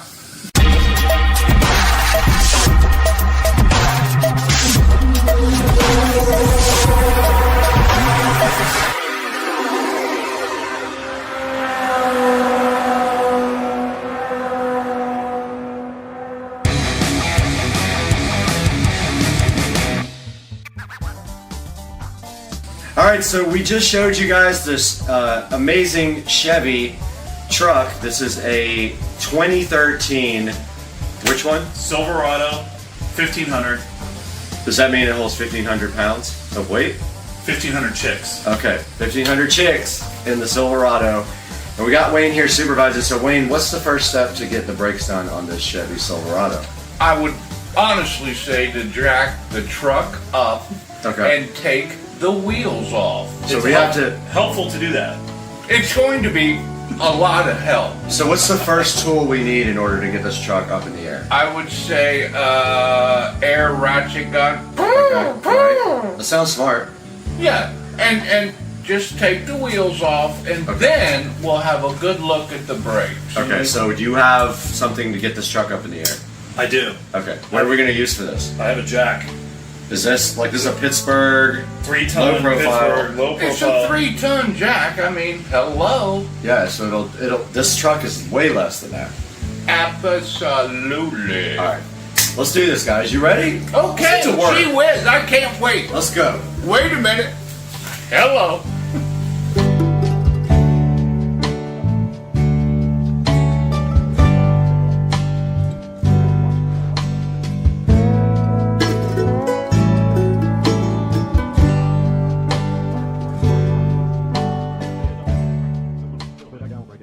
So what's the first step we're gonna do here? Well, first thing you gotta do, man, you gotta take off the cap so you can get to the lug nuts. So we're gonna pop that off, easy enough, out of the way. And then we're gonna take a 4-way while the tire's on the ground so you can break these loose. And I think it's... So if you take it off the ground, basically the tire will spin when you try to break that off. Correct.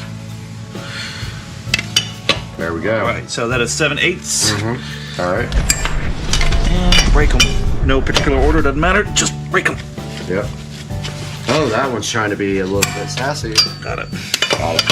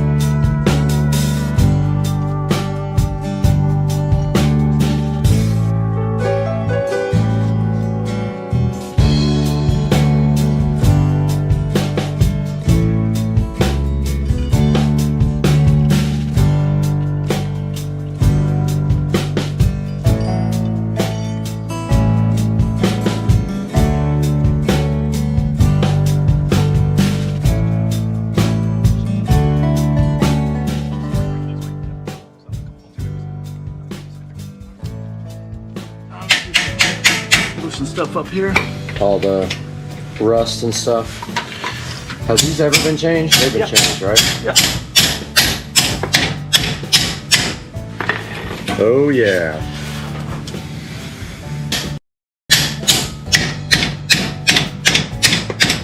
Man, that thing is on there, bro. Yeah, that is on there. Should have brought my PB blaster. Well, are you going the wrong way? I'm not trying to be smart. You know, he is not. You are going the wrong way. That's exactly the problem. You're going the wrong way. Delete that. Goes down. God, they do go down. No, Start over. Ready? Oh! All right, here we are. We are breaking loose the calipers. There it goes. Supervisor Wayne. Hi. On the job. All right, so we got the first bolt out, and we're going to loosen the second bolt, and the caliper should swing up, making it easy to get to the brakes. And one thing we do have to finish this job is going to be a C-clamp, because we're going to have to compress the caliper to get the new pads in. So we have that all ready to go. Oh, that one's not broken? Yeah, it is. Well, it's broken, but... Oh, you're going to take it all the way out? Take it all the way out. All right, so we're going to remove the top caliper bolt now. At which point, it's probably just so dusty.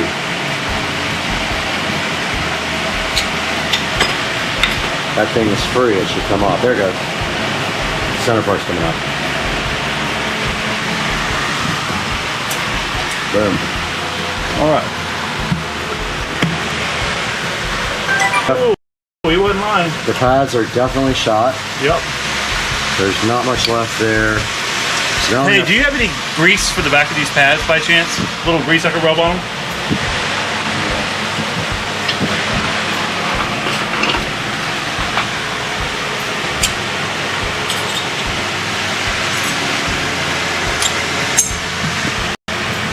All right. I'll need the grease. Where's the new pad? All right, we got the new set of brake pads here with new clips. And what to do right now is put these new in. I think they're all identical, right? For sure. Yep.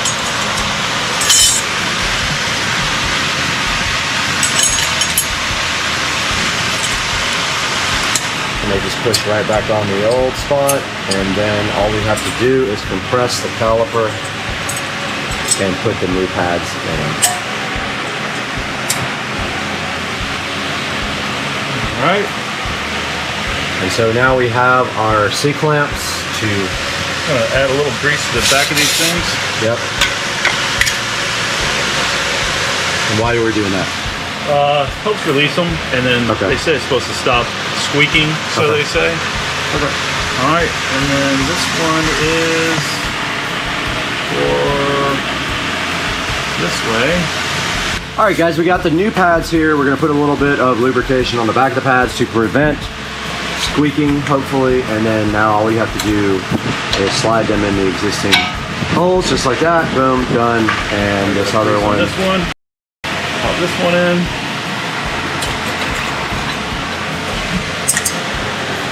Yep, goes right in. Hopefully.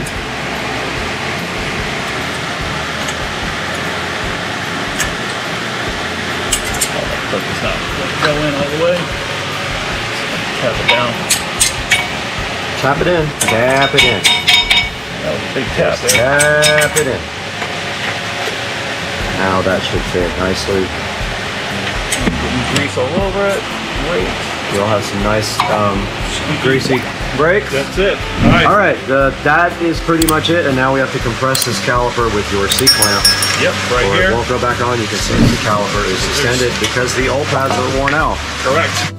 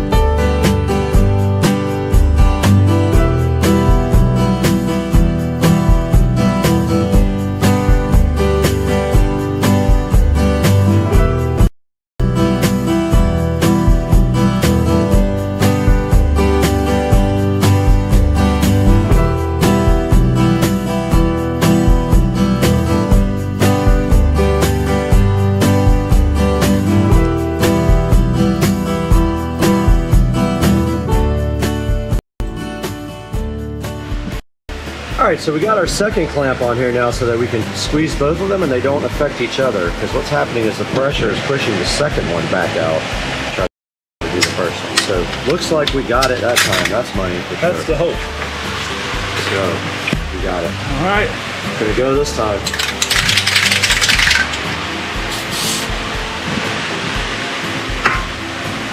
Probably not the best grease, but it's grease, so we'll use it. Yep. And that's it. Grease. It's the best grease you can get. Boom. That's it. That is it. So now we just got to tighten our 2 bolts up and that job is done. Now this is assuming your rotors are still within spec. We're not going there today. We're not doing rotors. Nope, they're fine. So yeah, this is just basic pads. And then where's the other bolt? Somewhere here. Okay.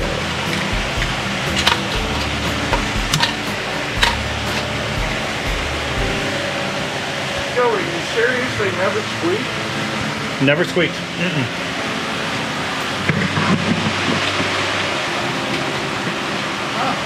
And so what size was that one again? 19 millimeter? 19 millimeter. So you have to have the 19 for these guys.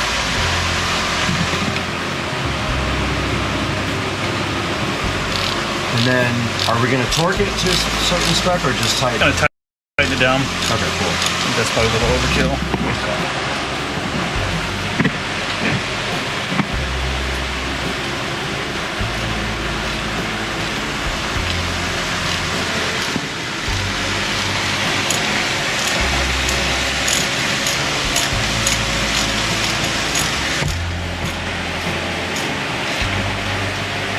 All right.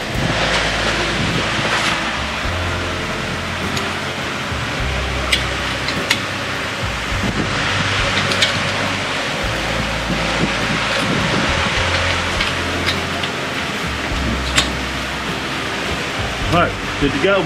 So side 1 is done. We just got to put the wheel back on, lower the truck, and then work on side number 2.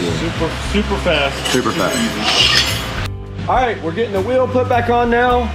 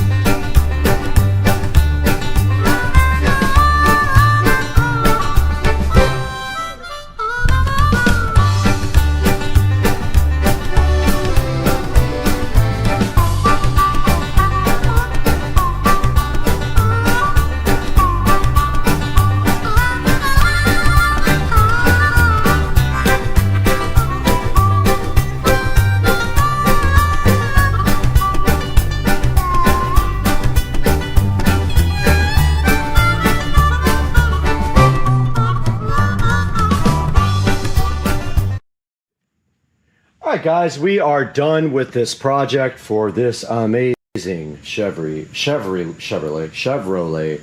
Silverado 2013. And some of the things that you're going to need for this is the brake pads. These are the Select Best from O'Reilly's.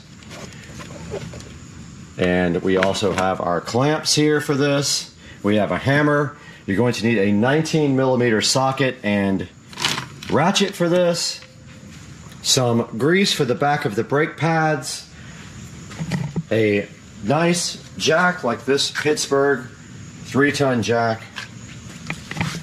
And right here, right now, you will be able to do the brakes on your 2013 Chevrolet Silverado truck, just like we did with Dukes of Duval and Wayne. All right, we're back in the amazing Chevy Silverado truck where we replaced the brakes successfully in about an hour, I would say, just because we had a learning curve. But now we are taking it out for a drive. So what we'll do is we'll probably bed these brakes in a little bit, a couple of good little stops, and see how they feel. And then we're going to put a computer on this thing and pull the OBD2 codes and see if we have any other issues, and reset maybe the check engine light and see what's causing that. And so far, I think that we have a successful brake replacement because we didn't get hit by this guy. It's true. And we are going to be showing you guys how to do brakes on a Ford Chevrolet. Damn! These are good. Hey guys, welcome back to the channel, Supercar Street Racing. I'm Brad, and what we are looking at today is part 4 of the golf cart audio install. And I am going to insert some clips over that to kind of explain what's going on in the clip this time, because there's not a lot of dialogue. It's just me working, and I didn't give a good explanation of it. So you'll see that now on Supercar Street Racing.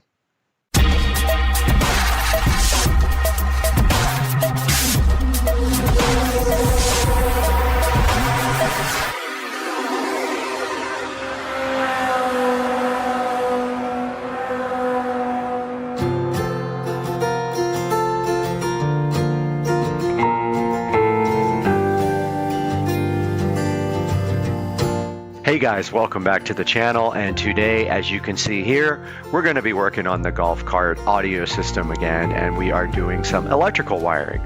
Now this clip you're seeing here is me working in the battery tray, and there are lead acid batteries in that tray that provide 48 volts to the golf cart systems. In order to run the amplifier and everything for the car audio, we want to bring that down to 12 volts. We do have a 12 volt voltage reducer, and this master switch that I am installing is going to drop that 12 volts down to, that 48 volts down to the 12 volts that we need to run the audio system. I hope you guys enjoy it.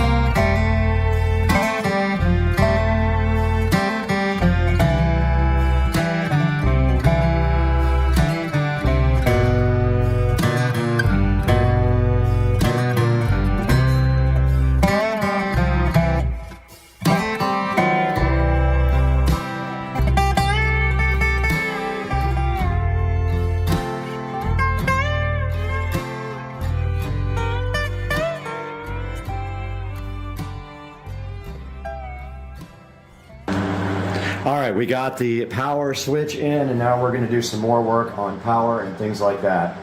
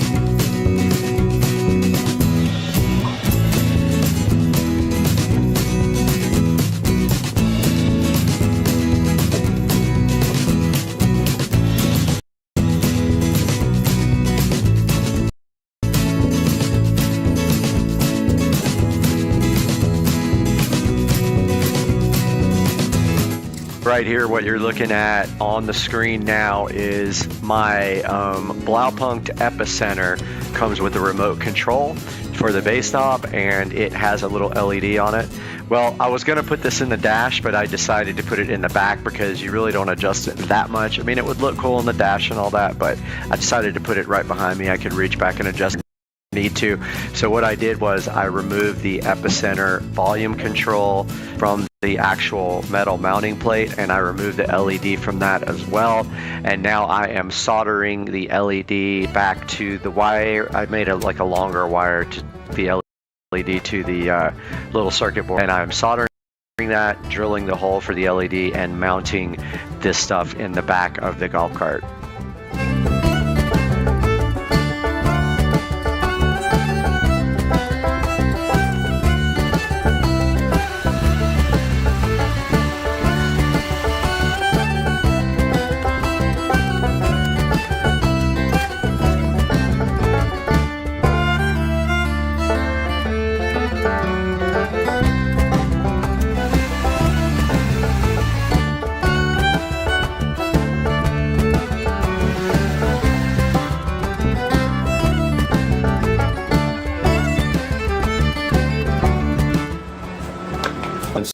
Install these bus bars now up front, one for positive, one for negative, so we have a place to actually run wiring.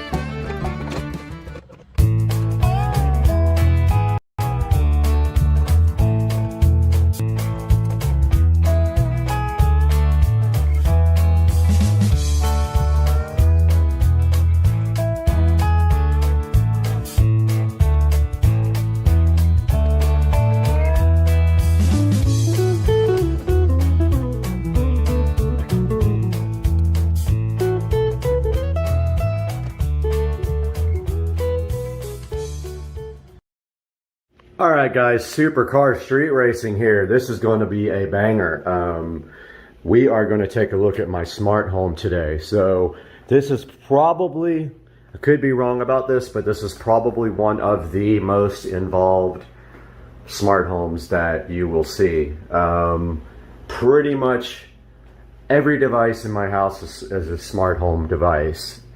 And I want to go through this room by room and kind of tell you guys about what the products are, which will be in the link in the description. And I'd appreciate it if you could click through, because I can pay for some of this stuff with that, not to try to be a beggar, but it does help. I don't make money on the videos because I don't have enough subscribers yet, but I'm working on that.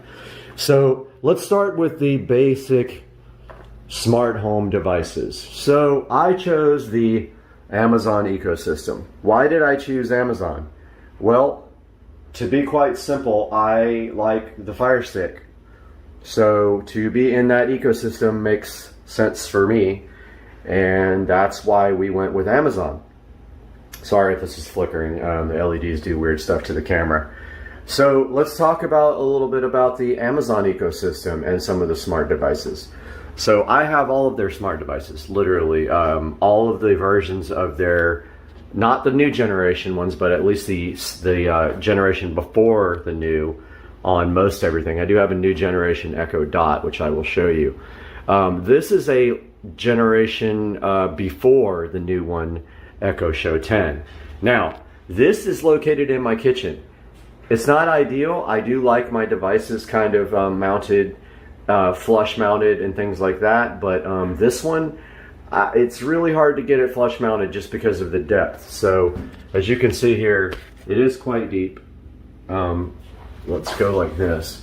Now, what I was able to do in this case though, was I was really lucky. I was able to get the wire in between the shelf.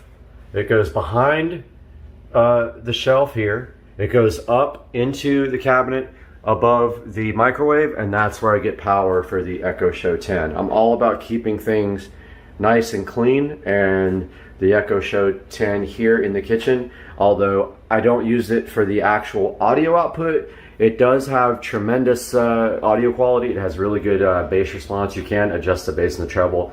For those of you who think that the Echo Show 10 is a little bit bass heavy, you can adjust that by just telling her to turn the bass down. So the good thing about having this device in the kitchen is it's kind of a central location for everything, and it is a good spot to give commands for your smart home. Now, let's move on to this monitor that I have in the kitchen. So I have a Samsung HD TV here. This has a Fire Stick 4K, and if you look here, so this can also do anything that Alexa can do because you have this remote with the volume button. So let's say we want to look at the security cameras on this box. So Alexa, show me the driveway. Okay. So hopefully Alexa will now do her thing. So it is calling up the driveway now. So there we have it. So now a little bit of explaining to do. So these are Wyze cams, W-Y-Z-E. They will be in the description. There's going to be plenty of affiliate links there for you guys to click through.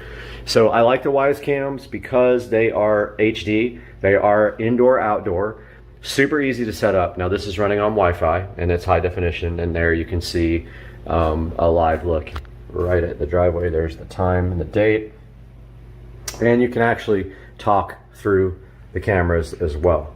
So here we have in the kitchen the summary of the devices. We have the actual Amazon devices. We have a Fire Stick 4K here on this television, so you can watch anything Kodi, Prime, Netflix, whatever on this guy. We have the Echo Show 10 here, so we can do commands through that, or we can use the volume button here on the remote. So here's an example again.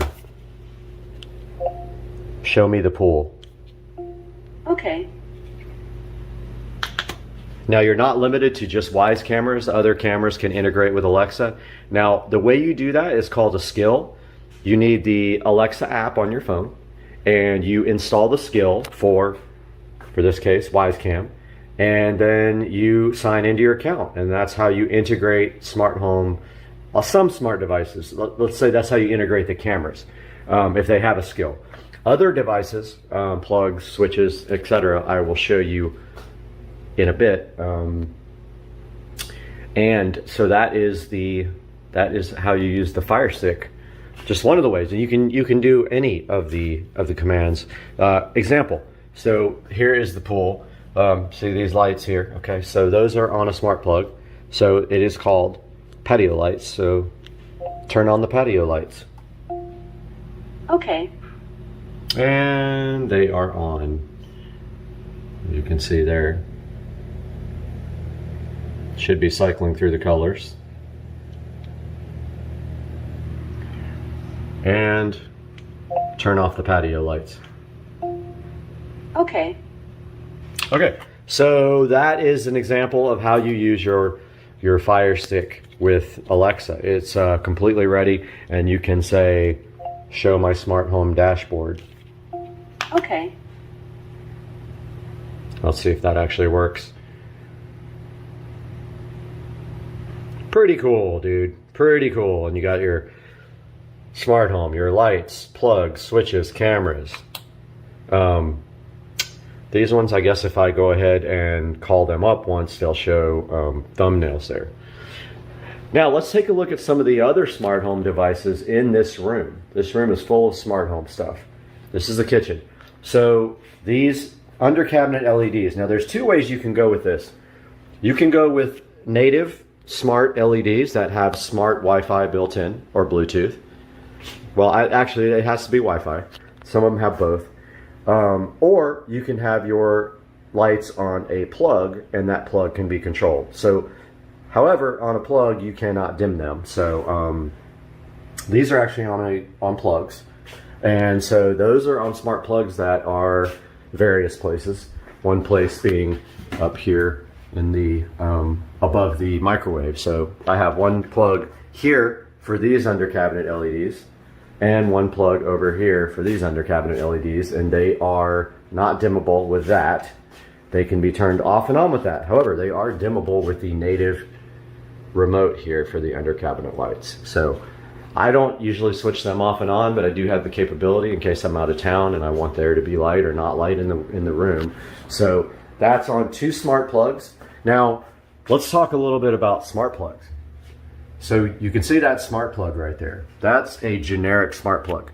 Those smart plugs use a generic app, which I will show you guys. I will take a screenshot of. And it's Smart Life. So that controls a lot of different generic smart devices. You can get an Amazon plug that will interface directly with Alexa, and you don't need to run Smart Life. However, it is more expensive. You can get these plugs very cheaply, and I will put a link to the smart plugs in the description. Okay, so we got the smart plugs on the under cabinet LED lights, and please don't pay attention to this. We don't promote flavored water on this channel. Okay, now let's take a look at a smart switch. There's a bunch of different kinds. I have experimented with some. I wanted to try all different kinds. So these are the Lutron smart switches. This is actually just a remote control for the other switch. The actual switch is right here. So the pros, there's not many. I thought this might be better for flickering. It actually wasn't any better. And this also needs a hub. The hub is located by my cable modem and my switch down there. So this is a smart switch, so it is kitchen lights. Alexa, turn off the kitchen lights. Okay. Alexa, turn on the kitchen lights. Okay. Alexa, set the kitchen lights to 20%. Okay. Okay, so that is a Lutron. I think it's called a Casita. I will link that in the description. So that is the actual switch. There, that's the actual switch. This guy over here, since it was a three-way switch, this is just a remote. You can purchase like the remote separately. So really it acts like a three-way switch. So we have that. Now, we'll get to the living room when we get to the living room, but it actually is running the same set of light. Now, there's another reason why I use this one, and I will get to that in a bit. But yeah, so the kitchen is on Lutron Casita, I believe is the brand, the type of switch. Now, this guy here is not on a smart switch. Just a regular old dimmer because it's just above the table. Now I'm going to eventually switch that out because almost everything here is on smart devices. All right, what else do we have in the kitchen? Well, believe it or not, we have the LG appliances are smart devices. You can see right there. Now, there's an issue with the LG skill. I have never been able to get the skill to work. So I don't know. Actually, this guy, oh, yep, see, it is on Wi-Fi. Okay, so this works with an app called ThinQ, and that's how they interface with smart. However, like I said, mine doesn't work. The microwave is not smart. This stove is, the dishwasher is, and the fridge is. So in total, in the kitchen, we have 1, 2, 3, 4, 5, 6, 7, 8 smart devices in the kitchen. That's just the kitchen alone. Let's move to the garage. All right, welcome to the garage. Let's turn the lights on in here. Okay, let's take a look at the garage and what's on smarts in here. Now, there's a smart device in here that I was disappointed with. It's actually not compatible with Alexa, and that is my Chamberlain garage door opener. I'm super disappointed because I used to have a regular garage door opener with a smart interface for it. It's just like a generic smart sensor, and it could open and close the garage remotely. My new Chamberlain, you have to use the app. You can't use Alexa. There's ways around it, but bottom line is they're too cheap to give Alexa, to give Amazon money so they can integrate directly. But it is Wi-Fi. See, it says it right there. And there is an app called MyQ. So the garage door opener is smart, but it's not integrated with Alexa, unfortunately. Washer dryer. Well, yes, they are. You can see right here. So the washer and dryer are connected to Wi-Fi, so which super helpful. So these guys right here are the top of the line. They are the LG Signature washer and dryer. They cost about as much as you could probably get this car for now. They are Wi-Fi enabled. Again, all my appliances are LG because I like to have them all in one place, and they're all on ThinQ. And so these guys will alert me when they're done with a laundry load, which is very cool. Now, let's talk about what needs to happen. So I don't have a smart sprinkler yet. I have this old school thing. But I have a gift card, so I'm thinking about just going ahead and getting that done because I want that to be a smart device and not just a old school analog one.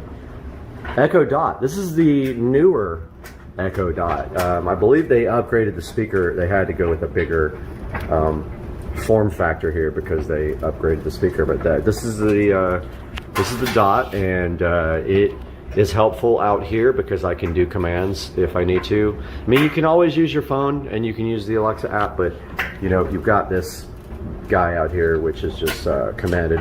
And by the way, you can change the wake word so that all your devices don't think that they need to wake up when you say the same word, but there's only like 4 choices. This guy is called Amazon. Let's see, woke up. Amazon. Never mind. Amazon. Turn off the garage lights. Okay. Now this guy right here is automatic. This has a sensor. When I walk in the garage it'll come on, but the other ones, Amazon. Turn on the garage lights. Okay. All right, let's talk about how that happens. So notice here I spent quite a bit of time doing recessed lighting in my garage because I just like the look of it, and they are all LED lights. And then of course we have this guy here which that was a standard light fixture, so I used it to light up the washer dryer. Okay, that was on an LED, on a smart plug, but it actually doesn't ever need to turn off. It's been on since I've installed it, so it doesn't need a smart plug anymore. These guys up here are on the coolest switches ever. They are on these RGB smart switch, which at the time, this is not lit up, but I'll show you one in another room. You can actually change the color and the pattern on the switch itself. But yeah, so these are smart switches and they use Smart Life, and that's how you link them to Wi-Fi and then into Alexa with Smart Life. You're gonna like the ones I'm gonna show you. So that's gonna do it. That is the garage and everything in here that's integrated. Let's take a walk to the living room. Living room has a few smart devices. Let's take a look around and see what we can find in here. First of all, we've got this television, and if we look behind it, yep, it has a Fire Stick 4K, which actually just plugs directly into your HDMI port, and then the power cable goes down, and it is connected with Wi-Fi to the router. Down here, we have a switch. We have a network hard drive, and then back here we have our Nighthawk cable modem. So that's what's providing Wi-Fi. Let's take a look around here. So the dining room light is not smart. It hardly ever gets turned on. That's why. These guys are. So this guy right here is an Echo Show 5. His name is Computer. Turn off the living room lights. Okay. Computer, turn on the living room lights. Okay. All right, let's talk a little bit about the LED smart switch now. Now here's another Lutron Casita. Here's an LED smart switch which I have programmed with Smart Life, and you can see that I programmed this color and I programmed it to what cycle. This is actually for the fan. Computer, turn off the living room fan. Okay. There's several ways to control your fan.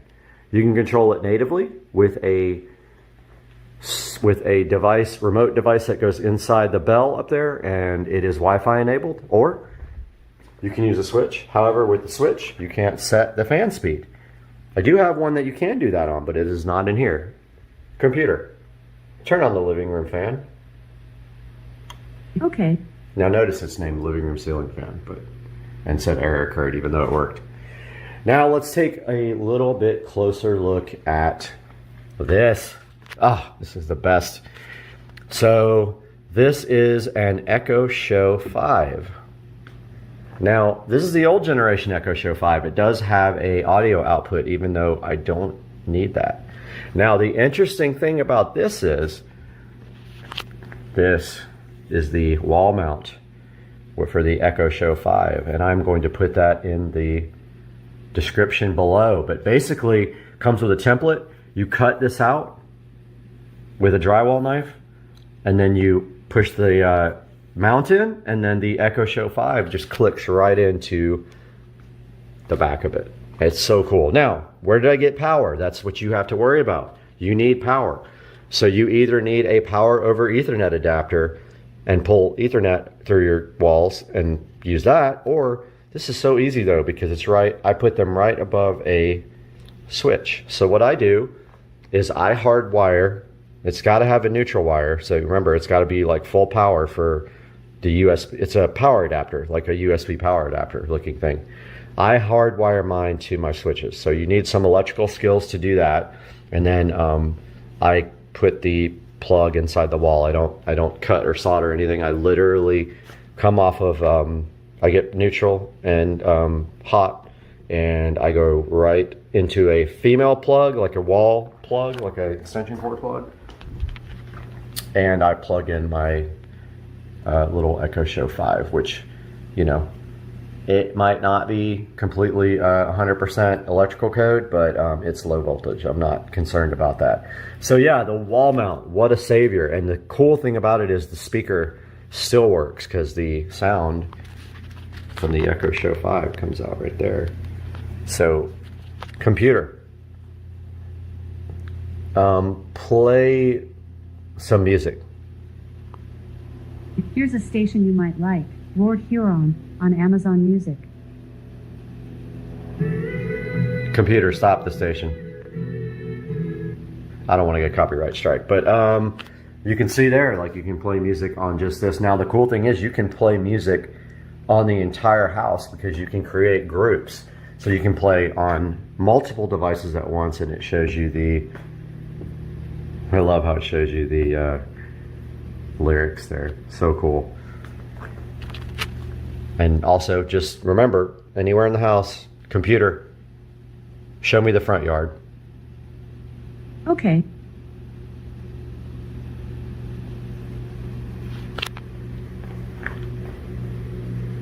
And this is the Y skill. There you go. All right, so there's that. There's the, showed you the RGB smart switch for that. I showed you the Lutron Casita.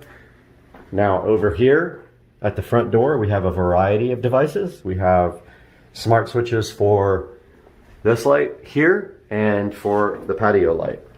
And my jacket just fell on the ground. So there's those who noticed they're programmed with different colors. So those are all from Smart Life. Now here's what's cool. We have a smart door lock, a UFI smart door lock. Well, this guy's awesome. It does integrate with Alexa. It does both, so it's biometrics. So it does both the fingerprint and a passcode or a key, which is underneath this guy here. You just move it aside and there's a keyhole there. The good thing about this is you can unlock it and lock it remotely or with Alexa, and it locks itself after a certain amount of time if you wanted to. So you can physically not get locked out of your house anymore. It's just not possible unless the battery just died on this guy. But then you go in through your garage. What I don't have, I smart doorbell yet with a camera. I kind of want to do that, but I also already have cameras up there in the corner outside. And I guess we can show you that now. This is actually a Wisecam V2. It's not the outdoor camera, but it doesn't get wet out here, right, Mr. Binks? Mr. Binks, I think, heard the door open and wants to come. You want to come inside? Come on. You come in? He's probably going to get, he's really a independent soul. Probably get bored. So that's a summary of the devices besides this camera up there, the Wisecam up in the corner, which is pointed at my door. We've got, yeah, that's it for that room. Moving on to the theater room. We got a few devices in here. This fan is a smart fan. So I have a smart fan dimmer switch on that, and that is that guy right there. That is controllable with Alexa. And you can actually set, what? So vocal. And you can actually set the speed, yes, and I do love space stuff, so I got my astronauts. But yeah, you can set the speed there. Why are you so vocal? So in this room, we have a Fire Stick 4K powering the home theater system. Obviously, we have an Xbox One. We have the fan. We have the Echo Show 5. We have Mr. Binks, Thackeray Binks. And that'll do it for this room. Pretty much it, but I mean, still, you know, 3 or 4 devices per room here. Moving on. This is the computer. Turn on the audio closet light.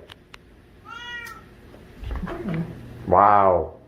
So vocal. Wait, just flop down. Such a good cat. Not mine, but good. So we have the whole house audio closet, which I showed in another video. We have the Echo Dot right there. That's what's providing audio to the whole house. Now, of course, this guy is on the internet, but not smart. It doesn't integrate with Alexa. I know, but there is a smart plug right there on the subwoofer. to turn it off and on if I don't want bass coming out of here, and one on this light, which you can see, computer, turn off the audio closet light. There we go. That is the whole house audio. RGB smart switch for the hallway light right here, programmable with Smart Life. Venstar thermostat, Wi-Fi enabled. Computer, set Brad's house to 71 degrees.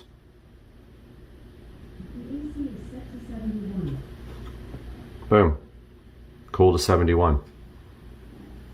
All with Alexa.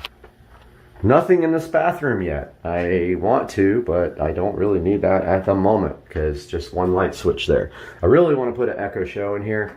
I just have to figure out where, because this medicine cabinet is taking up a lot of the thickness of the wall. I really wanted to put it right there in Echo Show 5. I might still do that. What? Why so needy? Bedroom. So now we're taking a look at some dimmable smart switches. This is a dimmable smart switch, which I will put in the description. This is what is connected to these overhead lights. Now these overhead lights are LED, however they have a really bad problem with flickering, and I've seen people complain about it. But yes, this is available on Alexa, and you can dim these lights via this beautiful Echo Show 8. Again, want to get this wall mounted somehow, but the depth is pretty good on it. And where are you going in the closet? Crazy cat. So that's an Echo Show 8, the previous generation. So it does have the audio output on the back. Hopefully I didn't just bust it. It does have an audio output, so if you need to feed a home theater or a whole house audio with that, you can. This fan is on a RGB LED smart switch, but I have it off obviously because it's really bright at night, and it will only turn the fan off or on because it's not one of the built-in dimmer, it's not one of the built-in ones where it's up in the bell there like in my theater room. This is for future home theater. In here will be 5.1 audio. I don't have the in-ceiling speakers yet, and in the TV we have Fire Stick 4K. That will do it for the smart devices in the bedroom. Are you ready to go to the other room, Mr. Banks? Such a good kitty. So needy. Alright, so next room we have is the office. So in the office, we have a variety of smart devices. We have a PC, obviously, which can run the Alexa app, so you can do everything you need from the Alexa app there. We have a monitor, actually a television, with, this is the only one left in the house, but this is the old school Fire TV that does the same thing. Get some lights going in here. That's the old school Fire TV that does the same thing as the Fire Stick. That's I believe the second generation model. So we can do, obviously we can do Prime Video and Netflix and everything from that TV. We have the Echo Show 5 here, just like in every other room, mounted above a dimmer, smart dimmer. Again, interfaces with Smart Life for the in-ceiling light. That bulb I have out because it drives me crazy with that fan.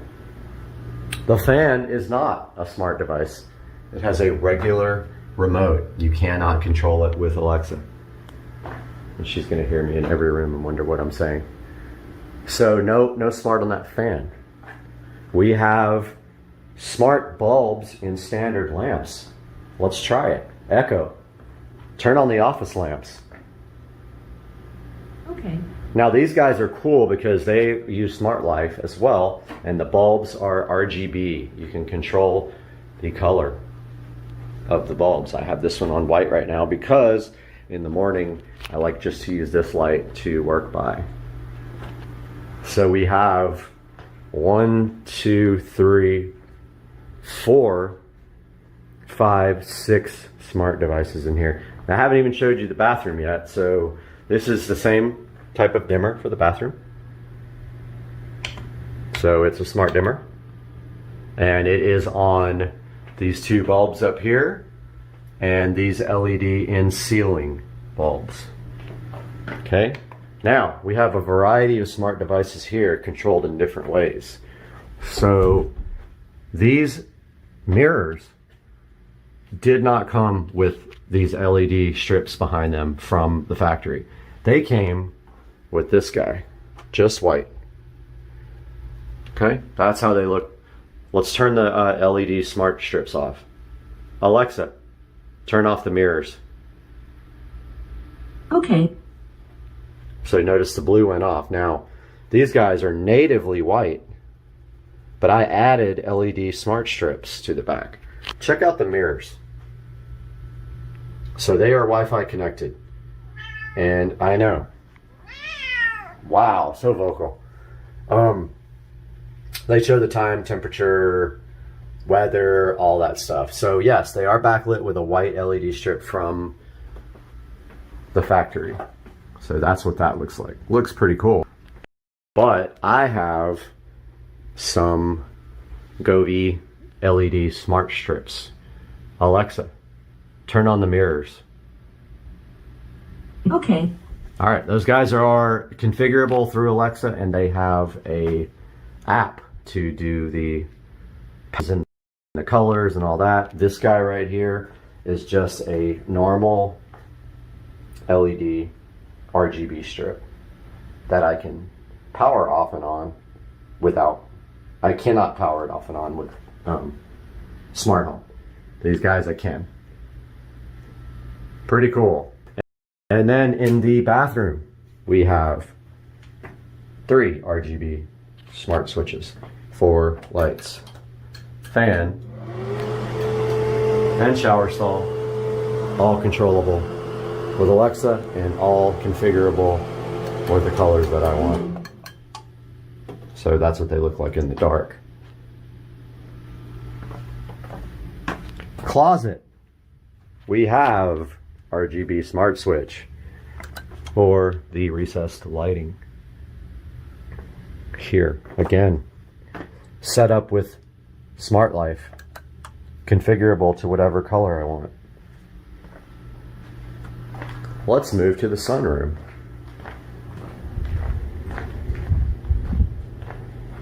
Sunroom. We have a variety of devices, but we start out here. LED RGB smart switch for the outdoor light in the yard.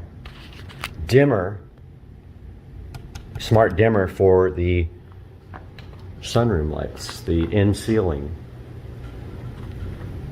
Remote for the smart switch for the pool light. The actual switch is outside. And in the home theater room, we have a Wise Cam. We have a monitor with a Fire Stick 4K. So when I'm huffing it out on my treadmill here, I can watch television. The fan is not on a smart switch. It has a standard remote control, speed control, light control. Right, Mr. Binks? And then outdoors, we have a Fire Stick 4K on this TV, and we have a smart switch on the pool light. And there goes a beautiful big bird flying away from the, I don't know. Do you want to go outside? Come on. Maybe not.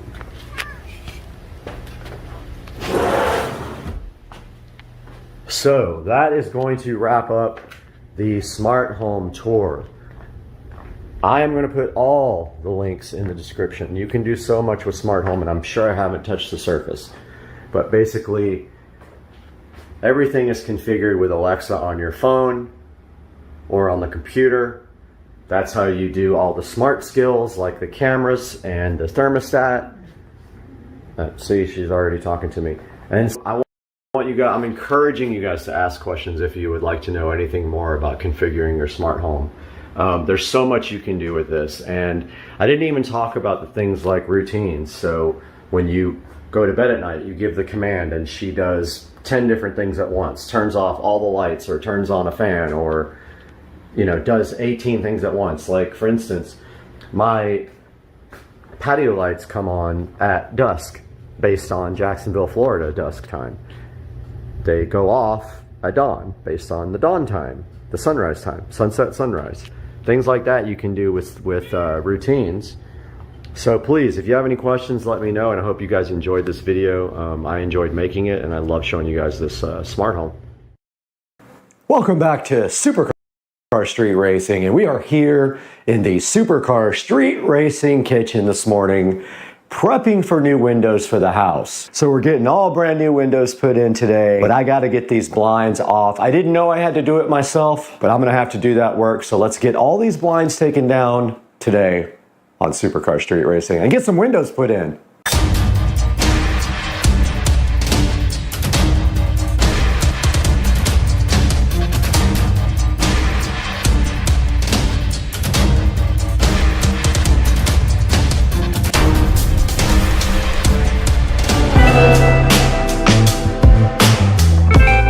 Now we only have 3 of these to take down with these type of shades, and they're pretty simple. You just unscrew a wing nut and they come right out. But also the hardware has to come out. The mounting hardware needs to come out as well, unfortunately. And it is going to make my life difficult.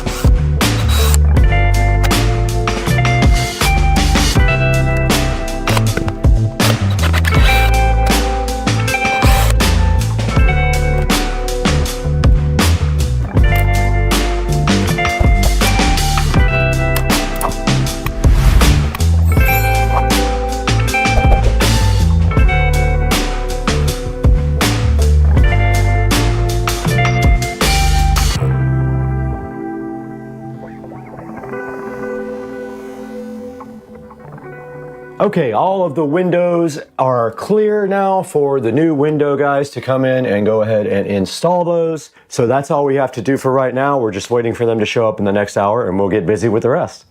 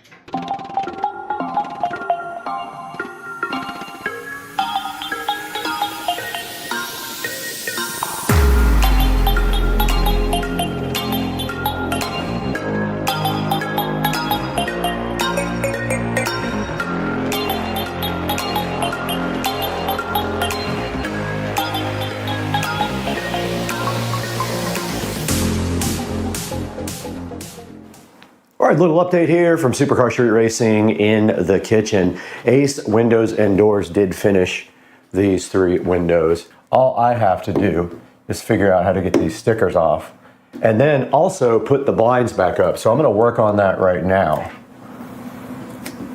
And these just come right off with the peel sat. That new window peel sat is so good in your life, and you love the new window peel sat. That peel sat feels so good on the new window when you peel it, and you get the satisfaction on the new window peel with the satisfaction. And the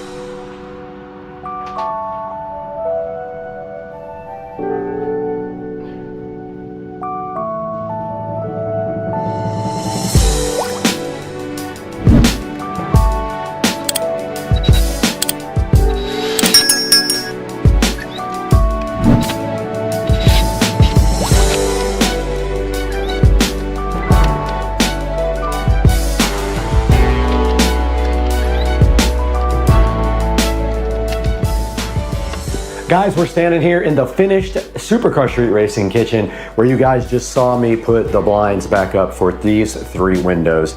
Now here is a good close-up look at these frame-in windows that do not require hacking up of your house.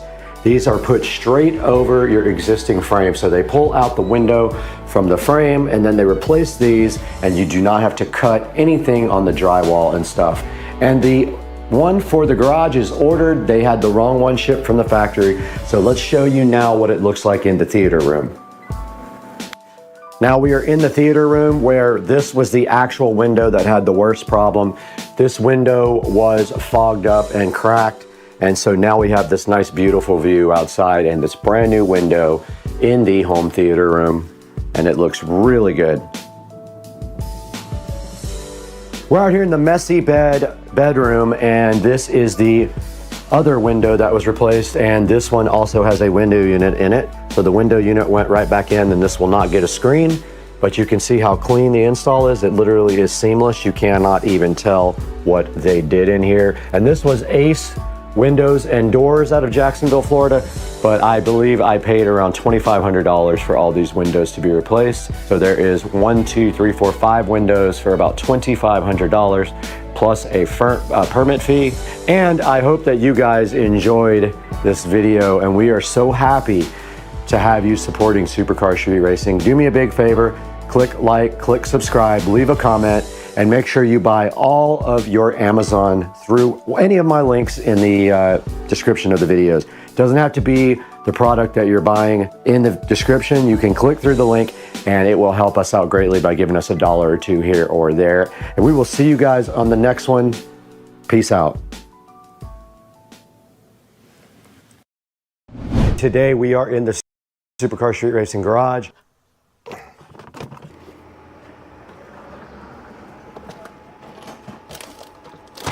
What's up? So we have a total of 4 of these speakers itself, which we'll be installing. We're just kind of running them down with the ratchet.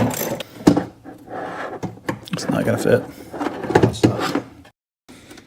And then we need another, we actually need this for that side.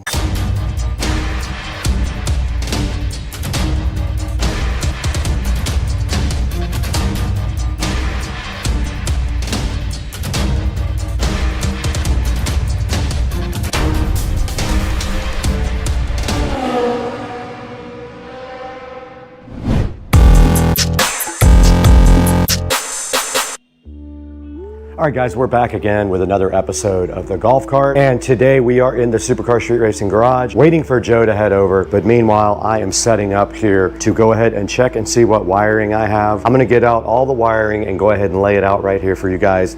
We're gonna get it all organized and look at it and see what we got right now.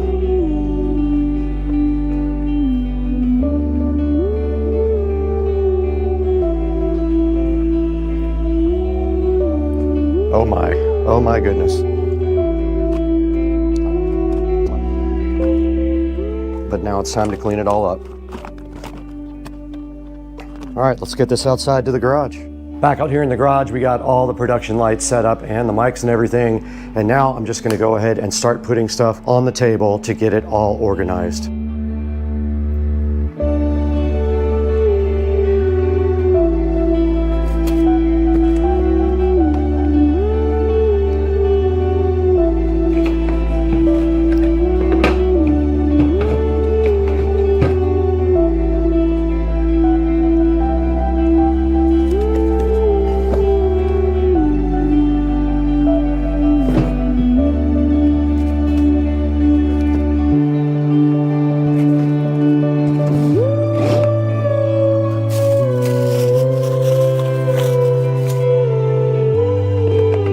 Okay, directly in front of me, you guys can see Joe's 4 new speakers for the golf cart, his old voltage inverter, and his old fuse box. And then right there is the new voltage reducer, 60 amps for the new system. Let's go ahead and get his dash out of the kitchen as well. So here is the new dash and the new digital display, which we haven't figured out what we're gonna do with that yet.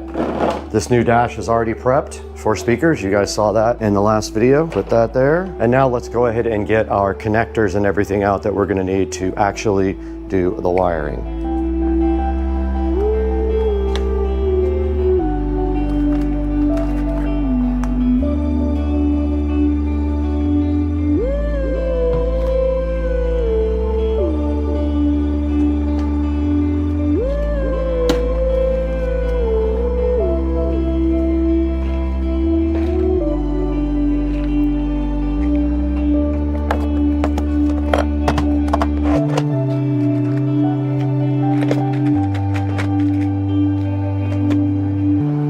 What's up?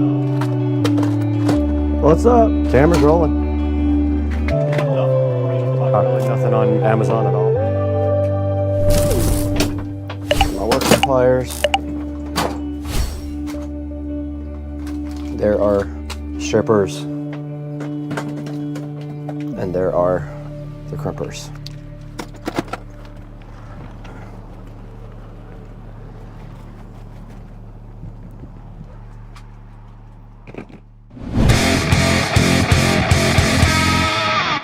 All right, we're we're back out here with Dukes of Duval, and we are in a brand new day and the next video. And as you guys saw a few minutes ago, I went ahead and got everything laid out on the table and got the garage set up for work. So we have all of our wiring connectors here and all of our wires in somewhere in here maybe.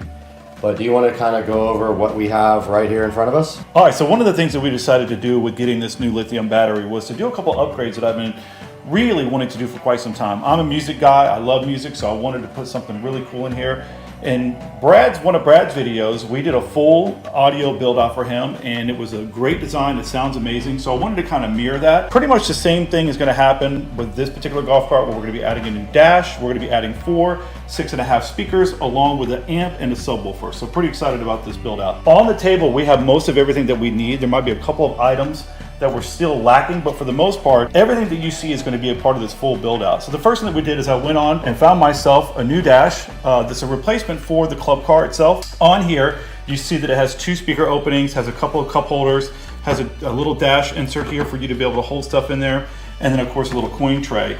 More importantly, on the front of this, it has a single DIN opening for a radio. I purchased this, but there was a couple of different options that you could have went with. You could have went with a round style that they have for some of the, and with this particular setup, we went with a single DIN. The likelihood is that we're not going to use a single DIN radio in here. We have plans to potentially put something in here to have a tablet or some sort of an iPad to cover this over. We're gonna figure that out. We haven't got to that point just yet. So once we get to that, we'll make a decision. So with that being said, additionally, a part of this setup, we got a new amp, which this is a little bit difficult to find something that worked really good for our particular setup. So what we wanted was a 5-channel amp. We wanted it to have Bluetooth. Unfortunately, finding anything for a reasonable price that has a Bluetooth option is very limited.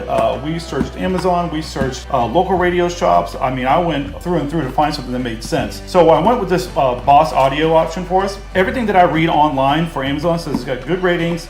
I believe it's like 4.5 stars, and it's gonna have everything that we want from an amp perspective. It is not a marine grade, which is fine, because inside the cavity where we're going to be putting this, where the battery compartment is, we should have no issue with any moisture or any problems with anything getting in here, so it should hold up just fine. Along with that, we have a couple of other items that we bought specifically for the radio. So I went out and found these on Amazon as well. These are 6.5 full range SCAR audio. These are weatherproof, and the reason that we want marine grade weatherproof is because this will be on the exterior, so it will be exposed to the elements, unlike being inside the battery compartment itself. These are great speakers that we found. They have really good ratings on them. We kind of opened them up already to start doing a little bit of work, but I just wanted to show you guys real fast that one thing is that it does have a single tweeter in the front. Yeah, so these are great speakers. They are marine grade, so you can fully water them down when you're cleaning your golf cart, so you don't have nothing to worry about that. And that's the biggest thing for me, is if it's somewhere in a compartment that I'm not concerned with getting to the elements, then I don't go marine grade on anything, or I avoid it if it's at a cost. For this, I did pay the money to get a marine grade, and these are solid, really heavy speakers. I have a good feeling these are going to sound amazing in the golf cart. So we have a total of 4 of these speakers itself, which we'll be installing. So we decided to upgrade this. This is basically the converter. This knocks down 48 volt down to 12 volts. Most of the accessories and the radio and the stuff that you use all runs off 12 volts. So you have to have something to step down all that power. This is a much better voltage reducer than the last one I had, so it's going to have a lot of ability to run power. So one thing to know is that we could easily hook up to one 12 volt battery when you have a multi-battery system. In this particular case, we have a single 48. So you don't really have that option. And even with a multiple battery setup, you never want to run off of just one 12 volt battery, because that's draining from one 12 volt. So you want to share the load over the entire 48 volts. So that's why you use a step down from a 48 to a 12 volt. It makes the ability for it to have a longer lasting power, and it's not pulling off of one particular battery. So this here is an inverter, and what this is going to do is take our 12 volts that's going to be coming off of this knockdown to a fuse panel and convert this over to 110. It's going to allow us to have a couple of outlets here. With this is really nice if you're someone that likes to decorate your golf cart or do various things on it that you need 110. This is a great thing to add. Also, the really cool thing about this one is it has USB ports as well. If you have anything that needs to be powered by USB, which we do, you can directly power it off of the inverter. So we're actually going to take advantage of that, correct? I believe that we will, but also on top of that, we went out and sourced a couple of these particular aftermarket USB ports that you can add to the golf cart. They run off of basically 12 volts, we can add that to there, and that's probably going to be an option for us for the front of the golf cart. We do have an option for USB that is on this inverter here itself, which we might use in the back in some capacity. However, in the front, what we wanted to do is have a couple of options. One for external charging if somebody had their phone or something that they needed to charge. We wanted to add that. So what we went out is we found a couple of these online. They're pretty cheap on Amazon. Runs off of 12 volt itself, and then has obviously the female adapter or the USB.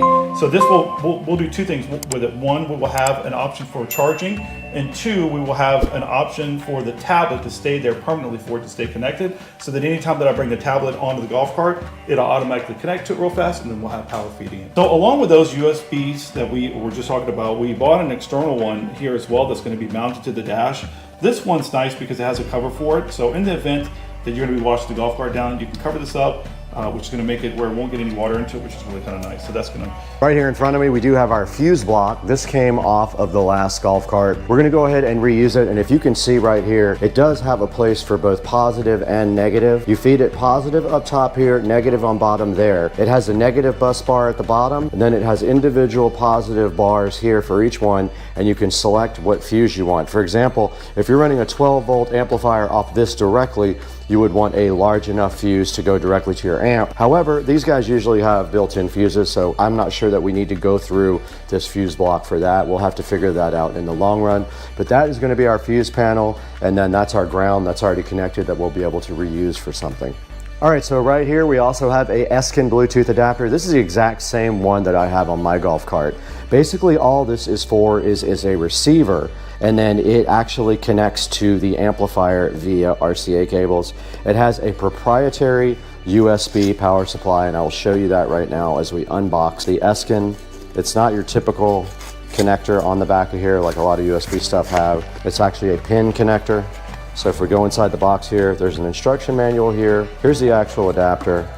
And then inside of there, you can see right here, you would output from this to your amplifier. It also has an auxiliary, and it also has a little pin connector there for power. And inside of the box, we should have a power connector. We do. There's a power adapter in case you're using it at 110. Here is a USB adapter in case you want to use it for 5 volts. And then they also give you a pair of USB to headphone or mini to use in the auxiliary port. All right, also right here on the table, we have all of our tools we need to go ahead and do anything with wiring. We've got automatic wire strippers. These are crimpers for some special type of connectors that we have. And then these are workman pliers that we use for electricity. And then moving over here to the side of the table, we have all of the heat shrink and the connectors and everything that we're going to need to go ahead and put ends on it.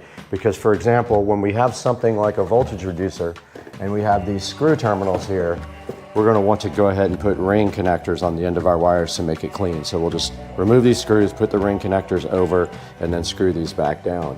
We have some ring connectors inside here. Those are for small gauge wiring. I don't have very many yellow ones for big gauge. So we're going to have to see if we have enough to do what we need to do. But we also have spade connectors in here and other types of connectors that we might be needing. So we have all that out. Here we have some clamps to keep the wire nice and clamped up and against the side of the golf cart body. We have heat shrink tubing. We have heat shrink spade connectors and other type of connectors here. These, all you have to do is basically put the wire in. So basically all you have to do is just run your heat gun on these and it shrinks over the end of the wire itself. So that's it. We have all the stuff here that we need to hopefully move on to the second part of this golf cart build. We're probably just going to go ahead and reorganize everything now since we unboxed it, and then we're going to assess whether we have to buy some more stuff. So let's get busy getting all this stuff back in shape because we just made a mess here, and then we'll start getting to work.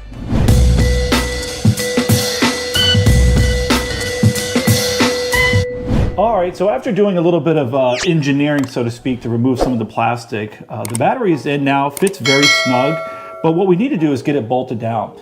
So the way that it's set up now, we have it pushed over to one side. The only issue is that it does have a couple of spots on each side for you to put bolts on to get it to obviously strap down, so to speak. But here it's very, very tight. So what we have to do is try to figure out a way that we can mark the spot where we need to drill because we're going to through bolt it. And it's going to be a little bit of a challenge to try to get down a socket down in there to hold the top of that bolt down, but I think we can get that done pretty easy. So we're going to take the time for a couple seconds, figure out exactly how we're going to get that bolt to get in there and make the hole cut, and we should be able to get this thing fastened down pretty quick. Okay, do we need to take the battery out? Yeah, so the first thing we want to do is obviously on this side, we want to make sure that we can get the socket down in there to hold the head of the bolt. Okay, so I need to grab a socket. Yep, so we're gonna grab a socket. We're gonna make sure we can slide it down there. If it won't, we're gonna have to just budge this over just a little bit. From there, once we know we can get our socket in there, we'll make a mark so that we can drill a hole. And I think for this particular setup, we're just gonna concentrate on one bolt on this side and put a couple on this side, and that should be more than enough to hold this down. Perfect. Let me go get the sockets and we'll do that. Okay.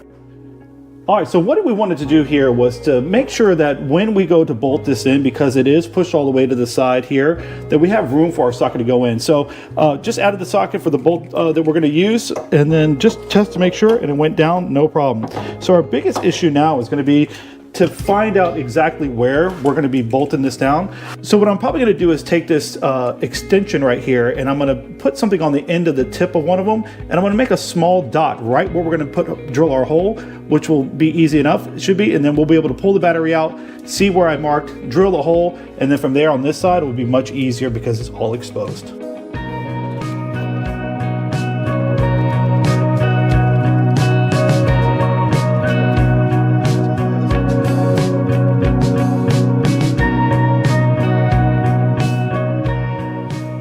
That you used? That's it. That was leather cleaner? Yeah, all I needed was just something, so if we yank it out, now we'll have a dot. We'll have a dot, yep. Okay, perfect. So where are we going with it? We're gonna pick it up and then we'll set off to the side here. I don't know if I'll be able to from here. I don't have any leverage.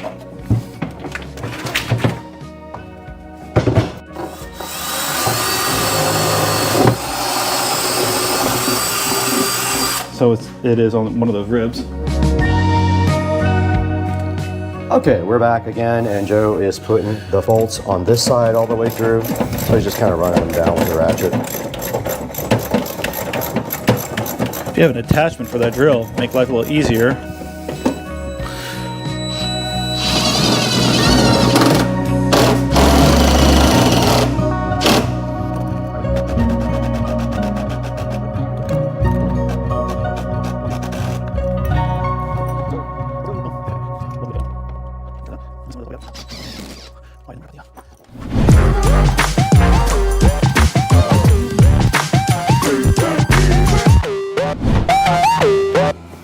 All right, guys, we're back, and we just got the battery mounted. Now we're here with the voltage reducer and the voltage inverter, just laying out just a rough layout of where we're going to do everything. We're trying to plan for an amplifier, so we want to make sure that we have enough room at the bottom. So we're thinking of putting the voltage reducer somewhere right in here. That leaves enough room for an amp to slide underneath this if it had to. Plenty of depth, like height. Then we can get our wires directly off here, come over to our inverter, and down to our amplifier, so we could just come down.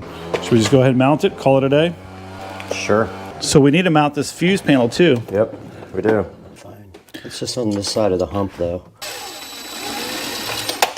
It's like... We're going to have enough room for these wires to bend and go the way they need to go. This one just... Yeah, I'll turn it straight that way.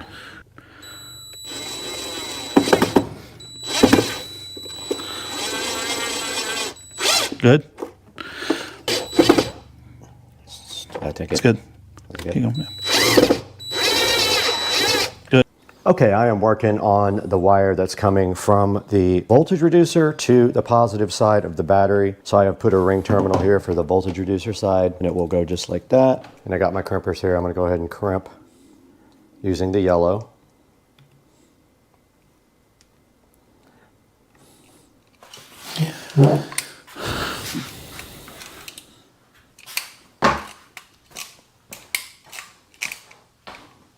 That's perfect.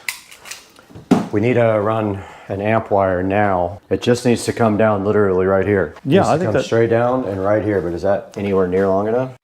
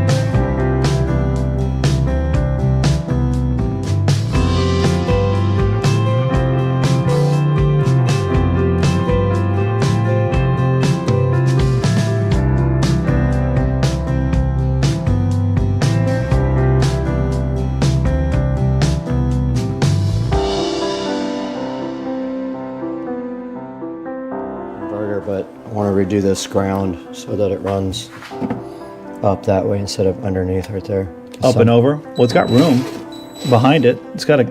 Well, now I was thinking this side up. Oh, shit, right there. Guys, welcome back to the channel. Today, it's Friday. I welcome you guys to the weekend. And we got something cool to show you today. So as you guys know, we did get a projector from Anker, A-N-K-E-R. Well, today, we're going to be taking a look at one of their other products, which I really, really love. And this is the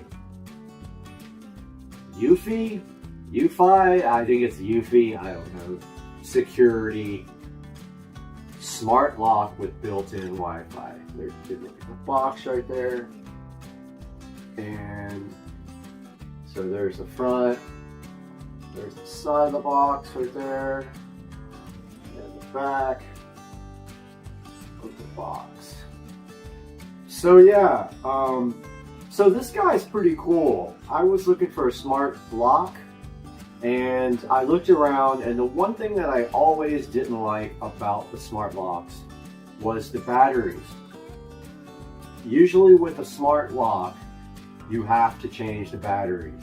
So you could be looking at putting batteries in this guy once a month, or buying rechargeable batteries to put in this thing. So the cool thing about this guy is, now remember, this is a different model than, they do make one with regular batteries. This guy right here has a built-in rechargeable battery. Now I will show you guys that in a little bit when we take a look at the actual lock. Now the other cool thing about this lock is, of course, that it is smart and it is Wi-Fi. This lock is controllable with Alexa, and you can configure it on your phone, unlock it remotely, and you can actually, there's plenty of ways to unlock it. So you can unlock it with the app, with Alexa, with a code. Notice it's got a keypad right here on it. Biometric, so you set it up for your fingerprint or multiple fingerprints. You can have multiple people with multiple different fingerprints set up.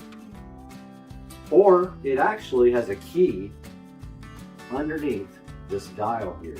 You rotate the dial, it comes with a set of keys. So yeah, the UFI security smart lock with built-in Wi-Fi.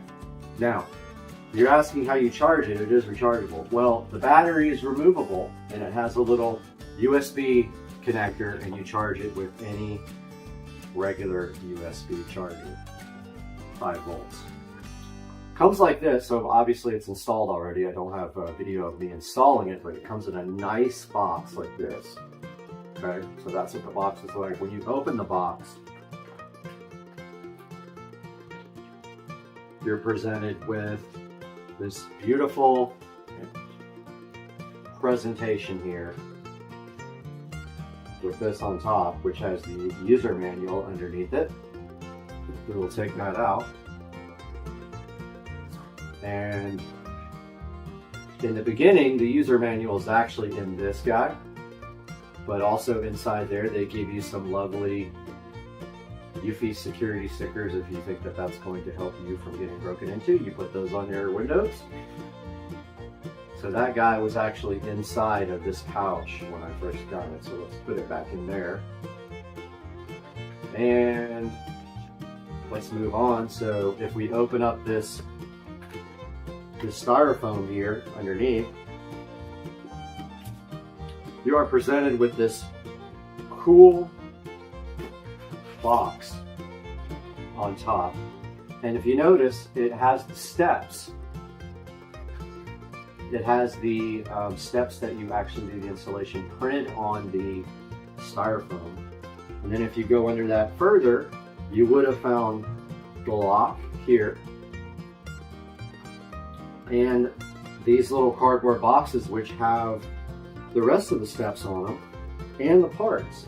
So for instance, step 1 is the thing that goes inside the door. I forgot what it's called, but it's the thing that actually protrudes out and goes into your deadbolt part. Then step 2 is your little, I believe they're strike plates or whatever they're called. And then this next box has keys, and it's marked like that. And then this is the screws for step 4, which is holding on your door lock. So if you take out the manual here,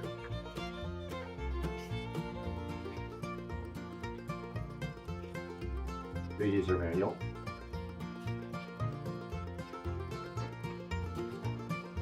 it will actually show you install instructions. So the first thing you do is go to step 1 and you install the deadbolt, is what they're calling this. So it's clearly laid out in the manual right here for step 1.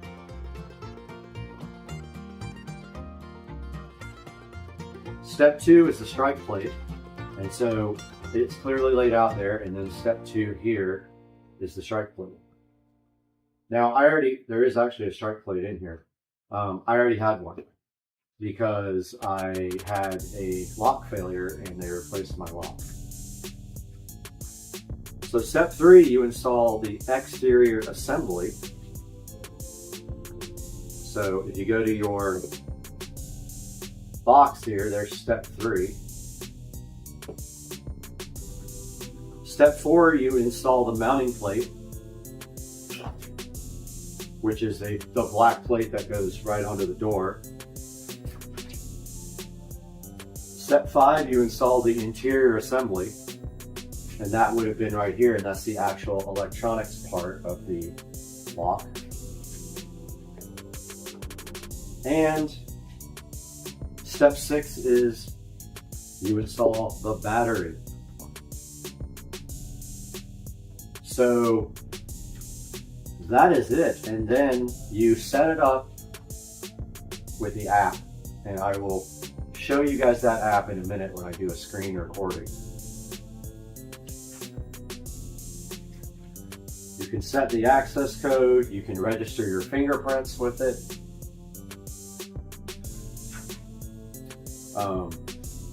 One cool thing about this lock is you can set it up to automatically lock at certain times of day or when you unlock it. So for instance, mine will lock 2 minutes after I lock it.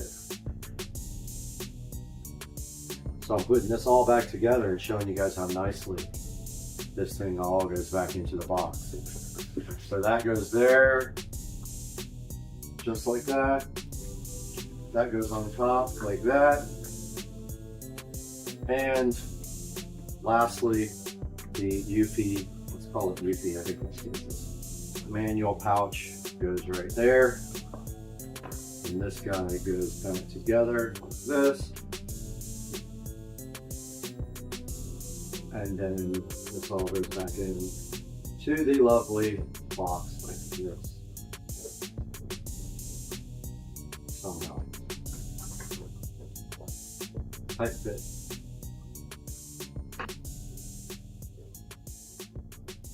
So, the next thing I want to show you guys is the actual lock. All right, guys, so we are going to take a look at the UFI Smart Wi-Fi door lock. And so here it is actually installed. Take a good check it out. You can actually pull off this battery plate and see that that is the battery, rechargeable battery. This pops right out and it has a charge indicator on the back and a USB plug. Now we can then check out, let's unlock that, check out the front. It's going to try to lock, but let's step out here and lock the device with the worst finger ever because it's got cut last night working on the computer. You can see that door just locked. Now, this thing actually rotates out of the way. See how it's giving me a warning here because I'm trying to rotate this? That rotates out of the way and there is a key slot underneath now. Now the door is locked right now, see? All right, now if I want to unlock it, I use biometrics and the door is unlocked. Let's lock it again and try the code. Okay, usually that works first time, but my finger's all cut up and raw. So I'm going to unlock it with the code now.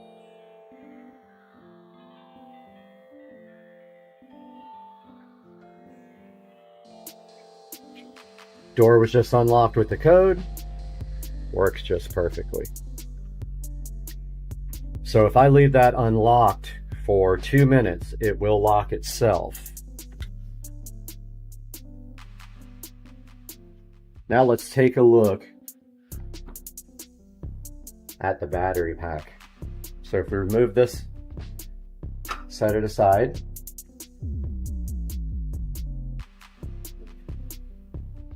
This battery pack comes straight out like that.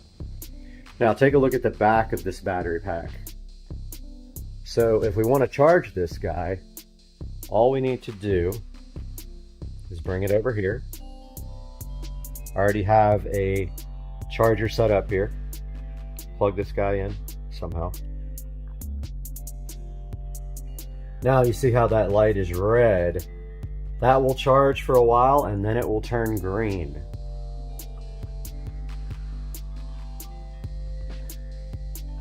So once that is fully charged, you can go ahead and take your battery, and it clearly lines up like this,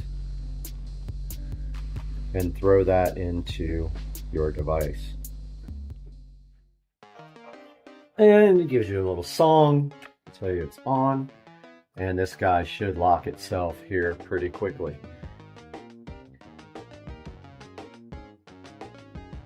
And we'll be right back with some other info. Alright guys, so the first thing I wanted to show you on this app was how this works. Now, I have already added my device, but if you don't have your device in the app yet, you'll need to sign up for the system for UFI security. You'll have to hit add device, at which time it will discover your device. Okay, and once your device is discovered, you will see it here on this page. And then to configure your device, and you notice it says it's locked here, you can unlock it by dragging to the left or to the right here. You can also manage the access here, so you can add access for other people with this right here as soon as it figures out how to respond. So that's my access there. You can look at the events, when it was locked and unlocked, and what day. And then if we go back here to this page, your settings is this little gear icon right here. So notice it says what kind of lock it is. It's a smart lock touch Wi-Fi, touch and Wi-Fi. Don't get that confused with the other lock, which needs a Wi-Fi bridge to actually work properly. This has built-in Wi-Fi and a rechargeable battery, and I will link it in the description to Amazon. Now this is where you name your lock right here. That's how you do your name. Now auto lock, this is cool. So this is what I was telling you guys about. This will lock the door after 2 minutes if I leave it unlocked. So there's no way you can leave your door unlocked. And then the schedule is, I want my door locked during this time no matter what. So please lock it the whole entire time from this time to this time. Now, one touch locking. That enables you to lock the door by long pressing the lock or cancel button on the lock. So you don't have to put a code in or anything to actually do it. Now this next setting is wrong try protection. So if someone tries to unlock my door with a fingerprint or the code more than 5 times, then it will disable the lock for 3 minutes. So you can set the attempt numbers here, and you can select the minutes here, or you can just switch it off completely. Scramble passcode, what that means is it will require you to put in a random set of numbers before your passcode. So if someone is looking over your shoulder surfing, it'll always be different in the beginning, and they won't understand why every time you walk up to the door you're putting in a different password. At least it'll deter them. It's not a sure thing, but it's a deterrent. So this lets you enable a sound when it's locked. It makes a little tone sound and you can set the volume on that to low, medium, or high. So actually this turns on and off notifications on your phone. So when the door's locked, it'll send you a notification when it's unlocked. This lets you calibrate the lock. You have to do that when you add a new lock, so it checks the tension on the deadbolt. This tells you where the lock is connected to Wi-Fi, so it's connected to my 2.4 gigahertz Wi-Fi. It wants you to connect to 2.4. This is where you set the time. I'm on Eastern time, so New York works great. If you have the doorbell as well with the camera, you can integrate that here. I do not have that yet. There's a little mounting guide here that you can watch. Pretty cool. Shows you exactly how to do it step by step.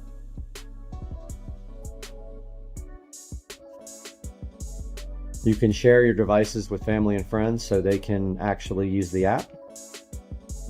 And then here in About Device, it shows you the serial number, MAC address, firmware version. You can check for a firmware update, and this is fully updated. So now I want to show you how to add this to Alexa. So we go to our Alexa app. We find at the bottom right, we go to Skills and Games. We search for Eufy, and it is the Eufy Security, not the Eufy Home. Now you click Enable. Now you put in the email address that was associated with your account. So we'll be right back so that email address doesn't get shown. It took me forever how to make this thing work because it was saying my microphone was in use, but I figured out it was from Alexa. So I actually disabled that permission, and now I can... So she's talking to me because she heard her name. So here it shows that my account is linked. You click Close. And then you click Discover Devices.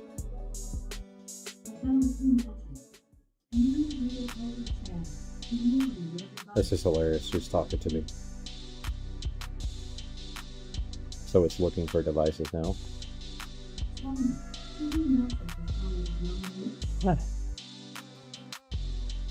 So it takes a second to find devices to connect to. It should find my lock.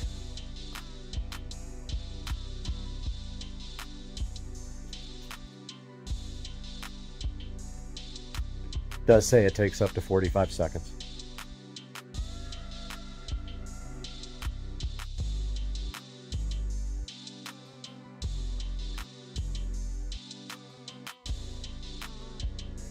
Aha, no new devices found. Well, let's see if it's actually in there. There it is.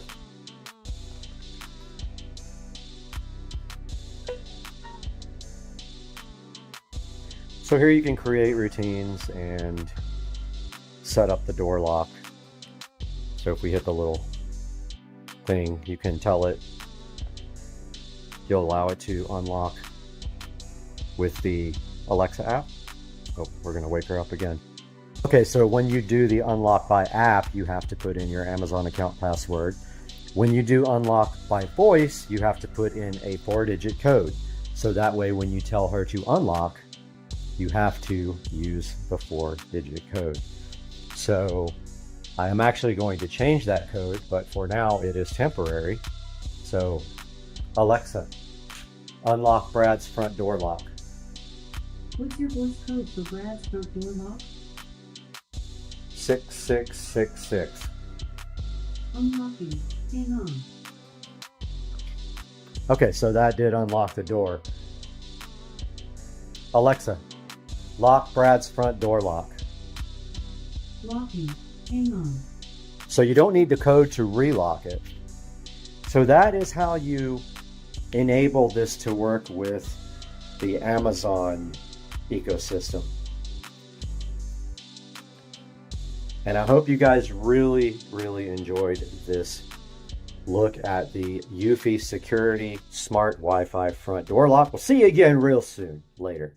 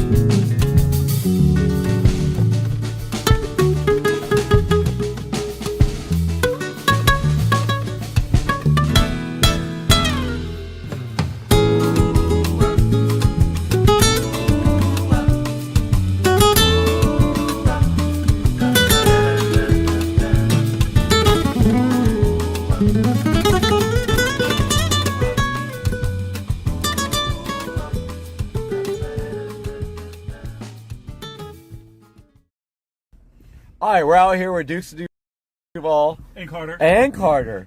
And we're on the beach in Mayport, and we're about to do the craziest burnout. A sand out. A sand out. Let's go. Oh, let's go. Dang. That's it. That's it. That's everything. Bubba, are you trying to get in shape on the scale? How much do you weigh, Bubba?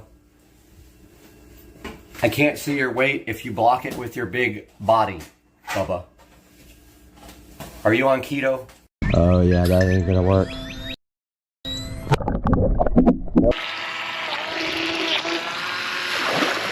Guys, in the Supercar Street Racing kitchen, and we have this amazing RC boat that we bought. And we did buy two of them, one for me and one for Joe. And we are going to be unboxing this today and having a blast with this. I know it's going to be fun, and I am super hyped. Let's get it done.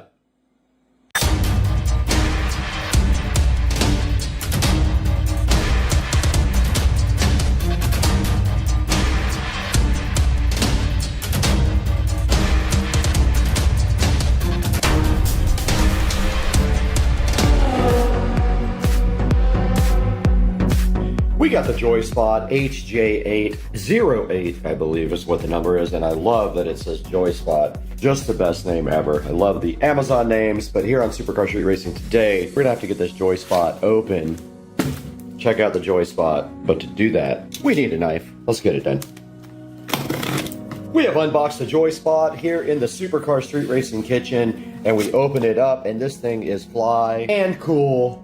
And I love it already. Check it out, guys. The 2.4 gigahertz remote control transformer here should have two batteries.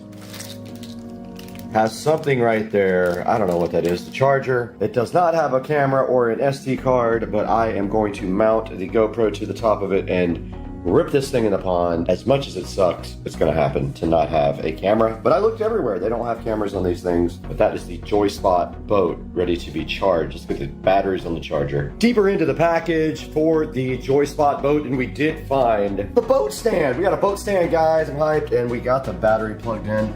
And I don't know why this indicator light's on the bottom of the USB, but it is. And there is the battery looking so fly plugged in, and the boat stand. And now you take your boat and you simply place it onto the stand, and it looks bad to the bone. Guys, check that out, man. This thing's cool. Look at the propeller on the back and the rudder. Thing looks awesome. I wanted red, but they are out of red at this point.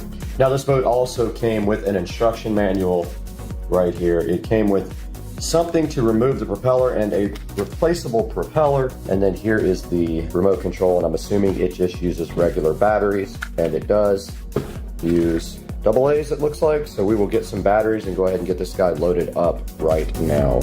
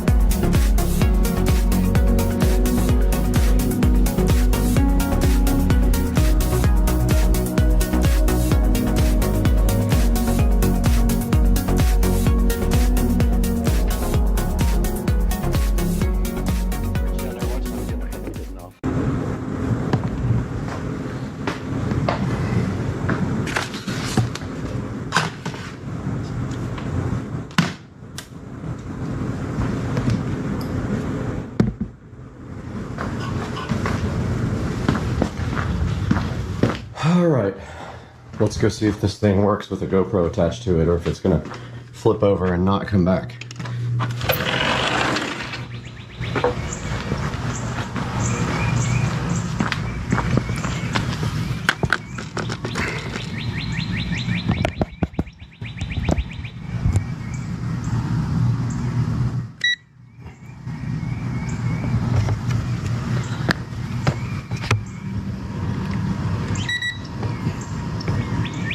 Oh yeah, that ain't gonna work. Nope. Got him! It's not gonna work, it's too heavy. Too top heavy. I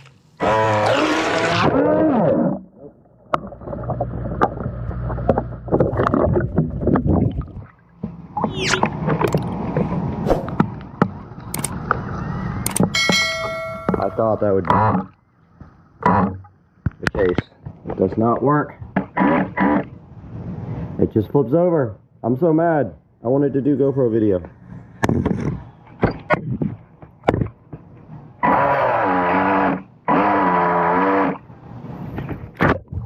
Yeah, this isn't gonna work.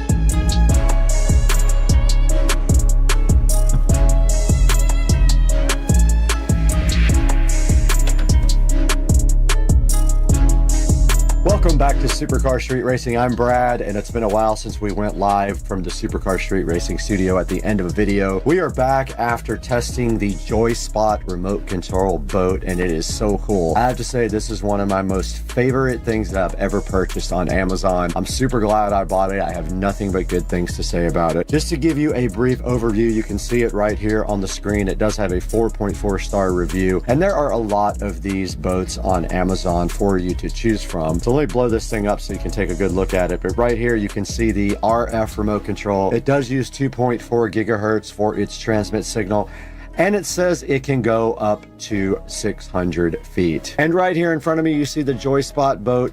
It does come with 2 battery packs, and they are 7.4 volt battery packs, and they are lithium ion. And you can see also in the picture here the USB charger that does come with it. My only complaint is the USB LED light for the charger is on the bottom, which makes no sense. You can't even see it. And you do see right here and right now it does come with a case as well, which is very cool.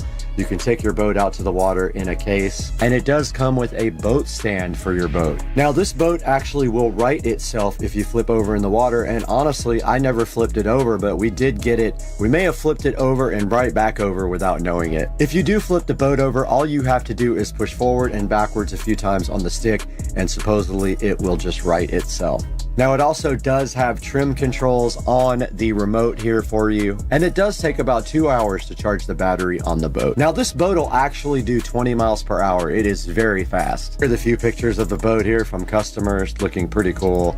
I do love the red one, but unfortunately it is out of stock and not available for a while. I did buy 2 of these boats so that we can go race them, me and Joe. And taking a look at the reviews, it has mostly 5-star reviews. Says speedy, says kids and husband love it, long range, very fast. Blew the motor though. Quality's about 3 in this one for the quality, but I disagree. I think this thing is very high quality. And let's see what some of the 1-star reviews say. One didn't work and one stopped working after the first run. Now back on the main page here of the JoySpot RC boat. If you look down at the bottom, you can see there are a variety of different types of boats for you to choose from, and they are likely all kind of the same thing.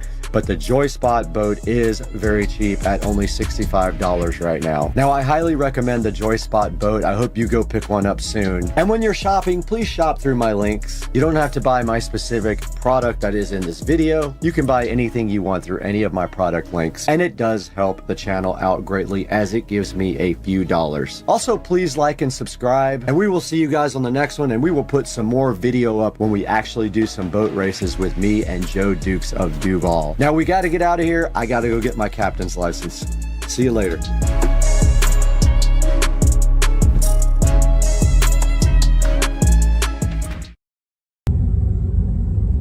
That says that's level, but that looks horrible. How is that level? It's level.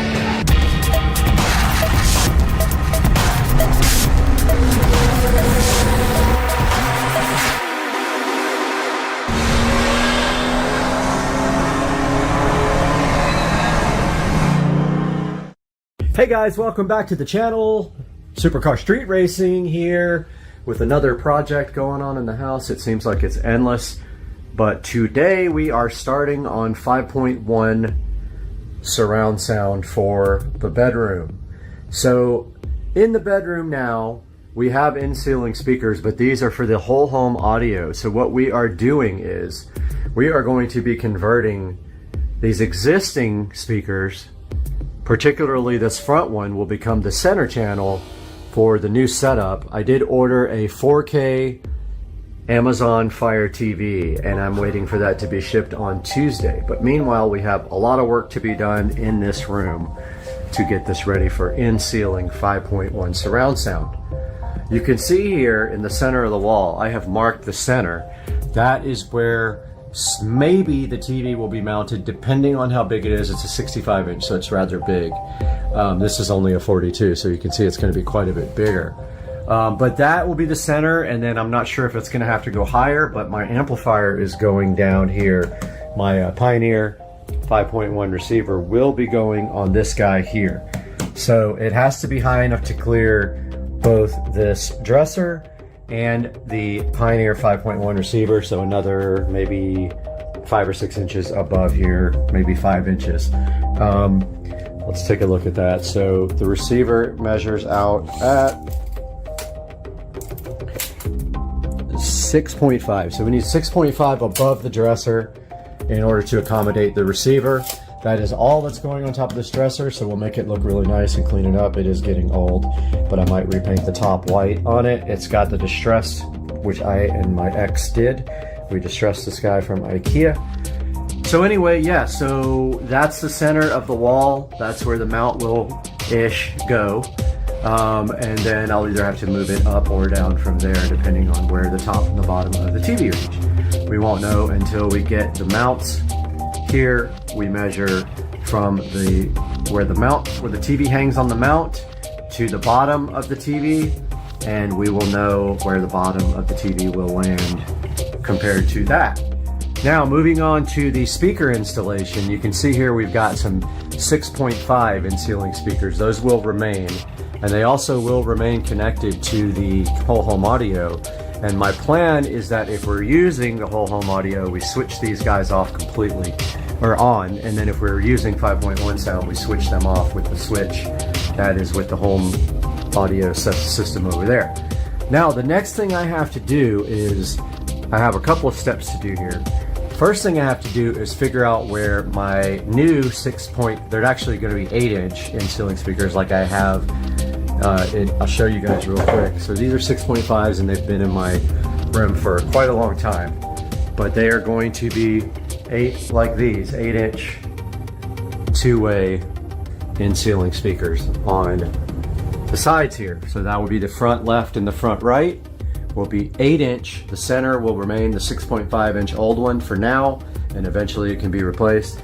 That rear one is not going to be used for surround sound, but we are putting 2 more 8-inch here and there.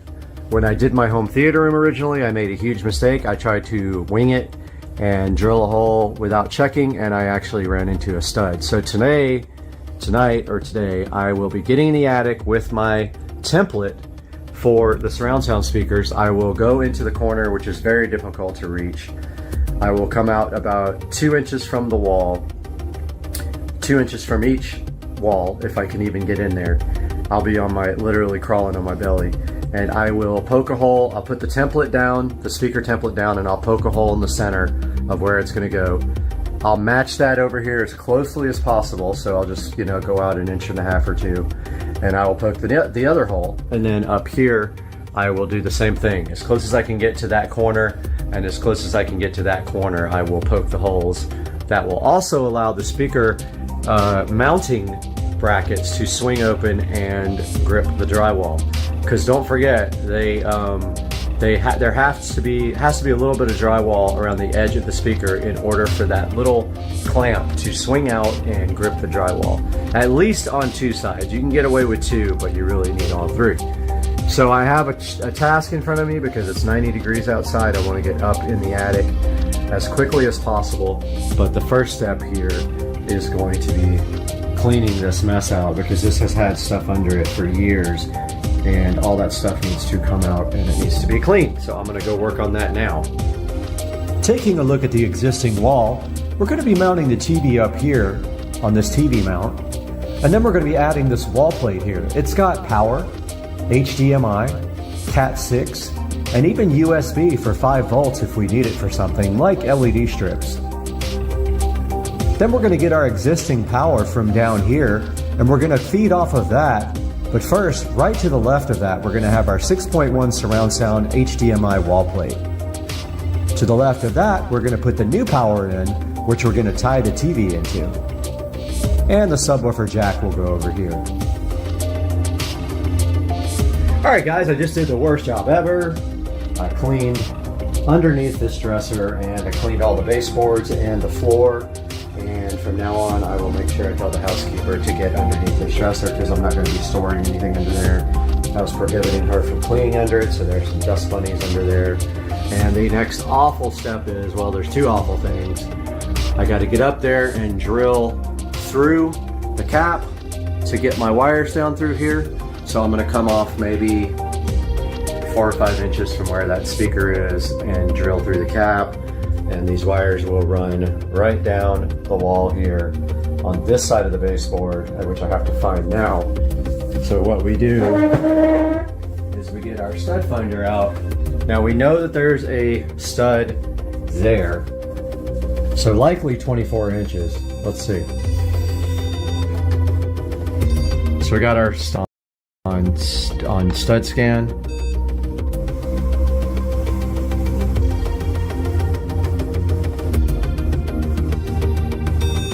All right, there's the center. So actually, this is perfect. The electrical is on the left side of the stud, which is unusual. That's actually really good because we need power up here, and we're going to take it from that electrical receptacle right there. So let's find the next stud.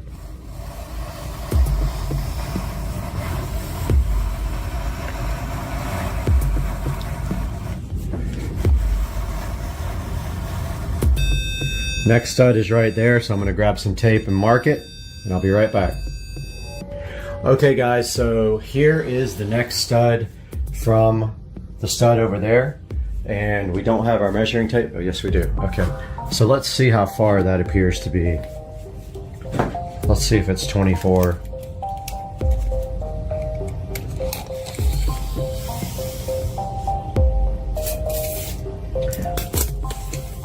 So let's get our tape out.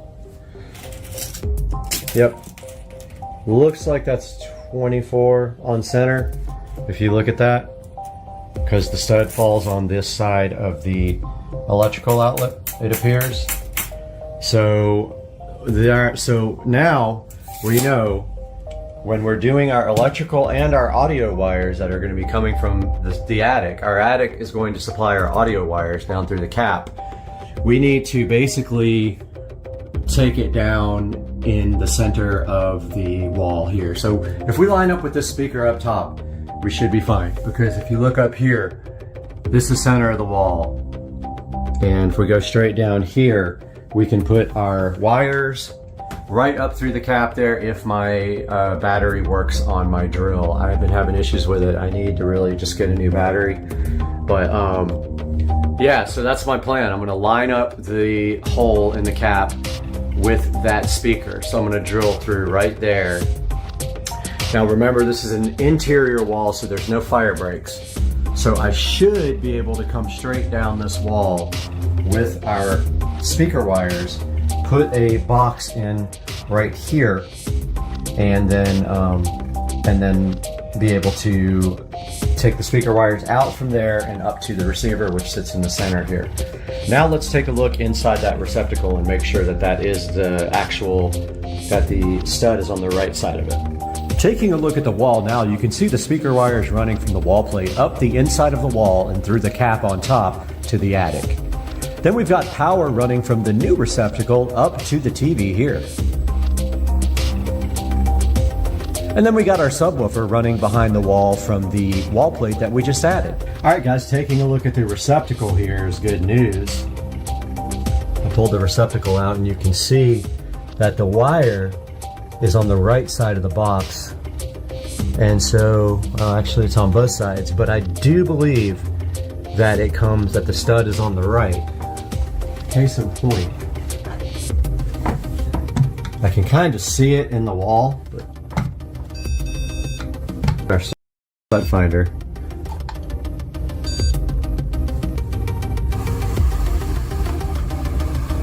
Says that's the edge, and that's the center, and that looks to be on the right side. If you're facing the wall, it's on this side, and you can see an indentation in the wall. Boy, this wall needs to be repainted, so I think that's going to happen too. So what we're going to do now is drill through this side of the box and just verify that we can get our wire through there, and then we will pull our wire up to where our TV is going to be as soon as we know that we can put the TV there. Alright guys, we got the trusty orange screwdriver here that I always use for everything, and we want to kind of get that drilled towards the top because we're going to try to push the wire up there and fish it And if we can't get the wire, then we have a bigger problem. So yeah, we need help. But at the same time, there is also a wire coming out of here at the top. So yeah, we got to be careful we don't drill through any wires that are stapled. I need to take another look at this because we may have to put a receptacle down here first and then go up. And I think that's what we're going to end up doing because I don't think I'll be able to get that. I don't think I'll be able to get that wire up there. I mean, I could try, but so basically what you do is just on an angle, you know, as close as you can.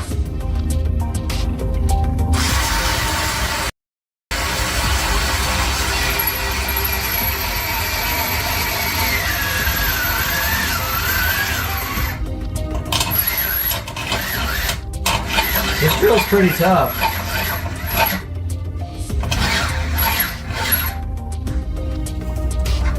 However, we might not be able to get the wire next to that right there. And then have to go deeper.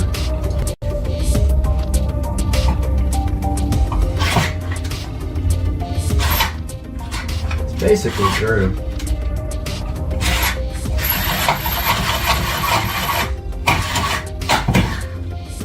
So I broke the box, but that's okay.